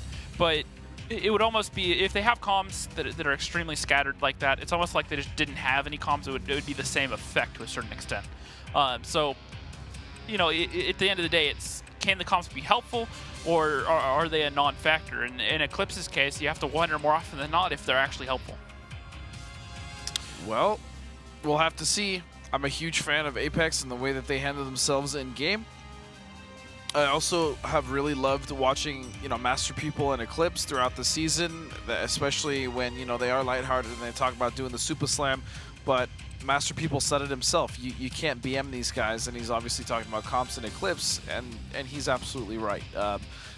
You cannot really do that to a team that's just been so dominant over the season. Yeah, absolutely. They've played so well. And like we said earlier, they only have one loss in overtime to Eclipse the whole season. That's to anyone. And so it's just been a very impressive record in that regard alone. And now they're here at the final. And so far earlier with the very decisive 7-0 against Deja Vu, it shows how that sort of just composure during the regular season, and as Magta Putin was talking about, just the consistency. When you have that consistency and then you can translate it to here at the live finals, it can pay off. So far it has. We'll have to see if that can translate over into this final match right now as they duke it out for first place. I'm really excited again also to see how these two callers are going to combat each other. Yeah, and they have a lot of experience against each other already, so this isn't like the first time they've squared off.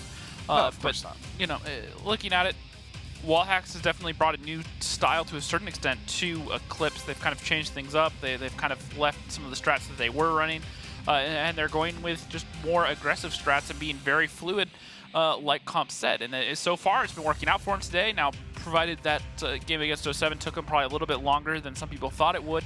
There was definitely a couple of games in there which were almost throws to a certain extent just from the setup and the way they played. But Pupil, man. Yeah, but overall, I still feel, you know, with everything said, I still feel this is Apex's game to lose to a certain extent. But, you know, looking at it and looking at the maps is the other thing. We're starting off on Ghost Town, which is a map that Apex haven't played a whole lot this season, only 10 times as opposed to Eclipse's 12. So relatively close in terms of times played, and their win records are pretty close to the same as well. So you have to imagine that'll go 1-1. And then the second map tonight is going to be Ruinberg, which once again, as we've already talked about, you have to imagine that goes 1-1 just because of how those maps are set up. And then we have Cliff, Murrow, Himmels, and Proc after that. So it's pretty interesting just in terms of the map pool. Yep, and here we go, ladies and gentlemen, the very first battle between Apex and Eclipse for the finals here of the WGLNA Regional Finals. Ghost Town. The first absolutely symmetrical map, made especially for 7 versus 7 games. The teams start the battle on opposite sides. There are numerous ways to attack here. One of the bases is located in the central square, the other one at the top of the city. The hardest battles are usually fought for the top base, and this calls for the use of heavy tanks. Sometimes the teams choose fast tanks for spotting and base capturing. And here we go into battle number 1 between Apex and Eclipse. Eclipse bringing 5 E100s, a 50B, a Batchat, and an AMX 5100. 4100s, excuse me, a 50B, a Batchat, and a 5100. Meanwhile, Apex, Nia 7, 350Bs, a 113, and 2 Tier 9 Batchats. 5100, an interesting choice. I could almost guess what they're going to try to do with those. Well, we've talked about it earlier. When you have that many high alpha guns running together, you should all shoot the same thing, and that's a tank deleted. To a certain extent, it's a little bit more reliable than, say, a 183 who has the same effect just by himself, just because the 183 you have that HESH shell to deal with, and if you miss that shot, then you're done. In this case, they have 4 shots ready to go, and 3 of them often are enough to delete a tank. The 4th one is sometimes just backup to a certain extent. And look at the raw HP lead that Eclipse start with before any damage is done. They're up by almost 2,000 HP just from the tank lineups alone. All right, so it is going to be Eclipse taking control of the one cap as well as the north, while Apex decides to stick it out in the south. This is actually a setup I don't think I've seen regarding both teams and how they've approached it, because it's almost like it's actually as if Apex is on defense and Eclipse is on offense, the way that the map is set up. Yeah, absolutely. And these E100s just sitting over here, they've taken aggressive control of the 7-8 line at this point, and it's actually Apex that have moved over towards that 3-4 line. So often we see these teams square off along the 3-4 line, trying to block the attacking team out of that 2 cap. However, Eclipse have set up in that top right corner. It's actually a pretty good position because they can cover both caps pretty easy while on defense, and the only reason it's working out is because Apex have essentially given it to them. And right now, Nits is trying to find where a lot of the guns are, as is External. They're just pushing around. They're keeping the core of their group very tight together. They have these 229 bats working towards the 1-2 line in the backfield. Akula actually going to back out in the south there and try to join the rest of his team. And right now, Eclipse just keeping it tight. They don't really have to go anywhere. They're in a very good defensive position. Like I said, they can easily defend the 1 cap from where they're at. And just as easily, they're in position with multiple angles on this 2 cap very quickly. Tier 9 Batchat's getting very aggressive in the north. They've pushed around towards B1, B2. Just trying to see if they can figure out where Eclipse are, and they're starting to figure out that they've actually shifted over to where the attacking team normally sits. This literally looks like Apex is now defending, even though that's not the case. And well, it's just a very flipped-flop match, essentially, at this point. And Eclipse just said, all right, well, if you're going to give it to us, we'll take it. And that is a very hard position to break if you're Apex right now.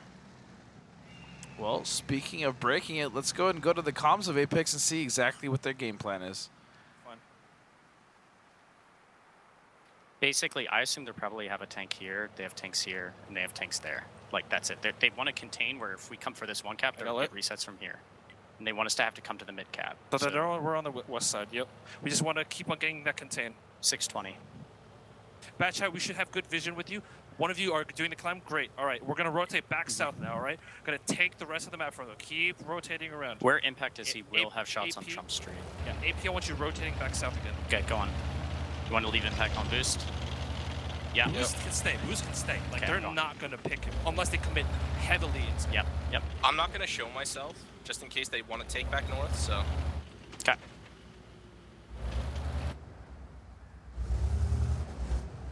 All right. The 100s are still probably in that gully right now. They just want to get that... Wait, pulling photo out? Yeah, pull photo out. It could also be on this mountain. Who knows? Yeah. But yeah, the smarter choice is probably getting up here. Okay, how do you want me approaching this from H1? I want you to follow up. I want you to follow up. Yeah, peek it out first. Make sure we're not running into a trap here. I can see this. I don't think I see anything. Okay. I don't see that. Or like I can see it, but there's nothing there. So We have to take everything very slowly. I mean, if you peek a corner, you could take your whole health points damage. So. Was not lit. AP do the run. Okay.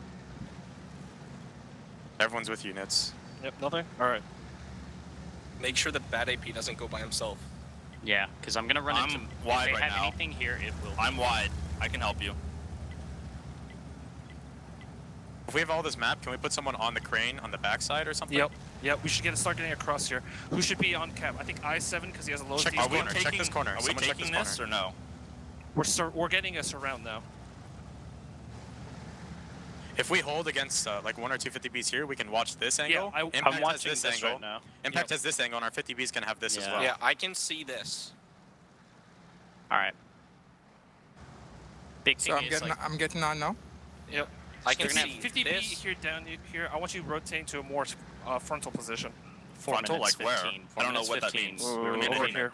You guys should retake okay. this with a 50B. Yeah, or you can take this. Okay, well, all right, then I guess that's what we're I ready think to it's have this dangerous. go. Can't the E100s hit them crossing here? Not there. Not there. All right, you ready for me and Dota to Alright, go? do it then. Basically, they're probably going to have 1 tank here and 2 tanks here, or some combination. Do you guys mind if I fast cap it? In AP, you can see on this road, correct? I don't think you should get on this. Yeah, Nits, I don't think you should get on. I can see that. They're gonna poke up from over here. I'm dark. Here they come. Here they come. I'm gonna go back across. I'm lit. They're gonna push in from the south. Okay, I'm setting up for shots if I can. That's fine. 50Bs, keep giving them room. Keep giving them room. There's a 5100. He's gonna try flank. All right, let's rotate. Both D100 just fired. Keep rotating around. Surround them. Okay, I'll go there. I'm going there. Hold on. Keep getting good damage out. I'm clipping. Okay, Vetra's kind of stuck here. I'm gonna push a 0. The batch is probably Okay. You can come in now. Impact. There he is. I'm gonna have photo shots. careful. We're a little low on health, guys. Get the surround on them. I got a dead gunner. 50Bs, what are your reloads? T1's Red, up 10. red 6. We need an answer for this line. Clipping. T1's pushing to kill me. Batch pushing. Brett. Dodo and guys, Wait wait for snap impact. shots We when this cannot guy comes engage in. with impact. I got Not 30 yet. seconds. Ox is coming. Shit. All right, let's get this eastern side, boys. Eastern side. Avoid the E100s. Red 8. Avoid the E100s. Let's go right now. Red's Who 5. fired? Ox. Ox and They're both fired. While he's out 2 on me, I'm 1 shot.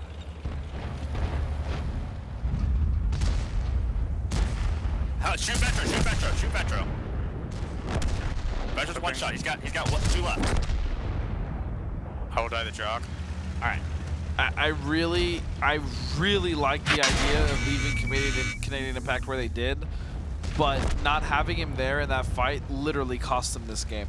Well, early on, when they were still trying to figure out where they are, it was a great position. It was a great position, right? Because he could crossfire. Well, he's safe for the most part. He has good vision in the north, and so it's a great spot, especially as an attacker. If they're going to give it to you, use it. However, that said, I think they left him there out of the fight for just too long. Right, I agree with you 100%. Once they had that engagement going in the south, there was no reason why he couldn't either flank or just go down the south and get in with everyone else.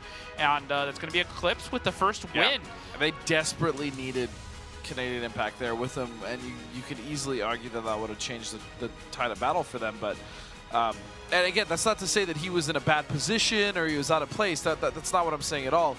It's just that he was out of the fight, like you said, way too long, and that really hurt Apex. He was only able to get through 1 clip, and when you're in that tier 9 bat and you have that long reload, you know, it's very crucial that you get in there early, get your shots off, and are able to get on that reload while you still have teammates alive.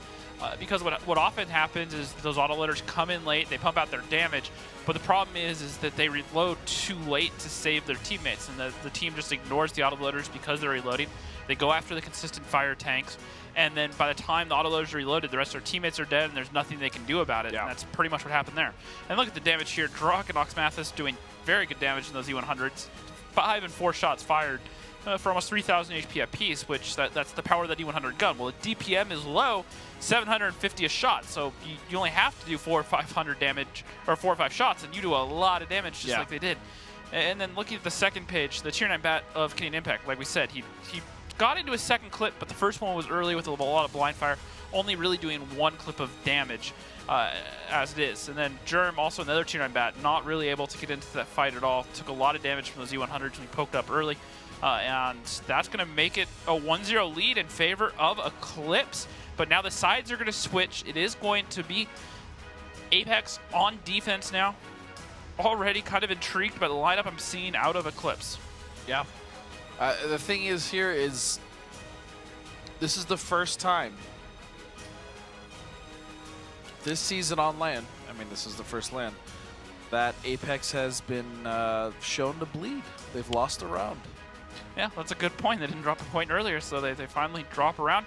But maybe that's what Apex need to kind of get things going forward, realize that they're not untouchable, and get things going in the right direction. And again, not to knock on Deja Vu at all, but you can very easily say that, you know, Eclipse is a different caliber team currently. Definitely. And looking at the lineups here, Apex coming in with a 113, 250Bs, a T57, a 215B, a Batchat, and an RU-251. Eclipse, 250Bs, 2 T57s, an IS-7, a Batchat, but then the M40-43. M40-43, that's the interesting part of this lineup, while really. Attacking. T1 Diabetic going up on the climb in the south there just to be some eyes. While they push around in the north, they're going to move the artillery either to C0 or maybe push them all the way out to A0. Depends on the angles that they want to open up for them. setting up for some sort of a north cap play. They're getting in position here along D6, where teams so often set up while they're attacking, but more often than not, they use it to attack the north cap.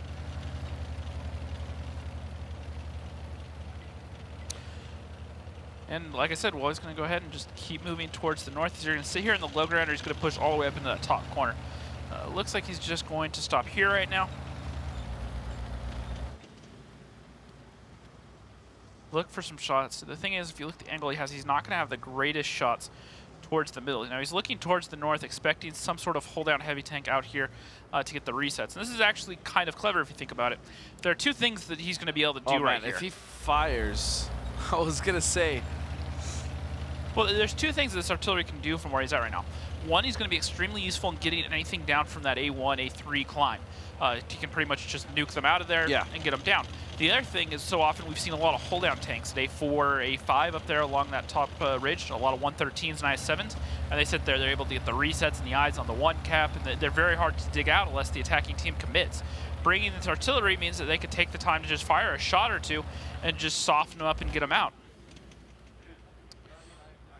All the way up in this corner, looking for the shots right now. And from this top corner he's in, he's going to have a bit more, or a few more viable shots down into the south, like this 215B that's lit right now. And or the rest of these tanks pushing around. Oh, man, if he could... Oh, they've got to be very careful. He's got a shot. Oh, this is insane. Is he going to take it? Oh, come on. Why did we switch off for that? And the damage just goes out. Look at all the damage. Photo finish, though, finding Drock. As he is now getting punished as his Impact external comes around, and Eclipse are just bleeding left and right. Despite putting out all that early damage, Apex were just able to push in and clean these guys up. They just pushed straight through those 50Bs, and now Apex are in a great position in battle number 2. Ox cleaning up to Doma. Could you imagine if that was a 155-58, the tier 10? Oh, that'd be shot after shot after shot.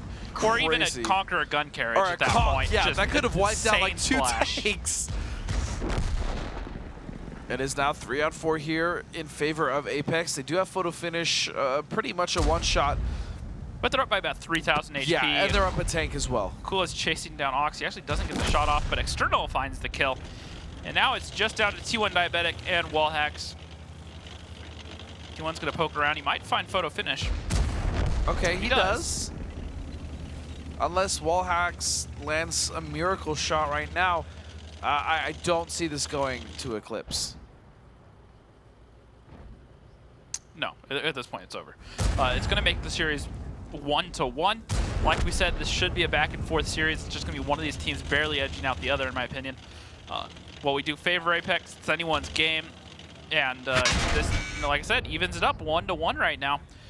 Just the M40-43 left alive for Eclipse. Probably going to try to buy a little bit more time, set themselves up for the next map, which the next map will be Ruinberg. And who will be starting on defense?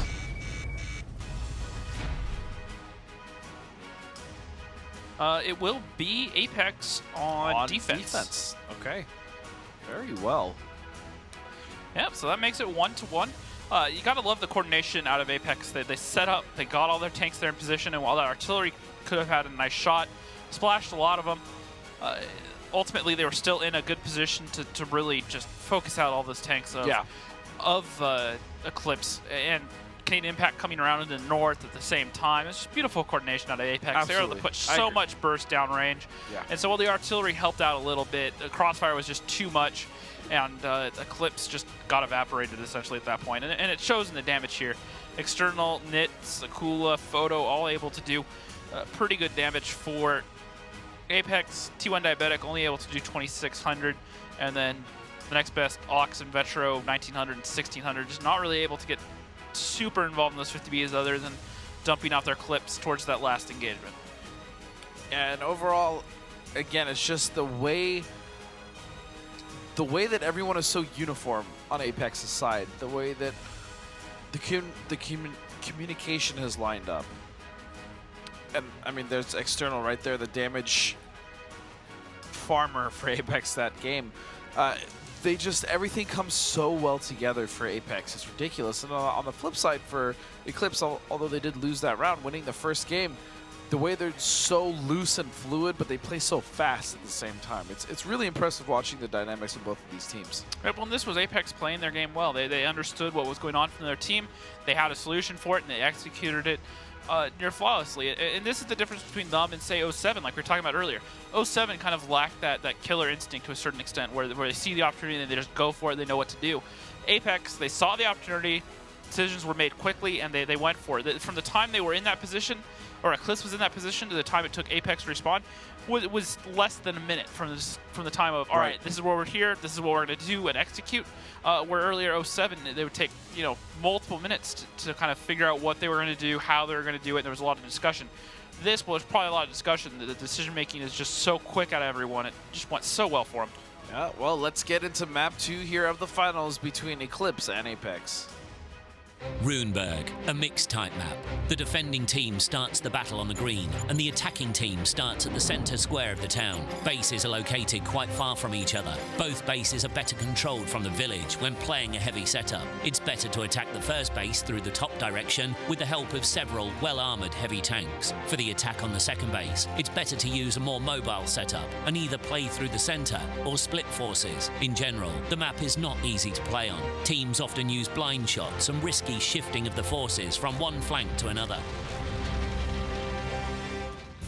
Lineups coming in, Apex, so 113, a 50B, a WZ-111. Again, we've seen that tank so much today. A Batchat, 215B, another 113, and the Tier 9 WG PZ4, better known to many as the Waffenträger. Looking at Eclipse coming in here, an IS-4, a 113, 250Bs, a Batchat, and 2 Tier 9 Bats. So talk to me a little bit about Germ's tank. It's the Tier 9 before the Grill 15. Used to lead up to the Waffenträger off E100 back when that was still a thing. Giant tank destroyer, autoloader, had 5 shots, pumped out a lot of damage, was also a huge target. Then they changed it out with the Grill. But regardless, this is the tank that leads up to it. Very good camo. The gun on it's very good. Consistent fire, high DPM, very accurate. Tank overall is very slow, and like the Grill, it doesn't have a whole lot of armor. So for Tier 9, they can kind of sit back and just throw shots downrange. It's great to play in this Delta Village because it can also shift towards the north and shoot that A4 crossing. So for defense, I do like it as long as there's not too many of them. Okay, well, there's only one. As we see Eclipse set up right there at the 6-7 line towards the 2 cap and right below the Delta Village here. And this is a very standard setup that we see on Ruinberg. Again, this map is so strong defensively. Yep.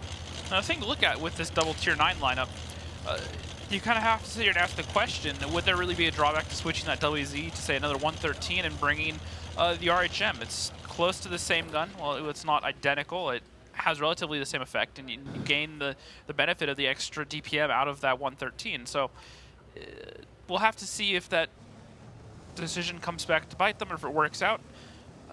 Just something to look at.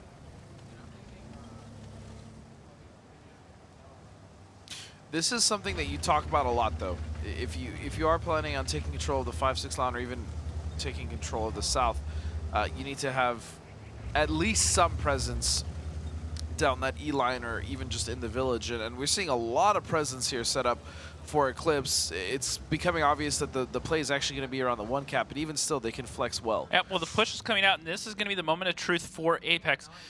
Eclipse are pushing in to the north here. The 113 a photo finish, and the Batchat are going to be there to receive the push. And let's go ahead and get a listen in right now with Eclipse as they make it happen. Batchat twice, Batchat twice. Brett, kill the Wheezy. The waffle hit me. Yeah, I'm coming. We gotta kill Photo. Brett, get up here. Yeah, just push. Yeah, I'm coming. Just go. People. Is he at the thing? Yeah. I can't really help. Perma. WC. Yeah, get Photo. You guys get I'm loading. We're shooting. 113s are shooting him. I got one left. He's moving. Oh, we can't hit him. Yeah, you guys can get any damage into him. Can you kill Mox or no? Canadian. Fuck. Oh my god, I'm fucking throwing. How many do you have? No. You fucking guys have to kill Photo. That's the call. I got 24. They're just gonna push me. 50 I meters. can kill photo. I can kill photo. I don't have a shot on him. Nice. Yeah, I got Kill I got Impact, kill 17. him. I got 17. Go for I got cap. Go for 17. cap. Impact's kill I got Impact 12. and I then got go for 12. cap. Impact's gonna 12. get a reset. You got the reset. It's fine. It's fine. It's fine. Kill him. No, don't let him clip He you. shot. He shot twice. He shot twice. You have He to can kill kill him, you, he can T1. kill you. Brett, we have Yes, to I know. I got 3 seconds. Kill German open. Germ's tracked. Loading. You guys are Notice not going to be able to coming get out. out. Notice You're coming not out. going to be able to Get out. get out. You Get gotta out. run. You gotta run. I have a dead engine. Just get behind the house. No, I can't.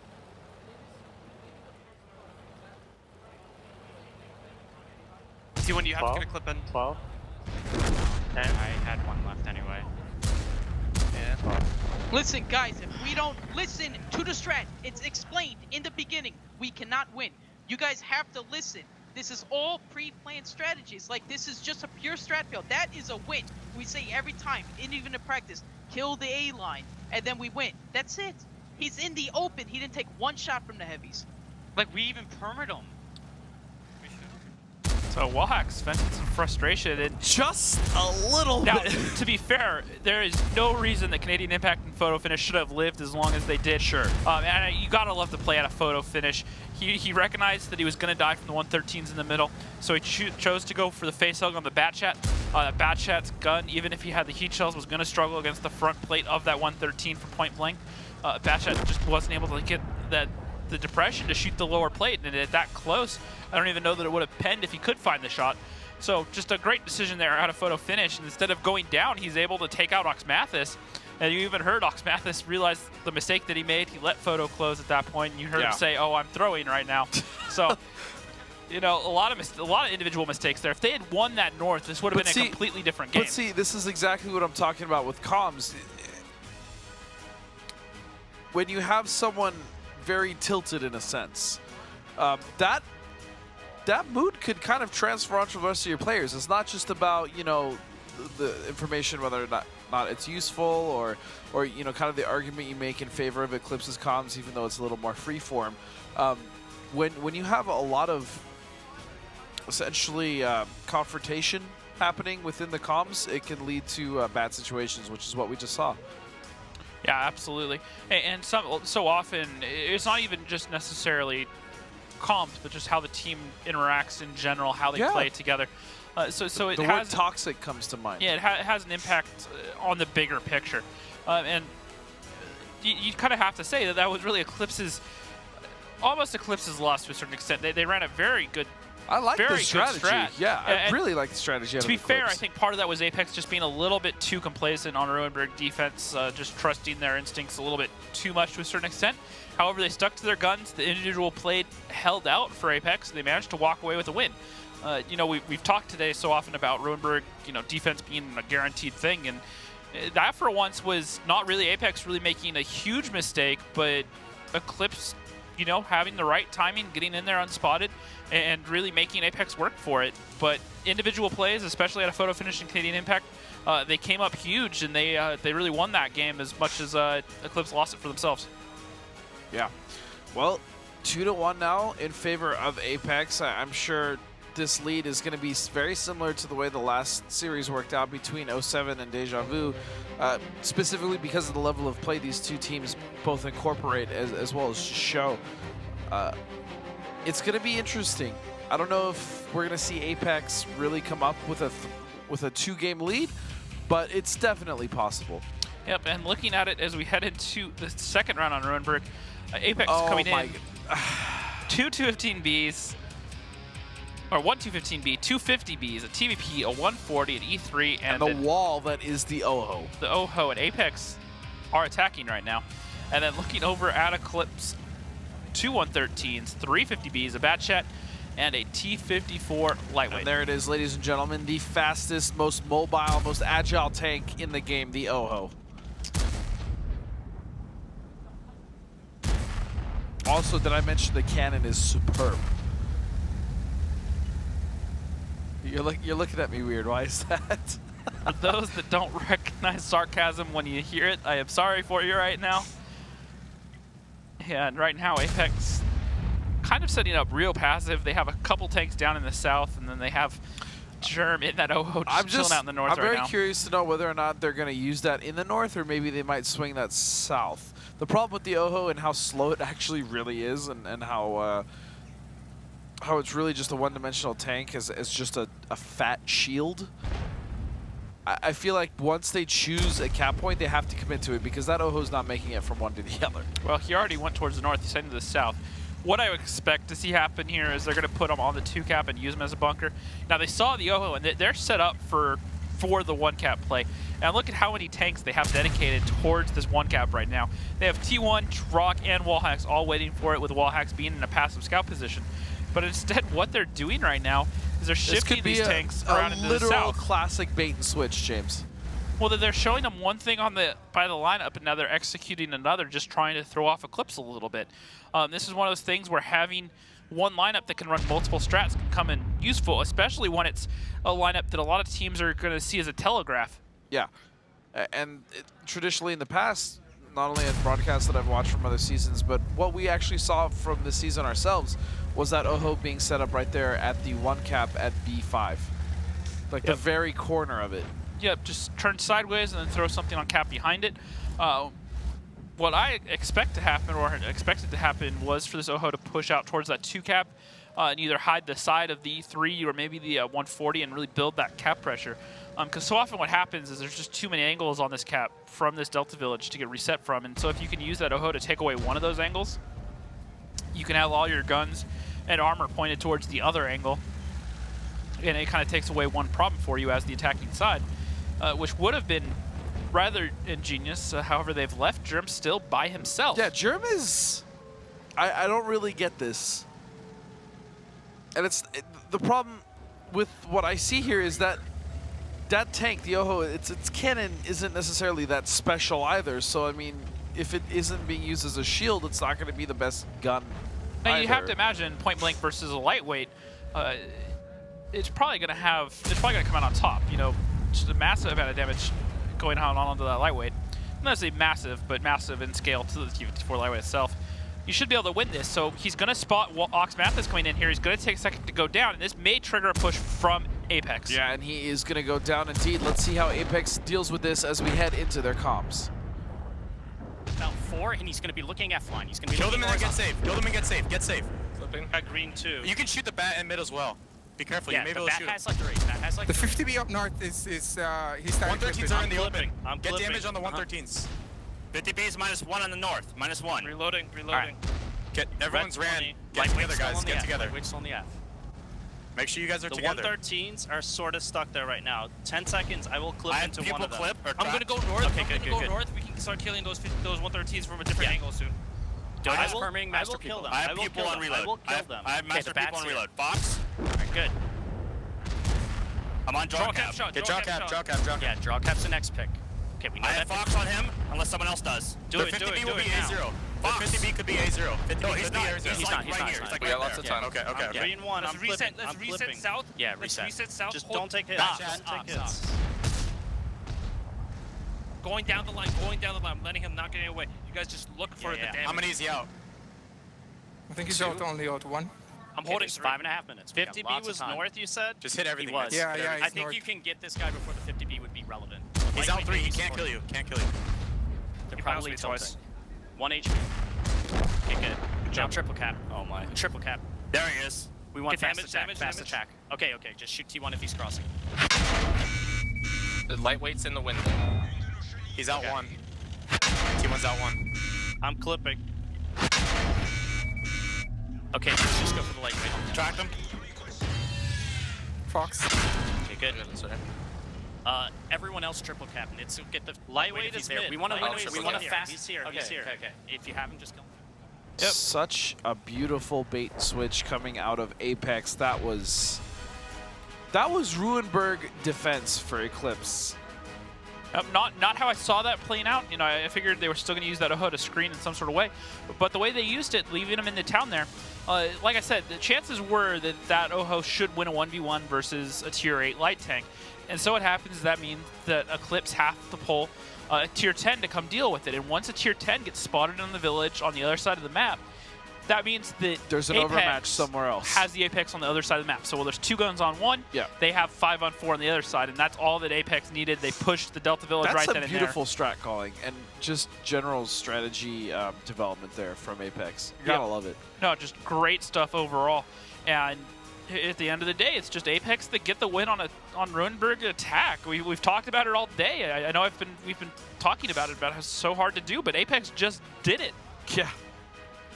And Dodoma, look at the damage from Dodoma. Oh, Dodoma. Does that ring a bell? Yeah. Mr. Joshua Gray. Clutch, my man. 3,500 damage. Canadian Impact, 2,900 damage. Ox doing what he could in that bat chat. However, you have to remember a large majority of that HP is actually from the Oho. So yeah, and that you can argue that killing that Oho was almost meaningless to a certain extent. It just confirmed that he was out of the fight. So really only able to do a couple shots of really meaningful damage to a certain extent. Germ only able to do 649 in that Oho overall. You know what? In Oho, I'll take it. Yeah, no, exactly. He did his part. He pulled the tanks away from that Delta Village, and he gave Apex the opening. You know, earlier I said that one thing that really separates Apex from a lot of these other teams is when you see an opportunity and you go for it, even if it's only a slight advantage, as long as you have that confidence to not let that slight advantage slip, and they play like it, it's just so beautiful. And that's exactly what it was. They only had the extra gun for a short amount of time, but they recognized it, they understood the timing that it had to be, and they pushed in and they went for it right at that moment, and they capitalized on it. You know, it was from teams like Deja Vu in 07 earlier. When you have those advantages, we saw them give away, you know, the advantages that they had so often and just give them back to the other team. Apex not doing that, just seizing the moment and just going for it. All right, well, we are now going to head into map number 3 between these two teams. Cliff, the most dynamic map in the league. Battles on Cliff always turn into desperate double-edged fights. Teams start from the same spots as they do in standard battles. The first base is located near the defender's spawn point, and the second is at the bottom of the hill. Sometimes teams split their forces and send several tanks through the 1-2 line to the left of the small hill, but usually both teams play at the center. The attacking team can send one of the tanks up to the lighthouse or behind it. Fast and quick-firing vehicles are better suited for this map, mainly medium tanks, including tanks equipped with autoloaders. And here we go, the lineup's coming in. Apex coming in with an E5, 4 bat chats, a TVP, and a T54 lightweight. Eclipse, 5 bat chats, a TVP, and a T49. So we've seen this before where a team will bring like a 113 or an E5, or we haven't seen an IS-7, I don't believe, but just that consistent fire tank. I think it was a 140 we've also seen on this map. Now if you want to talk about mind games, funniest thing I just noticed, wall hacks in the T49, not running the 152 millimeter, not running the derp gun. He's running the big cannon. Yeah, he's running the small consistent fire tank. Interesting. Consistent fire gun, excuse me. But that's the cannon. That's why the T49 is my fave. Yeah, and the small gun doesn't really benefit them a whole lot. You might as well bring a T54 at that point. So mind games. Because they may be thinking that, hey, oh crap, this is a light tank that can finish someone off, but in reality, it's just shooting Skittles. Yep. Now the benefit is it does have the consistent fire and it can play cleanup a bit better. But when you look at it, you have to wonder if that's what you're going for. How much is that mind game element worth? Because as soon as they recognize it doesn't have the big derp gun, then they know it's from that point on, it's done. So why not just bring an RU-251 or a T-54 lightweight at that point? Yeah. Because the gun on the thing is nothing special. It's not bad, but there's no real benefit to it. And it's such a large tank. The gun depression's the same as the RU-251, and it's actually a bit slower than the RU as well. So, but again, overall, it's DPM benefit. So let's be honest. I would have to check what the DPM is with that smaller gun versus the RPM versus the RU. I can almost promise you it's the DPM benefit. Interesting.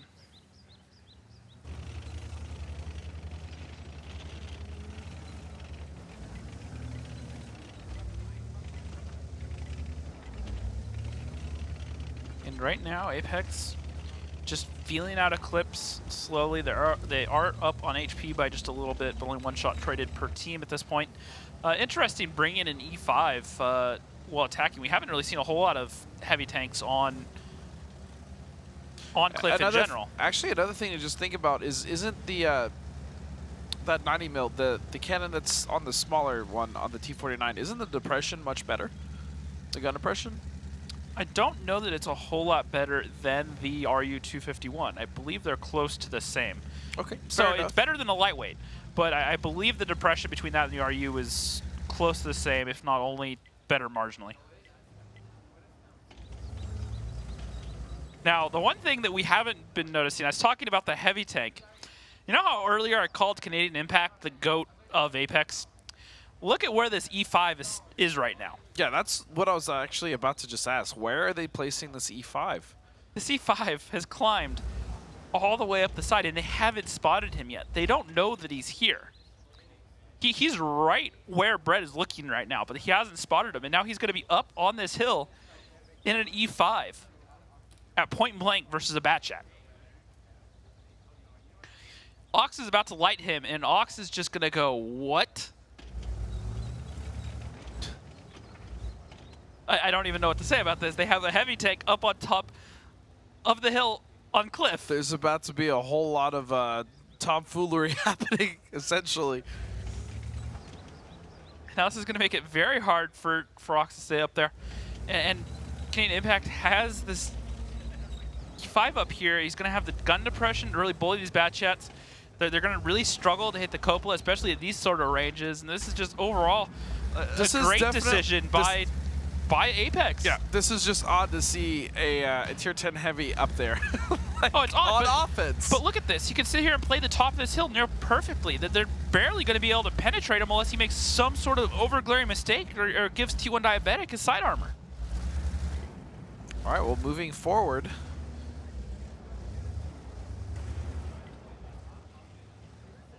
Oh, External taking 1,700 points of damage out of seemingly nowhere.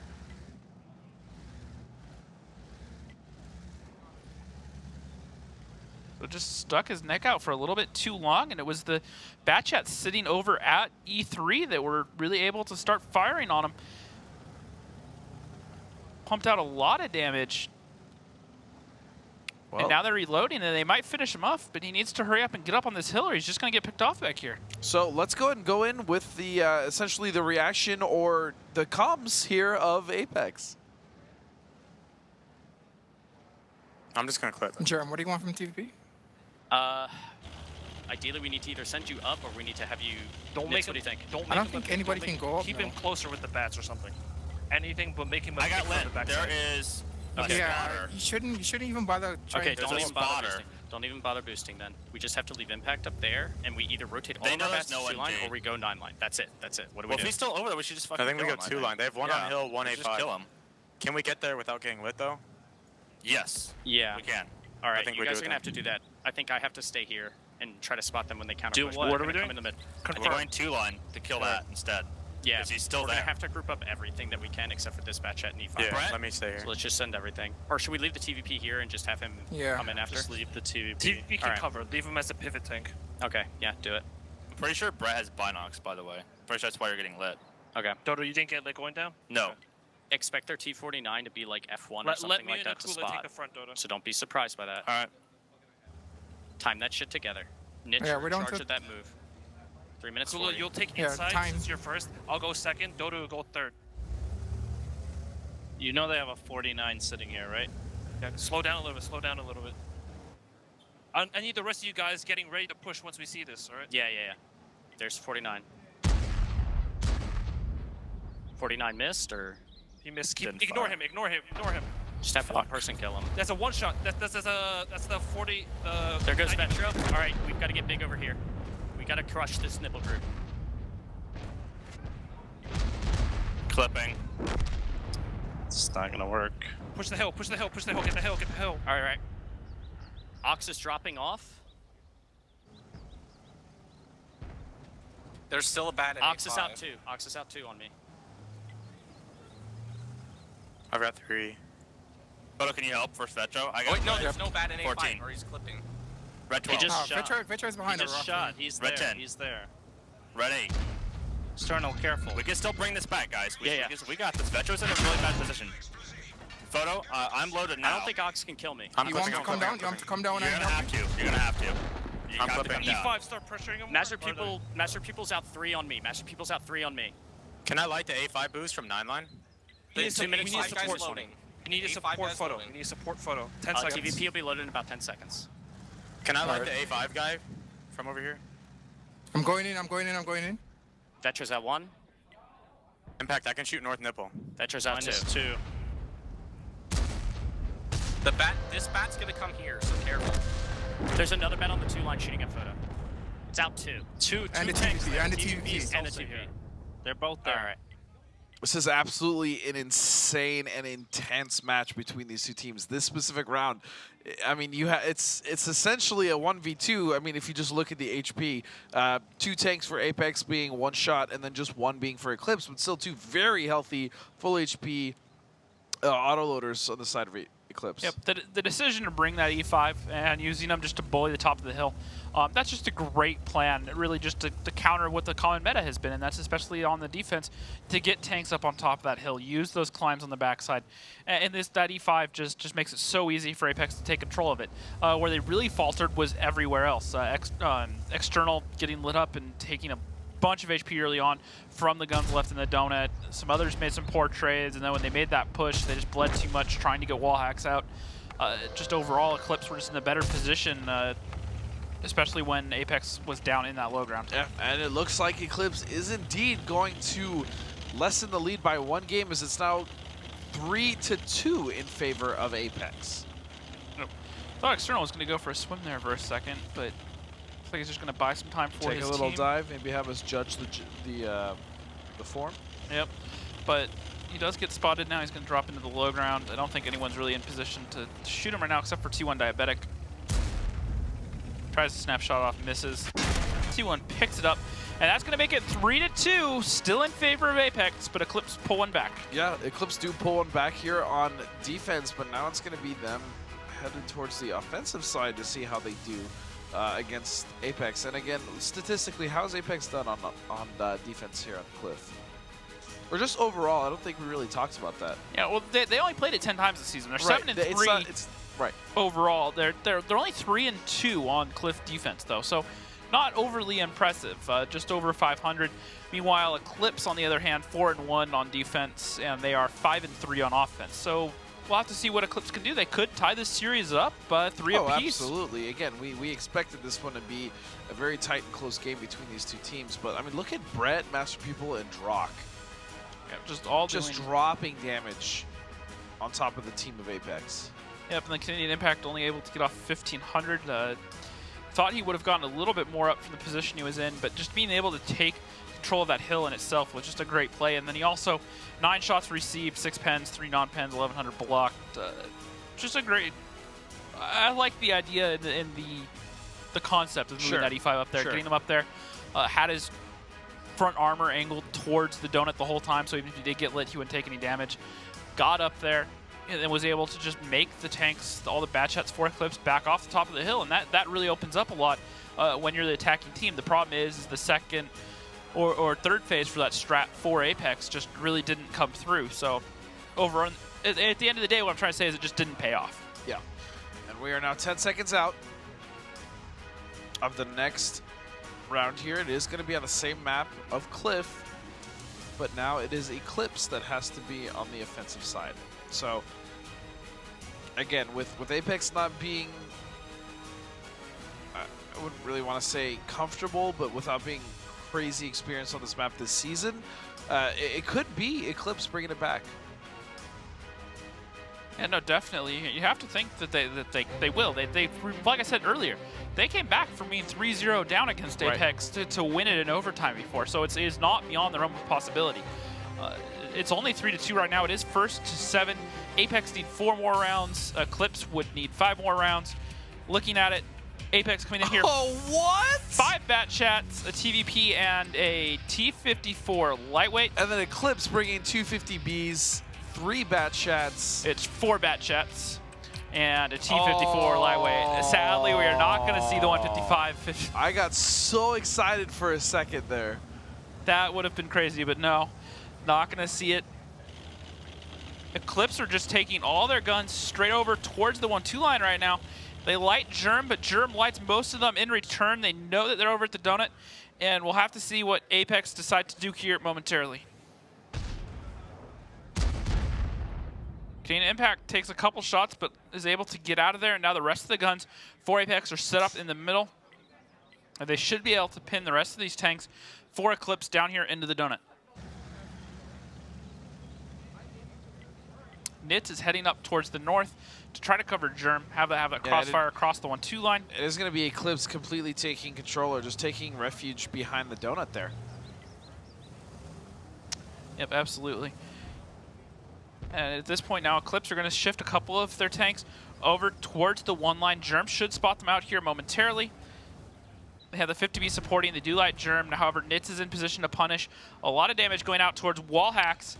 Going down, he's a 1-shot, and he gets finished off by Canadian Impact all the way up from the middle hill. Wow, nice shots. Now Apex are back in the lead in HP on the series. T1 Diabetic is now stuck in the north, essentially. Germ can keep him lit. Nitz is reloading right now, though, so if Eclipse are going to make a play, now's the ideal moment to do it before he gets reloaded. However, they have a very, very short window to work with. Well, seeing as now T1 Diabetic is tucked behind that 1 cap and Ox is making a move, let's get in to the minds of Eclipse with a listen in. No. He's going to be in the bushes. What do you want me to do here, Wally? Well, you've got to try to light the A6 guy. This guy has to come up here, right? Yeah. A6. I have to make sure I'm not getting wrecked by these guys, like here. Should I go back to peek mid? Or no? Yes or no? No. TVP? No shots on. 54 is gonna peek. We'd have to pull out really far if we wanted shots on the team. No, don't shoot that. I got one into him. I got lit. 54 didn't peek me for some reason. I must start blind firing up there. A6, A5. No, not yet. Yeah, don't. They have a bat up there, I'm pretty sure. It's really hard for me to like be able to do anything because this guy can like just shoot me for free. You know? Yeah. Well, T1 has to try and work him out. I can try and back the TVP off. I'll back up Like we're gonna have to time this really well. Okay, well, I think we need this bat shot to come up and try and light both sides real quick, and then try and force them to come in on us, okay? I can think that we're mid because there's a bad thing. I got 650. I'm lit here. They're pushing behind the cliff. On my side? Where? Like up here. Yeah, like 9-0 he means. Do we want to do something? Do you want me to see? Hold the bat north, bring the 50Bs up here, move this bat, just commit. Okay, Get up here, these 2 guys, go. Okay, go. 54. Get out of the open, get out of the open! I can't.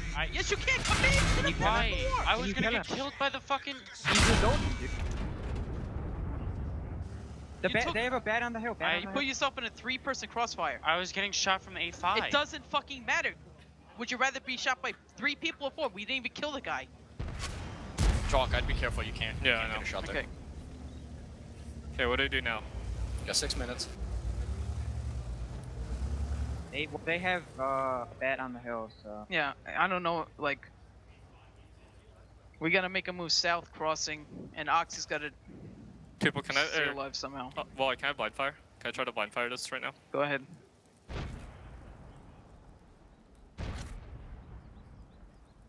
Want to spot the blind fire, or should I just keep my clip? Clipping. Yeah, I'll just keep my clip. Where do you want the 50Bs to move, Wally? Petro's gonna have to move up to the houses under here, and then the 50Bs are gonna have to cross. What? I can get out because the 54 isn't peeking me. Do you want me to try it? I think he's staring at you right now through the bush. I'm not lit. And I was behind the rock, so I'm not permalit. I mean, do you want me to try it? I mean, you could try it, but you could also just play the ramp right here as these guys pull across. Okay, that's fine. Okay, Petro, can you get to here? Oh, yeah. I'll try to shoot the guy on hill if he tries to shoot you, but We're trying to use the deep on the other side. Wally, how deep do you want me? Just not suicide deep. I'm lit. Alright, do you Want want us to to go? start going? Yeah, go. Okay. Ox, get ready to play it the way you want. Let's try to get photo. Oh, he's looking at us. They're lit. I'm just gonna go. I'm just gonna go on. Why isn't the other back going? What? Set 50B's cross, not 50B.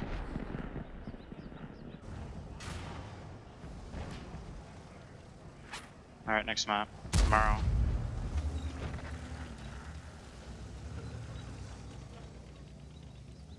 Oh man, there was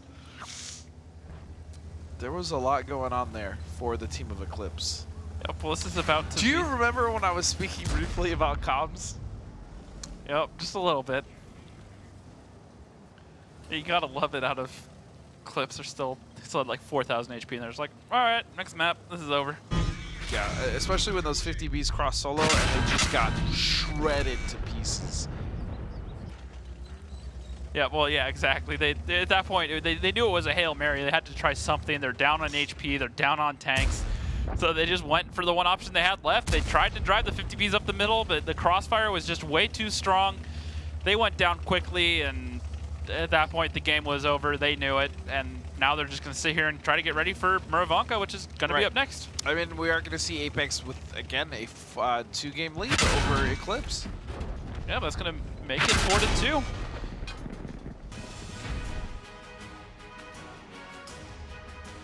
Apex just coming in strong right now once again. And we've talked about this a lot. This isn't Apex just doing anything mind-blowing or crazy. They're just playing very solid. They're just playing their game. They're running the strats that we've seen out of them a lot, and they're playing them very well. They understand the rotations. They understand what they have to do. They've made a few mistakes overall, but for the most part, they've just been playing very, very consistently, and that's exactly what Comp said they wanted to do at the start of tonight. Today, anyways. So far, it is looking like the Apex curse of old, which was also Noble and Cunningham's, is starting to fade away. They have a 2-game lead on Eclipse, and they've been controlling, like we said earlier, the entire season. Look at all the damage coming out of Apex and the lack thereof on Eclipse's side. Yeah, you'd almost argue at this point it's just a lack of damage out of Eclipse, and not so much Apex doing anything insane here. Vetro, the only one able to really be effective for Eclipse, but even then, when you look at the second page, the biggest thing you'll notice is the pair of the 50Bs that are sitting down here on 0 apiece. So those 50Bs just never able to get involved, and then at the end, they're just kind of left with no options. So they go, all right, well, let's try something. And so they just drove up the middle and hoped to get somewhere where they could do something, and instead there was just too many guns waiting for them of Apex. They just focused them out, got them down, and there he is. There ends the game, and there's photo finish. Jamaican sniper himself. He is been such a just grand pickup for this team, honestly, and watching him has really been just a pleasure, a delight. He's such a strong player. It's really hard to say any one person's really stuck out for Apex, but if I had to pick one for Apex that's really stuck out this season, it's been photo finish. He's just I couldn't agree more. He's taken that whole thing of consistency to the next level. Just able to constantly stay in these fights, do a lot of damage, and so once again, even if he's not doing an insane amount of damage, it's always just very, very consistent. Early in the season, he was up there with Canadian Impact in terms of just kills done on the season. So just a lot of respect for him, just able to always perform and doing it again right now at this final. And you know, we've talked about just the raw experience of a lot of these teams, and like I said, everyone on Apex has been around, and you got to remember, even though they're just now with Apex this season, previously they've been here with Simp, and even back then they've been here with Hammer Time.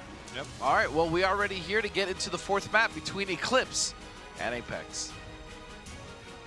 Muravanka, a map with a great number of buildings, bushes and trees, amongst which teams hide for most of the battle. The attacking team begins the battle from the top of the village, and the defenders start from the bottom of the map. Both bases are better controlled from the hill near the first base, and from the green in the lower left corner of the map. There are many attack directions. The attacking team often attempts to gain the attention of defenders by putting pressure on the first base, whilst manoeuvring several tanks behind the second base to deliver fire into the defending's flank. Team setups are very diverse, diverse, but the players often choose the fastest tanks, even for heavy setups. They could even bring SPGs. All right, so we are going to have 5 Batchats, an M4043, and a mouse coming out of Eclipse. Hammer and Anvil strat, if I ever saw one. Looking at Apex, an IS-4, an E5, 4 Batchats, and a 1390. There is that big, beautiful tank. Big, sure. Beautiful, it depends on who you're asking. Beauty is in the eye of the beholder, okay? Yeah. Why are you looking at me? I'm just saying. So many different ways I could take that, but I'll leave it be. Looking at the setup for Eclipse. Oh, are you kidding me? Good night, external. That sucks to be you, external. Oh my goodness. Very reminiscent of what happened to Simp in the Global Grand Finals last year. I forgot who it was for Simp, but someone made an opening scout run, and I believe it was Wombat on tanks in the M4043. Just completely deleted him in the first minute of the game. Same thing happening there. You know what? That's what happens when you get balanced. Yep, just makes that opening scout run, turns for just a second, gives his rear armor towards that artillery, and just the instant penetration takes him down, and Eclipse already looking good.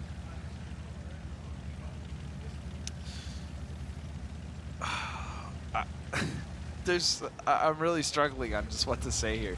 That was nuts. What an opening start. That's an oxymoron. It's the same thing. What a start. I'm frazzled. What a good way to start for Eclipse. There we go. That's what I'm trying to say here. Yep. And now he's looking over here towards the south, trying to see if he can find another tank to get lit. He's in right near where Akula hand photo finisher sitting. Fires a shot blind, doesn't actually get a connection though.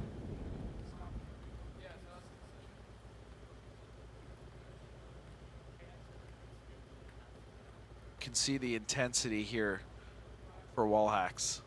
Oh, there's another tank. Wait a second.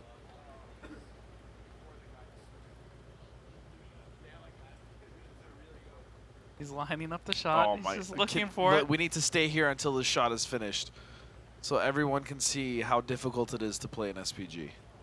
He's lining up the shot. Oh.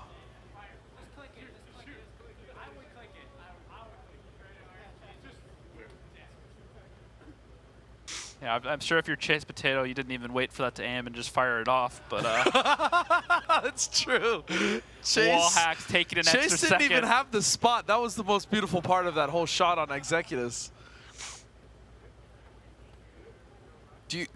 I wonder if Executive still just wakes up in the middle of the night, like clenching his chest, just thinking about that moment.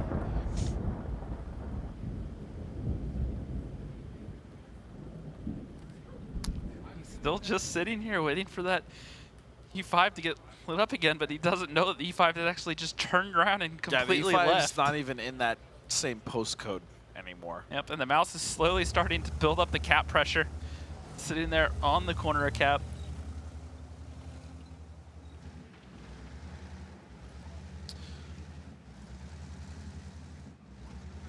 And the Eclipse got to be looking good right now, just building the cap pressure. The biggest problem that Apex have to do right now is they have to find some sort of overmatch so that they can quickly get to even the series out. However, the mouse is going to take way too long to kill just because it has so much HP. But they can't really go chasing all the Batchats around, so there's just no easy solution for Apex right now. Yeah, not at all, and it's going to be Ox coming on with that huge tank. Mouse on a cap, and as we see the pressure starting to mount, let's get a listen in here with Apex to see how they deal with it. Or excuse me, Eclipse.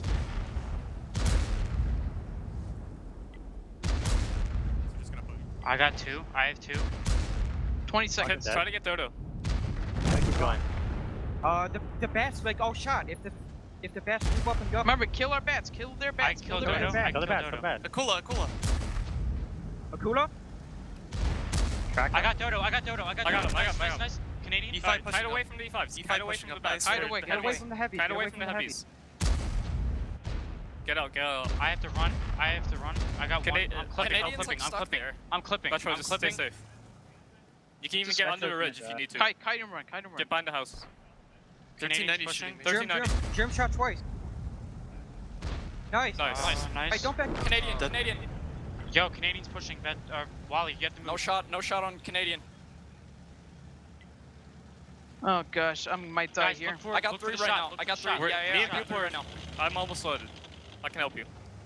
He's right there, he's right there, right there, right there. I can't shoot him. I cannot shoot him. He No shot shot, one. no shot. T1, you can go. T1, you can go. He shot once. I am. I'm Is gonna get Wally pushed by the safe? heavy. You guys need to clean that shit Aiming up. for a shot on him. Let's start moving up. We're aiming Wait for shots. Wally. Let Wally shoot him. Light him, light him. He shot Yes. again. He He shot shot again. twice. Watch Here, the Jock, five. let's start moving My up. Jock, commander's T1, be gone. careful. Didn't hit, didn't hit, Jock, didn't start hit. moving up. My commander's gone. Just kill him.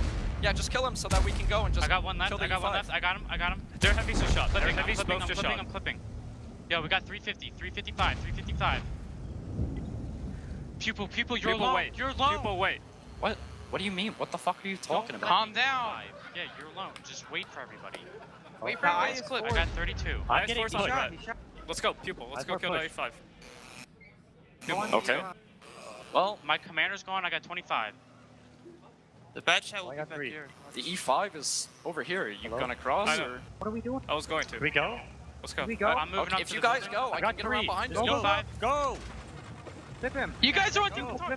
Kill E5. Kill E5 Please together. go. Holy fuck.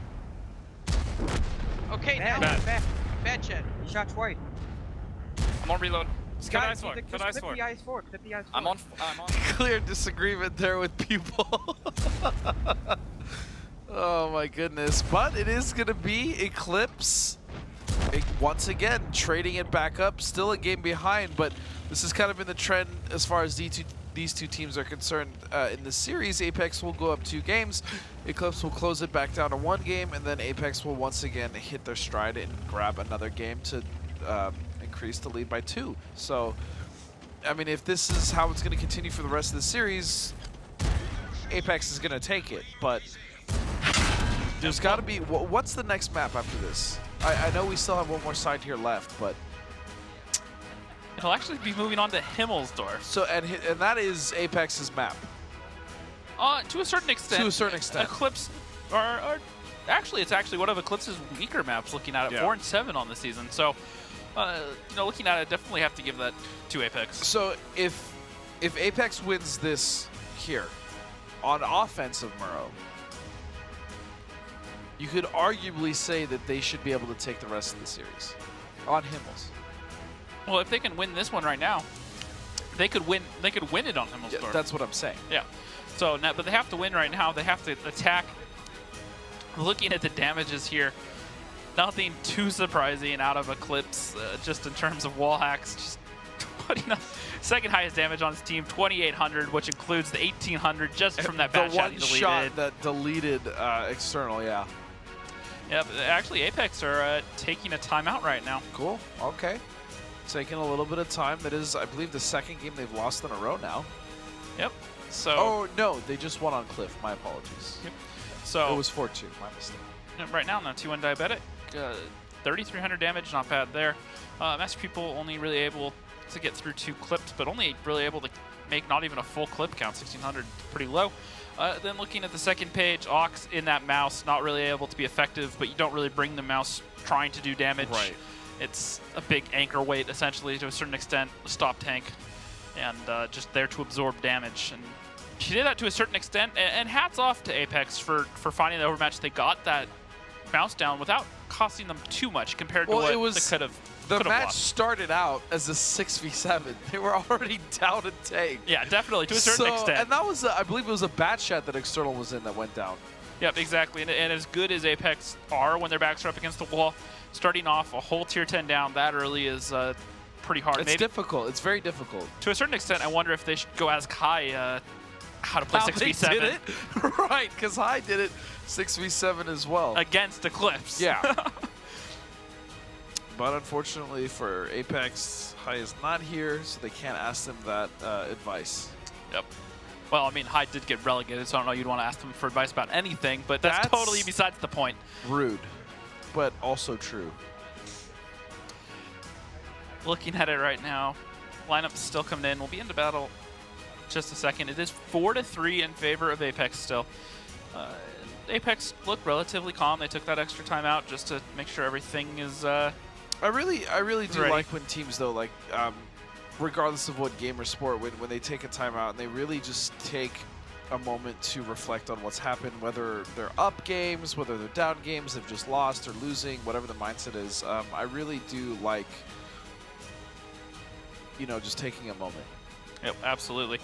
And just looking at it right now, you know, it's a good time to call the timeout. You know, they slow it down, they wait, you know, they kind of talk about what they need to go, but they're not having any sort of heated discussion. Just, all right, guys, calm it down, look at it, what are we going to do? And they know how vital this round is because they know that they could close it out on Himmelsdorf.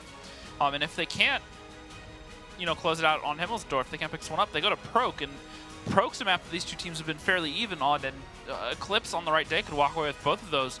Yeah. So this match could be vital in the long run right now.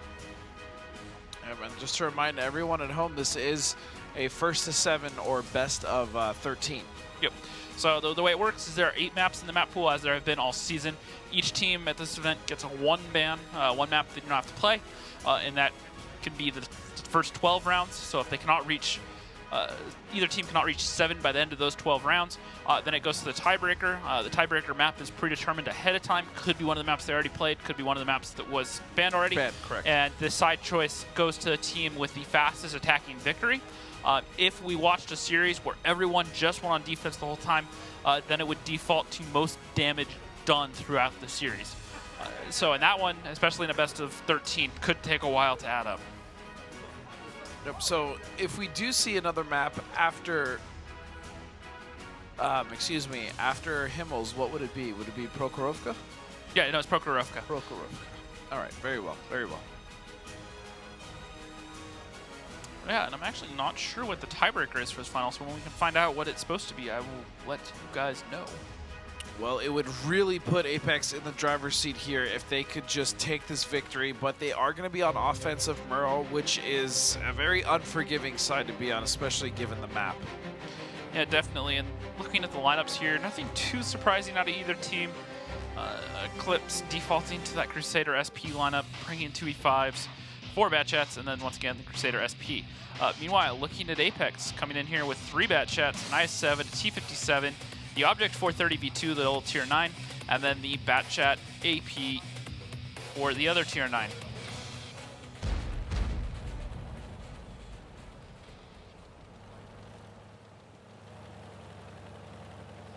Eclipse just really favor that Crusader SP on this map. I think we've seen it from them almost every time. Yeah, but the tank is just so goofy looking too with the tiny little gun. There's a second gun on it, which is much larger, and it looks more like it belongs, but with the little gun just sitting back there, it almost just looks like a regular rifle to a certain extent. Just like a cute little gun on this big tank. And the fun thing is how this tank is built, at least the artillery version, it's actually mounted backwards. So the thing actually drives faster when you're driving backwards. So you can shoot at people as you run away to a certain extent. But it also makes it very hard trying to go forward and have your gun on target, which in artillery, you can argue, isn't necessarily super crucial. It is a really goofy looking tank. Yeah, I mean, the Shoebox of Doom is definitely the better looking of the two. And looking at it, Apex have actually run the same strat as earlier. They've gotten this IS-7 in the south. They're using them along the riverbed here just to poke up and make sure it doesn't get lit, make sure that it doesn't get caught out by some light tank sitting over here in one of these bushes like we've seen Eclipse do to other people all season.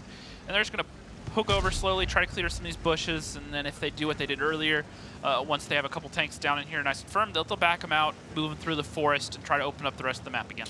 And so for a lot of people, you know, that may be watching that are unfamiliar, just are asking the question, what is the benefit of bringing a Crusader SP on this map over like a Tier 8 Light? Well, with this, it has to do with the resets. When you can bring a Tier 8 Light to stay passive and light the cap, it still relies upon 2 things. One, that Tier 8 Light not being found and not dying, because once that happens, then you have no eyes on the cap. And 2, making sure you have guns in position to hit the things that are lit. when you bring this Crusader SP, or any artillery for the matter, you can just sit there and keep blind firing the spots on cap where the tanks are normally going to be sitting.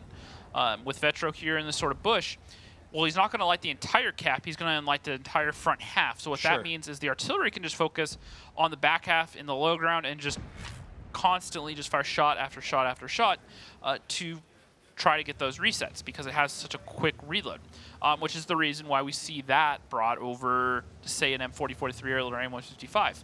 Lorraine 155 doesn't have that big a splash, it has a pretty long reload. And the M4043, well, it does have a decent splash to it.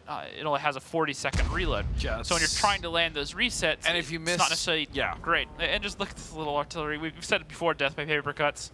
Just aiming in here. He's just going to sit here and just fire off shot after shot after shot. I mean, why not? He's not a tank killer by any means. Yep. Or at least not in this tier. No, exactly. And so it opens up some options for him. Definitely has its benefits. 9.7 second reload.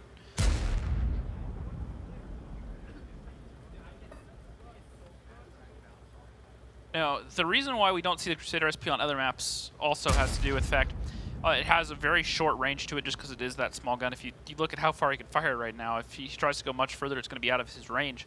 And so it works in this map because of the situation. Like the perfect map for because this. it's open, he has enough cover where he's not going to get picked off, but he's close enough to the cap he can land those resets when he needs to. Because look at this, right now he's already out of his range if he tries to go that far. You're not going Barely much can farther. hit the cap. So, you know, the fact that it works like that, it makes it perfect for this map. And with a slight position change, he can hit the corner of that one cap as well. So it has its benefits. Not a perfect system by any means. It's not going to do a whole lot of damage. It's not an M4043, which can just delete a tier 10 bat off the field like we saw last game. Exactly. But in terms of just slowing down a match, it really can be effective. All right, well, let's get into the Mines of Apex as we head halfway through this round. Minutes, right? Yep. Why don't we just leave photo here and just all of us fucking back off and just counter push this and just go for it? Do you guys think that's right? I think that's right. That's fine. That's a good bluff. Because remember, they're committing a lot of bats down south. As long as we can pick the north. We need to commit the north, though. Like, I'm loading. Yeah, we need to. If we don't get that blind, that's pretty early. The photo trade is not good. Guys, I'm going to linger a little bit and keep blinding. Don't knock any trees over. Okay, I want to keep blinding. Yep. And I may even knock down a tree or two over here just to do it. Maybe jump on cap too. Yeah, well, Germ can just go mid-city or something. I don't think I can. Yeah, that's what I'm going to do. He's going. How are we pushing this Germ? Dota, we need you to clear an A line. Oh, yeah, ley line. Basically, all our bats are going to go in like that. They have 4 bats. Hold on. Give me a second, guys. We don't have a ton of time. Right. We want to do this before they know we have to kind of do the YOLO. Are you still blind firing, Germ? Yeah, on occasion. Just make that push I think we're going to have quickly. to do some kind of cap pressure or something. I can't get on the cap without getting lit. Alright. I'm going to start going right now. You guys can start But going. you guys can start being careful, right? Can we go like 4 line and then push underneath their hill? No. Since we have photo on Germ there? No, I think we go north and we put their E5 in a pincer with photo. We're not going to I got lit. Firing from here, which means Germ? Yeah, I got lit. We're knocking down a lot of stuff, but... Germ, I would move over towards board. I don't know. Yeah, I'm in the bowl, so I'm Make sure you can cover photo. Don't peek over the top of this hill. You guys don't want to get lit, because as soon as you get lit, they're going to push. I think we do 1 line, right? And get into these buildings. This was not lit coming in. Okay. We don't have a lot of time. We need something to do. We need to have this push happen very quickly. How? Very What? quickly. How? Which All way? right, we're going to push in 3-4? straight. I think we should go 3-4 and then cut in. What if we just come to the corner here and Yeah, clip we just out? come in and we kill whatever the fuck is there. We kill whatever's on that ridge. So okay? 4 line? 4 line? Yeah. With the All AP poking the 1 line, but make that And 4 line Nitz, happen you now. go here 4 line and now. peek over the 4 top line of now, that. 4 line now.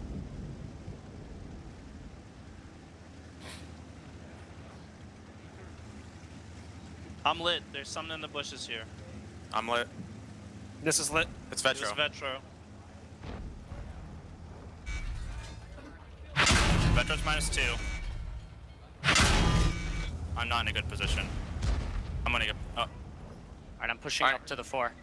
I7 be ready to be Vetro's aggro. -4, by the way. What do you want from the I7 Germ? I think you should start being able to... Start Unless you have probing shots. Yeah. There's a bat back here. Bat back here. Like by this house. my What's bad. dark? What by bat this is house. dark? Cool, What here, bat is here, dark? here. What? There's Photo going we to should be go to that another bat. bat. There's going to be another bat in a bush. That's fine. My commander is dead. I cannot spot. Alright. He's maybe in that bush clump to my left. The bush clump that I was using. If I was careful. repositioning. Draw just fired. Draw. Reloading. Already Already just shot. shot. I don't know where he is. Photo. He's in I think we should K3. start using photo aggressive. We have 2 minutes. We have 2 minutes, guys. We need to be able to kill all this. I can move up down the There he 1-2 is. line possibly. I'm gonna clip. Is that the last bat? I'm gonna clip. Yeah, that's the last bat, isn't it? Nope, there's one more. They're in such bad positions. Just get good pokes I'm on the lit. trades. Yeah. They're coming after me. They're gonna come pick me. Brett's gonna come after me. 2 minutes. They're staring me down, kind of. I'm going back. I'm going back. One bat just shot at me. Photo. Oh, it's Ox. It's Ox. Ox is clipping me out. Make Ox good is clipping me trades. out We for need K2. good trades. There's the other bat. There's T1. There's the bat in the open. Bat in the open. Ox is gonna be clipping. Ox is gonna be clipping. Impact, careful. Back up now. T1's coming Time for me. again? Photo. T1? Photo, get your shots on T1 and then fucking push in after your next shot because T1's gonna pick me. Draw cap's pushing over. Draw cap's pushing over. Impact can pick him. Impact can I'll pick go kill T1. him. That bat is a pick. That bat is a pick. Yeah, Ox is still clipping. I'm gonna Impact. get pick bats. I need you guys to start supporting me. Actually, no, you guys are Photo, low. I You guys need need a to go. shot. You guys need to go. You guys need to run. Bat AP. They're gonna push us. Yeah, you guys Ox need is to gonna get be south loaded. and I have rotate a north damage right now. engine. Yeah, we need to get in on this. Photo, you need to be very, very aggressive. Ox probably ran north. I have a destroyed engine, so this is gonna take forever. 2 minutes. Can't let him get out. Get Just kills. kill Vetro. Brett and Vetro. Brett and Vetro. Good kill, good kill. There's Ox. I need Photo help. just beeline it straight Ox in. is pushing over. Ox is fully loaded. Wait for the high 7. Play D. Play D. Play D. Play D. Really close match here. Photo finish is too far to the fight. He will find wall hacks, but he's not really going to be able to get in here in time, I don't think. They're still No, down by definitely about not. 1,000, just German him alive. You have to think that Mathis would be able to clean him up pretty quickly. It's actually going to be Master People that comes over, and it's just going to be down to Photo finish. A 1v3, even with Photo finish having most of his HP, or almost all of it, I just don't think he's really going to be able to get in here to do enough. Especially with 20 seconds left, one of the tanks here for the team of Eclipse could easily just run. This one's going to be over, so it is going to be tied 4-4 here in the series in the finals between Apex and Eclipse. Yep. So it evens its series up 4-4. Not a whole lot that Apex could do that game. They tried to do something offhand. They tried to keep the IS-7 spotted in the south, and as they said, it was a decent attempt at a misdirection. They wanted them to think that they wouldn't leave that IS-7 unsupported, but they rotated the rest of their guns around in the north. Tried to get a pick on a bat chat, maybe caught out of position, but no such luck. They weren't able to keep their guns together. Well, Eclipse anyways kept their guns together in the south. And they just held a very tight defensive formation. They didn't have to make a move, and it worked out for them. And that brings it even 4-4. So for the first time since the start of the game, it is going to be a tie. Apex had at least had a 1 to 2 game lead essentially this entire series, but now it's dead even. And as we see, Photo finish still just 3,300 damage. You could argue some of that damage came in late, simply because of the positioning and the strategy incorporated by Apex. But I mean, even still, it's impressive that he's been able to be on top 2 games in a row now. Yep, but they look at Photo finish, just doing so much for his team, and then next best is Germ down there at 1,900. So often we talk about the consistency out of him. Yeah, that was the first time we've really seen a lack of consistency from Just Apex. they all struggled to get in there. Dodoma poked up and took a lot of damage, and so did pretty much everyone else on Apex, unless you were Photo finish. They're the man he is himself. Just doing what he can, but not enough. Was able to get some good shots off there, kept T1 Diabetic honest. Wasn't able to start firing to help out the rest of his team, but to be fair, Eclipse didn't really need T1 Diabetic into that fight till late. They cleaned that up pretty comfortably. So we are going to be moving now into the map of Himmelsdorf. Now, this is a map predominantly dominated by Apex. Yep, absolutely. They've played it so well this whole season. It's just been one of their staples to a certain extent. Even when they played with comps for the last match of the regular season, they were just driving around having fun, and they were just completely tore apart M60s. Probably the funniest comps I think I've ever heard. Oh, that was hilarious. All the voice changers and nonsense. But, my point is, even while they're goofing off, they have this map just down so well that they can even just kind of take their foot off the gas to a certain extent and still just play so well on this map. But they're definitely not doing that here as we look at Wally. Yep, and some interesting tank choices coming out for both teams here. We'll get into that in a second as soon as we load in. But you got to favor Apex on this map, both on offense and defense. And you have to think if they can get to 6-4 right now, going into Proc, you have to think that Apex could pick up one of the 2 rounds there. All right, well, let's do it. Let's get right into the next map between Eclipse and Apex here in the finals. Himmelsdorf, a small city map. The teams start the battle in opposite corners. Both bases are located close to each other, but in a way that you can't stay on the defensive all the time. The main attack routes pass through the hill, the alley and the railroad, but in general, the attack can be successfully executed through any part of the map. Heavy tanks and tank destroyers with powerful guns run the show here. However, a lot depends on the mobile light tanks. All right, so 2 E100s from Eclipse, as well as 2 50Bs and E3, 4th FE 4005, and a 1390. Now, Apex is going to be bringing 2 50Bs of their own, but it's going to be followed by a 215B, as well as an IS-7, their own 4005, a Batchat, and a 5100. So, little interesting tidbit here I just got. The tiebreaker for tonight is Prokhorovka as well. So not only is Prokhorovka going to be our last map of tonight, it's also going to be the tiebreaker. So this match, one way or another, at this point, will be decided on Prokhorovka.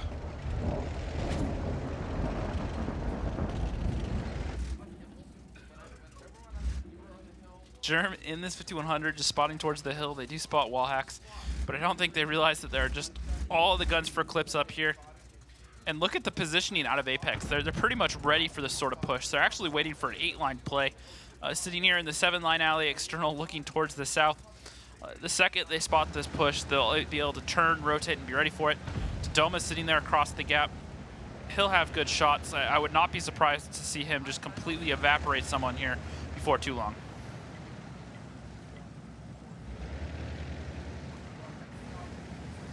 Push coming here. Brett gonna be spotted by Germ as they are proxying each other now. And Germ just working the extreme holding slope his right ground, there. but this should be a gross overmatch. If they're able to get it, Ox is just massive shot, pupil right behind, and they're just gonna wipe out Germ just like that. A solid 1-2 punch there. I see what Germ was going for, but 5100 is just too big to play a spot and stay safe from those E100s. The thing you have to remember is besides just the angles there, the E100s are also just taller tanks than normal, and so they have that extra angle to work down towards that low ground because they have the natural higher elevation.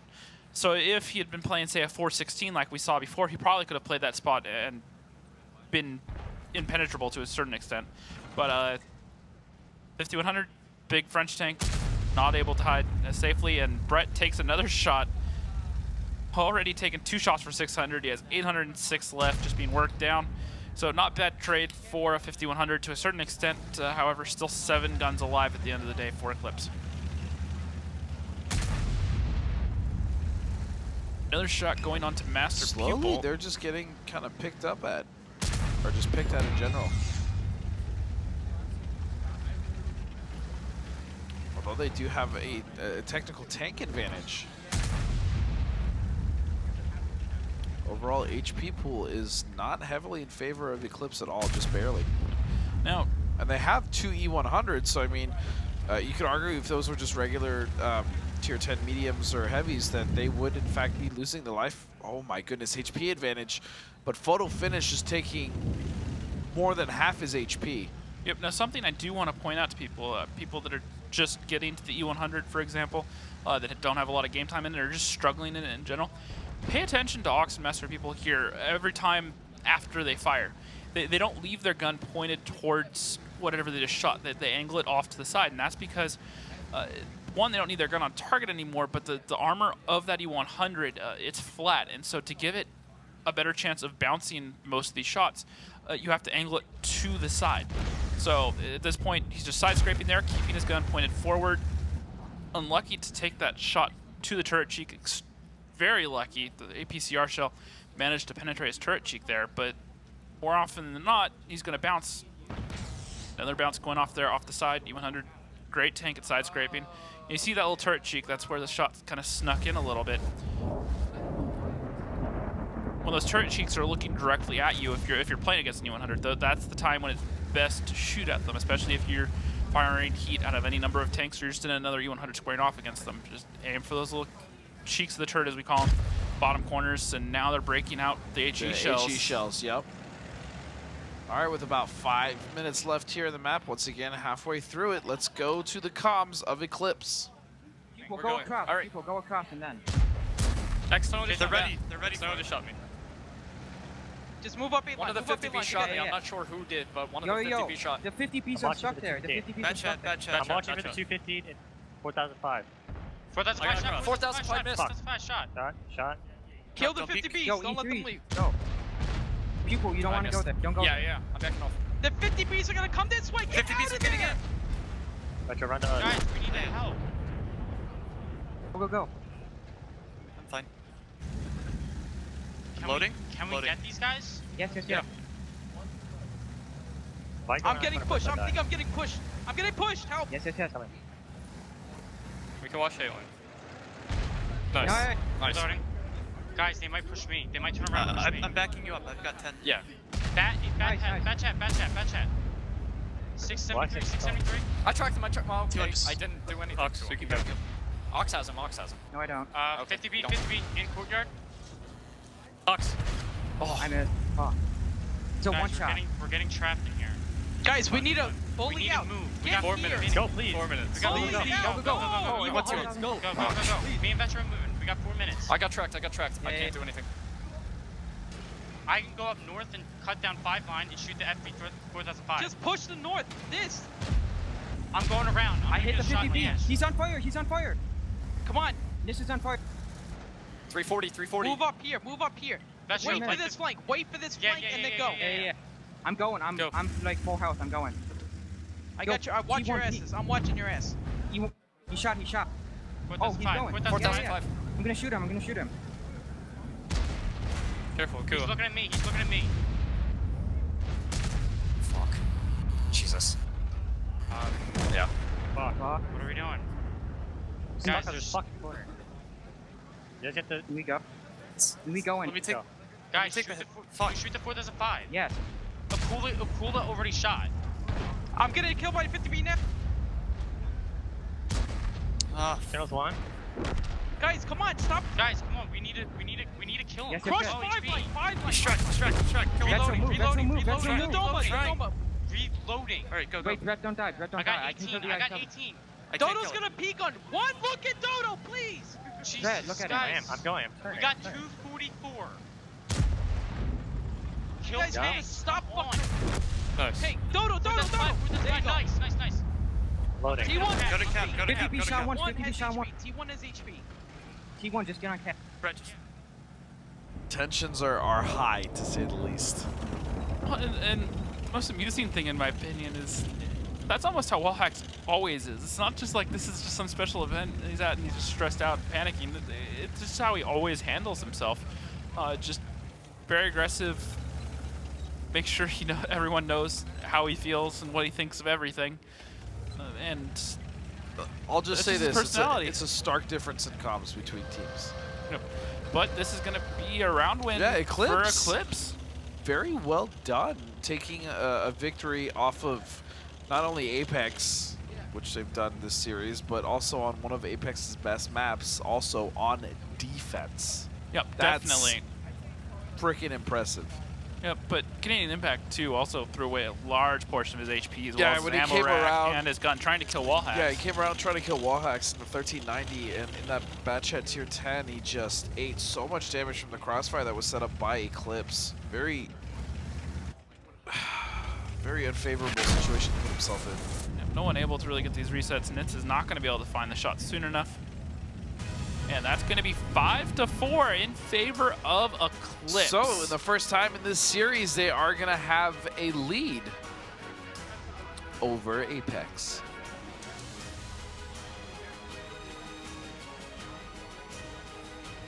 Fox Mathis this game. Wait till you guys see this damage. did a lot of work that game in that E100, despite not being in the greatest position. Ox was such a good pickup for them. He's an incredible damage farmer. 4,600 damage over 9 shots. Then External trying to do his best to follow up, 3,700 in the I-7, and then both the 4,005s, 2,200 and 1,900. Not really a whole lot for the 4,005. Tadoma, as most of his shots were onto that E3, trying to soften him up. And 2 and Diabetic, most of his damage was on to Tadoma when they were finishing him off. So nothing too impressive outside of Ox Mathis and External this game. On the second page, it just drops off. Master People in the other E100 not really be able to be effective. And then Germ in that 5,100 just got completely deleted in the first couple seconds. Something to note also about Ox is like he's not getting his damage by being like super far away from the team and not being involved and just literally just sitting back and sniping. Like Ox is generally either flanking or like in the thick of it. Like he's not just chilling on the side. So for him to be that consistent in damage, and there he is, it's a tall task, and he usually meets it like 9 times out of 10. Yep, no, for the last couple seasons, he's been a very consistent player. The last couple seasons with High Voltage was one of their stars. He's stepped into this Eclipse lineup, and he's definitely brought a lot to the table. He's been able to bring a lot of consistent performances to them. Agreed. Now, you have to weigh individual performance against how well he melts with the team. Early on, it looked like there was a lot of moments where they didn't really gel, I guess is what I'm trying to get at. And so, doing it as late in the season as they did, or at least halfway through, you kind of have to question if changing up the team that won last season was really worth it. However, he stepped into this lineup. They've made it this far. He's been playing very well today, and right now they're 2 rounds away from being the first team since Fulcrum to walk away with back-to-back titles. But as you know, Apex will not just give it up so easily. They're not going to give it up without a fight. But they're on offense now. And this lineup out of Eclipse, Wally, and whatever he is feeling for the 50Bs today, still bringing a lot of them right now. This should be a good bit of fun, especially because Eclipse are now on defense. So what they have in store with all these 50Bs should be interesting.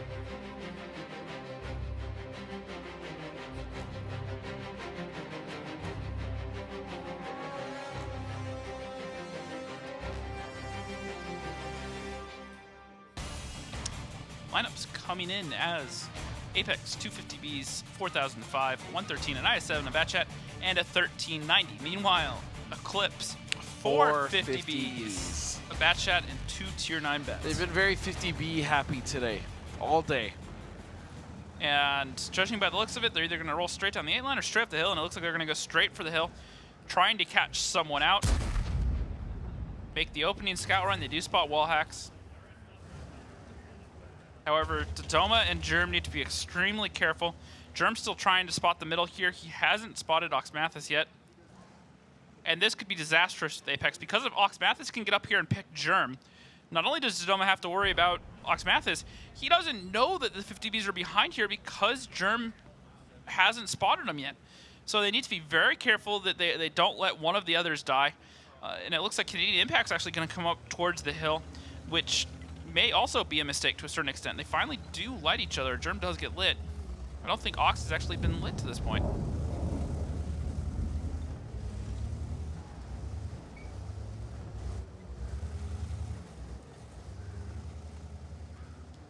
And Ox is just sitting there as the juiciest bait. Oh, 1 Batchat alone? I think I will. And then you go to the the cocktail table to grab that shrimp, and just the whole table explodes on you. It's essentially what we're looking at here. Not heard that one before, but I like it. It's not really like a pun or anything. It's just literally what I imagine with this bait is someone going up to, it says, free shrimp or whatever you're into, and then as soon as you go to grab it out of the bowl, it just explodes and you're dead. Oh, well, that could be Germ exploding if he's not too careful. However, it might be. Look at this rotation. All of the guns out of Apex are coming up here.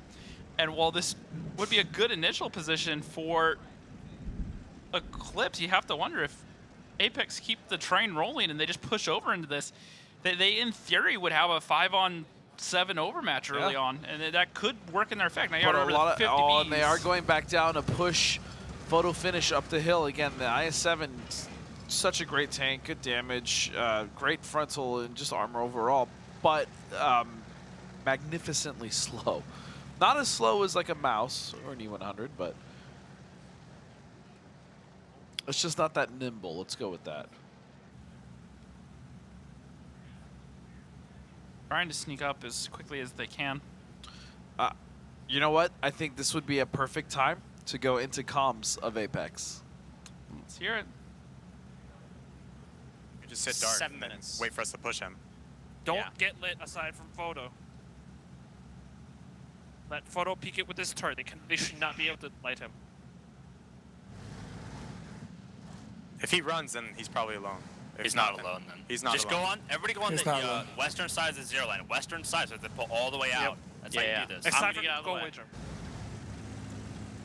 Oh. Let's go. Let's go. Let's go. Let's go. Poke one and back up. Dodo, probably hold your shot for the 50B. Yeah, Track, track. There they are. Pull back, pull There's a back. Pull back, pull back. 4005. And your shots. Loading. Reloading. Loading. Shit. Photo. They're gonna be clipping. They're gonna be clipping. Push, push, push, Photo, push, push, push, push, push, push, push. Go now, go now. Push. Remember, we need a pick. We need a pick. Jerm, go past. I'm going past.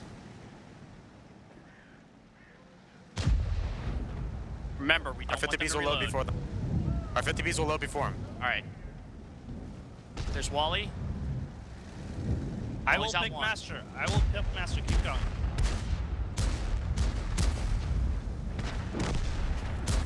Careful, Nitz. Right. Nitz, careful, careful. I'm clipping.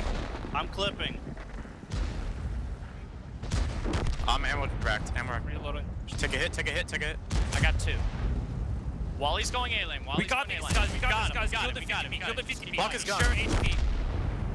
Red 10. I have 2 Wally's coming in on this side. Fox on T1. Good shot. We're up. Dodo, We're up. call your foxes, damn Good it. shit.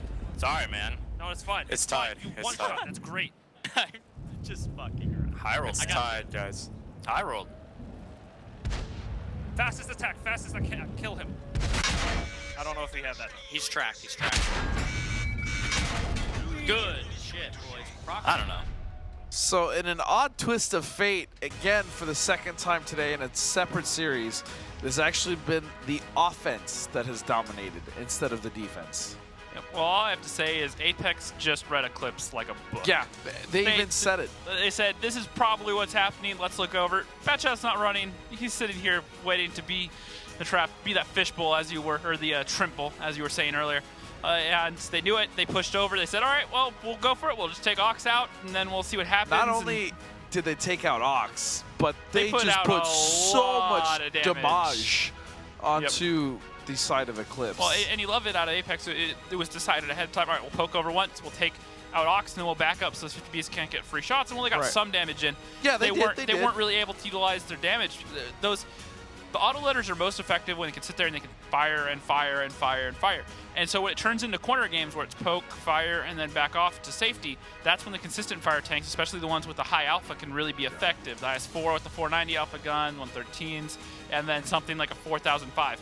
A corner game, or as we call it, a peek-a-boom situation, 4005 will eat that up all day.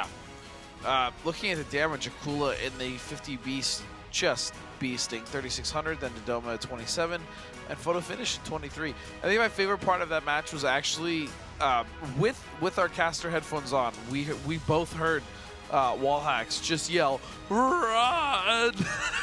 So Once they realized they were desperate. coming down after that initial push, it was just turn and run, and apparently they weren't moving fast enough for his liking, and he made sure that they knew to leave. Yeah, and then it was Master Pupil caught a good amount of air, which unfortunately for him slowed him down. He got put into a corner, and then they just beat him up. So it will be Apex defending first onto Prokhorovka, and like we said earlier, the tiebreaker for tonight, or for this battle anyways, is Prokhorovka. So one way or another, in the next 3 battles, this will be decided on Prok.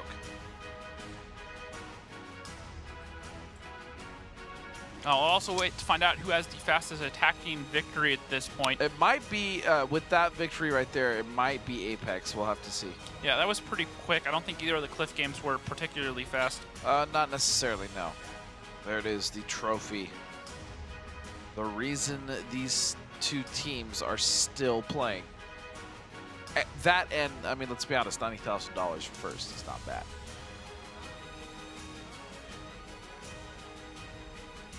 So, seconds away from going into our first battle on to Proc. Once again, it's Apex defending first. And the other thing, I think it's so fitting that they end on Proc because the first time these teams played this season, it was the same thing. This map was decided on this very map. Yep, well, let's go into the final map of the day with Eclipse and Apex.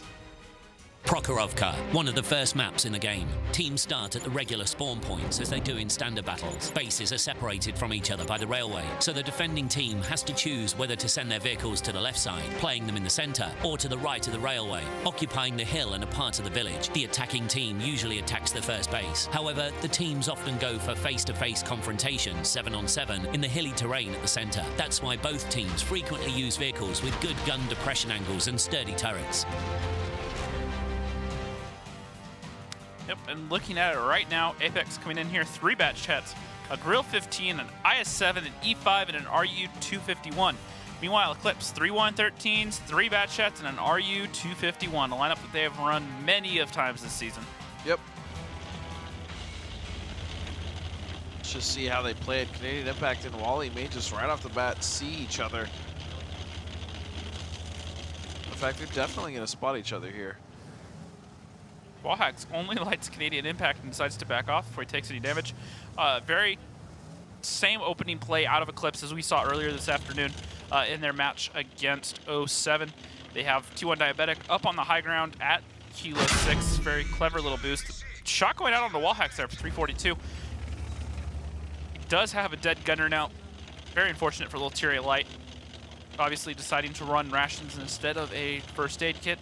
So he will be without that gunner for the rest of the game.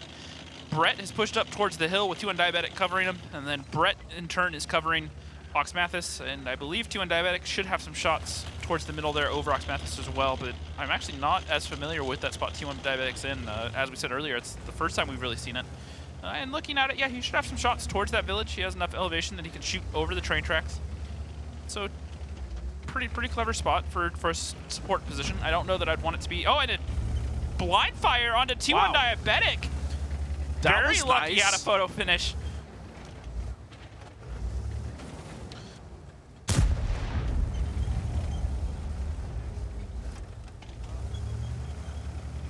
So Apex obviously doing their homework, recognizing the spot.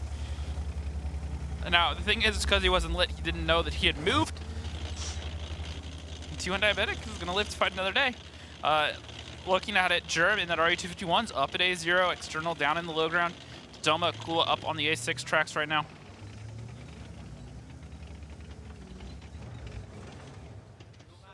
.113's just holding passive here along with Vetro in the bat chat. Not a whole lot for them to do right now. They don't want to push into some sort of overmatch. They don't know where all the guns from Eclipse or Apex are at this point.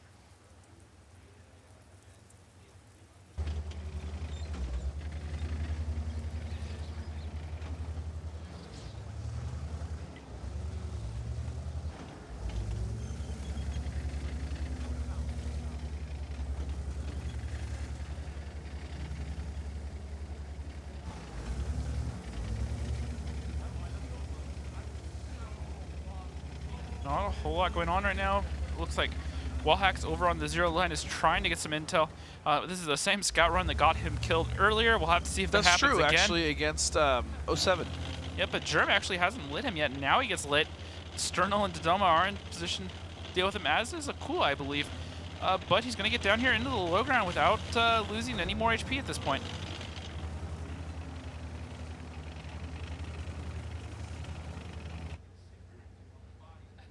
You know what? At this point, I think we should take the opportunity to listen and hear to Team Eclipse. I don't know if I'm permalit here, so I'm just gonna stay and see if I got D-Light. 10 seconds, then I'll poke up blind again. shooting A6 and I got lit. Okay, I'm gonna poke up again. I'm gonna poke up. No, I didn't get lit. I'm gonna poke low. See if I get lit from this. 620. Yeah, 620. No, okay, I'm gonna poke high now. Get ready for an A6 shot. I'm lit early. Hey, they're healed right here. This push. Okay.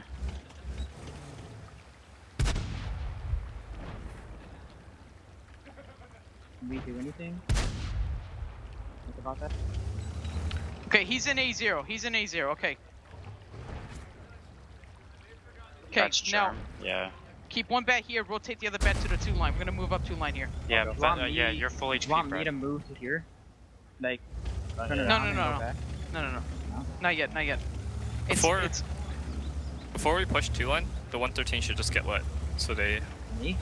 Yes, before we push. Don't Well, do it the now. the IS-7 like backed off, so I probably can't get it again. Okay. 520. 520. Just drive as fast as I can. 515, 14, 13. Oh, bat. Yeah, the best. Go. Yeah. Yeah, Go yeah. one, 1 2, 2 1 Go, go, go. Going up the 1-2. Do you want me to cross over? I can cross over probably.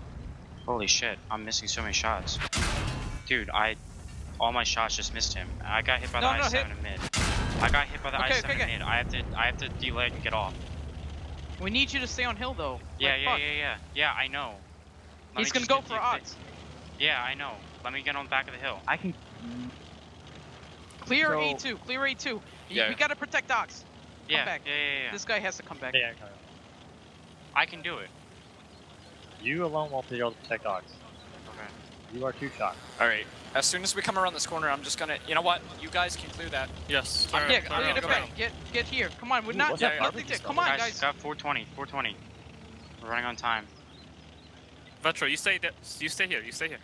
All right. Vetro, stay here. Move the 113s closer this way. Okay. Yeah. We have the whole fucking map. Remember. Can we light the I-7? If we light them, Vetro can maybe able 4 to get minutes. shot. Crossover. Yeah. Here. Yeah. Keep one in the ball. I'll go bow. I can't let the ice. No, we got 355, 355. Alright, where do we want to push, Wally? Well, you and the 113 gonna get here. We have them all stuck here, so if we just get the fucking lights, we win, okay? And we have the guy in the hill. Okay, I got lit, so I'm gonna wait. What do you want me to do few in the back? seconds. Just going off mid? What the kids? He said 1 in the bowl. I'm in the bowl. Yeah. Come towards hill, Brent. Just come towards hill. 2. I've got nets permalit. Wally, do you want me to move towards Oxen people? Yeah, do it. Okay, that's on me. Okay, we're 320. gonna make a move here, and Retro's gonna hold this area, okay? These bats are gonna come down and clear whatever the fuck is here. We're gonna have to clear this and this, and they have the RU in the high part. Alright, 310. Alright, I'm with people All right, now. Brett has the lead. Yeah. 3 minutes. Move the heavies up. You want us to just bully the you- I-7? Yeah. We try can to. bully the E5. Bats, Try to shoot bats, the E5. Yeah, Try to shoot shoot the the E5. E5. Bats are moving. Do we want the bats to go now or wait? Just Still wait. To steady. see We have what- shots on the two- E5. We have shots on the They have E5. E5 shots. Just let them farm. Should have spot. Oh, They I got have to lit. I react. got lit. I got lit. I got lit on hill. The grill shot. I'm being shot. They have a bat in A6. I am spotted as well on the hill. Maybe somebody's close. Somebody's close. So Can we we can't they really know light 2 bats are here. We need to just go. Just bring 1 bat down. I'll go. Stay. Move. T, please. Yeah. I-7. All right, Vetro, you gotta try and get closer. I can shoot him. I can shoot him. Yeah, I shot. I-7 just shot. I-7 just shot. Oh, yeah. Houses. Don't play aggressive. Where's Oh, the he's on the E5, fucking all the way up. He's all the way up. Bat is all the way Playing up, aggressive right? against Shit, yo, the guy. The bats are shooting. The bats are Killed shooting. I-7. I can't. Batch Bat is is pushing on me. Here, We Josh, need back off. these Back two off. guys to move if you can. I'm No, getting they're shot. low. They're low. We can't. I can't do anything. They're What do you pushing Vetro. Okay, we need to 2 make a minutes. move. Heavies guys have to need do to get in. This Okay, guy's no. out. This guy's Alright, out. E5. Let's get the E5. 2 minutes. Are you? Metro, you need to get out, and then you need I'm one. getting Can you out. bounce? Can you bounce me? You guys two. go. There's the bat. He shot. E5 shot. Coming to help. All right, I committed over. I committed Okay. over. Vetro Go can shot, turn go around shot. on him. Vetro, you need to I kill got Dodo. E5. I got E5. I've got him. Minute 30. Okay, we need to kill Minute these 30. bats. We need to kill these bats, or We we gotta need to kill the bat on the 1 line. Can you get the bat on Kill the the 1 bat line? on the Nice, nice. He's got it. He's got Okay, it. get 2-1. Get the bats on cap. Grill shot again. The Grill grill, shot there's again. still a grill. There's still a I grill. can get yeah, on cap move 2. up north to I'm gonna try get and on cap spot the 2. We'll have 3 on. We got 120, Nice. 120. I'll get on cap 2. So Memorex? 3 on cap. I'll get on cap. I'm Memorex. No. I Grill, can't. grill, No. grill. Anyone got a shot on the grill? That's true. How much No, time do you? Okay. A minute. I can't reload. Guys, We got Guys, okay. guys, we gotta make sure we cover this. Yeah. I'm starting to come off the hill, but I'm taking a really long route. I'm There are trying to 3 be caps. as 3 efficient on, right 3 now. on. We have to get resets. Yeah, we have to get resets from the F line right now. Go into the D line, I think. Go into the D line. Go into the D. You're getting It's the 3 bats are on cap. 3 bats are on cap. You just have to hit the bats. External go. We need lights. There he is, Brett. They're all lit. I need to know that your bats have them. We have one. T1. Fox T1, Fox T1, Fox T1. They don't have Germ, time. stay safe. Germ, They stay don't have safe. time. Germ, stay safe. Running. Run. I'm clipping. They're off. Just get in. I'm running. I'm running. Good job, I'm running. Akula. Akula's Grill. fine as well. We're good, boys. We're good. Good job, guys. So we guarantee ourselves a tiebreaker at least. We have to win one more, guys. One more on the next 2 cross. We're fine. Just as I reload. All right, I see. That was such a sick recovery from Apex. I gotta say, that was so well done. Honestly, from both teams, Eclipse's offense and the way they maneuvered the field was also very impressive. Yeah, no, absolutely. You gotta like the little mind games that Apex are sitting there, and they've also shown that they've done their homework, even just since their first battle earlier. Photo finish, knowing to put a shell into that into that bush in the south, got the lucky blind fire on the T1. Then Germ, his positioning, he was up there on the hill. They kind of figured out where he was. He knew that there was blind fire going towards the bushes, so they had an idea that Eclipse knew something was up there. And then after they backed off, Germ just came off the hill, moved over to a different bush in a completely different area. And it's just that second level of mind games that Apex started playing with Eclipse. It made them constantly second guess to where when the 50Bs, the bat chats on the hill poked up, they had no idea where they were getting lit from. They were just confused at that point, and it worked out very well for Apex. But what really stood out was how they closed that game out. They kept it composed. They knew that the time was on their side. They left Germ kind of in that backfield area where he could get involved if he needed to, but he was far enough away that he could run away like he did. Akula coming in here doing 3,400 damage. Canadian Impact 2,400 damage. People, Vetro and Drock all doing above 2K for Eclipse, but not able to really do a whole lot as Ox Mathis down on the second page. T1 Diabetic also getting caught out, only able to really do 1 shot of damage. And I mean, this is a very long series, so we are taking a timeout real quick so for everyone to kind of reset and get ready to go right back into it. But my goodness, what a day it's been. Just overall, I mean, while we take this break, we can kind of just encompass what happened earlier. It was Eclipse taking the victory over 07, but 07 did put up quite a bit of a little fight. And then we saw right after that, in the second semifinal, Apex just destroyed Deja Vu 7 straight games. I mean, there were some close battles in between there, but it was mostly a stomping. No one will remember if any of the games in the game itself were close. They're just going to see the 7-0 at the end of the day. And then to give it right back to Deja Vu for doing such a great job after that defeat, they came back and defeated 07 in a long marathon. In a long marathon where both teams played fantastic, but it was Deja Vu able to edge it out, especially right after a loss like that. That was really great to see them kind of bounce back just mentally. I was very impressed. Yep, and definitely a little bit lucky that 07 kind of handed them a few rounds there in a huge silver platter. Yeah. But, you know, they capitalized on it, and they were able to walk away with the third-place win. Yeah. Guarantee themselves $45,000. $45,000 and then a chance to be a sub. If, for whatever reason, one of these top 2 teams that are obviously in the top 2, that was really redundant. Eclipse or Apex, if they are unable to make it, either one of those teams, to the Challengers Rumble in New York City, guess what? Deja Vu gets to go. Yep, and the thing to remember, that Challengers Rumble's not that far away. 3 weeks. Yep, so if you're in the New York area, we'll be open to the public, so make sure you stop by at that. There'll be more info on the website shortly, Sure. I assure you. Well, James, why don't you run us through some highlights coming up here in a moment as far as just the day overall. Yeah, well, looking at it, Apex is from earlier tonight. And it was at this point, Apex just read what Eclipse were doing very well. Even though they were defending, they were ready for the push. It was really photo finish and Canadian Impact that were the stars of this game, and they cleaned it up. Kula here taking out Brett at the end, but that game was really won or lost a couple minutes before in that A6 village. Then the next game with Apex. Oh, this is Apex earlier, still defending. At this point, it's just wall hacks going down. Kula just taking out Master Pupil after that whole trap. And this is just cleanup at this point. Wasn't a whole lot to say about this. The game was already over. The real decider in this match was when they went up and over on that hill. And they picked off Oxmathis for free, almost. And then they traded very well with those 50 Bs, playing that Ridge game. To Diabetic, ultimately going down there to the hands of Photo Finish. Photo Finish has been so consistent this season. Then this is going to be Drock in this batch at tier 9, getting tracked here and spun around. And he ends up going down. He goes down indeed. Yep, and then that was just one battle ago, and now Apex have gotten their first win on Proc. Now Apex have to attack. They do have to attack, and from the way we've seen it, these have been going back and forth, but mostly on offense, which would kind of, it throws you off, because generally what we see is teams really dominate on defense, and then when they go on offense, they may lose, and then it's the same cycle over and over again, but not so much today.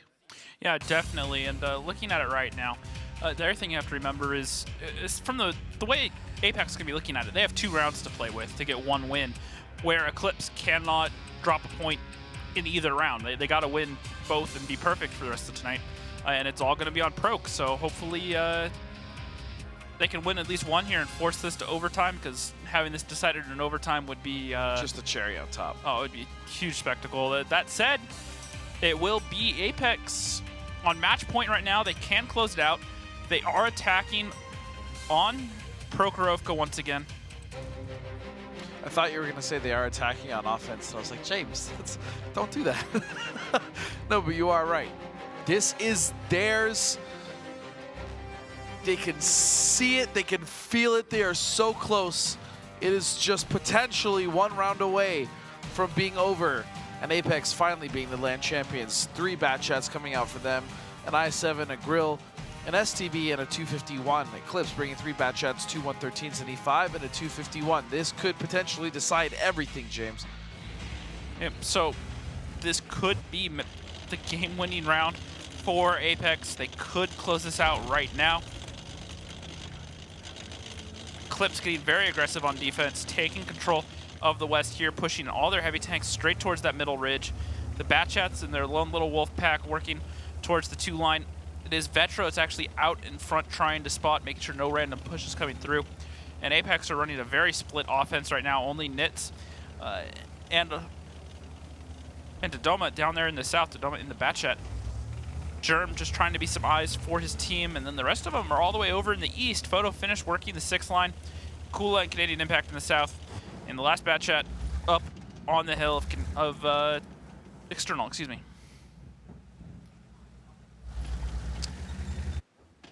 And at this point, no one really making a move. There's really no aggression, yeah, out of anyone currently. Nits and Dodoma are both shifting over towards the 8-9 line, so they're going to apparently give up the 1-2 for Eclipse. We'll have to see how long it takes them to realize that they've given it up. Germ looks to be actually just taking a passive scout position in the south down there at J4, just waiting to see if they rotate through the south. These 113s for Eclipse should spot these heavy tanks shifting through here. If they do, Photo Finish is actually backing off to cross the train track, so he's going to come across the south. And we're just going to see a hard commit out of Apex all the way towards the east. And now I do worry about this, because attacking the 2-cap and really making that cap work is something that we have seen very rarely this season. And when it has worked, it's been because the other teams kind of misplayed it. They've been out of position. They've really committed towards that 2 line. And the attacking teams know that they've committed over that way, so they can jump all those tanks on cap, and it doesn't really become an issue.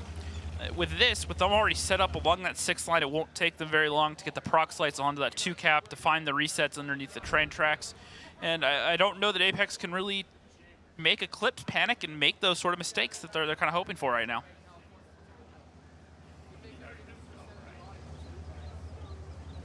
Well, this external Dodoma and photo finish pushing forward just ever so slightly ahead of their team here at the 9-0 line, and it's just Ox. And who's behind Ox? Is that Pupil? Yeah, it's Pupil on the 113. Yeah. It's just Ox and Pupil really to spot this out.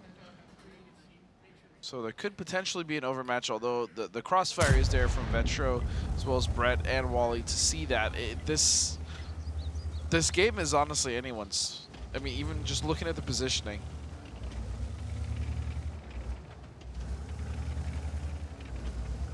Like, what I mean by that is there's not one team right now that looks super dominating in the way that they're set up. No, absolutely, I agree. And External is actually going to move towards the 0 line, make sure that they clean out A0. No one really in position to punish if he does get lit. Maybe the 113s will have an angle on his backside, but not enough they'll really be worried about at this point. Wallhacks just staying passive A6. And still to this point, Eclipse have not seen anything that's triggered that push down the 1 line to make sure they clear it. Just Canadian Impact sitting up on the high ground down at J7 is the only sort of warning that Apex have in place right now, and they haven't even actually committed everyone towards that 2 cap yet. They're just holding along the E line right here. Photo finish, and that I7 is actually going to close with those 113s. To push. And now as we potentially go to the crucial moment of this match, let's go into the minds and also the ears and voices of Apex. Not know what they're doing, but they have a lot of time to Okay, guess. I'm going back to the hill right now. Impact, I'll call you off in a second. Because Impact, you need to rotate you north. Okay. Batchets, all get north. All right. I want all of you there. Okay, there's 113. I think we really need to check A8. Yeah. But we need this shit to clear out there. Yeah. There's an E5. We should do it right now. Do it now. Yeah, do it let's now. go. Impact, They still just think go that in there after. Yep. STB What is that? to get into there. E5. If he's rotating. I'm saying B9. Were you lit, Photo? You're not lit, right? I'm lit. I'm proxied. Trying to spot a E5 though. Yeah, I'm getting into a better bush.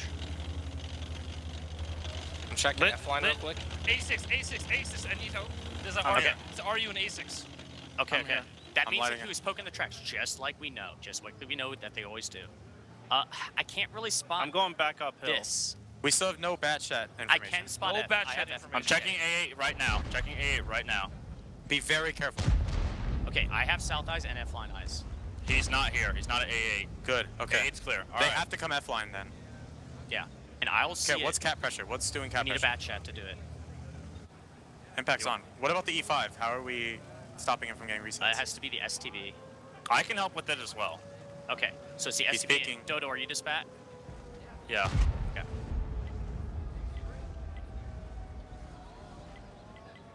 I'm gonna Trace external. Trace external. I don't think we need the external in the back, do we? No, maybe we should. I want to track him. I'm gonna track him. I can maybe go Should like we should put external here. in Let's city. put external here. Okay, I'm clipping. Okay. I'm clipping. Okay, we know where the RU is. We know where all the heavies Girl, are. just make sure three you get bats. damage on those 3 113s. bats. I think Yeah, they're gonna go. The here RE, and try and the clip RE's me. coming up. The RE's coming up the spot. RE's coming up the spot. All right, What's backed the off. hit He points on the backed off, E5? never mind. It's like at 1.5? 1600. You have south eyes, Germ, right? I need Yes, I have south eyes south. here. I have south. I got We lit. need- I also got need lit. punish it I have F. I have F. I just don't have the north part of F. Nice shot. Like once you're in the town. Okay, what's the hit points in the north? I'm out of draw. Good. I'm E5's far down to back. 1,000. E5's down to Okay. 1,000. All right, I I'm have far south eyes. I'm It's not gonna moving have in to come city. F lane. All right, they cannot come through the south in time. I anymore. still don't see that. Grill, match just us. make sure that you're close enough to be able to punish this and F line. I have Okay. shots on the 113s. All right, good.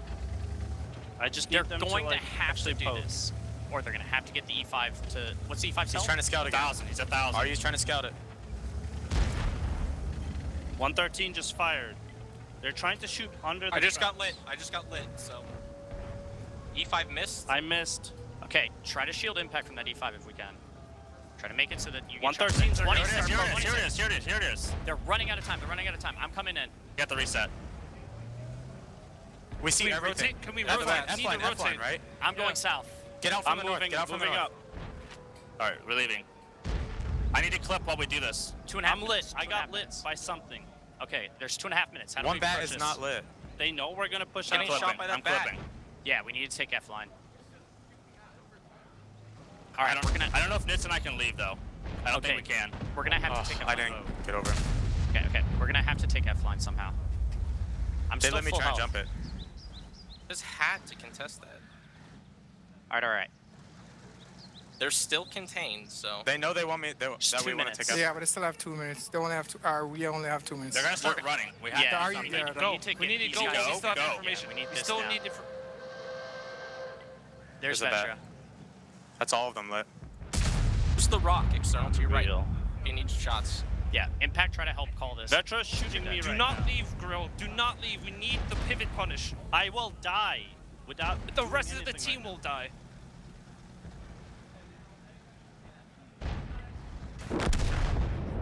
We're winning. We're winning. Are we Nice. winning? Come on. I have 7 tracked. I have 7 External repairs. shooting me. I'm gonna die. Rock is getting killed. I'm dead. Okay, external. Dodo shot me twice. I'm getting shot by the RU. RU's farming me. Did you? 113 minute 20. Push I7. Really safe. I'm gonna kill the RU. 113 be aggressive. Killing the RU and running north. STV. I'm hiding. Or south, I mean. Wait, is external on reload? If external's on reload, we Yeah, can external's push. on reload. Okay, well Dodo then Ox uses go, repair. Ox go. Dodo Ox uses repair. Okay, Yeah, okay. uses We're repair. going. because external's on shot. reload. Guys, Watch we got out. a minute. Watch We got a Dodo. minute. Watch Dodo. He's Dodo's Yo, looking I for can a fight him. I can fight him. I can fight him. Don't die. Don't die. He bounced Okay, me. He good bounced shot. me. Just go. Just I'm go. out. I got him. I got him. I got him. I got him. Okay, we got a minute. I have Vetro, ammo. can you get him? Watch out. External's External. loaded. External's loaded. Vetro, can you run? Yeah. Shit. What's your HP? I didn't Don't pay. He's you? gonna kill me. He's gonna kill me. We got it. We won. Vetro, run to K1. I got external. Nice. He's permanent. He's permanent. Dodo's permanent. I got 2. I got Dodo. Help me, T1. Yes. That is going to push it to 6 all. It's going to go to overtime. It will be on Prokoroka. As soon as we know which team gets to pick the sides, we'll let you know. We'll be just one moment until we get that sorted out. I am fairly confident that it is going to be Apex with the fastest win, but we'll have to see. Yep. So, looking at it though, just back and forth stuff through this whole series.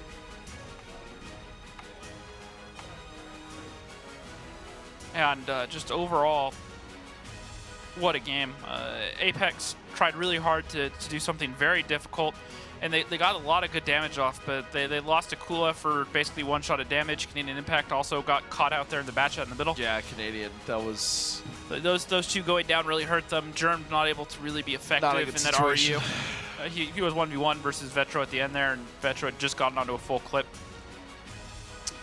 So a little bit in the last communication, they should have known that the bat chat had been firing shots towards the mid.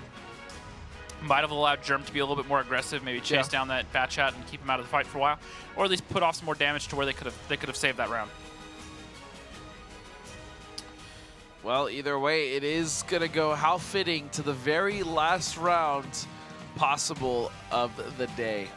So Apex do get to pick the side because of their attacking victory on Himmelstor. Yep. And they will pick defense on I'm sure. Prokoroka. Now, is it going to be Apex that walks away with the win in overtime right now? Or is it going to be Eclipse to be the first team in history?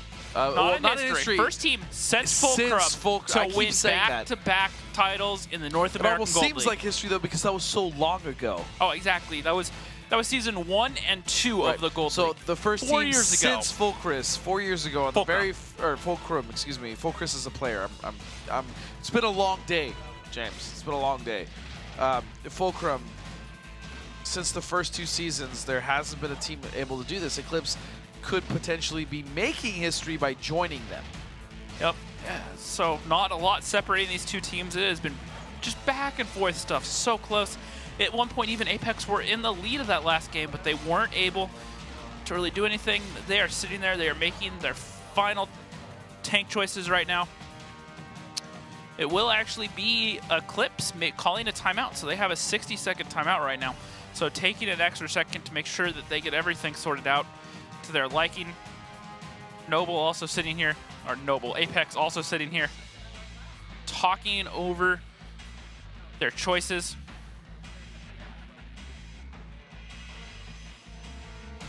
Right now,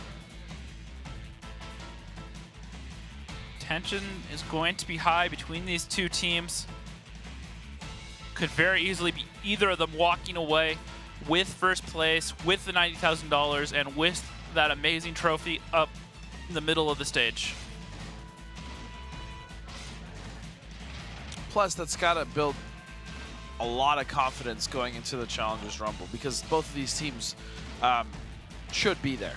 Yeah, well, they will be at the Challengers Rumble. I'm just saying should because there is a chance that, you know, one of them drops out or, you know, what have you, and then we'll see Deja Vu. But these are the two teams that should be going. Yep. So, like we said, they will be joining L Gaming and B Gaming from APAC. And then if you watch the EU finals tomorrow morning, you'll find out which two teams from the EU region will be joining them as our 5th and 6th team. So second place, we talked about it. First place will be receiving $90,000. Second place will be receiving $65,000. So this is, and for all intents and purposes, a $25,000 round. Yep. Everyone that made it to this live final, guaranteed at the bare minimum $35,000 right, just for qualifying. Plus the whole trip out here to Burbank. Gonna be out here for a couple days. They got to hang out with you. Yep. I mean, that's always fun, I guess. Yes, don't sound too overly enthused right there, but I digress. So it's, you know, one heck of experience for all 4 of these teams, and it has been a really fun day. It has been a lot of good matches.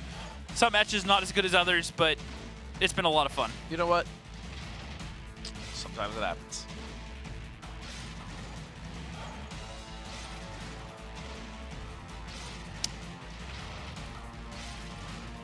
I'm not really sure what's happening because that timeout should be over right now. Yeah, let me check here just to give you guys an update.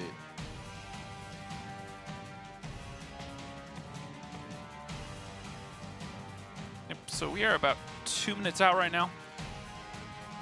Sorting out some admin things, it appears. Look at that beautiful trophy, as Tommy said earlier. That is the front drive sprocket of as is a front drive sprocket of a M4 Sherman. That beautiful Wargaming.net League trophy.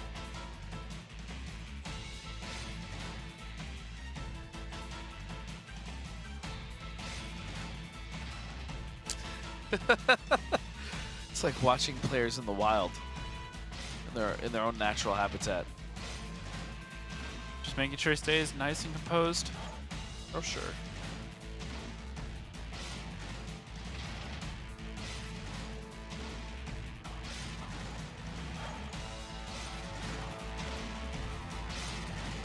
So now that we've come this close, James, who do you feel will be victorious? And it is going to be the defending Apex on Prokhorovka. Yep. So as we went over earlier, it was their attacking win on Himmelsdorf, just under 5 minutes. At this point, I honestly don't know who to give it to. I really don't. It could go either way. It really can. Yep. So far, both teams have won on defense. Now, Apex obviously have to come up with something probably slightly different if they're on the same thing. I think Eclipse will probably have a better answer for it. It was a very close game last time, and both these games on Pro have been extremely close to this point. There is Dodoma. Thinking, focusing. Akula.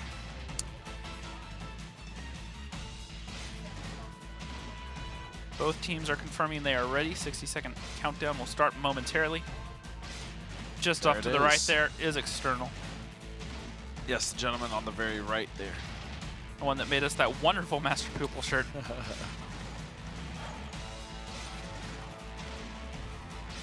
Looking at the roster here, the very right. Sitting, I believe, may have been Brett. I believe that was Brett. And then sitting next to him, not really in the middle because it's 4 people, but the caller, Wallhacks. Yep, and then Vetro sitting next to Wallhacks. Yeah, and then Vetro, and then it's not T1 Diabetic. I believe it is Drock. Drock, yes. A very good close-up there on photo finish. Yeah, so that is going to be Brett, Wallhacks, Vetro, Drock, and then obviously T1 Diabetic, Master Pupil, and Ox Mathis. And Ox sitting in the middle, down there at the bottom row. Ox has just been so on fire all day.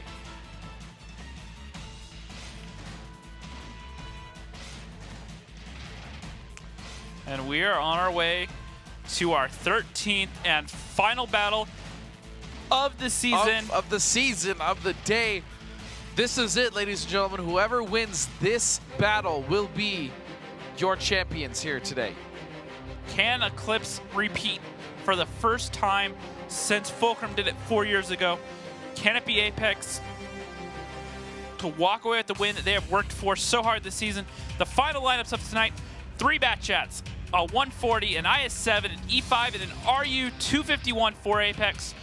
Eclipse coming in with the same lineup as they ran earlier: 3 113s, 3 Bat Chats, and an RU-251.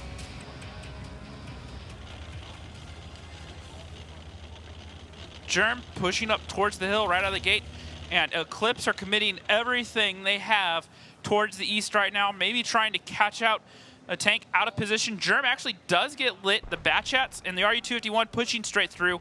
Wallhack's already taking a lot of damage. 655, 940. Oh my goodness! One more shot.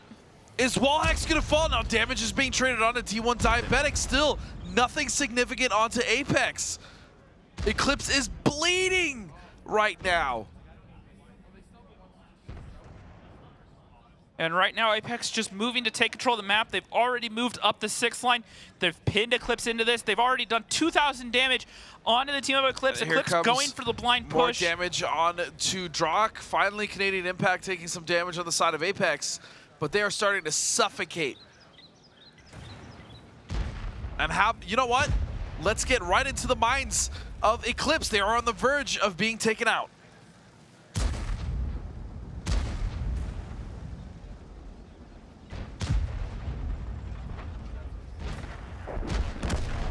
Trap. Fuck. Where are the bats? Guys, where are we going? What are we doing? Where are we going? Bats gotta go. Bats. Guys, the bats is just sitting on the middle of the road. The bats have to go. I've only got 3. We're going for photo? I got 4. I got 1 left. I'm trapped here, guys. Okay, kill Nits. Kill Nits. Distract. Get up, get up. Yeah, get out of the open. Forward, Ox, forward. Just careful. Back They're Back pushing out me. in the open. Get out They're of the pushing open. me. External's Get out of the pushing me. open. External's pushing me. Help T1. Help T1. I'm clipping. I need help, Germ. Track master. Master people is perma-track. I'm clipping. Good job. Good job. Good job. They're coming after me, Germ. Kill Vetro. Kill Vetro. Yeah. I'm getting into position. I'm going in the water. I'm running. Nice kill. We're up 2 tanks. We're up 2 tanks. Let's go, guys. Group. External. I'm running. I'm leaving. I'm leaving. Lead. Hold it, Germ. Okay, Vetro back down. Dodo, just still middle. Prop. Just fall down, Dodo. I got Germ, take those. Veteran's crossing. Western play D. External move up. They're coming after the 2 Bat Chats in the middle. Yeah. Get out of there. Play deep bats. I can't. I'm coming. I'm going middle. I'm going middle. I'm going middle. On F-line. You can fall down and let the 140 cover you. Where's that 113? I need to know where that 113 is. Just come, Germ. Dodo, We have to push. Germ, I'm on just go. F-line. I'm going F-line right now. They're all there. I'm out. Back down. Get in the ball. I'm coming on in. the downslope. Get on the downslope. Germ, you do not need to go in engagement right now. You can slow play. I'll go south. I'm going Germ south. can snipe them from behind. Yeah, I'm going to the ramp. I'm going to the ramp. I'm gonna make them push over into the north. They're gonna have Nice. They're chasing impact. Fox. They're chasing impact. Good. Nice. Two more. Let's go. I'm getting in. I'm green one. Coolers moving forward. Green 3. Cover a Master cooler. people can't do anything without Cover me cooler, farming. cover cooler. Shots I'm on taking the in 3 shots. 3 shots. Take out Brett. Nice. Good job. Only the Let's 113. go. Come on. Good fucking job. And that is it, ladies and gentlemen. Apex will be your Season 1 2016-2017 champions. What great stuff out of Apex all night. Look at how excited they are right now. You can tell how much this means to them after a very long season. And honestly, not only the season, but the curse that they've had to deal with. It's been spoken about how they play so well online and they just can't close it out on land. Not the case this time. Yep, and that Fulcrum record's gonna stay intact. The Eclipse not able to repeat 2nd place, though, is not bad. As these teams go and start shaking hands, it will be Apex lifting that beautiful trophy momentarily. You got to give it up to Eclipse, though, taking Apex to the very limit. This team looked almost unstoppable, and yet again, Eclipse had to step in to show everyone that gods can't bleed.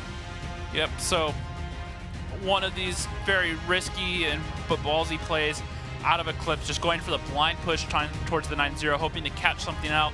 They knew that Apex had played pretty aggressively on the 9-0 the round before, so they're hoping maybe to just catch something out, get a free pick. However, Wallhacks took a lot of damage, and then T1 Diabetic started taking damage. Wallhacks is just going in for hugs. He's not about the handshakes. I respect that. I also like hugs, just for future reference. Just throw that out. What great stuff, though, for Apex. So it was an absolutely fantastic day of tanks overall. I mean, we got to see the best tanks we have seen all season today from numerous teams. It wasn't just Apex. It also wasn't just Eclipse. We saw 07 really fight it out and stay in there. And then we saw, after a devastating defeat, Deja Vu coming in and taking out 07. Yep, absolutely. So the season finishes Apex in first, Eclipse in second, Deja Vu in third, and 07 in fourth. The best, it may be fourth and last place today, but it's the best placing that 07 has had. So really, congratulations to them for moving forward. I mean, you got to look at it that way. And it's got to be a great benchmark for Deja Vu as well. This is their first season in the Gold League, and they finished third place. That's not bad at all. So here we go. On stage is now Tommy with Comps and the team of Apex, your champions. Yes, and I can tell you the excitement is quite high up here, Comps. How fast is your heart pumping right now? Extremely fast. And let's start with, first of all, what makes you the best team in NA? I mean, it's these guys. It's evident. I mean, the best players in the best team, and this is what we did. We won this season. And when you think back to all the practice hours as D guys, and you went through all the Thursdays and Tuesdays that you played, how special is it going to be to lift that trophy? Very special. I mean, we put in a ton of work this season, and this is the final payoff. You were sitting out back throughout the whole match. It was a pretty tight one. How nervous were you? Really nervous. I mean, it went down to the wire. Last game of the series, I mean, it was a great match. I mean, props to Eclipse. They played fantastic tonight, but it was really close, and it was well deserved on our end. Well, this is the moment that we've all been waiting for, and you've been waiting more than most. So let's get that trophy lifted up. And congratulations to Apex, this season's winners.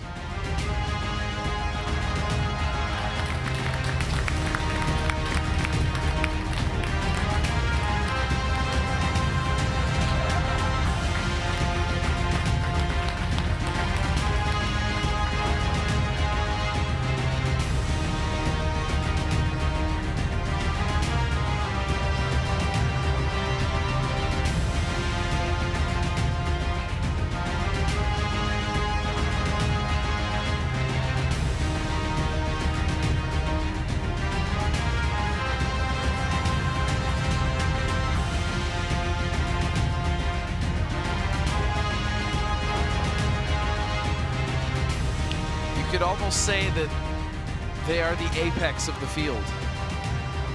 Yeah, that's one way you could put It's been a long day, man. Give me a break. How long have you been sitting on that one this whole season? Actually, I've used it before, so it's not even that special. But honestly, this team has worked so hard to make sure that they could not only make it here to the finals in the top seed, but also just wipe out every other team in the process. And they have done so. They went through just steamrolls of everyone throughout the season, and now facing Eclipse, just playing so well. I mean, honestly, I don't know what else to say about Apex that we haven't already said. They are a monster powerhouse.